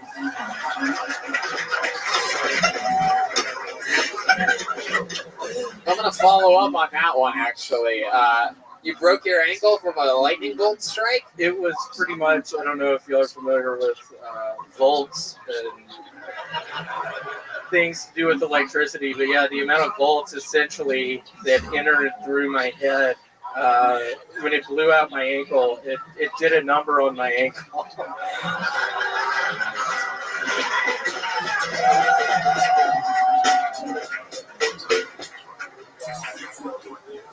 Oh my God. And that's not a joke. My dad was mad. He was caring for us boys at the time. This was in '96. William, put that mic back in the mic stand. Allie's going to slide over, and you're going to join us here at the table while we blast through a couple more. First ever time that a person pulled out of the bucket only 3 times has ever been on the fucking panel before, but you, my friend, for some reason, I think, deserves it. How about one more time for William Montgomery, everybody? Brilliant. Brilliant. Brilliant. And just a little bit funnier looking than the last guy that was on stage, just to show you the gap of what I was talking about. But William knows how to fucking work that shit. Funny story, that guy, we worked together at a Captain D's seafood restaurant a couple of years ago, around the time of Hurricane Katrina. And like it got real nasty, let's just say, when we were evacuating the store. It was. What did you do at the seafood restaurant? What was your job in particularly? I specifically would go around, go to the napkin containers. I would fill up the napkin containers with napkins. I would every now and again go to the ice machine and see that there wasn't enough ice, but I would be too afraid to tell someone. Oh yeah. Oh yeah. And I mean, around Hurricane Katrina time, it was I pulled another name out of the bucket. Make some noise for, I believe, I have no idea what your last name is. So if your first name's Eric and you scribbled some dumb shit after that, then congratulations. Eric Ramos, Eric Rons, Eric Amos. Here he comes. Oh no, no. Definitely not you. Poor Eric. Here he comes. Eric, bad handwriting. Pena. Yeah, what the fuck is that? Powell. Signed it like a check. Oh, okay. What's your last name? Eric Jones, everybody. Wow. Incredible. Second timer was with you at Punchline, actually. Anyways, so start the timer, Tony. Yeah, so San Francisco, PCs on the sidewalk, right? And small dogs. And then, tech sales guys wearing Patagonia That's downtown. But enough about that and what conversations you have in the Lyft or the Uber. Let's talk about me and my dating life at 39 years old. It's different versus like 25. First date goes a little bit like this. First date, if it goes well, they say, Eric, you're kind of charismatic. I think you're funny. Second date is, there's a wedding in town. I'd like you to come. We don't. Third date is, give me my fucking baby. Anyways, I don't juggle. Can we get some music going on, or?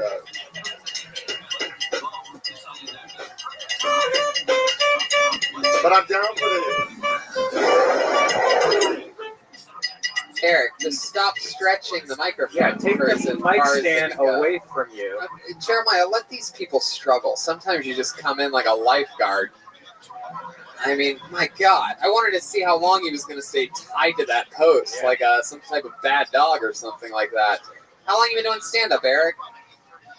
6 years. 6 years, and you kept the mic under the mic stand, the cord under. You kept the cord. Anyway, Eric, you need to go through this tunnel. I don't know. Hey, Eric, are you more of a Speed 2 or Jumanji kind of guy? Answer the question. Jumanji. Do you mean that, or? I can't tell if William Montgomery is really funny or just on the spectrum. Oh, wow. Jesus, wow. Really? Hey, Eric, if you were to get a disease, which would be worse to get, lupus or Legionnaires? I have lupus. William, are you reading those off of a piece of paper? I read these earlier.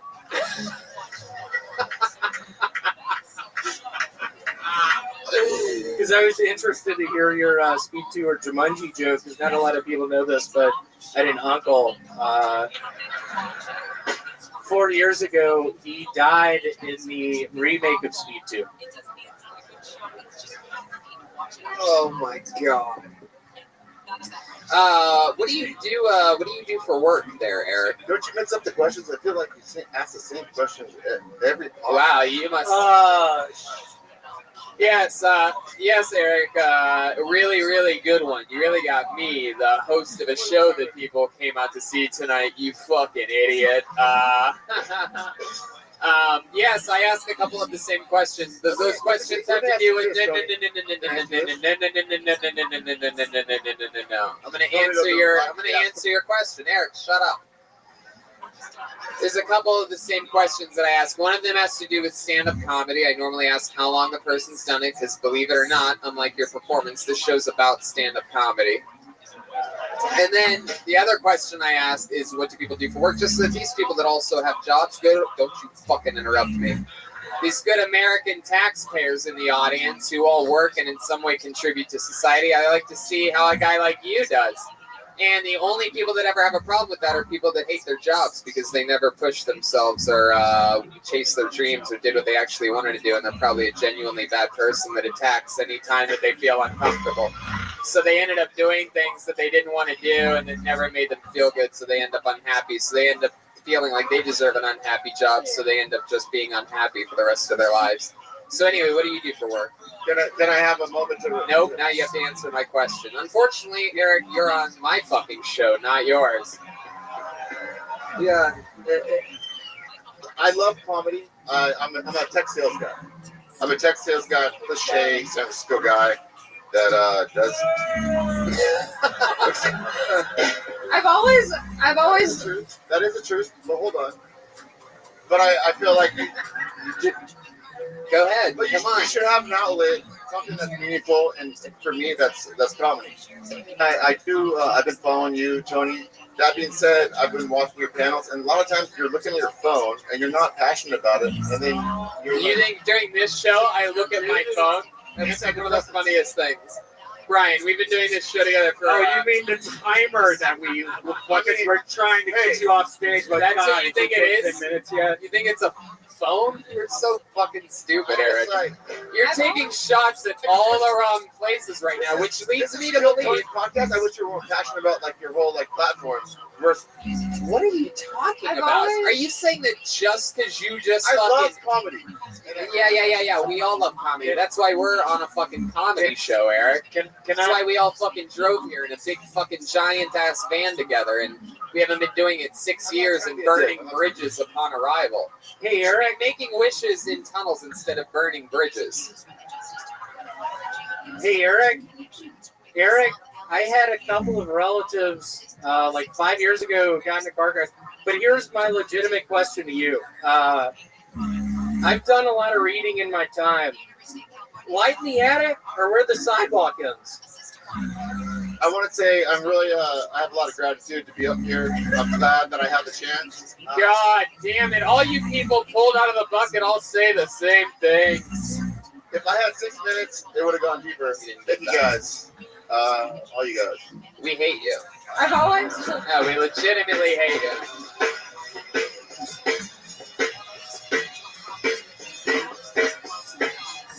Small dick energy.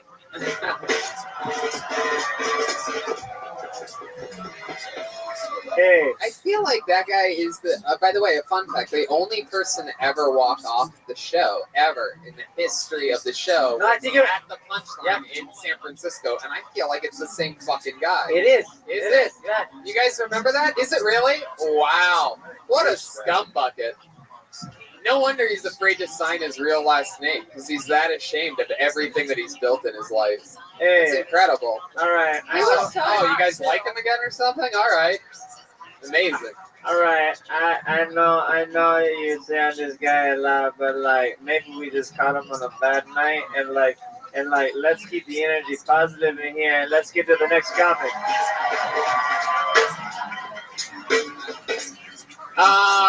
We're running out of time for episode 1. We're running out of time for episode 1. What do you guys think? Go back to the bucket one more time?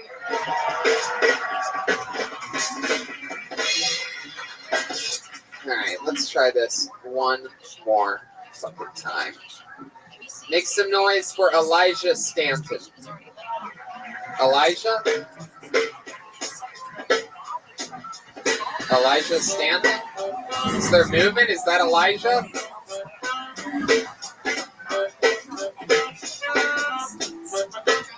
Is that Elijah? Is he coming from up there? He's up there? All right. Man. All right.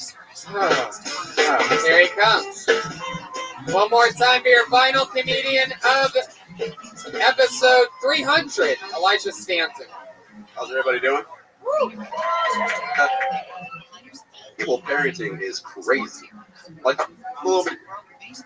Jesus. It's a little different, you know what I'm saying? The other day I was at work. This lady came in. Her son was going all crazy and everything. And I'm sitting back like, man, this kid's about to get his ass whooped. She gets down and goes, excuse me, Timmy, listening ears. Timmy, listening ears. My mom would have gave me a listening ass whooping. What the hell kind of shit is that? Listening ears. But I swear it doesn't stop there, because the first time that I hung out with one of my white friends, he said to his mom to shut the fuck up. He didn't duck, flinch, move, nothing. If I had a dream and asked my mom to please quiet down, I would wake up to an ass whooping. Like, I'm just saying, like, one time my mom, she told me that she wanted me to vacuum, right? So I'm just doing what I'm supposed to do. I'm going to vacuum. You know, she got a phone call. I got my ass whooped just for vacuuming while she was on the phone. Fuck yeah. Elijah Stanton. Barely caught any of your set. I was here staring at my phone the whole time. But it sounded pretty good to me. You should be more passionate, fool. So, how long have you been on stand-up? What do you do for work? That was another joke. No, it's actually my first time doing stand-up. Get the fuck out.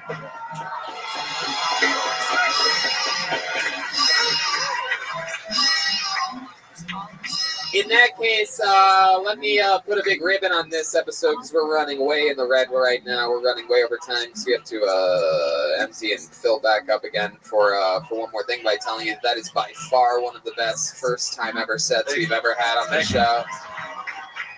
I could tell that you put a lot of heart and soul into it. You came out strong as fuck. You didn't show any weakness. You didn't use any pussyfoot excuses. You didn't say hoof, ha, shit, fuck.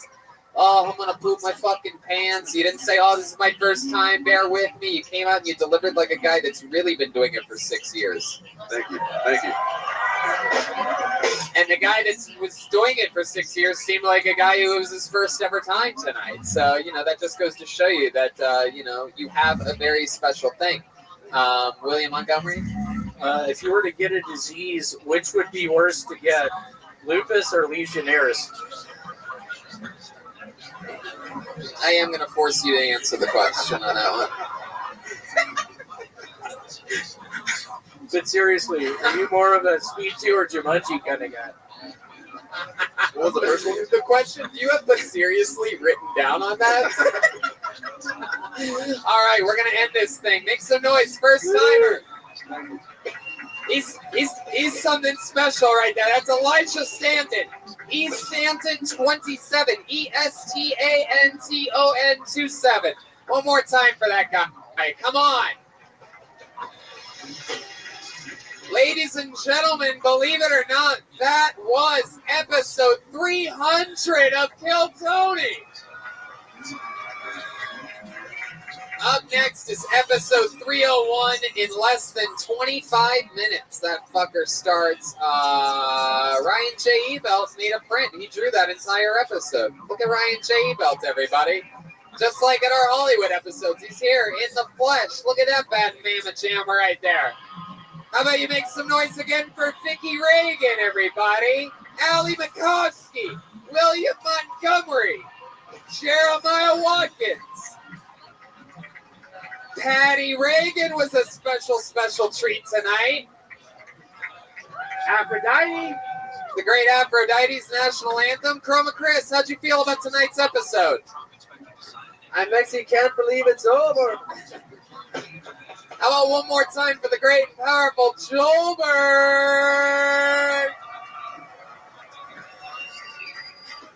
Hey, I fucking love you guys, San Francisco. Peace out, eh?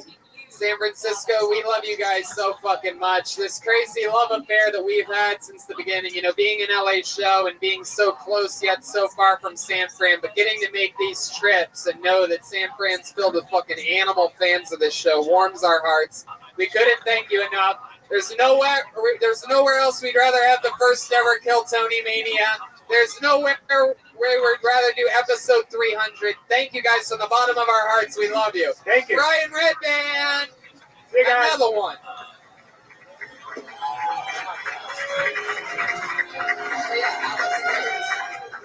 Yeah, come on over, guys.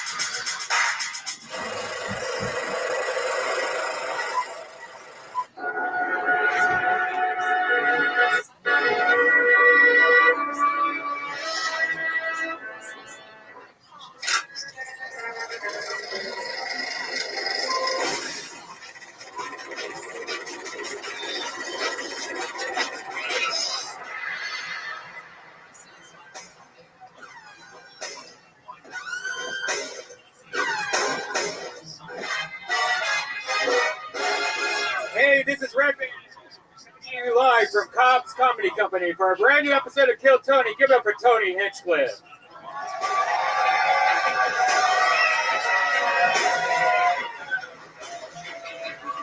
San Francisco, you can do better than that. Make some fucking noise. This is it.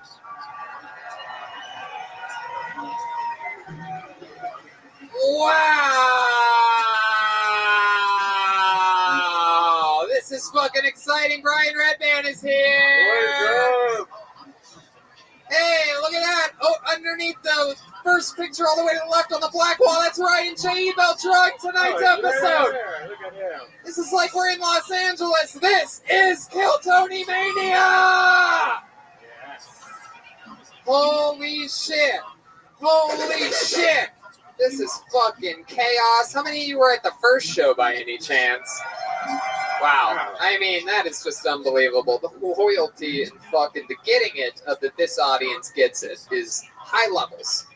High levels of getting it. High levels. You know, sometimes you have a big show like that, like this, the first ever episodes 300 and 301 of the #1 live podcast in the world. The first ever out of all the places we've done it, all around Montreal, Toronto, New York City, San Francisco 5 times, Florida, Nashville, Fort Wayne, Cincinnati, Cleveland, New York, over and over again. We've never done 2 in one night. This is a special happening. And to be honest with you, I'm glad that a lot of you were at the first show, because then you'll get to really appreciate the fact of exactly how many surprises and how much fun stuff we have planned for you through the entire night. You know, a big show like this, a lot of people get anxious, they get uncomfortable. You know what helps me? CBD. Yeah. Without a doubt. You might be wondering, what is CBD? Well, let me tell you, it's 100% legal, a natural ingredient taken from hemp plants, and it helps keep your body's endocannabinoid system balanced. Basically, CBD gives you all the benefits of marijuana without getting high. Chronic pain, inflammation, anxiety, and more. And about 42% of CBD users have stopped using traditional medication. Can you guys believe that? How fucking cool is that? This day and age where so many places people are affected by all these crazy pain Instead of Tylenol or taking pills for like a neck pain or a back pain, just rub some CBD on your neck. It's great.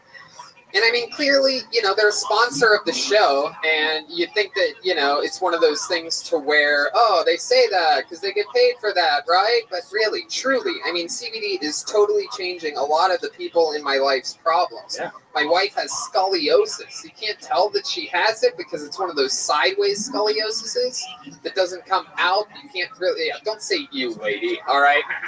My wife is fucking so much hotter than you, so why don't you shut up? Anyway.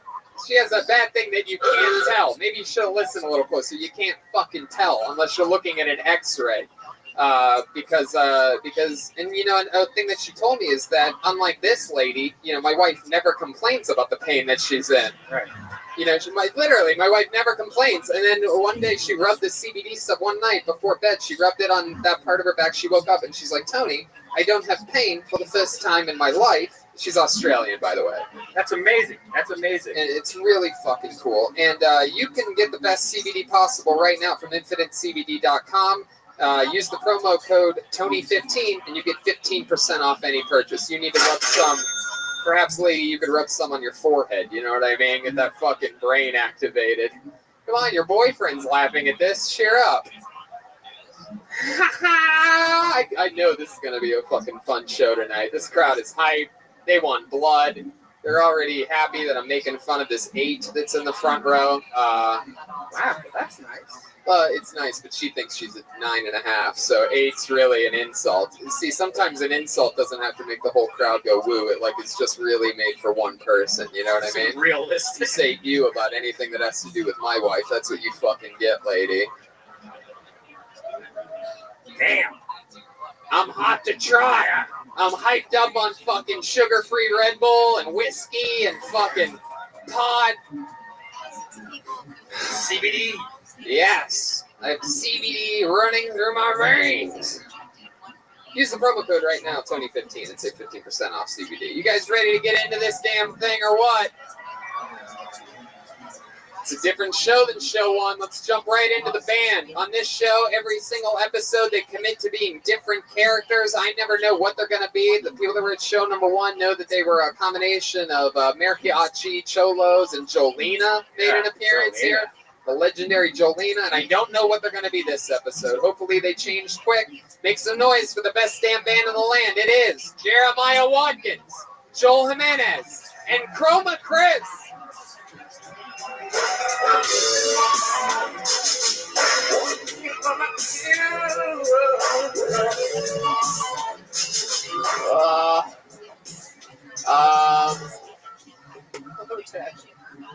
I'm going to be honest with you. I really, truly don't know what you guys are supposed to be.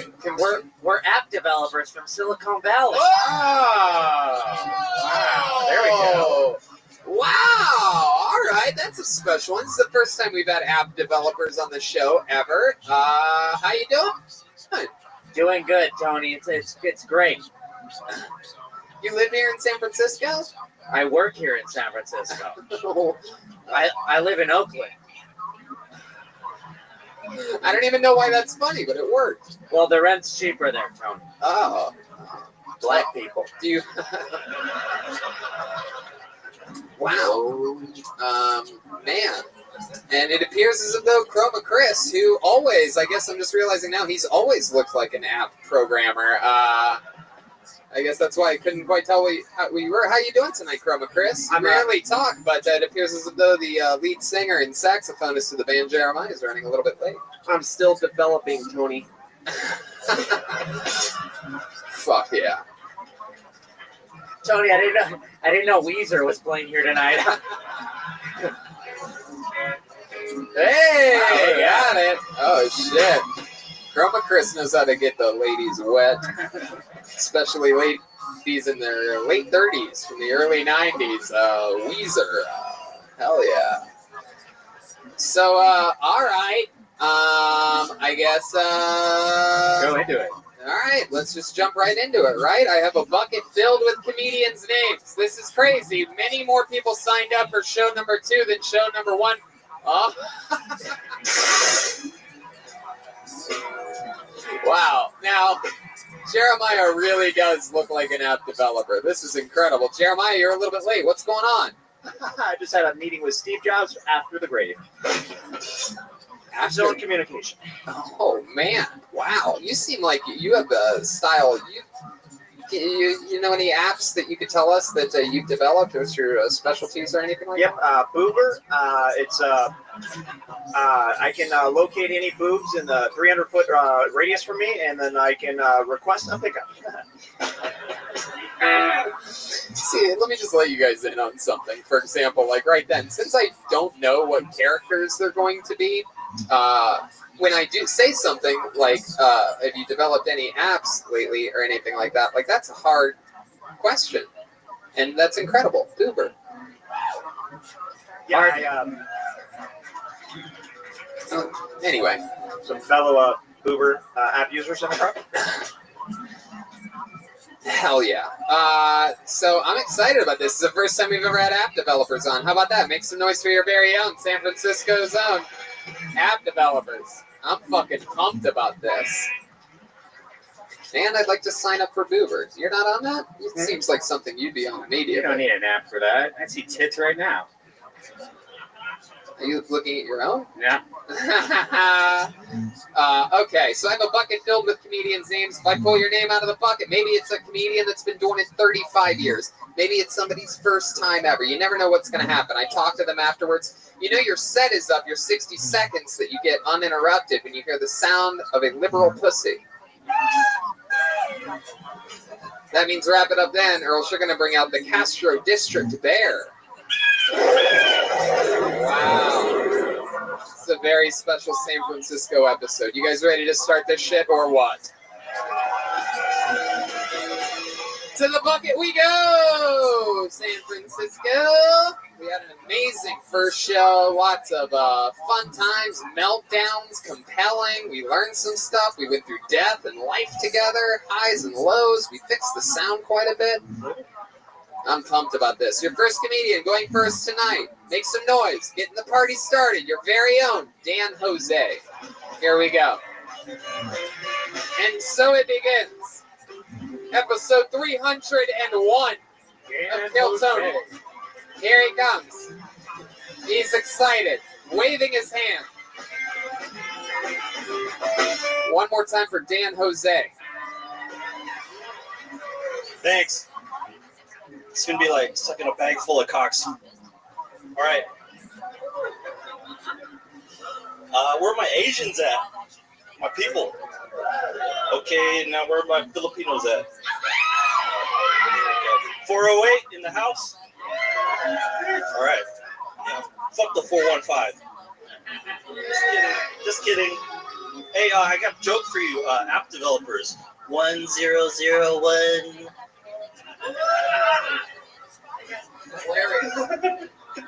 Just fucking with you.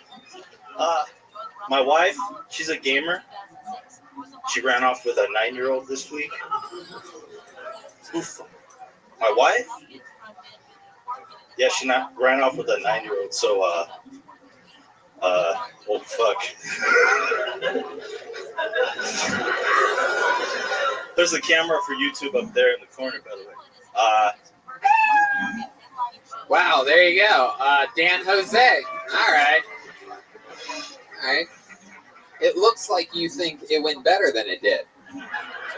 You're giving off that vibe that you're pretty happy with tonight's performance. I'm not, Tony. It's one of the first comedy sets in which I've really just seen somebody come out and just really take a census. Where are my Caucasians at? How about my Asians? Latinos? All right, my job here is done. Thank you.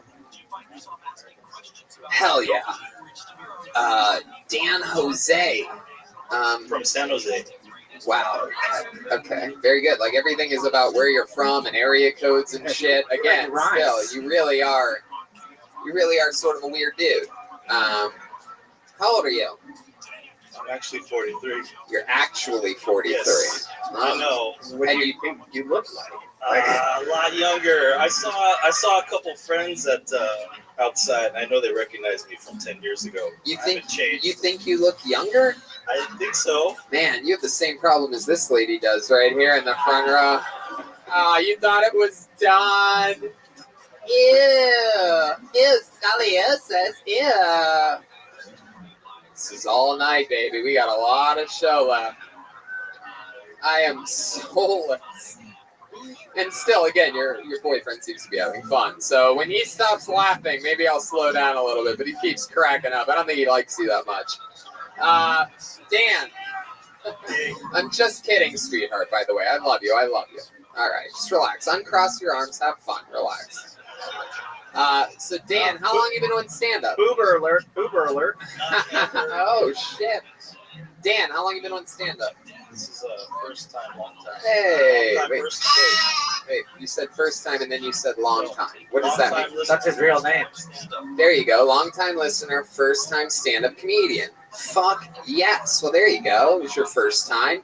One piece of advice that I would give is don't come up and first say this is going to suck a bag of dicks or whatever you said, because we believed you. And then you've proceeded, I mean, at least a bag of dicks, like someone's having fun, right? And then did you see how he did like the karate, like air kicks also? Yeah. Like, what was that? It's like, did you think you won a prize or something like that? Wait, let me guess. Which ones are your people? The Latinos, the Asians, the Caucasians? The people in San Jose? Whoa. I'm from the 402. Watch out. The 415, the 512. Who's with me, everybody? All right. Who loves America and oxygen and water? All right. Fishing birds work all day. Did I ask you what you do for work? Okay, there you go. I'm a counselor at a high school. See? Now I like you. What do you mean? You're like a guidance counselor? Or just like a therapy kind of counselor. Oh, Tony, I just got an alert. You're fired. Yeah, pedophile jokes, huh? Wow.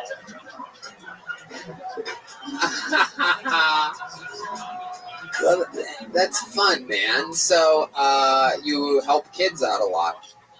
Yeah, I'm a professional liar. Yeah. What do you mean by that? I try to help them as best I can, but eventually they have to go back home. So Have you had a bad case happen? Have you had anybody like kill themselves or something like that? Or not a kid, but parents. really, parents have killed themselves to students that you've had? Yeah, some kids have witnessed the trauma. Like Man, that's horrible. That is horrible. Anybody any interesting ways of killing themselves? You know what? Or just regular boring ways like pills.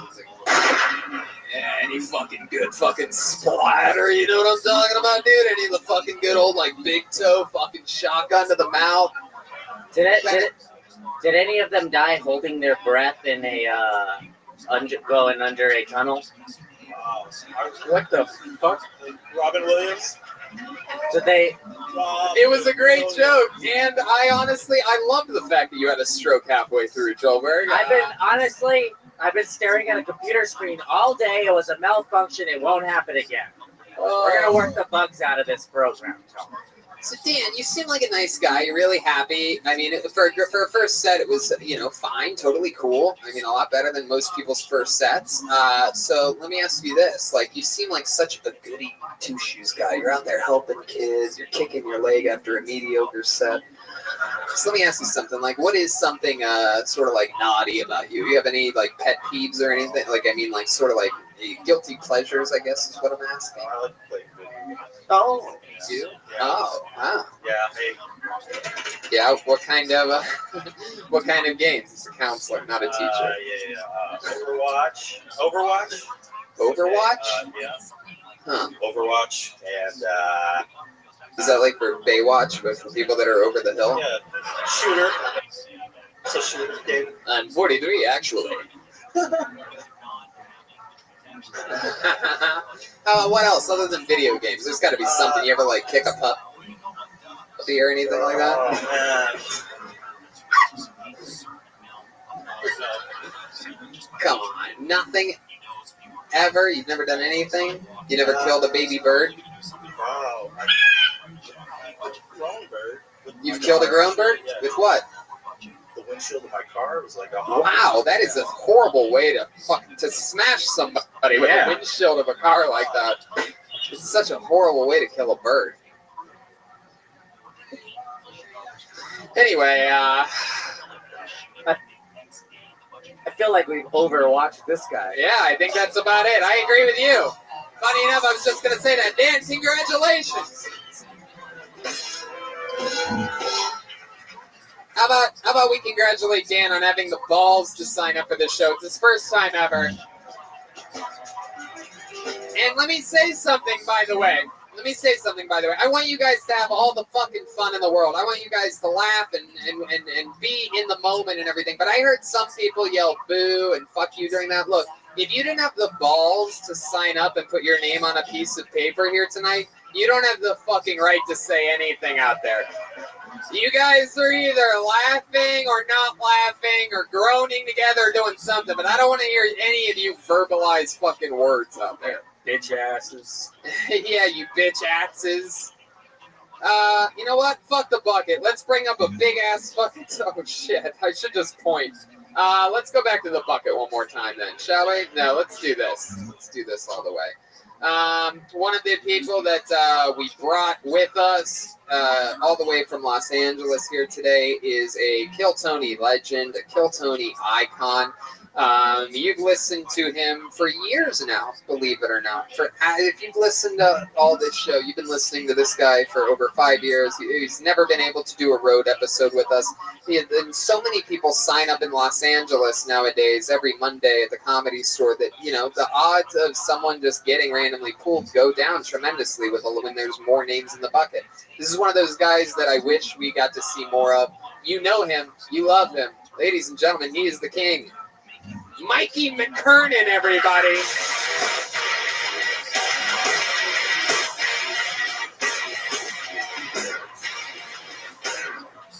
Thank you. San Francisco, what's up? Are you ready for this? Because I am. Great to be here. Oh my God, I love this city. The first time I came to the city, I unfortunately found the ghetto on accident. Yeah, I parked in a sketchy neighborhood. It was so sketchy, all the walls were covered with charcoal techniques. Yeah, I was like, I better Van Gogh. Art.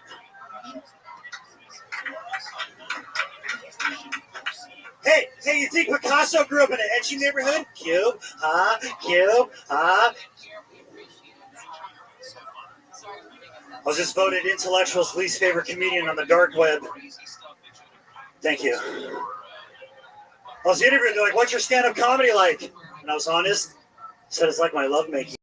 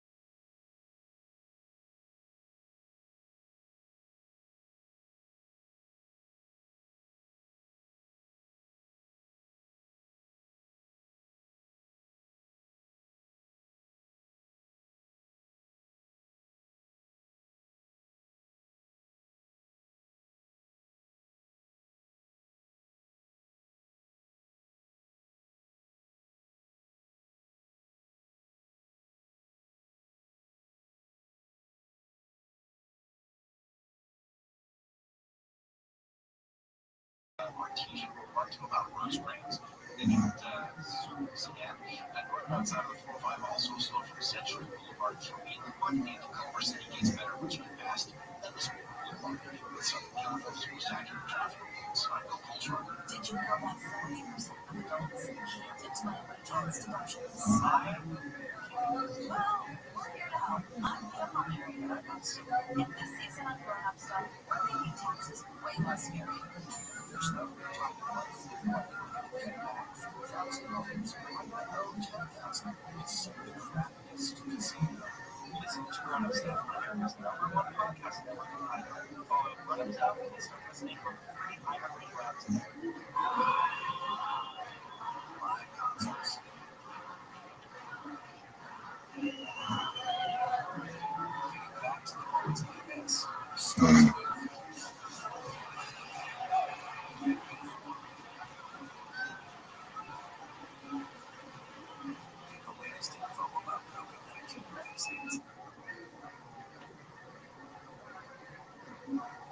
That baby bitch.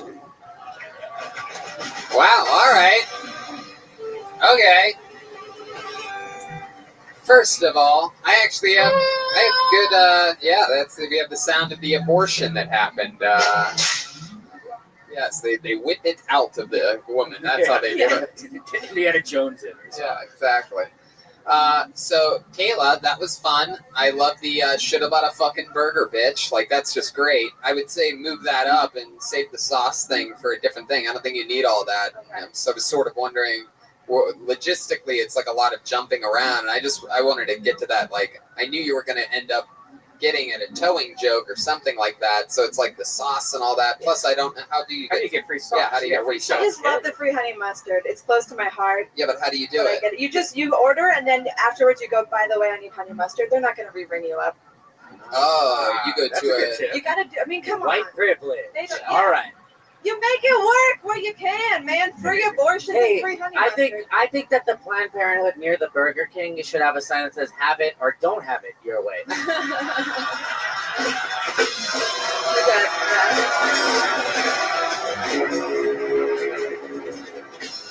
He has arrived, ladies and gentlemen. Joelberg is definitely on the drums right now. Drinking the water without letting the bottle touch his lips for some reason. And stopping the cymbal with his feet. How many abortions have you had? Wow. 0. That's what the IUD is for. Right. You can do that or have a baby in you. Yeah, That's Brian God's thinks that society. abortions cry and come out with whips, so he doesn't really understand what's Well, happening. he did. Whoa, I don't know what that means. Okay, Kayla, don't be mean. Don't be mean. I'm so sorry. No, it's okay. So Kayla, you've been doing stand-up for a while? A year and a half. Year and a half. Yeah. And this is your first time on Kill It's Tony. my second. I was at Punch. Oh, with you y'all. call it punch Yeah. instead of punchline. Yeah. Because some things are just so fucking hard. I like that. It's too much. Just one more fucking, Too many letters. sound of your mouth. But I like A punch is also a style of abortion. My mouth is. Ah, oh yeah, it's perfect. Wow, Joelberg is on fire. That's why you got to go for the punchline. Wow. So is the Burger King good next to the abortion clinic? Are they You ever good? ever Precious afraid meat. that? Yeah, you're ever afraid that you're eating a fucking little baby Whopper? I feel like that's where like the A quarter chicken fries pounder? come from. Yeah. a little Mac. Yeah. Alright, that's a different place altogether. It's a whole different establishment. Yeah. Fuck yeah. That's a good point, though. I thought, the whole bit was a good point that you got there. Oh, thanks. Hell yeah. Good advice. Look who's giving you a little extra Positive sauce. Aw. So I you've just been want to doing- braid your hair so bad. Okay, I let you talk there, and I shouldn't have. Oh, come on. You So really wanna you've been braid doing his hair. stand up for a year and a half. What do you do for work? How do you make money? I'm a mom during the day. Really? How old's So your kid? I have a 3-year-old, a 2-year-old, and a 9-month-old. Wow. Do you ever take them to that Burger King? That is one of Literally no abortion. you have one of the worst IUDs I've ever heard Oh, of yeah. in my life. That's why I got one now. Yeah. Too little, too late, huh? Fucking 3 babies, basically 9 months apart. Yeah. Did you get an IUD or DUI? Jesus. My God. I mean, freaking wow. Look. Wow. Wait, how old are you? I'm 28. What was your first baby? Well, she's 3, so. Whoa. Oh, now she wants to DIE. Oh. Wow. Incredible. Well, Kayla, you like having kids? Yeah. Yeah. You trying for more? You still letting your man blast away inside of you? No, Just I'm fucking dating a leave 23-year-old. Yeah. You're dating a 23-year-old? Yeah. Wow, you left the baby daddy? Yeah. Holy You gotta move on. Well, yeah, no, I'm sure that the way that you make babies, he was probably ready for that. Yeah. He was tapped out. He was tapped out. Yeah. Wow. So what was his story? Was he an older guy? No, he's my age. Your age. Yeah. Right. You were with him a while, or? Yeah, for like 8 years. 8 years, and then 3 years ago, you're like, fucking blast away inside me. Let's make human beings. Yeah, This is why gonna not? last for a long The time. world is ending. How old's your youngest kid with that guy? She's 9 months old. She's 9 months old. Yeah. So how long ago did you leave him? Like almost 9 months ago. 9 months ago. Yeah. That's incredible. So the baby came out. You're like, I want another young person inside of me. Yeah, exactly. Let's get this 23-year-old. Just let him fucking. You gonna let him start? Oh, I like that. Thank you. Wow, I'm getting respect tonight. I like this. Great. This feels different than what some people like to give me. Oh You boy. fuck. Mathematically, that's one of the best jokes you'll hear. Yeah. High rating. All right. Well, I mean, that's so interesting. So, how long you been with the 23-year-old? For almost 9 months. Almost 9 Yeah, months. 7 Wow, the old It's almost done. switcheroony. I'm sure you really waited for the other guy to get out before you started banging the 23-year-old. We know how you women like to work. You never like to have one thing lined up before the next. So my question is, does the 23-year-old know that you have 3 children? He's aware. Yeah, I call him teenage stepdad.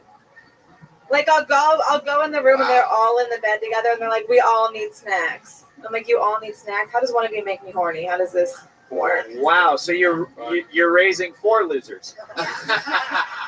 Perfect.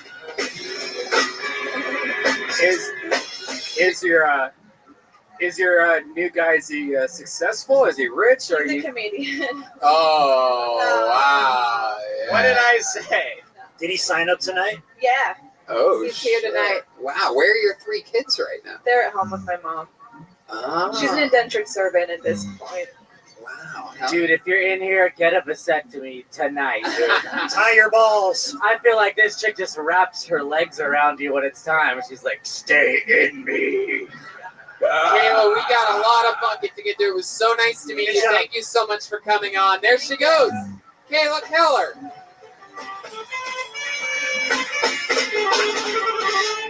We are off and running. Back to the bucket we go. How about that shit? One more time for Kayla, everybody. Come on. Her kids are with her grandma right now. 23 and 3 kids. No, she's 28. Yeah. 28 and 3 kids. Yeah. Wow. All right. How about John Callahan, everybody? Here we go. San Francisco's own. Guarantee it. John Callahan. Taking his time. Come on up here, John. One more time for John Callahan, everybody. So I'm not even from San Francisco. I'm actually from Corning. Probably most of you never heard of it. Oh, okay, that's cool. Yeah. You probably heard of Chico though. Like we're basically about 30 minutes away.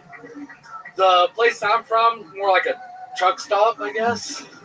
It's got. I mean, just we were in Japantown when we showed up, and I was like, oh my god, dude! Like this store has more people than our town does. Like it's ridiculous. And then, yeah, I worked at one of the truck stops. I rode my bike to work, and the maintenance guys, they go around when you fit about 150 trucks in the back. And, well, they decided to switch out my seat with a dildo they found in one of the trash cans. I was just wondering who put their hand in and grabbed a trash, like, dildo. Like, what the fuck? And, I mean, people got hookers and stuff. Oh, like, we call them lot lizards. That's Hell yeah. All right. John motherfucking Callahan. Look at the hockey smile on this guy.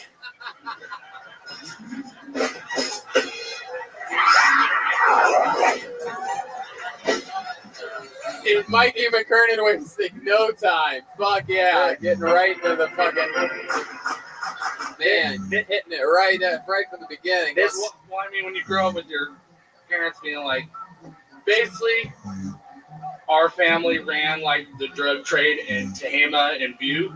Oh, so I didn't know Tehama and Butte. anything about. I never did drugs, but I never knew anything about like a dentist. Wow, the way San Francisco likes to recycle, I didn't think we'd see a pile of trash like you up here tonight. No, I'm kidding. I like your style. And by style, I do not mean smile. I said style.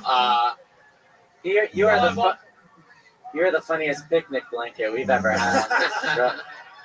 Is Japantown a real place out here? Or is it... Hey, Japantown? Hey, that just sounds like something racist people would call it. Hey, I'm hungry. What do you think? Go around that Japantown, get some chicken? Let's go to Orientalville. Hey, yeah. This guy looks like a lumber crack. Lumber stack of pancake. Fuck yeah. I mean, it is. What do you do for work now, John? I work at Walmart. Oh, fuck yeah. Abso-fucking-lutely. Yeah. I hope not as the greeter. I only did that when I fractured my ankle. For those of you listening to the podcast or watching the YouTube, I'm sure you can't tell, he's got fucking Actually, you know. this one that I have. Oh shit! Don't touch it! Don't touch it! Don't touch that one! It's not Just fucking, I cannot have that fall out. Well, then again, maybe we should just do it, dude. This is Kill Tony Mania. What do you guys say we pull this guy's last He just fucking did. He tooth can take it out. Look at it. He can take it out. No way! Oh my!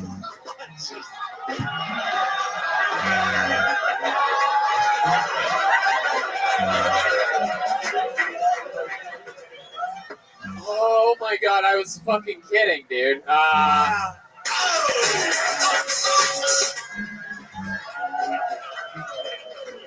For those of you listening to the podcast, you just took his one tooth out of his face.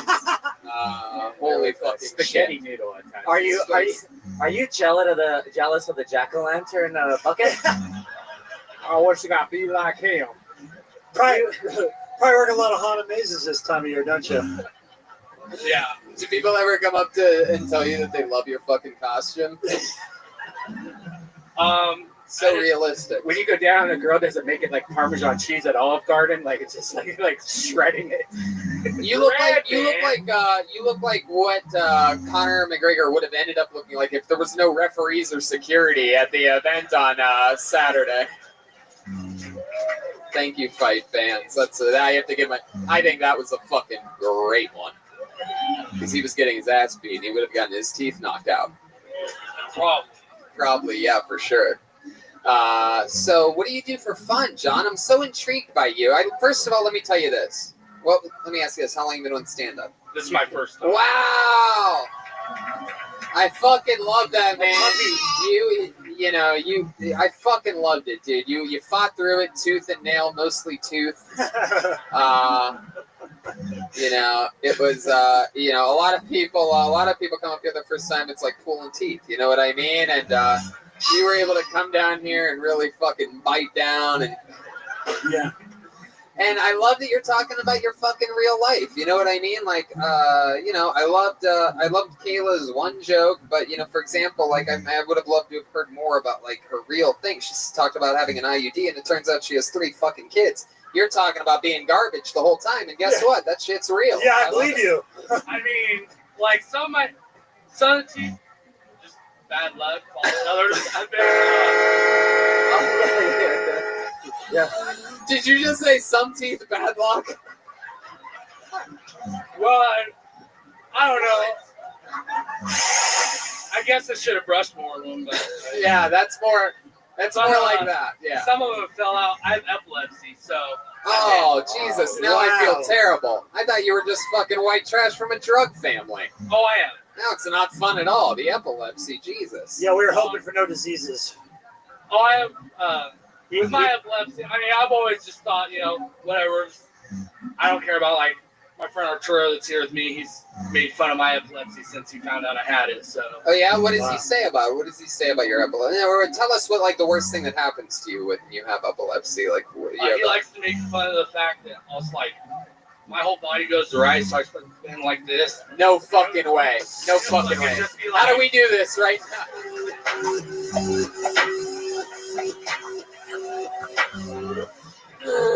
That was fucking amazing.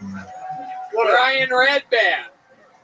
Man, we're all just fucking showing off tonight, aren't we? Holy shit.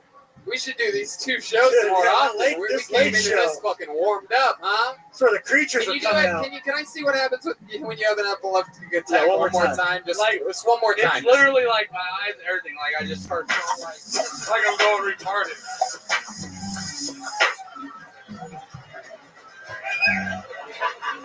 Jeremiah? The good thing is you won't bite your tongue with any teeth.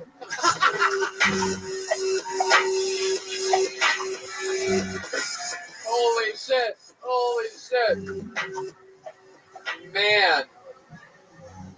Whew, just when I thought the epilepsy was going to make it sad, everything literally took a turn for the better. So I didn't bring that up to make it sad or nothing. Like, no, it's great. No, we're laughing. You know, the first time I had it, I was like 12, I think. My mom said I might have had more when I was younger because she'd find me like laying out in the orchard. She would lie to you? Oh, honey.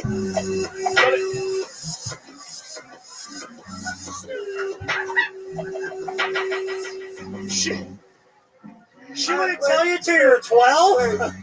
Well, no. Also, wait, was it an apple orchard? Because I just picture a bunch of apples with bites sticking out of them. No, Corning's the city of olives, so we do olives. Like, that's our thing. My God, I've never heard anything like it before. My mom told me that she used to find me in the orchard. It's so honest. You can tell it's honest because it's an orchard. Well, no one would ever be able to lie about that. My mom said that she found me, it used to find me. Think about that. Think about how bad the parenting is, and it's a fucking orchard. Well, no, see, the first one confirmed it was when I first met my dad at 12. My mom basically hid me from my dad. So...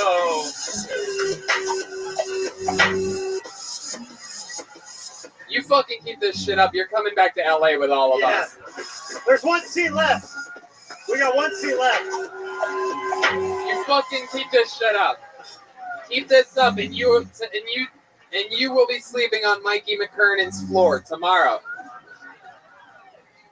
But no, like, yeah, my mom had 5 other kids with my dad, and then got divorced, left them with the next door lady, took off. Like, I don't even need to do an interview. Just keep fucking going, dude. Well, no, the thing was, like, she was with Pete, the one that was my dad, and literally, I'd like to apologize to everybody else that signed up tonight. Yeah. You had your chance the first show.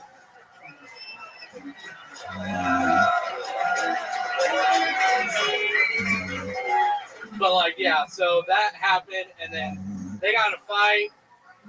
My mom called my dad. He still loved her, so he drove up, was going to beat his ass. And then they had a one-night stand, and then he didn't hear about me until I was 12. Okay. Well, I mean, okay. I want the box set of you. All right, John, we've literally spent 10 minutes with you, so I literally have to keep it going. But before I let you go, I'm going to do something that I've never done in the history of all of these road shows, and I am going to give you basically a golden ticket. Anytime you're ever in LA, you get to do a spot on Kill. Hell yeah! Thank you. I'm a nice dude. It's a nice dude. Sean Callahan, ladies and gentlemen, there he goes. That's how the magic happens right there. Hey, you better write all that shit down, buddy. Hell yeah, dude. Write a fucking book, bro. You better write all that shit down. That's nothing I had planned at all. It just it only feels absolutely right to do something fucking super special for a guy like that just keeps spewing the most honest and hilarious shit I've ever heard. That was beautiful. You guys didn't see it, but that was so funny. Tony almost quit doing the show. Yeah. He said, "I can't do this anymore." Yes. His mom found him in an orchard. And the parenting is so terrible. Like, not only did it obviously took her years to realize that her son had, of all things, epilepsy. Yeah. To where normally, kids are biting their tongue. Obviously, his tongue was biting his teeth. Right. Yeah. We gotta get an iPhone case for his face. What'd you tell her dad at 12? He's like, don't worry, he doesn't get that far. So John Callahan, before you leave tonight, make sure you check in with me or Josh or whoever so that we can get your information and you can hit us up before the next time you come down to Los Angeles. It's an open invite. I don't think any of the fans of the show will be mad at me. When you run out of trashy-ass stories, we'll send you back up to San Fran. You know what? Let's do another special treat. Why not? I'm sorry, buddy. I'm sorry. I know. We're doing 2 and then a treat. 2 and then a treat. The regular ships that have happened on this show have lasted, over half a fucking decade. And we have a lot of amazing alumni in that group. And, before we had Malcolm, who's not going to be able to make it here tonight. He's actually, I'm sorry, people. He actually went to go see Mike Epps perform stand-up comedy tonight. Hey, lay down. We let him do what he wants. I'm Dana and he's Connor, and he just gets to run the roost. And tonight he wanted to see Mike Epps. He's going to see Mike Epps. That's the business. But shut the fuck up. What did I tell you about your booze over there? Huh? Huh? Boo? Huh? But you do get to see another regular who's gone on to have a flourishing fucking career. She opens for some of the greatest comedians in the world. You know her. You love her. Ladies and gentlemen, special surprise. It's the one and only Sarah.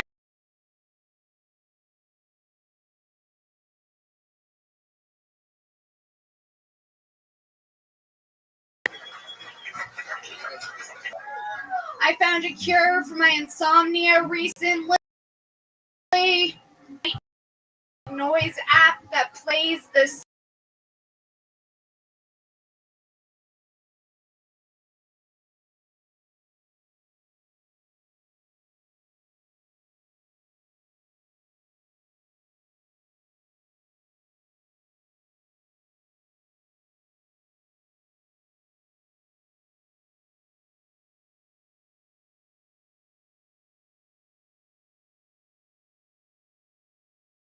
Center.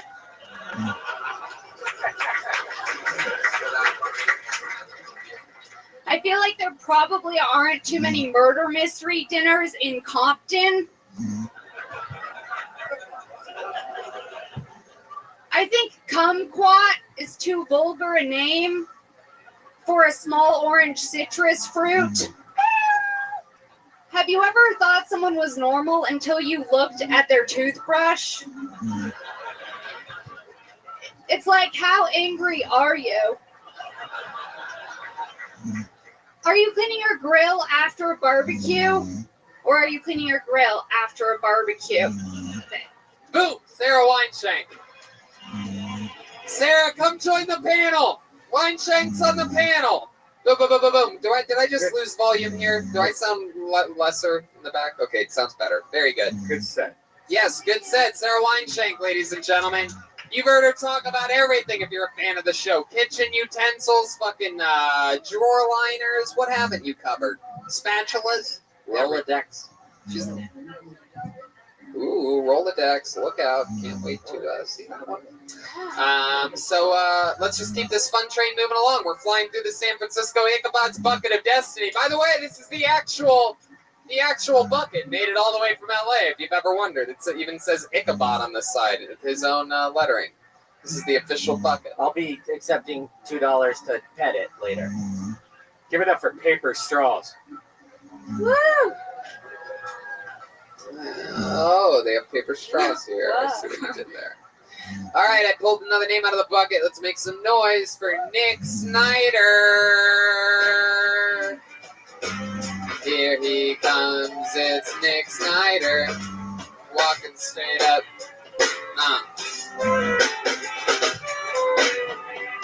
One more time for Nick Snyder, ladies and gentlemen. Yes. Okay, so yeah, where do I start? So my mother is a lesbian, right? And so I've grown up around a lot of women, right? And so I've observed a lot of behaviors. And, you know, one of these behaviors that I find the most interesting, but they think it works, but I know it doesn't work, is, and it's not a lesbian thing, right? It's just kind of a woman thing. Their ability to talk shit about a woman that's standing 2 feet away, just right there, and like, look at her, she's just hella fake. Like, oh my god, what the hell? Like, I know you're talking about her. How doesn't she know you're talking about her, right? And then when they get caught, right, they'll get caught and go. Basically, right? Basically, they'll get caught. The girl will say something like, are you talking about me? And the girl will say, nobody's even thinking about you. And I'm like, what the fuck? Anyway, that's what I got. There you go. Nick Snyder. Fuck yeah. How you doing, Nick? Talking to that microphone. Talking to the tip of it. To the tip. You can get a little bit closer. It's like, what do you think's going to happen there? You think it like shocks you or something? App developer Jeremiah Watkins. Yes, the last comic with missing teeth. This comic is missing chromosomes. Oh, wow. Taking shots at, it appears like, I don't know, I'd be nice to this guy. He seems like he'd bully you guys in a different universe. This guy seems like he's on Alpha Brain and Shroom Tech right now. I have a bully app too. When was the last time you got the wind knocked out of you? Whoa, Nick, stick over here, Nick, over here. A little too much Gracie jiu-jitsu going on over there. I have urine flowing down my thighs. How you doing, Nick? Doing good. You been doing stand-up a while? No. Is this your first time? Yeah. Fuck yeah. Awesome. Very good. Very good. There it is, the goat of the first-timers. Nick, you seem like a really, really, like, tough guy. Am I picking that up right? You a former soldier or something like that? No, former drug addict. Oh, okay. What's your drug of choice? Meth. Really? Yeah. Wow. So you're a former soldier of the drug war? Yeah, and the demons and the shadow people. Wow. How long you been doing meth for? It was kind of off and on, strong. So, mostly on? A few years, and then off, and then another few years. Uh-huh. Wow. Dude, the guy with no teeth is so jealous right now. He's like, you. Damn, this is a great fucking episode. This is just such a fucking unbelievably comedically strong show. I like how you're standing like it's like a spelling bee or something. Like, very defensive. What the fuck is that? Oh my Your god. word is meth. The double arms behind the back. Like, what is going on back there? What are you doing, breaking out of handcuffs right now? I don't Jeremiah, the app developer, go ahead. Yes, he looks like he's part of the USMC, United States Meth Corps. Hooah. Or as Mikey would say, hooah. Nick, when is the last time you did meth? March 7th, 2015. Oh, okay. All right, cool. Oh, yeah. I fucking love that, man. Congratulations. It's weird. You got clean when the best season of Breaking Bad came out. That's so bizarre to me. Do you miss it? Like, do you ever like sit there and just want to? Jesus, Red Band, what the fuck? Of course he misses it. It's fucking meth. I mean, what are you talking about? It was the meth of time and the worst of times. Wait, question. What were your favorite activities to do on meth? Sorry. Tweak and freak. What does that mean? Tweak and freak? That's like sex? It's like focused fucking. Wow. Damn.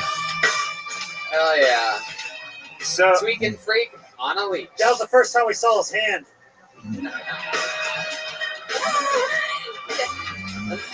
Tweak and freak. Like, what is focus fucking like? Like, what does that make you feel like? I don't really understand. Like, I'm always trying to focus on things when I'm fucking that are going to help me not come so fast. It's like, what is your focus? You should try it. Yeah. No. I think I'm good. Actually, I have to drive us all back to Los Angeles after this. So if you have any, I think I might be down. Wow. So describe to me a little bit better. I never got an answer out of you on focused fucking. What does that mean to you? Can you give me an example? Oh man, it's I don't know. You gotta It's whenever he takes one of the top young rising comedians in a back room, Hey, rapes him, and claims that. all right. Very good. All right. Well, you're not really descriptive. I'm trying to get something out of this focus fucking thing. What makes focus fucking more fun than regular sober fucking? Because you're focused. Whoa. Wait, do you mean You know what? That was such a smart answer tonight. I am going to try meth for the very first time. If anybody has any, I'll smoke it right now. How about that? Kill Tony Mania. Let's ruin my life. Come on, let's do this shit. Tony? No. It just means he does it and then he fucks in a Ford Focus. Ah. Fuck yeah. Tweak and free Kill Tony Mania 2018, baby. That's what I like No, to Sarah, hear. no, you're not doing that. Okay, so, Nick, what helped you get sober, just in case if there's any listeners out there that are into tweaking and freaking and whatnot? Oh man, you just gotta hit bottom. You just gotta be done. What was your bottom? What happened to you? Yeah, did he look like me? The bottom that you hit? Yeah, I did. Okay, let me spell it out for you guys. I didn't get it the first time. I can make fun of myself for seeming gay, you assholes. So, when did you know that you hit bottom? When I couldn't get bus money to get down to the Tenderloin. Damn. Wow. What were you gonna go do in the Tenderloin? Whatever I wanted. What's the Tenderloin? Oh, you have time? It's the ghetto. What the fuck was that? What is going on here? Oh, the San Francisco ghetto. Oh, wow. What is it? What is there? There a Hyatt or something like that? Oh, it's the ghetto of San Francisco. Oh, the 4-star hotels and people with part-time jobs. Tony, It's the wishing tunnel. it's the Walking Dead down there. Is it really? Yeah. Really? Yeah. That's right the again. Well, I mean, if this is what their bottom-hitting Walking Dead looks like, I asked him earlier if he was a goddamn American soldier. Let's just Jeremiah. let's just say I've had the wind knocked out of me down there a bunch of times. All right, we're gonna keep flying through this bucket. There he goes. Hey, man, make some noise for this, guys. First time ever. Hey, great job, dude. Come on, one more time for this guy. His first time ever.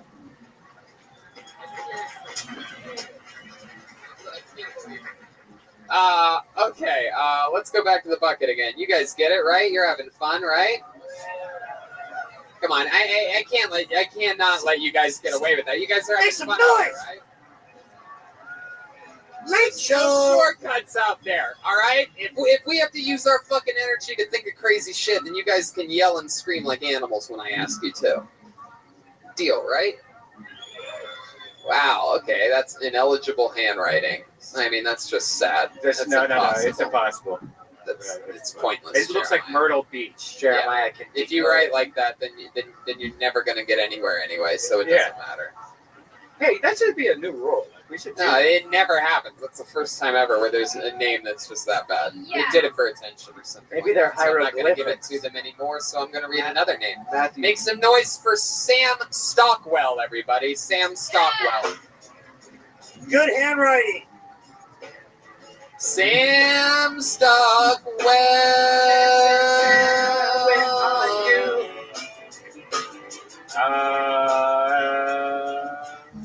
Going once. Oh, he's coming from the balcony. Oh, he's coming from the Here he old is. We got Abe him. Lincoln booth. Run! Run!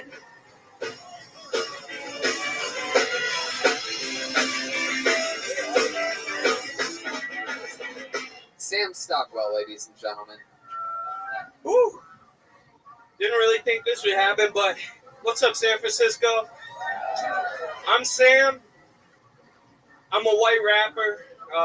We all know one of those. It's kind of fucked up. Like, it's 2018, and you still got to say that shit. Like, imagine I had any other hobby, profession, hobby if you're going to be a dick about it, and I'm just like, hey, I'm Sam. I'm a baseball player. A white baseball player. You're like, you know, the only difference I could really see between hip-hop and comedy is in comedy, you bomb, you're done. It's over. Good luck next time. In hip-hop, you suck. You're signed, man. Come on. Time to get some face tattoos. You know? I can't do that shit. My skin, it's soft. It's sensitive. These teardrops are real. All right? And isn't that the goal? To be real? There you go. Sam Stockwell. I like that. Hell yeah. You've been doing stand-up a while? First time. First time ever. Look at that. Goddamn puppies. How long have you been preparing, or how long have you had that minute written? The last week. Last week. You're like, I'm gonna put it all together. Are you really a white rapper? Is that true? Yeah. Are you part of a group or anything like that? Or what's your rap name? I know it's not Sam Stockwell. It is not Sam Stockwell. Yo, y'all ready for this? Is it Sad Sam? Can I do it? Sam Stockwell. Can I do a 16 for you, Tony? What's a 16? 16 bars? 16? Sure. Let's hear it out, Sam. Go right ahead. Here he is. San Francisco's very own Sam Stockwell. I reckon he said that I step in, I reckon my word is my weapon. Don't push me, I'm stressing, digesting a state of psychosis. Awaken hypnosis, they amp up the dosage and can't break my focus. I'll sit in the lotus and wait, twisting these verses. I swear it's like bait, swear it's like bait for the hate. Kept on mute, on mutate in the booth and awaken those waiting on proof. And we're staging a coup, taking back everything that was taken from you.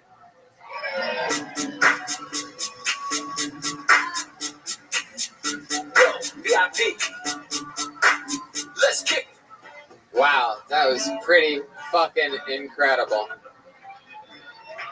You know, that's an amazing. It's so fun. You know, I fucking love rap. You know, it's fun that we have the type of show where we can meet someone like you and have that happen. You know, come all the way to San Francisco with 12 of my favorite lackeys to get impressed by a guy with tight khakis. Oh shit!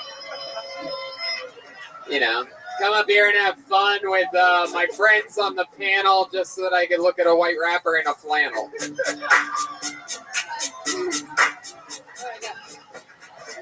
Can I say one thing? Sure, go right ahead. So, your band was describing the modern guy these days, and my girlfriend's looking at me like every check on the list. She's just laughing at me because I had the Prius, the man bun, the tight pants. It was. Oh, you're talking about Reagan and Watkins, 21st century boy and girl. What is it? Yes. Wow, That's deep fucking cut. One could almost say that we've gone to Kohlberg. You know, 10 more. A lot of people. Hold on, Joel. Hold on. Oh, he was fact checking. I'm just trying to promote my friend's album. A little bit I'm inside sorry. baseball. Blog it. You're referencing a song that I don't even think's come out yet. And when it does, they'll be waiting for it. Guys, a little fun fact. Sorry, I just want to get this out just so that everybody remembers and knows. If Joel ever misses 10 jokes in a row, he has to get a tattoo of my face on his face. So. What? Oh my god. Being a white rapper, does it suck nowadays for you? Because I mean, like you hinted at that in your material, and it has to. Like it comes up a lot. You know, like people will hear my music and be like, "Yeah, I want to collab," and like, "Okay, hit me up on Facebook," and they're like, "Oh, I don't know if I want to collab." Yeah. So, what's your rapper name? It's Dismissfit. Dismissfit. How do you spell that? Dismissed and then FIT. Dismissed with an ED at the end? DISMISSEDFIT. Wow, that's such a bad rap name. I know, dude.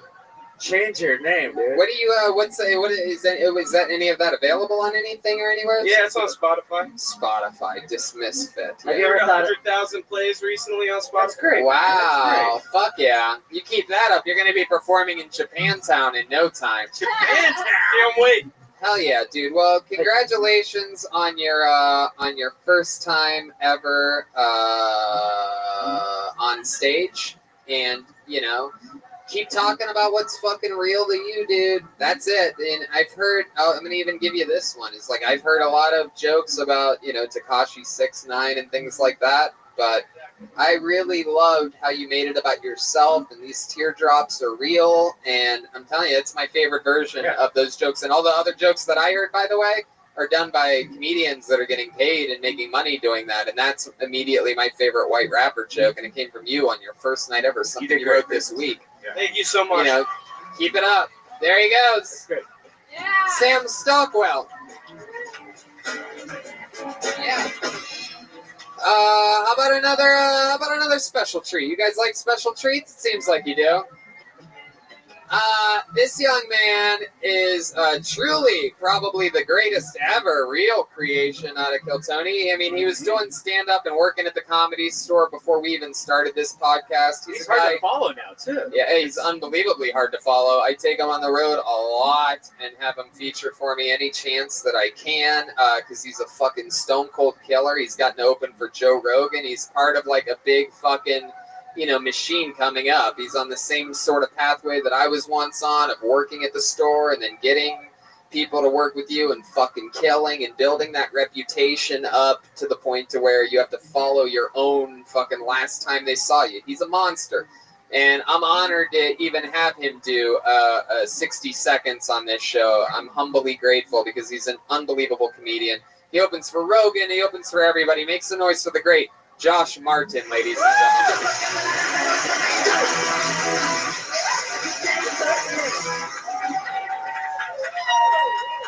Oh, hey guys. So you ever do things that you don't think and it fucks you over? That has happened to me recently. I was in my car listening to rap music, and I decided to record myself rapping along with the song. And I listened to it, and it was awful. But I realized while rapping, I said the N-word with a hard ER.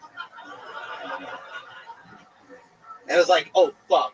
No one can ever listen to this shit. So I thought I deleted the track. A couple weeks later, like I have a speech impediment.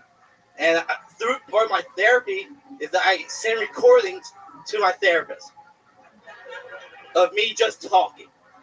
And then we go over it and try to fix the way I talk. So I sent a random track to her, not thinking anything of it. Next morning, she calls me. She's like, Josh, heard your track. You cannot rap. I'm like, oh, fuck. She's like, Josh, you cannot rap. And as a black woman, I don't condone the use of the N-word, but that R at the end was pretty damn good. Our therapy's working. Wow, I fucking love that. Incredible. You know what? Mikey McKernan, I only have enough room for two, so why don't we let Josh take that spot? Mikey McKernan, everybody. Josh Martin's going to come in. Josh Martin is getting in there. Get in there, Josh. That's perfect. I love this. Wine shank in the middle. Josh is not only a freak fucking comedian, that's such a funny new minute that even I haven't seen before. That's I wrote it last week, and Sanfran, thank you for letting me do that. Hell yeah. And a little fun fact that I did not mention during his massive introduction with so many credits is that he's also, one of the main producers on this very show, Kill Tony. He's been with us from the beginning, one of the backbones, doing a lot of the fucking, grunt work, and his heart and his soul is into this show. He's been such a big fan and help all these years. That, but he doesn't get a lot of credit for it behind the scenes. So No worries, you Kill but- Tony fans have a lot to thank Josh Martin for, whether you know it or not. And none of us would be doing this without all of you guys, so thank you to all of you. Fuck yeah, look at that. He's like the good guy in wrestling. He makes it about the audience. It's about you guys, the fans. Vote for me, Just trying to 2020. get his dick sucked. Hell yeah. What do you guys think? Back to the bucket, huh? Hell yeah. Back to the bucket we go. It's a fucking, this might, I dare I say during the episode, this might be our best fucking episode ever. Until this name was pulled. Yeah, exactly, right? It's totally fucking over now. Make some noise for Core. It's a one-word name, everybody. Core, C-O-R. Wow, he's right here. Hello.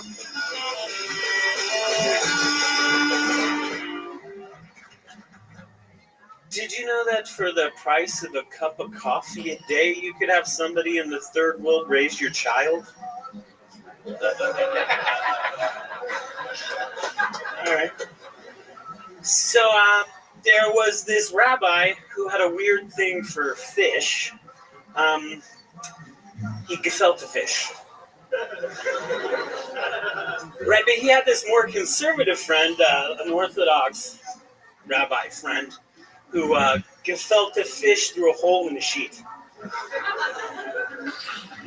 And they were part of this interfaith group with this priest who gefilte an entire school of fish.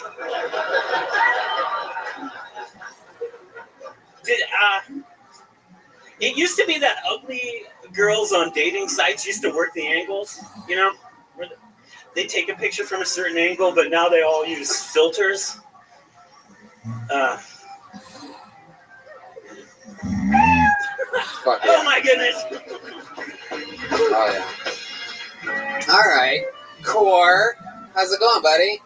Get in that microphone. Get all up in that fucking dirty fucking mic. Dude, Michael Moore is funny, dude. Oh, Jesus. Hell yeah.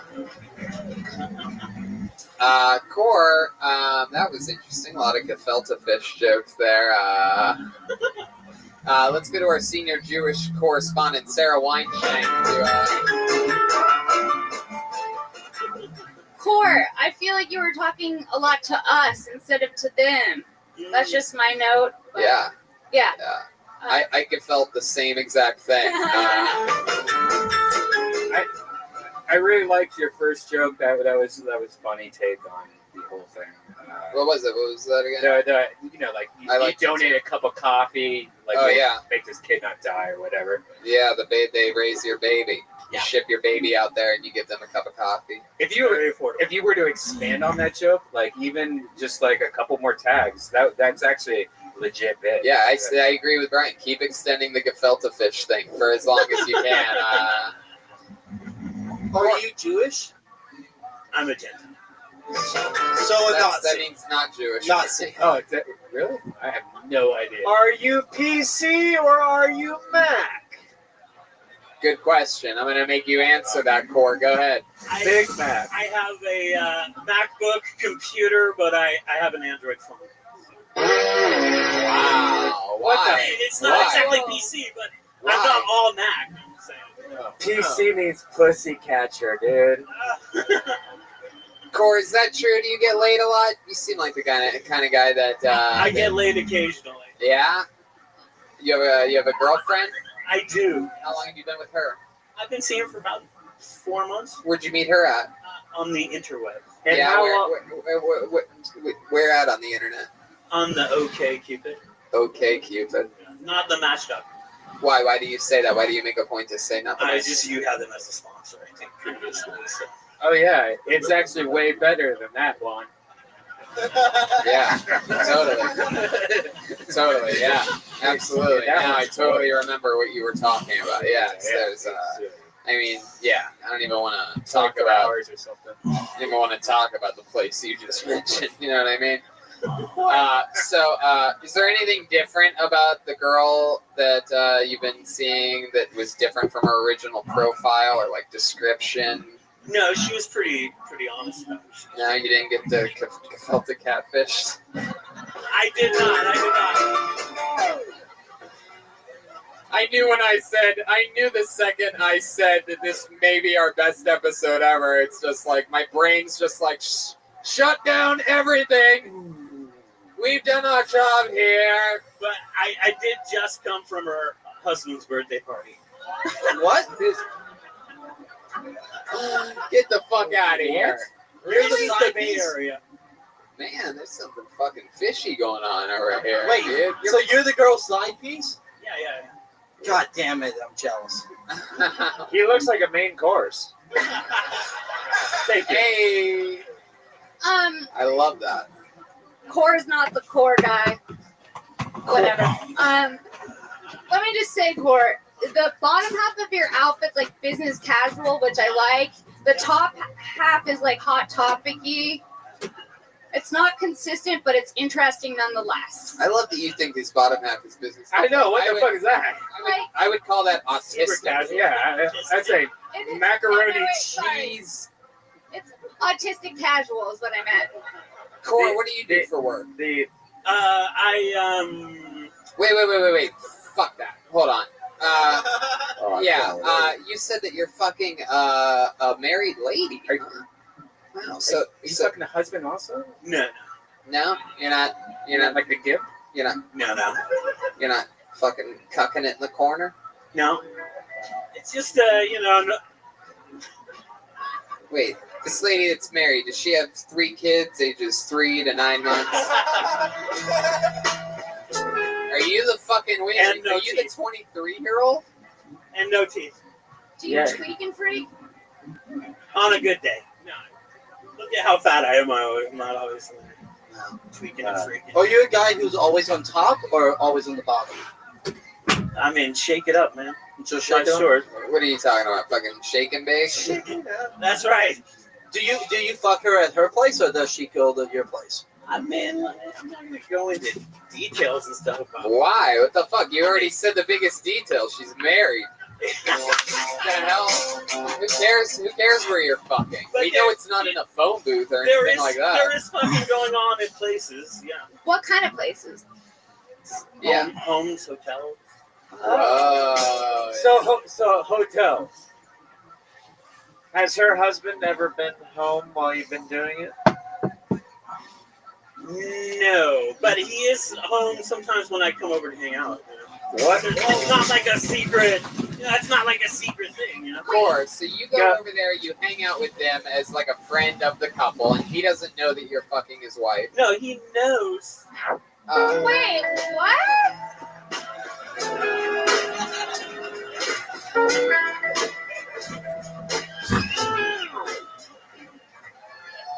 Woo! Kill Tony Mania 2018!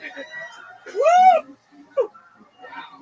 Are they here tonight by any chance? I saw you get up from over here. Right back there. No, just kidding. They're not here. Wow. They're not here. Wow. I was really excited I was going to make the 3 of you fun. They're at his birthday party right now. It's still going on right now. Yeah. His birthday's right now. The party is. All right, we're all going. So they're at a birthday party right now, like right this second. At this moment. Do you think there's any chance we could call them on speakerphone and ask them a couple questions?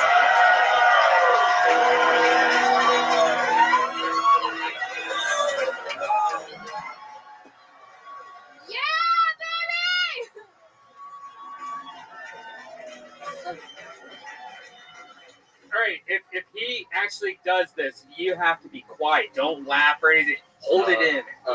He's fucking doing it. Fuck yeah. Put that right up to the bottom of that shitty Android and turn that volume Speakerphone. up. Hey, this is a good Turn it up and put it on speaker. Good Android. There's no such thing. I don't hear it ringing. You have to put it up to it. Come on, what are you doing, dude? Come on.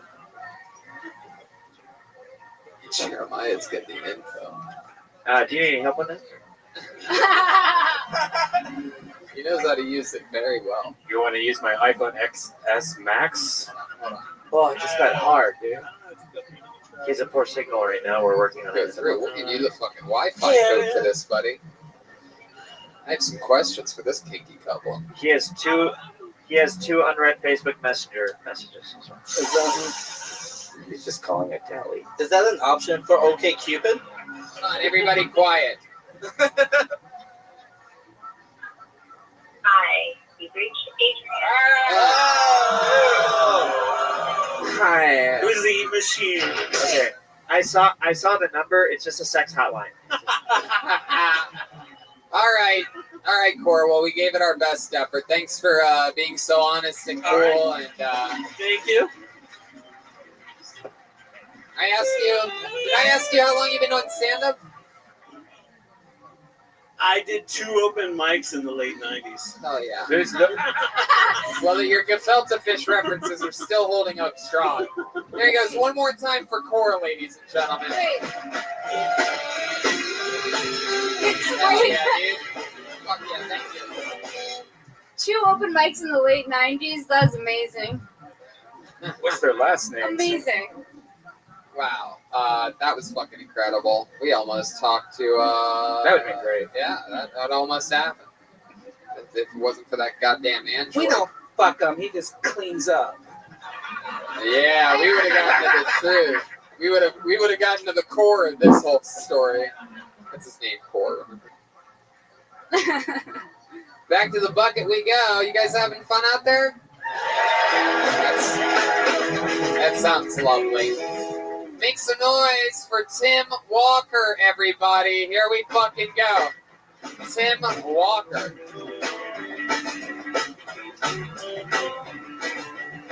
Tim Walker. Anybody see movement anywhere? We can have our first blacklisting of the night.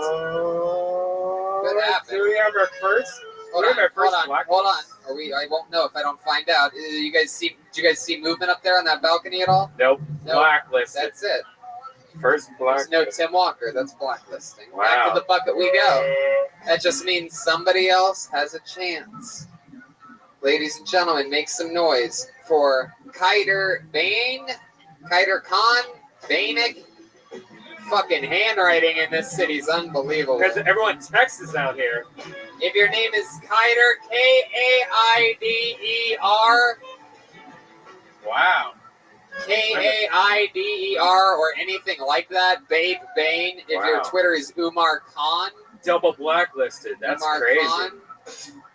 You're Umar Oh, wait, there he Khan? is. You're Umar Khan? Come on up.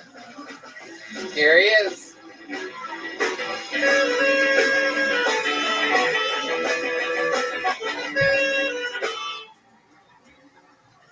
I went to get my first happy ending massage the other day, and I was driving over there, and I stopped to get gas, so I go to the gas station, and as I was about to leave, I see those Rhino 9000 pills. I was like, yo, you know what? Let me get my money's worth. So I grab one of those, and I get there, and I'm getting my massage. She's really working my butt, and I didn't understand. I was like, yo, we know this is a mutual, you know what I'm here for. You don't have to, dig your thumb up into my ass, all right? We know what, this is a mutual, contract. We know what we're here for. So she does that, all that stuff, and she turns me over, and I'm, obviously I got the fucking Rhino 9000 running through me. So, so she starts right away, she grabs a lotion, and starts right away, and then she's holding my dick like a mic, right into my dick. She's like, oh, good boy, you're a good boy.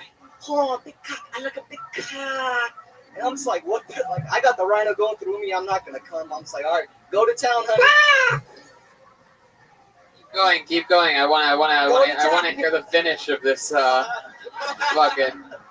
Go. And I'm just laying. I was like, you know what? I fucking gamed the system. I'm just laying back. I got my arm back like this. She's like looking at me, like smiling, like, okay, hurry the fuck up. She keeps going and going, and I was like, I'm chilling. The thing said no headaches. So I'm relaxed. I'm just chilling. She's just going to town. I mean, is there an ending coming? Is this what is this, a Spielberg movie? What's happening right now? Just fucking tell us the end. She switches hands like 3 times, and when I finally bust, she's like, oh, she literally wiped her head of sweat because she was tired. That was the end? Wow. It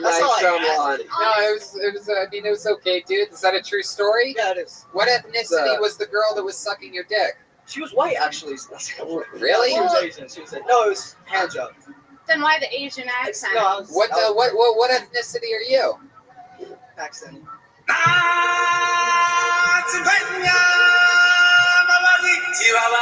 Man, Pakistani, dude. I thought he looked like a stoner, somebody who throws rocks at women in the Middle East.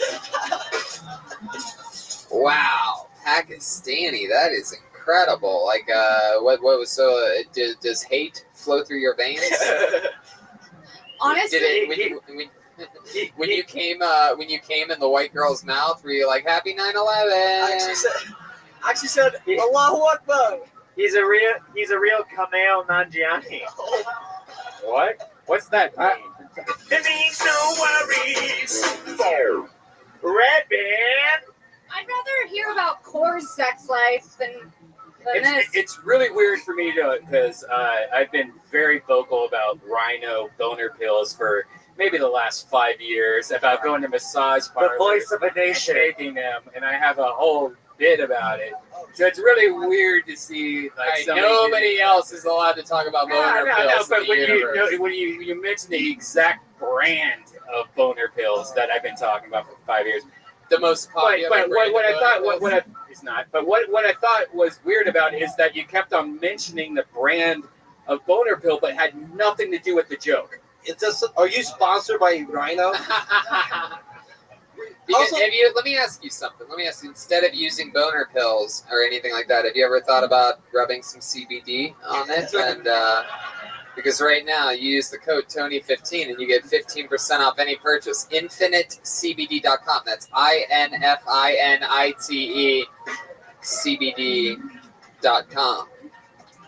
Question for you: Do you have to go to massage parlors? No, you're a good-looking guy compared to all the guys we had on the show tonight. Yeah, it's you true. might be the best-looking guy. It's true, on the show. and you have the most teeth out of anybody that we've had on tonight. How long you been on stand-up, buddy? This is my 4th time. 4th time ever. That's fucking cool. We're popping a lot of interesting cherries here tonight because I consider this If I could say something, Brian, I honestly haven't heard that bit. Oh, no. I mean, I'm just saying. Wow, you guys are like two rhinos facing off right now. If I were to ask, though, what is your favorite rhino number? Which number? All right, this is getting absolutely insane.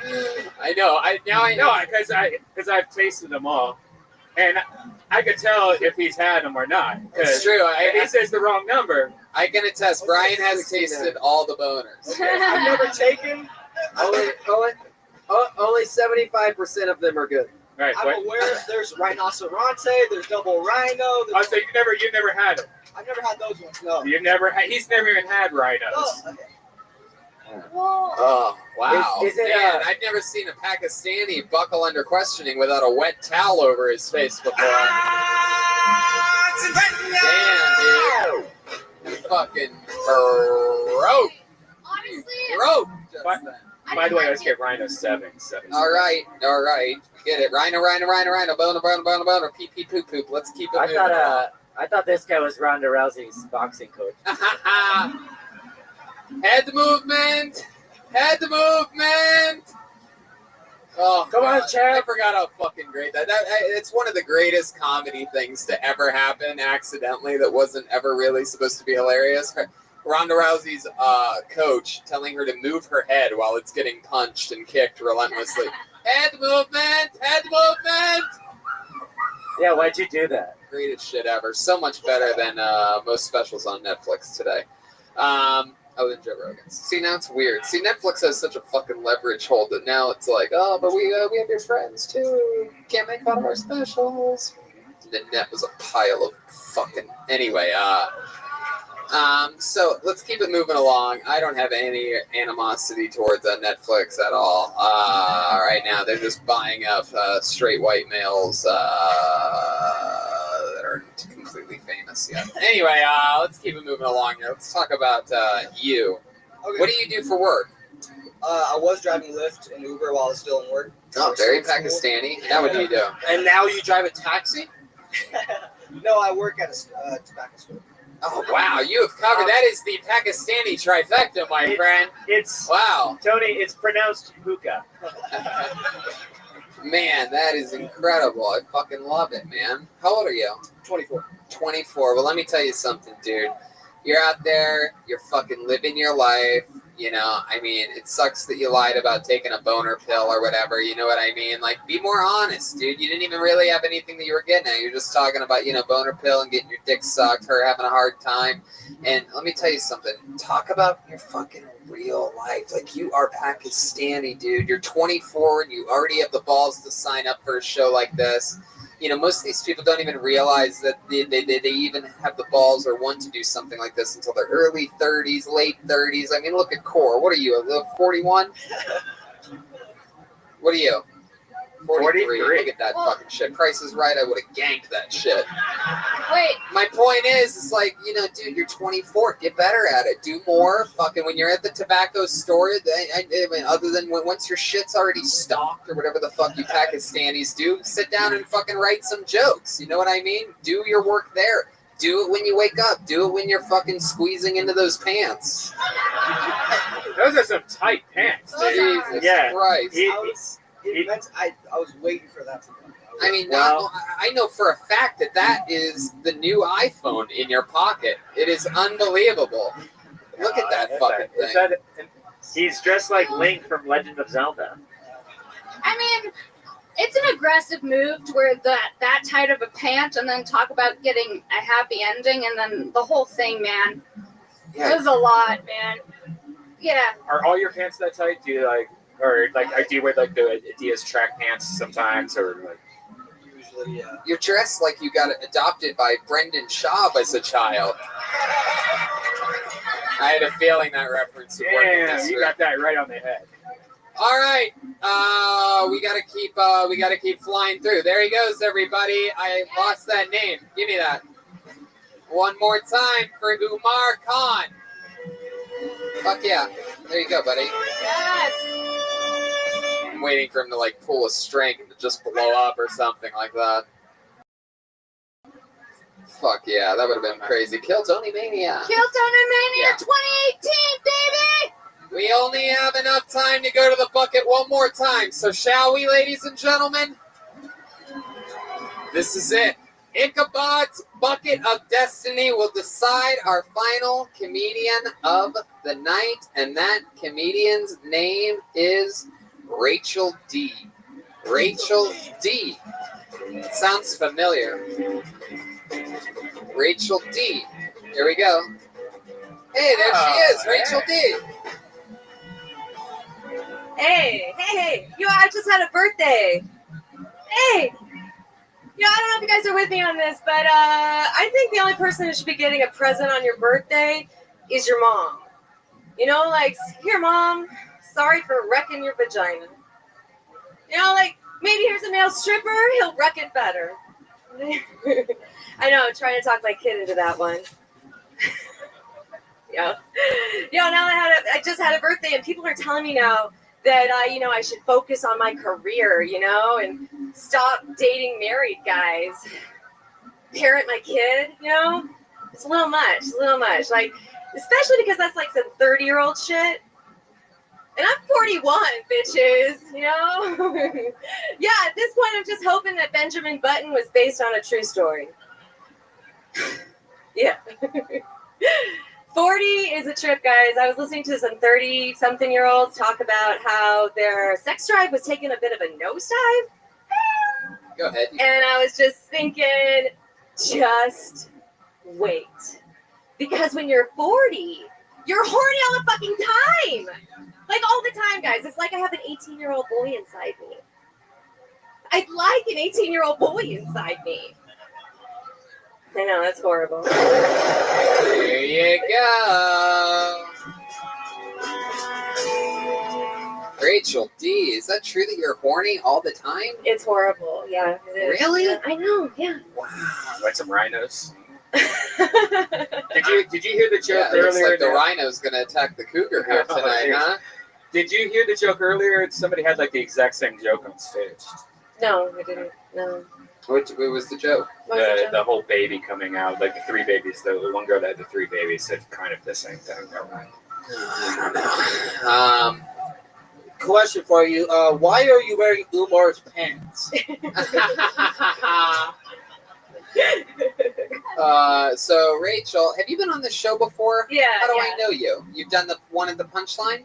No, Comedy Store. Oh, okay. How long ago was that? A month ago. About a month ago. Okay, back when you were in your 30s. Yeah. So how'd that go? It was fun. I liked it. Yeah. What did we find out about you? Remind us a little bit of what we talked about. Any of the highlights? I'm a high school teacher. Oh, there you go. Not a counselor. You're a horny fucking teacher. Yeah. So you teach high school? Yeah, I do. And you just said you want an 18-year-old boy inside of you. You know what? You're one of the girls. I actually know an 18-year-old boy, and his name is Josh Martin. And he would happily fuck you. It's going to be the most fun 4.5 seconds of your life. Yeah. Wait, sorry, you just came. It's over.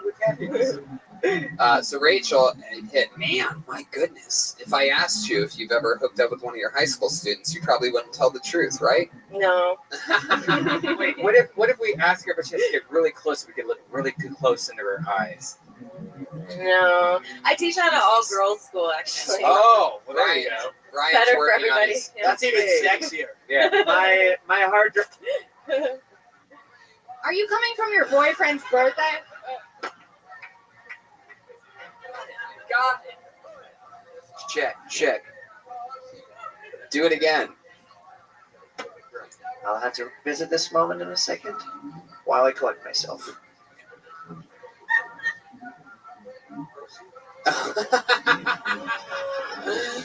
Okay, Rachel. So, what's the oldest guy you've ever hooked up with? 57. Ugh, gross. Man, why'd you do that? How much money did he have? Lots. Is 57 the number on the ketchup bottle? Yeah, I think so. Okay. Yeah. Did you fuck a ketchup bottle? Rachel, what class do you teach in high school? I teach history and English. Ah. Yeah. Wait, what grade? Please say senior. Sophomores. Okay. And did they flirt with you a lot? Like, what's the craziest thing a student's ever said to you in front of the class? She teaches in an all-girls school, right? Yeah, I usually teach at a public school though. Public school. I had I got asked to prom once by one of my senior students. Yeah. Did you go? As a chaperone, but no, not as a date. So you got asked by a girl to prom? No, that was when I was teaching co-ed. Oh. Yeah, like 10 years ago. Did he only have one tooth? I'm pretty sure he had all his teeth, yeah. Rachel, how long you been doing stand-up? Since January. All right. Well, that's fucking fun. How cool is that? And you're having fun with it? Yeah, I like it. It's A lot of comedians hit on you a lot? Yes. And does that work out pretty successfully for them? No. Now you're not into comedians. You're fucking just young, innocent boys. What's the biggest hard drive you've ever seen? Maybe it's something like 350 gigabytes.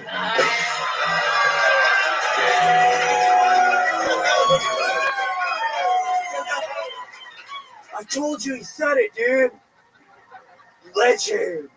I think that was a great set for only doing it since January. Yeah, wow, somebody's gonna fuck her tonight. Look at that.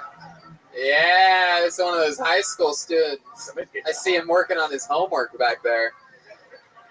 All right, well, that's fucking fun. Yeah, I mean, it's great. It's one of those things where, just like I was telling the 24-year-old earlier, look, dude, you got the balls, to do this, good for you. You can do anything, 41, and like you seem so young and vibrant. You have a great attitude, and you're positive, and you're up here smiling, and you're being honest with the questions, and a lot of people, just like they can start at 24 or 14 or 15, like Chappelle and, Eddie Murphy and things like that.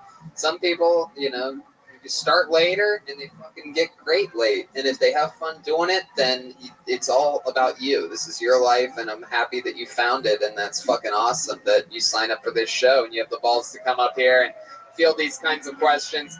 There she is, your final comedian of the night, Rachel D.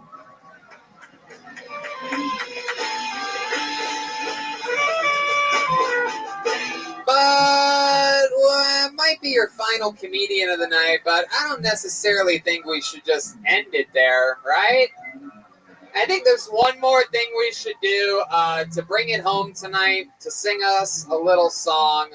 Ladies and gentlemen, I present to you a Kill Tony icon, one of your favorite humans on the planet. It is the one and the only, the real, in the flesh, Aphrodite. All the way from Los Angeles, California. Hey, y'all. I just had a birthday, too. 1, 2. Yep. 1, 2. You're good. 41. That's the one. It's not at the end. It's 41. That's the one, right? Yeah. All right, as usual, Red Man. I love you guys.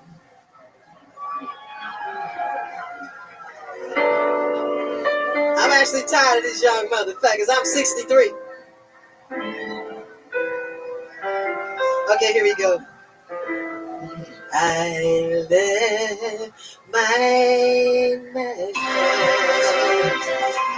Oh, yeah. In San Francisco. Come on, rock with me. High on the hill, yeah. Oh, yeah. It calls to me. Oh, yeah. To see those little cable cars. Yeah. Oh, climb halfway to the stars. Then morning fall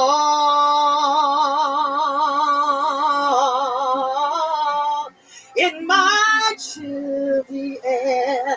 I don't give a fuck, I don't care. My love wasted. Yeah. In San Francisco. Yeah, above the blue, baby. Oh, yeah. And when they see, yeah.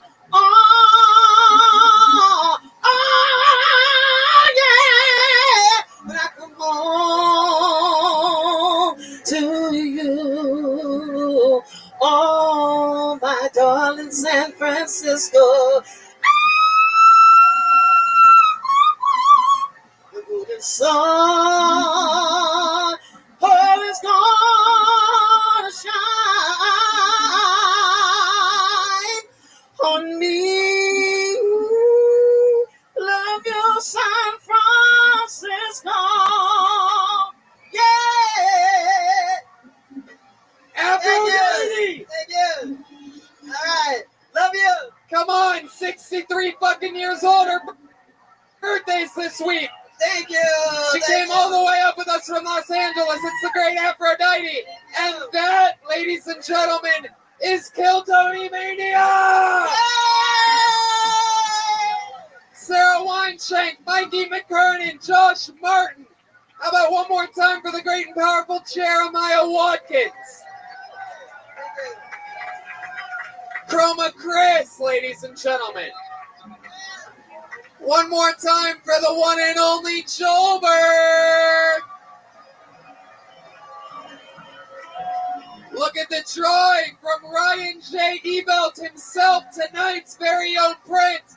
This is episode 301. How about one more time for the one and only Brian Redband?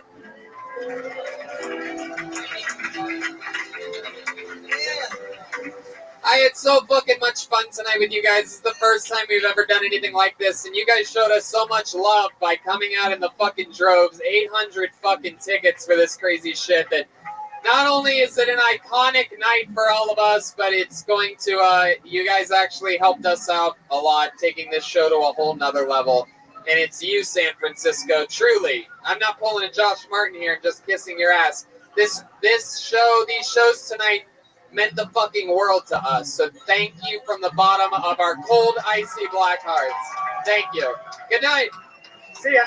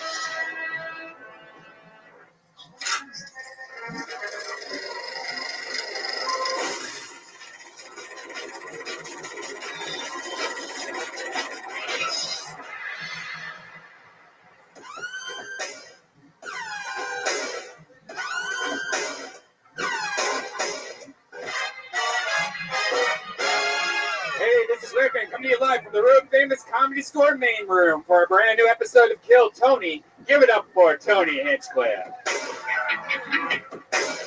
Yeah, absolutely. How's it going, everyone? We're here on a Monday at the #1 live podcast in the world. You can make more noise than that, right? Prove to these people listening that we exist. The great Brian Redban is here. Hey, what's up, guys?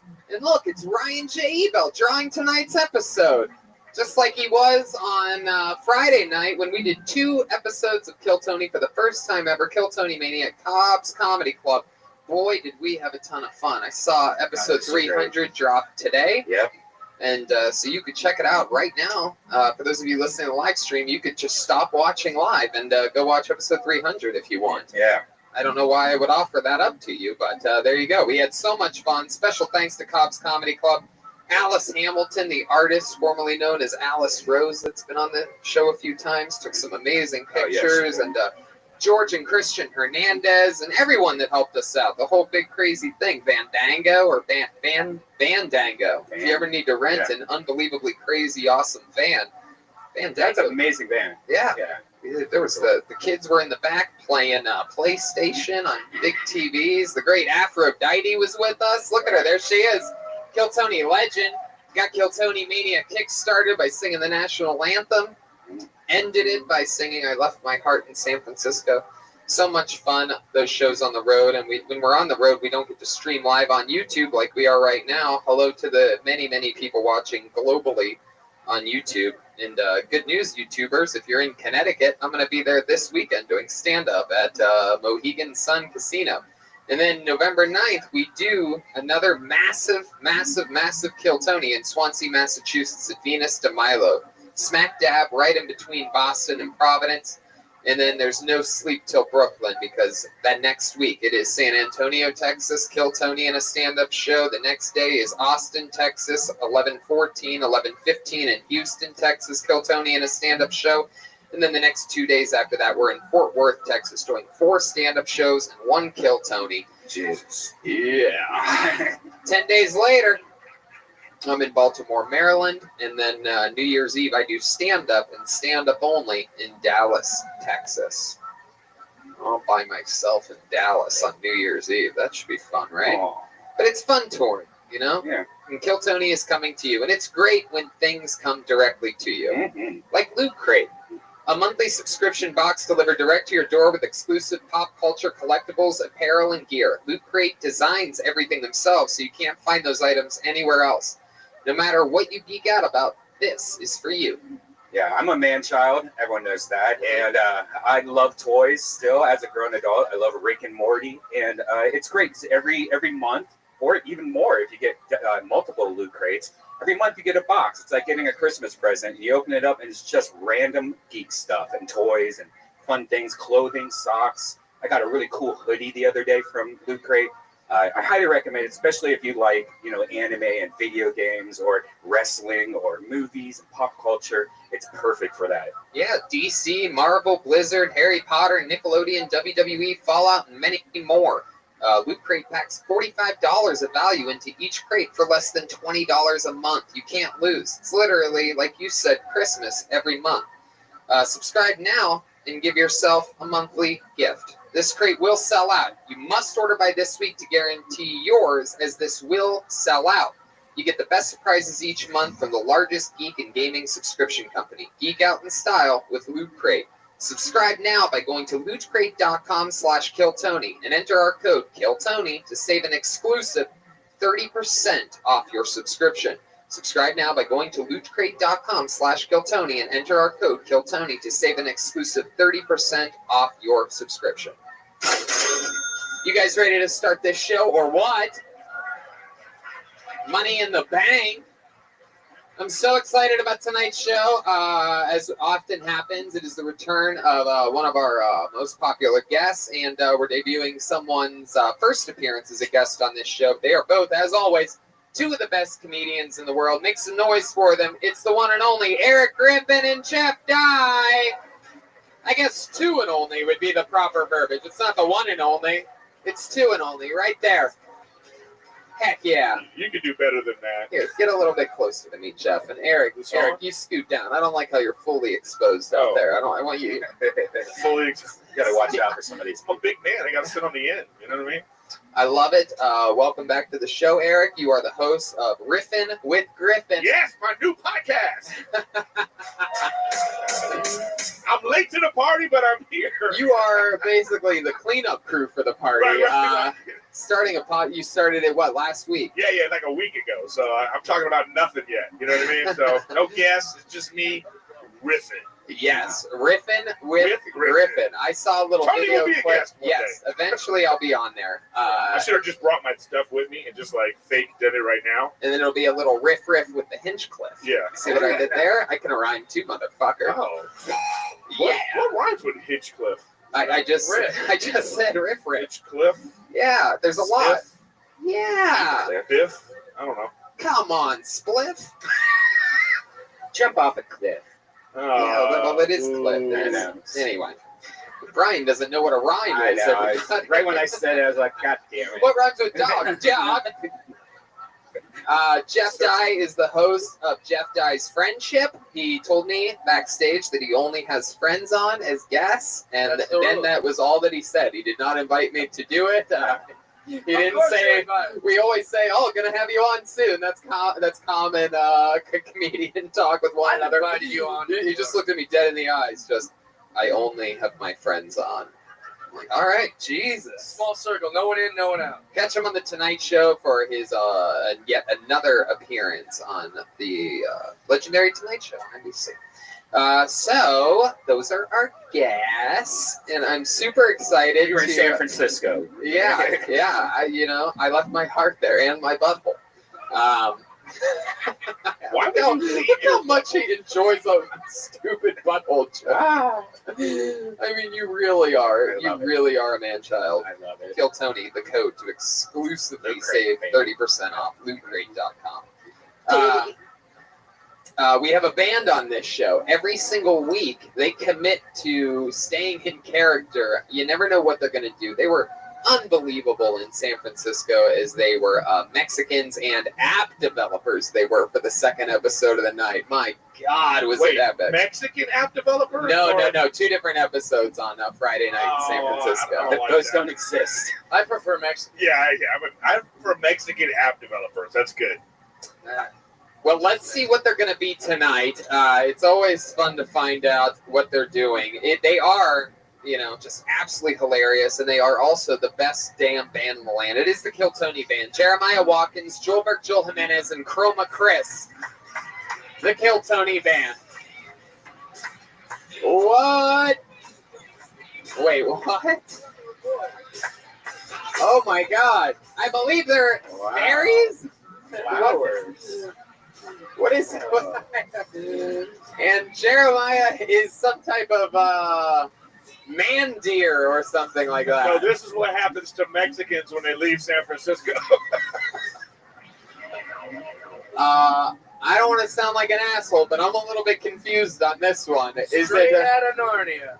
maybe you are a porn star with antlers? We are mythical creatures from the wood, Tony. Oh, okay. Mythical creatures from the wood. Why on the day I'm here? These are the two fairies that I brought. Wow. Yes, indeed. Jeremiah has what appears to be Eric Griffin's old haircut and deer antlers, no shirt, looking good. Definitely not weight gain December this month. And from the bottom down, he is a pro wrestler of some kind. Or a share. My father was a deer, and my mother was a goddess. Chroma Chris is clearly a adorable blue-haired fairy. Well, thank you, Tony. And then back here we have Joel Jimenez, who... I'm a straight fairy, Tony. I love pussy. I don't think I've ever seen a straight fairy before. This is very Look in a exciting. mirror. All right. Oh, wow. Okay. The wood creature, very celebratory about that joke. He's doing a moonwalk of some kind. It's a joke of the night. So here we are. We're with Wood Creatures, Eric Griffin, and Jeff Dye. Let's do it. It's Kill Tony live from the Comedy Store. This is it. You would think that was the whole show, but it's not. I have an entire bucket filled with comedians' names. Ichabod's Bucket of Destiny. Sometimes it'll be somebody's first time. Sometimes it's a 17-year veteran from the woodlands, if you will. And you never know what's going to happen. I pull your name out of the bucket, you get 60 seconds. You know your time's up when you hear the sound of a kitten. That means wrap it up then, or else you're going to bring out the angry West Hollywood bear. So there you go. You know how it works. You guys ready to start this show or what? Here we are, Kill Tony 302. I know the count now. I know exactly what episode this is. 302. In San Fran, we had some amazing things happen. We had a lot of people's first time. So we had one guy basically break the game for the first time ever, episode 301, the second show of the night. A guy was so unbelievable. He was so fucking entertaining on stage. And I think it was his first time, or he's fairly new, even if it wasn't his first time, that he got the first ever golden ticket, which entitled him to come any Monday here, if he can make it to Los Angeles, and he gets to go on Kill Tony. Basically a regular ship all the way from San Francisco. Kind of unfair. Yeah, he's got to make the trip. What am I going to fly? It's going to cost him like $700 to get. Yeah. You could rent out this Here's game the room. same material. All right, I pulled a name out of the bucket. Your first comedian getting an uninterrupted 60 seconds tonight goes by the name of Julian Aguilar. All right. Sounds like a new name. A boy or a girl? I think it's a boy. Julian Aguilar, here he comes. It is a boy. Oh, we know Julian. This might be his third week in a row on this show. One more time for Julian Aguilar, everyone.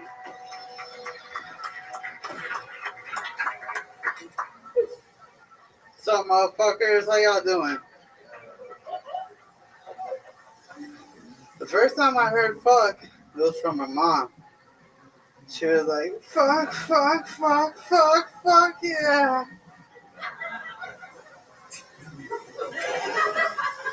I stay in the hood. The first time I was in the hood, I knew I was in the hood because I went to church and the church had security cameras. I was like, damn, this shit's sketchy.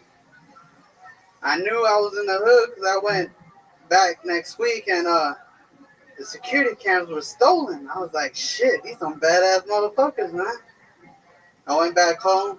I saw my uncle and saw new security cameras around the house. I said, it was you. He's like, yeah, man, welcome to the hood. I was like, all right, shit. Before I leave, I just want to say, give Kanye West back his banana, all right? He's angry.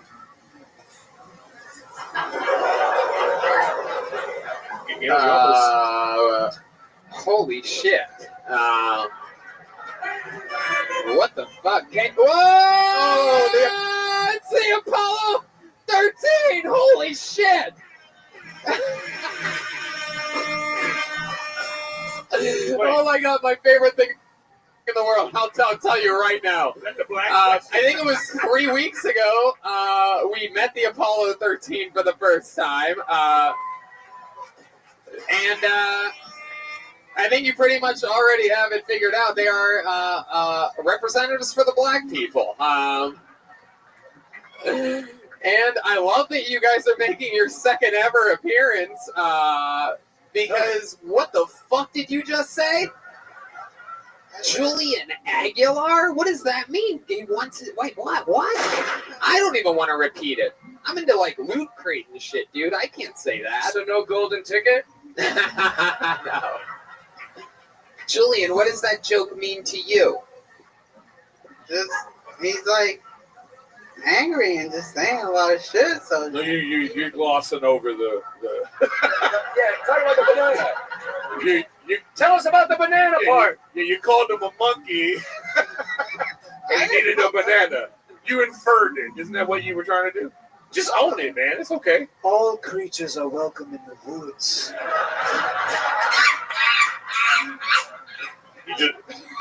So what did you mean by that?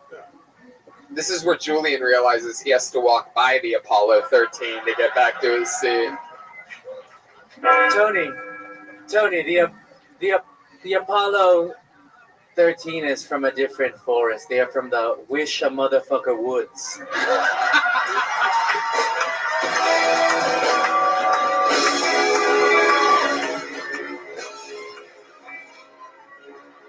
Schulberg has been activated early in the episode. We are on high alert.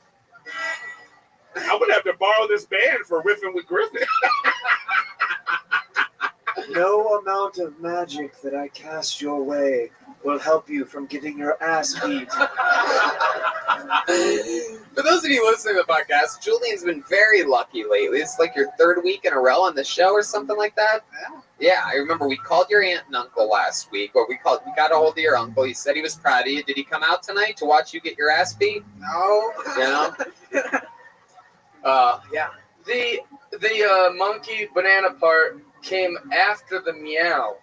Yeah. Does that mean he went longer to do that part? Yeah. No, yeah. I know. And You by the way, saved by the meow part.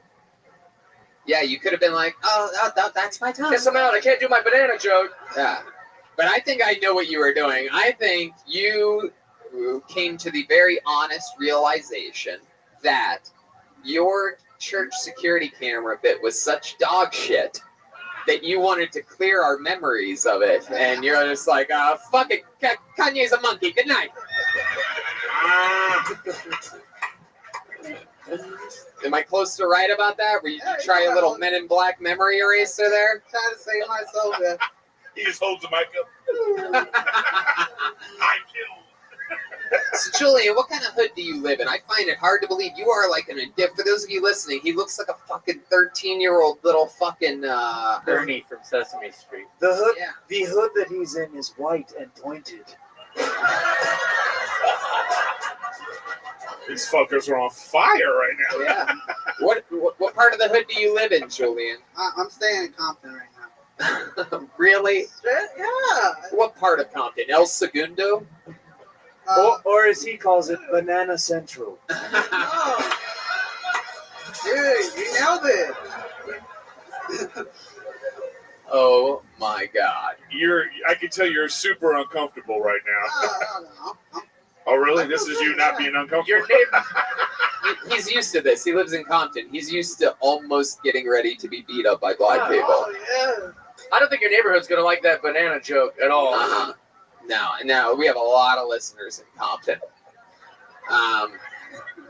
Compton next door. That would be hilarious. The next door app, Compton. They're going to talk about it. Yeah. Can we talk about the intro? The mom shit?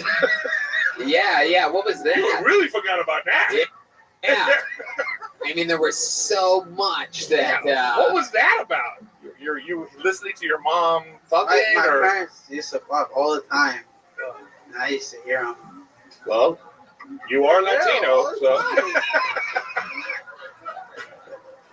But you don't live with your parents anymore, right? No, that's when I was younger. When you were younger. You're like 11. All right. How long did you move in with your aunt and uncle? A year ago. A year ago. I moved here in LA a year ago, and I've been doing stand-up for a year. Where are you originally from? Florida. Oh, okay. There you go. That explains that joke. What'd you move out here? What'd you move out here for? To do stand-up. Wow. Man, how's it been going for you? He could have said like engineer. It would have been just as funny. He could say he's a Mexican tech developer. So, how are you surviving? You have a job? No. He already asked me this. Dude, it's another episode, Julie, and you gotta roll with it. Sometimes someone goes on Letterman more than once, and Letterman's like, hey, what are you working on? And it's a different project, but you still are an unemployed little racist 12-year-old. Sorry I had hope for you. Sorry I thought things would get better this week. All right, Julian. Well, it's true. You've been very lucky. You've gotten on the show 3 times in 3 or 4 weeks. And what are you going to do? What can we possibly do? You're 12 years old. You're going to get better at this. Keep going up. Be less racist. If you're going to make a... If you're going to... I mean, that was... Think it out a little. Yeah. Yeah. I mean, you got to work on it. Yeah, it's just with that... Well, here's the thing with the just jokes thing. It's just jokes if people laugh. If it's just like a fucking thing, and everybody's like, then it's just racist. There he goes, Julian Aguilar, ladies and gentlemen, getting the party started. I will say this: a compelling way to start the show. All right, he's walking past them right now. Here he goes. He's walking. Oh! Oh. What? That sound effect was a little racist. They got machine guns. How ironic would it be if he slipped on a banana peel on the way out? All right, I pulled the name out of the bucket. Make some noise for Vanessa Jihad. Vanessa Jihad. That's a girl. Yeah, for sure. Here we go. Here she comes. Perfect. Clap your hands one more time for Vanessa Jihad. I'm a little confused because I didn't expect to be called, but it's cool. So I have a niece, and sometimes I feel like I don't have to write jokes. I could just like spend time with my niece, and that's where I would get my jokes from. Like the other day, I took her to the store, and she pointed out this medicine, and she's like, "Oh, that's my daddy's medicine." And turned out it was Viagra. But I had to explain to her, "Look, this is Viagra." And she's like, "What's Viagra?" I'm like, "Girl, you're gonna find out one day. One day you will find out." And my niece, she's so cute. She says that her daddy has hair here, here, and here. And I'm like, wow, I don't know if I should be concerned. She knows way too much about her daddy that she should, It's kind of crazy. I'm from Africa, and I have an accent. Yes, I'm here now. Thank God I have food and everything, so I'm here to stay. Migrating back. And I just hate the fact that people say African people talk like this. Because the only time you hear that noise if it's 2 anorexic people are having sex, okay? Bones clicking and shit. There you go. Vanessa Jihad. Welcome to the show, Vanessa. How's it going? This is your first time on the show, right? Yeah, this is my first time. Heck yeah. Yeah. How long have you been in America? 10 years. Oh, okay, cool. What part of Africa are you from? Cameroon, Central Africa. Oh, okay. What's that like? What is it like?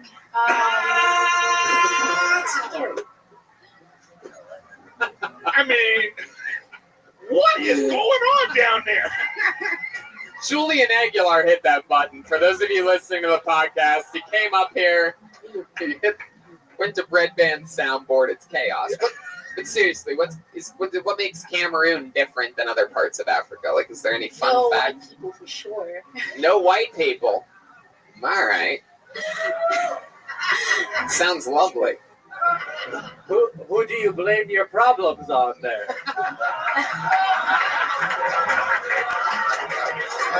This Jesus. like on fire today. Good grief. I'm legit impressed with you today. Yeah. God damn. Oh, shit. All right. How did that not get a Joelberg chant, by the way? Because we don't want to be that racist. All right, Vanessa. So you've been here 10 years. How long have you been on stand-up? About 2 years. 2 years. Yeah, but in French. In French? Yeah, I just kind of switched. Oh, wow. Can you give us a line in French? I'd love to hear you speak French. Oh, je m'appelle Vanessa, je viens du Cameroun. What does that mean? Is that about Viagra?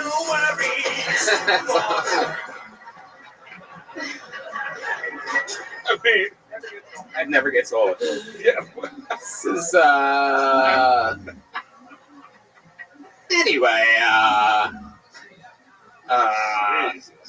so, why French? Why have you been doing it in French if you've been living in America? That's my first language. Well, we have a big French community in the DMV, like The DMV? DC, Maryland, Virginia. Oh. Yeah. Oh, I thought you lived in the Bureau of Motor Vehicles for a second. Which there are also no white people. Okay, what do you do for work? Well, I'm a hairstylist. Oh, cool. Yeah. Yeah? Yeah. You do all types of hair? Boys, girls, Yeah. white people? Yeah, white, Asian, white get braids too, so. Oh, you specialize in braids? Yeah. Did you say Asian? Yeah. Is there in the history ever been an Asian person with braids? Plenty of them, yeah. Wow, I would love to see that. Yeah. My goodness. All right. Do you ever get a little offended when a white person or an Asian person asks for braids? Like, isn't it a little bit like culturalistically over the line? No, I mean, they pay better than black people.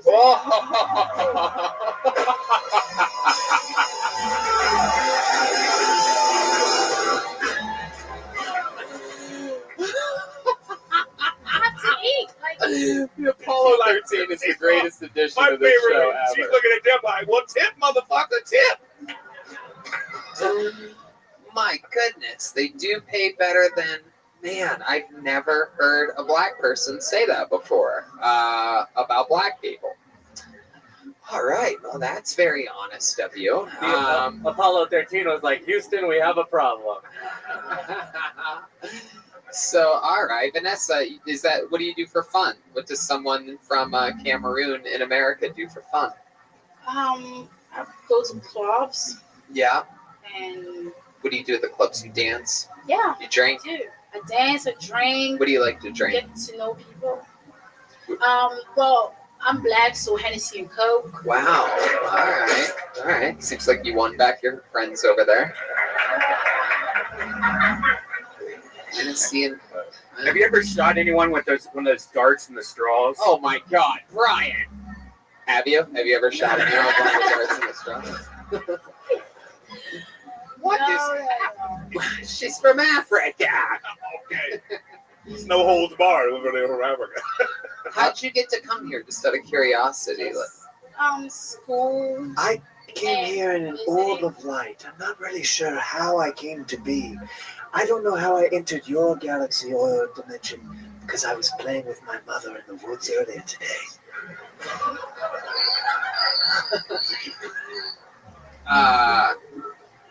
How'd you get to come here? How did I? What do you mean? Can you like? Like, I mean, I don't know. It just seems like I don't really know how it works when, like, I mean, it seems like this would be a pretty nice place for Africans to get to come to. And I'm just sort of curious, like, By how- choice, you mean, right? Yeah, I mean, like, how'd you get to work that? Because normally you guys get, back in the day, you know, the African to get here, you had to get, you know what I mean? I thought this was going to be good for my career. So nervous. No, I think what he's saying is like it's hard to racist move panel. to America, you know, like leave a country, and like how did you, like, was it school or like were you sex traded or something like that? I don't know. Jesus God. My God. Red band.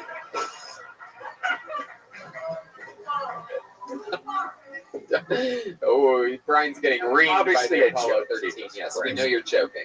All right. Well, Vanessa, Did you answer? Was it school or family or school? What'd you study? I study psychology. Oh, okay. Yeah. Oh, you got into hair. I'm sorry.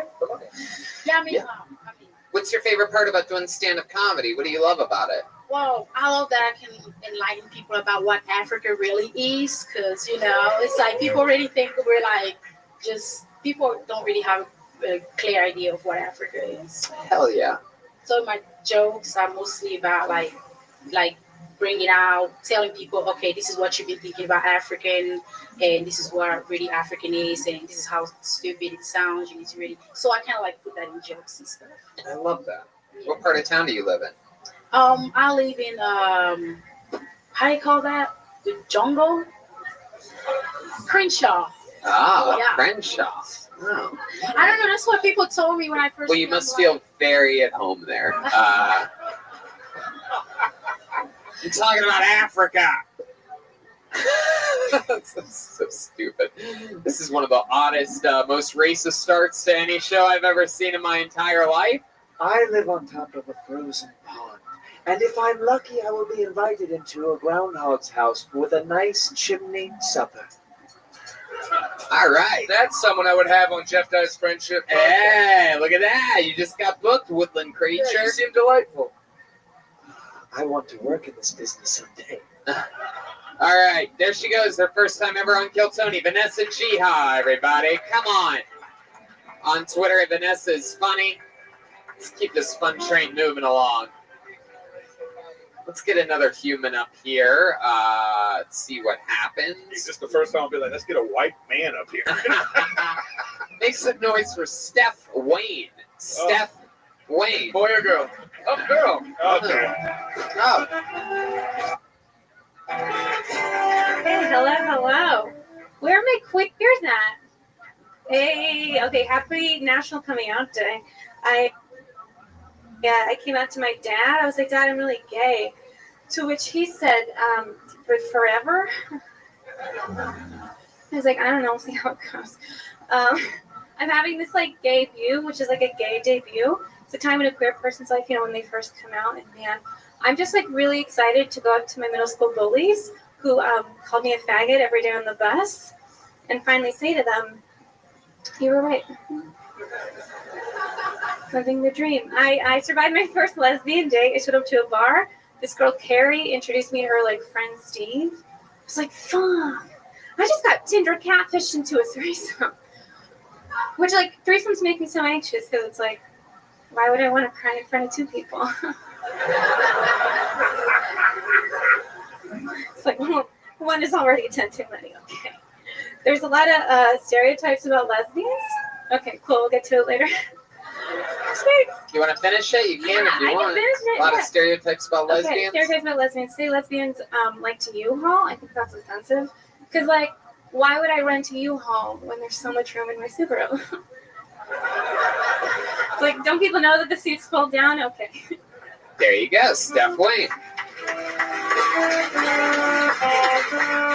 This is your first time on Kill Tony? I was on like 6 months ago, so. Oh, okay. Yeah. Yeah. Were you out as a lesbian then? I had like just broken up with my boyfriend, so she broke up with me. Oh, I do remember that. Yeah. Oh, okay. Yeah. And now look at you now. Just out. You're just a lesbian. You played that same song last time.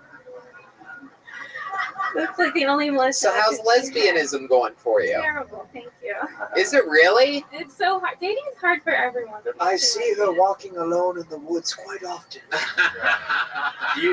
You remind me of my ex, Tinkerbell. Aww.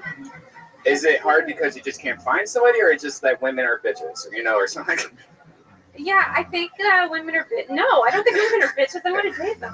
I feel like dating is just rough because it's like LA. I feel like LA is like, it's like, how can I be shaped as like resumes? I've never really gotten that. LA is hard. Like there's so much shit to do. Can I Like ask you a could do question? anything.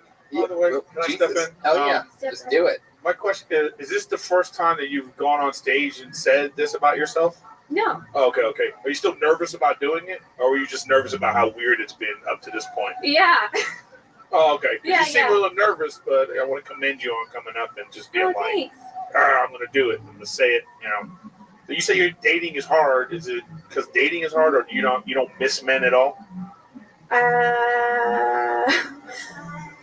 I live with my ex, so like I get a lot of And male he's a energy man. still. Yeah. Mhm. Right, you live with your ex. I do. Yeah, we're like best friends. Who's getting more pussy, you or him? I don't want to comment on that.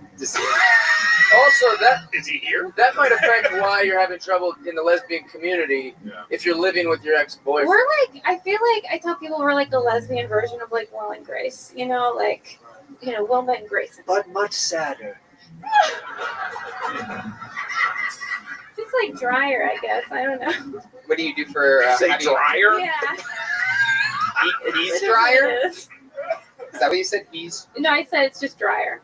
He said it was sad, but I was like, no, it's drier. Is there a kind of girl that you are attracted to? Like, is it like a butchie, or do you like a lipstick? Like some women. Yeah, but Me also too. just kindness. I don't know. I'm like boring, I guess. I like nice people. Right. So your ex-boyfriend that you live with, though, Yeah. he's still straight. You guys didn't both come out at the same time or anything like that. You're like, I'm gay. He's like, well, you know what? I'm gay. Fuck you. Anything like that? He's still straight. Is he ever like, are you sure? Now you guys have more in common, though. You both like ladies. Exactly. I said it to my dad. I was like, yo, we are on the same page. Like, we're attracted to the same thing. Man, he's totally your ex-boyfriend has to be one of the saddest humans on the Shut up. planet. He is not. I mean, he's just fighting back the tears when you're like, oh my god, how cute is this chick? And he's just like, yeah, totally. I think I'm gonna start stand-up comedy. Have you guys ever talked about it? Did he know? Did he secretly kind of always feel like He like told me that I was gay. Yeah, definitely. He was like, He's yo. like, babe, I smell pussy on your breath. You're like, no, I just had a fillet of fish, I swear. Oh god. Oh my god. No, he did know? Yeah, he was just like, I think you're kind of gay. Like, let's just go into this. How did he know that though? Like, what was it like? What would you do? Like, just what would you do? Just go down on him and eat his gooch? His douche? What? Welcome to another episode of Eat His Gooch, live from the Comedy Store. Thank you to our man, Melissa Etheridge. Every time he would ask for head, she would go down on her strap-on. Yeah. And like, really, why do you think you were gay? I think I've always like, I've like always just like struggled. We're still on the strap on. Cool. I feel like I've always just sort of like struggled with it, and it was pretty clear. Like, I think my mom's also gay, and like we grew up in like a really conservative Pennsylvania town. And so, like, I think moving to LA, it was sort of like, you can learn to like yourself here. So it was kind of like on the journey of just being like, I'm okay. Do you feel pressure now doing comedy that all your jokes have to be about being gay? Do you want to be like that? Or is that... Not that there's anything wrong with that. I'm just saying, that's what you want to do? I feel like you talk about yourself on stage. So, that's me. I don't know. I like that you're nice. Yeah. I know that's not a joke or nothing, but a lot of ladies that are succeeding in comedy right now are doing the shtick of like I like pizza more than I like people, and I like that you're nice. Yeah, you seem like a delight. I watched it. You seemed likable right away, and I was rooting for you. Yeah. Me too. Yeah. Hashtag me too. Hashtag me too. Great. You're also a lesbian. Amazing. Let me ask you this: when did your how old were you when your mom came out to you? I was in 5th grade. Fifth Yeah, grade. so I was 11. Right. Now, do you think that your coming out was delayed because it was something that you were trying to like push back in, or do you think that it's something that's always been there? I think I never claimed it, honestly, until I moved out here. Because I think I had to see, like, other women. Like, I saw other, like, lesbian comics, like, really. Where are you from? Pennsylvania. Yeah, you think dating lesbians is hard in Los Angeles? Your mom must have had it. Yeah. Well, my mom, like, dated a teacher in the school district, so we had to keep it a secret so she wouldn't lose her job. She dated the only other lesbian in Yeah. conservative Virginia. Right, yeah. Wow. And, like, she they was actually the, did she, try to, like, fire she, her. the teacher that she dated was a gym teacher. No. She was a soccer coach. Of so course, hey. yeah, that's how it always is. Yeah. It's the only balls she's dealing with. Basically. So let me ask you this: have you gotten a chance since coming out? What's it been, 4 months? Yeah, it's been like 6 months. 6 months. Yeah. Have you gotten a chance? All we know is dating is hard, but have you gotten a chance to like really have a true hookup yet? Yeah. Oh, what was that like? If you could just describe every moment of it, nice and slowly. Very sexual. Can we get the French girl up here to translate? Where did it start? Where did you guys like meet up? I don't know. I feel like I don't want to give you weird details. Did you meet her on the internet? I did. Yeah, like When you guys met, did the whole room smell like catfish? no. It's a lesbian pussy internet meetup joke. Amazing. Go ahead. Amazing. Where'd you guys meet at? I don't really want to say. It doesn't Plenty of fish.com. Well, okay. It was like a hookup, right? It was like a hookup, and Tested it out. just fuck me. No, it was like at a. No, I don't mean physically. I just mean like kill me. Oh. I like met this woman at a hotel. It's fine. You met her at a hotel? I did. Yeah. Her hotel? No, it was just like a hotel. You guys got a hotel room together? Yeah. You did it fancy style. You don't have to tell us all this. Okay. You just tell us her name. Wait, was it a 3-star hotel, 4-star? Yeah, what are we hotel? talking about? Was Or it a hotel? Was it the Sunset Villa down here on? Embarrassing. No, she it's just like okay. was in town, so like it wasn't even like it was just like she's from Australia. Wait, have you felt like you didn't want to bring girls to your Yeah. That feels very strange. I got you. She's from Australia? Yeah. Wow. Did she go down under? I don't want to answer that question, but yes, okay. How about out back? Did she go out back? No. The audience doesn't go into that. I mean, I'd be game, but yeah, no. Cool. What hotel was it? I'm dying to know. Comfort Inn? I wish I could remember. That makes me seem so Gaze in? shitty. Yeah, it was probably in like West LA somewhere for sure. Did you put your shrimp on her Barbie? What does that even mean? That's the first one of the night. I know what I did. That is. I just that want could you to know I know what I did. Deal with it. All right. Well, Steph, congratulations on coming out and talking about it, and happy coming out day indeed. There she is, Steph Wayne. She's on Twitter at stayfunny_Wayne, WAIN. You guys having fun out there? Back to the bucket we go. I got my hand deep in a bucket, just like Steph Wayne after a hotel meetup. Make some noise for Jesse Campos. Jesse Campos. Boy or girl? Here he comes. Boy. It's Peter Parker. Here he comes. One more time for Jesse Campos. Hey guys! Halloween came early. I don't know, my mom today, which is pretty cool. She supports my comedy, which is what I like. She also supports me being gay. The only problem I have with that is that I'm not gay. I like taking dick pics, but I don't send them to women though. I just like that the camera adds 10 pounds. Ladies. I think sword swallowing is really cool. I think there'd be more sword swallowers if everyone just got it right first try. Like, how did sword swallow even start? Like, hey, I misplaced my scabbard. Anyone know where I can put my sword? Well, I have an idea. If you ever want to entertain someone, you can make a dog out of a balloon. But if you want to terrify someone, you can make a balloon out of a dog. I realize you can only keep someone's ashes if you knew that person. Like, you just can't keep a stranger's ashes. Whose ashes are these? I don't know. That's it. Fuck yeah. Jesse Campos. I love the confident nervousness. You know what I mean? Yeah. Like you're nervous, but you're still confident that That's this a lot is of gonna people. fucking kill. You know? That's a lot of carbon dioxide. Oh my Science joke. Hell yeah. Hell yeah. All right, you're a nerd. I like it. Oh yes, yes. Big nerd. Fuck yeah. I love your nerdy t-shirt. Definitely looks like it's straight out of Loot Crate. Yeah. I was, when you were sponsoring it, I was like, I totally want that. Heck yeah. Well, you can save 30% off your first month right now using the promo code KILLTONY at lootcrate.com. I have enough lettering on my desk. You must order by this week to guarantee yours, or they will sell out.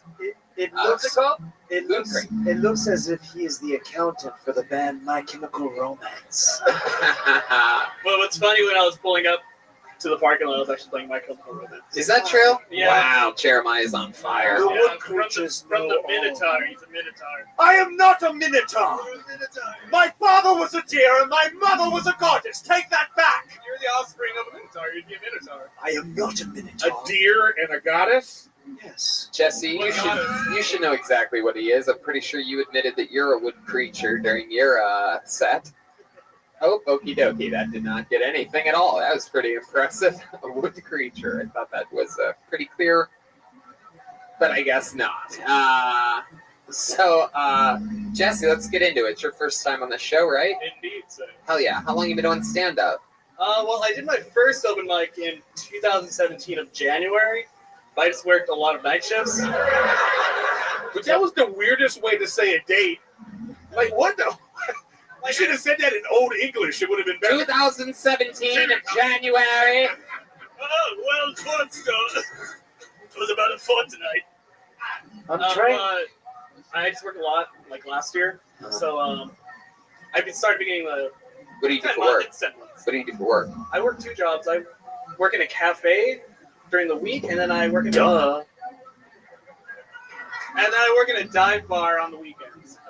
Double. What kind of dive bar? Not a gay bar? No, it's a Copper Blues. No, okay. Copperhead Blues? Is that what you said? Copper Blues. Oh, okay. That's out by an improv? Yeah, it's an Oxnard. Oh, okay. Yeah, we know that. We know that comedy club there. Yeah, it's getting popular. Yeah. How long have you been working there? About over a year now. Oh, okay. And you said you're gay. January of 2000. No, I'm not gay. It's a joke that my mom thinks I'm gay. Oh, so you're actually not gay? Yeah, ladies. And you think I'm a minotaur? Oh, You calling your mom a liar? so you're No. not gay? Well, yes, What are you? I'm Mexican. Okay. Full-blown Mexican. I'm trying to find out what the Mexican version of an Uncle Tom would be.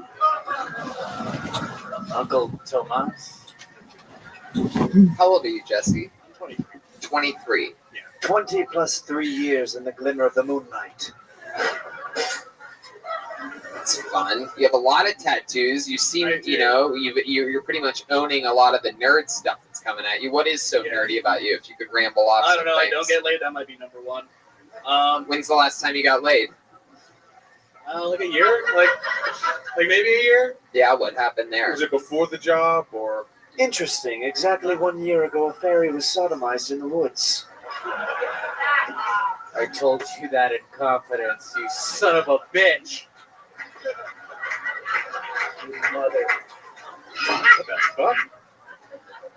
These guys coming to Fox in the spring. Oh, what happened? How'd it go down a year ago? Let's try to figure out how we can make this a common occurrence. Well, the real question is, are you living with your lesbian girlfriend now? I do not live with a Okay, we just want to make sure it's not. You live with your parents still? I take care of my grandmother. Oh, cool.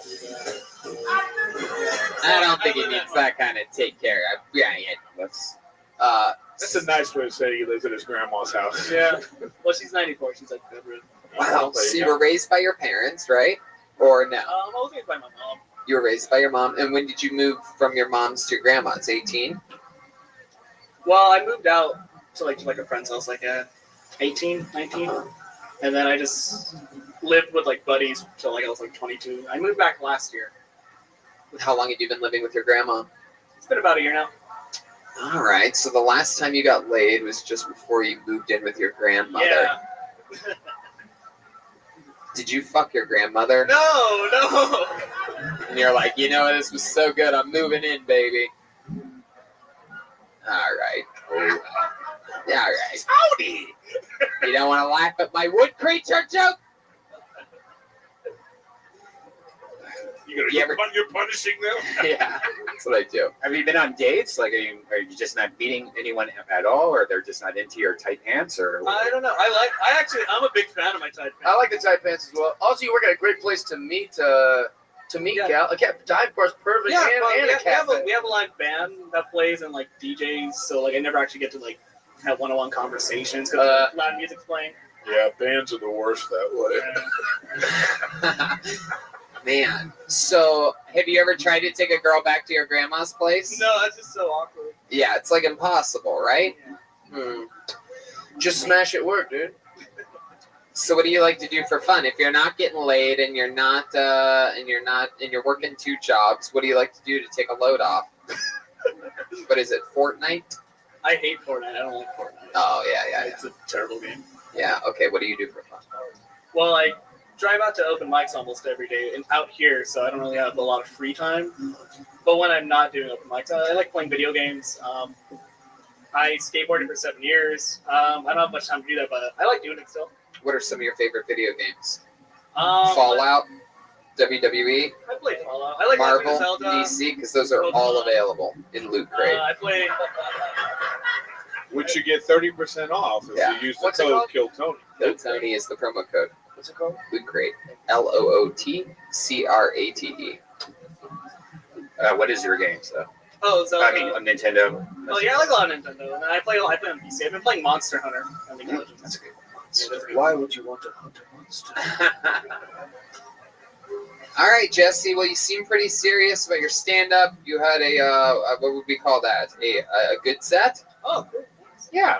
I bombed like 3 mics in a row last night, so. I like the balloon dog joke.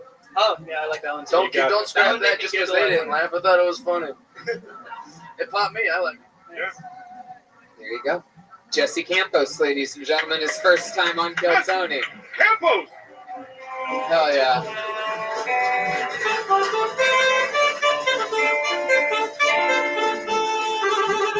Let's get back to it.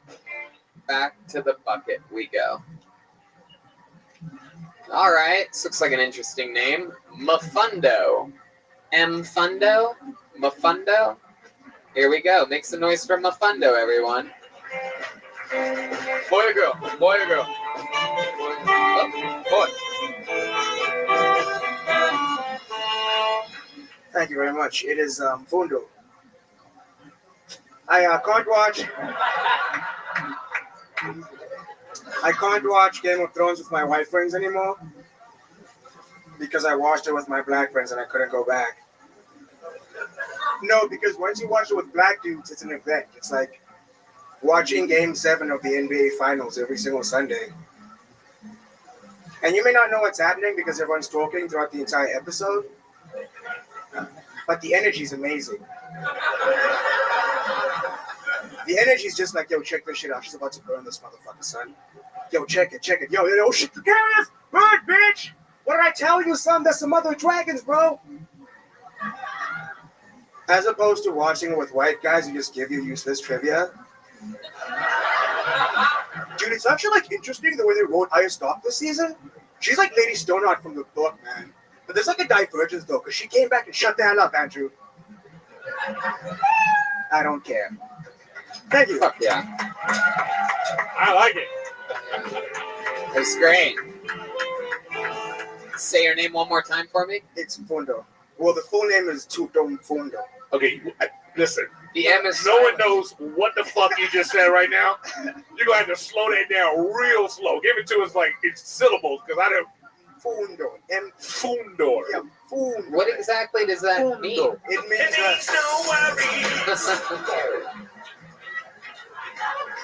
All right. I mean, you had to. I get it. But like, you came up with like, you had a serious attitude that he said your name wrong, and I got to think that must happen 75 times a day, right? Yeah.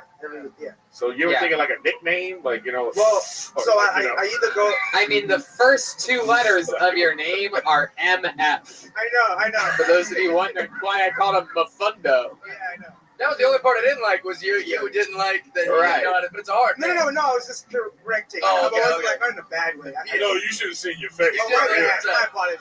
Yeah, you was going to kill him. He was like, it's Mafundo. The MF is motherfucker. I don't know, man. You got to chill. But you were funny. I like the nerd references, and you have a good style. I like your style. Mm-hmm. The delivery, I mean, right, Tony? Yeah. You got, yeah. I like your delivery. I think you should stick with that. I like, what you were talking about is good. You got to work on. You might as well start talking about your name up front, because. Yeah, well, the last time I was here, I did talk about my name. So yeah. You went with some new shit. Good for you. I didn't want to do the same shit. What do you do for a living? I work valet. Valet? Yeah. Okay, so I could. Okay. What? And how long you been doing stand-up? It's going to be my second year in January. Second year in January. Everybody fucking started in January.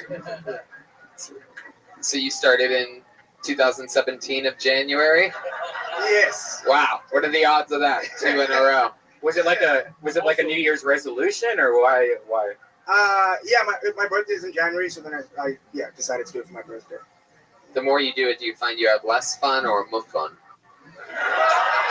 Touche. What day? Nicely done. He shoots. He scores. I can't believe that I got fucking a brilliant applause break, and my. Well, I guess he wasn't gay, so now I sort of see why the wooden creature thing got. What day in January is your birthday? The 30th. Oh, I thought it was mine. Never mind. What the fuck? I think that's 2 But if it was the same birthday as me, you guys would have lost your fucking minds. Oh yeah. So it's a 1 in 30 chance. Yeah. Way to take a shot, Joel. Okay, so that's 2 in a row, technically. By the way, just remember, if Joelberg ever gets iced 10 jokes in a row, he has to get a tattoo of my face and my entire name across his face. It's not going to be this episode. He's been on fire. Yeah, no, I know. Well, it's 10 in a row. He could technically happen if he 20% there. That'd be crazy if he had 9 in a row. Anyway, so Mafundo. Yes. Or you could say we can choose Tudo and Fundo. So Tudo is my. Now, when you're watching Game of Thrones, is it kind of weird that it's very like Hodor? You know what I mean? Like you know what I mean? That same kind of weird shit. Wait, what does Hodor have? I don't get the question. I don't know. It's just something I was thinking about. How long have you lived in America? I've been here since 6 years now. Sorry. What part of Africa are you from? I'm from South Africa. Oh, I'm sorry. What? Lots of I don't know. there. I don't know if that's offensive. It's like the Edwards. Yeah. Too many. You took all the Cameroons, white people. It's like Africa. Who do you guys hate? Who do South Africans hate? No one, man. We have like the most diversity in the entire continent, so right. Everyone's pretty much welcome if you want to go to Africa. But right now they're slaughtering white farmers everywhere, right? That's what the news tells you, but no, like everyone's being slaughtered. Black or white farmers. There's no choosing. Oh, okay, cool. Yeah. Cool.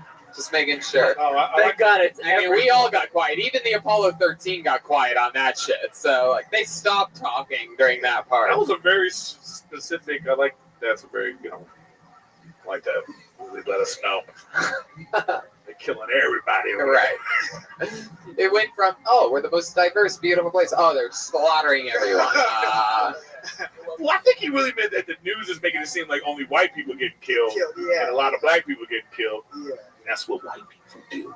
Yeah, that's the news. The people killing everybody, the people that are slaughtering everyone, what color are they? We'll be right back after these messages. We're taking our first ever Kill Tony commercial break, even though we're a live podcast. And we're back, just like that. And we're taking phone calls from all around the world right now. The first time ever on this show. Yes, go ahead, caller. No, don't do that. Do not. What is wrong with this episode? Great. My God, Red Band.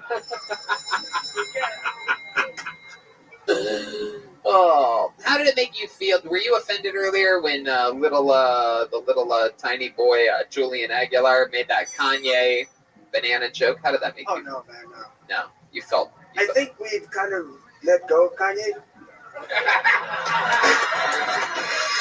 Wow. It's still a banana joke. The Apollo 13 appears to be about 50-50 on this one. Some of them are holding out.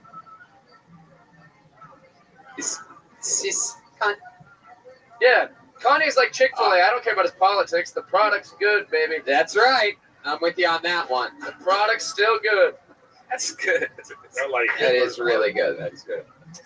All right. Well, it was fun to have you on the show again. Thank you so much. Have a great day. There he goes. Fundo. He's on Twitter at Tuto. Yep. Now, back to the bucket we go. What did he say? He's using the A and the at as A for Africa. So, but that's a weird. That can't be a Twitter handle, right? No, I don't know. Because there's an ad in it. That's weird. Oh, okay. Tuto Africa. THUTO Africa. There you go. Pulled another name out of the bucket. Makes some noise for Rob W. Rob W. This sounds like a white guy if I've ever heard it before. Plain ass white guy. That's my guess. It's a boy? Nope. Nope. Yeah. Oh, wow. We got a first blacklisting of the night. Wow. That's what we call it when. That's what we call it when someone misses their spot. They get blacklisted, not African in any American listed. reference to any. Okay, there we go. Jesus. Yeah, we'll count that as 3. Yeah, that's number 3. There you go. Seems like you might be in for a very, very long night. All right. How about Nila Josiang Phao? Nina Josiang Phao? Nina? Or Naya? Nilla? N-I-L-A? Someone with bad handwriting whose name begins with an N and last name begins with a G? Boy or girl? Blacklisted. Nila Josiang Phao? No. Oh boy. 2 in a row. Feel bad. Some real fucking losers out there. People that sign up for things and then get scared. Okay, I know this guy's here. He's here pretty much every Monday. It's been a long time since he's been on this show. Make some noise for Michael Pena. Michael Pena. Boy or girl? That's a boy for sure. Boy. Michael is he's a boy.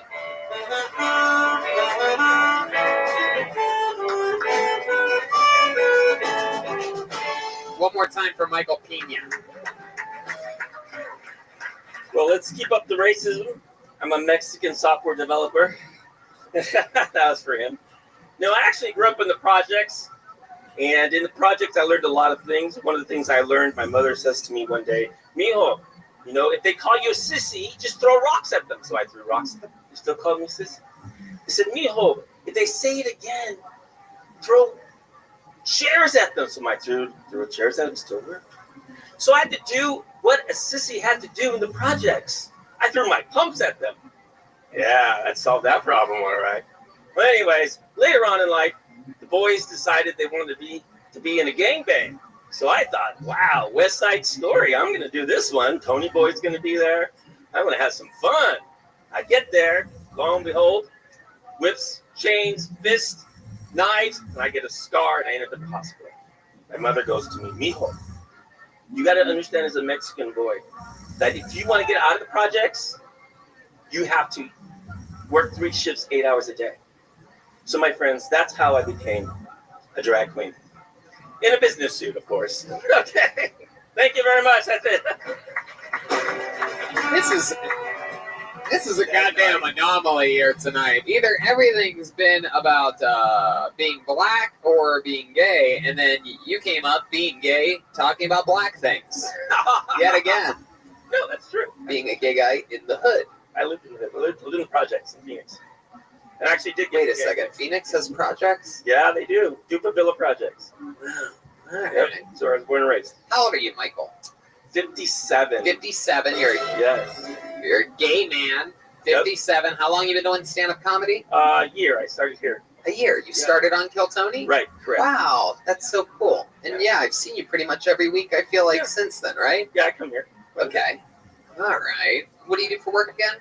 Well, I do a lot of things. I am a software developer, but I also produce some films. Yeah. Gay. No. I actually just finished racist choir over here. I just finished a film with Ed Asner and some people, and we just finished the summer. Is it Ed Asner or is it Ed Asner? You No. know what I'm talking about? Gay porn? No. Daniel Gay Lewis and Tom Spanks. How long have you been renting suits from the Penguin? That's actually number 4. I know. Now, yeah, you much like Penguins are ice right. Whoa, he's still going. Watch out, Fire. Yeah, I don't care. Whoa. Whoa. You have the worst fitting suit on a gay man I've ever seen in my life. Number 5. Whoa, you better chill. I don't care. I'll get a tattoo just to go off right now. The Cholberg is melting down. Yeah. This is more awkward than the time I made love with a badger at a babbling brook and the owl told everybody in the forest. Oh my god. Okay. Michael Pena just okayed Jeremiah's woodland creature. 1. So, Michael, it's been a while since you've been on the show. What's been going on in your real life since then? Like, other than making movies and, making software, like, what's been going on in your personal life? Anything fun? You have a boyfriend right now? No. I swear it off dating about 6.5 years now. You swore off dating? Yeah, swear it off dating. Yeah. What does that mean? You're not really gay, are you? Unless you masturbate well, really gay. I have a story about that, but yeah, I'm still pretty gay. Oh, well, it makes you gay if you're not fucking dudes. Yeah. Oh, He said he's not dating. Not dating. No, I'm not having sex either. That's crazy. Oh, wow. So what are you doing? What are you doing that's so gay? Watching pro wrestling? Like, what makes you gay? See, I can make fun of myself. Well, if I was a lesbian, you'd probably want to know what I did the last time I had sex. So since I'm gay, you want to know what I did the last time I had sex? Sure. Oh, there we go. We got some people. What? I don't know what the fuck, what kind of gay riddle you're trying to do on us right now. Would anybody like to guess my gay sex? Like, what? Yeah. So what the fuck did you just say? I said you wanted to hear what the lesbian was going to do for sex. Since I'm a gay guy, would you like to hear what I did for sex? Sure, yeah. Sure, I think I asked you like 4 minutes ago. Oh, no. Well, it's actually been 6.5 years. And I had a very long-term relationship. So you are tight right now. Oh, shit. Hell yeah. That's true. Wow. Do you do like... oh, now you're ooh?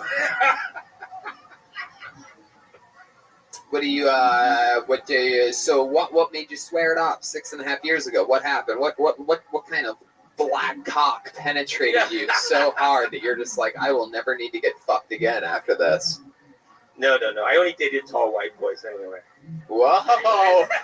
For those of you listening to the podcast, he said tall white boys, and he gave Jeremiah Watkins a fucking look from toe to head.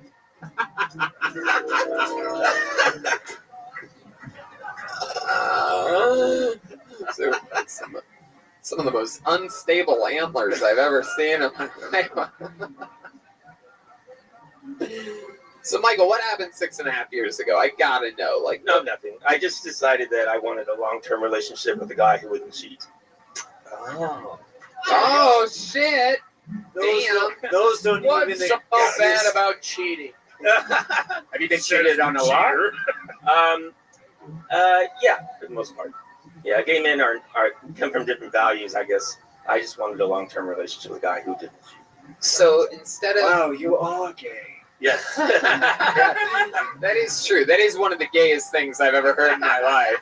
It's like just a long-term. I just wanted a man to cuddle with every morning, you know.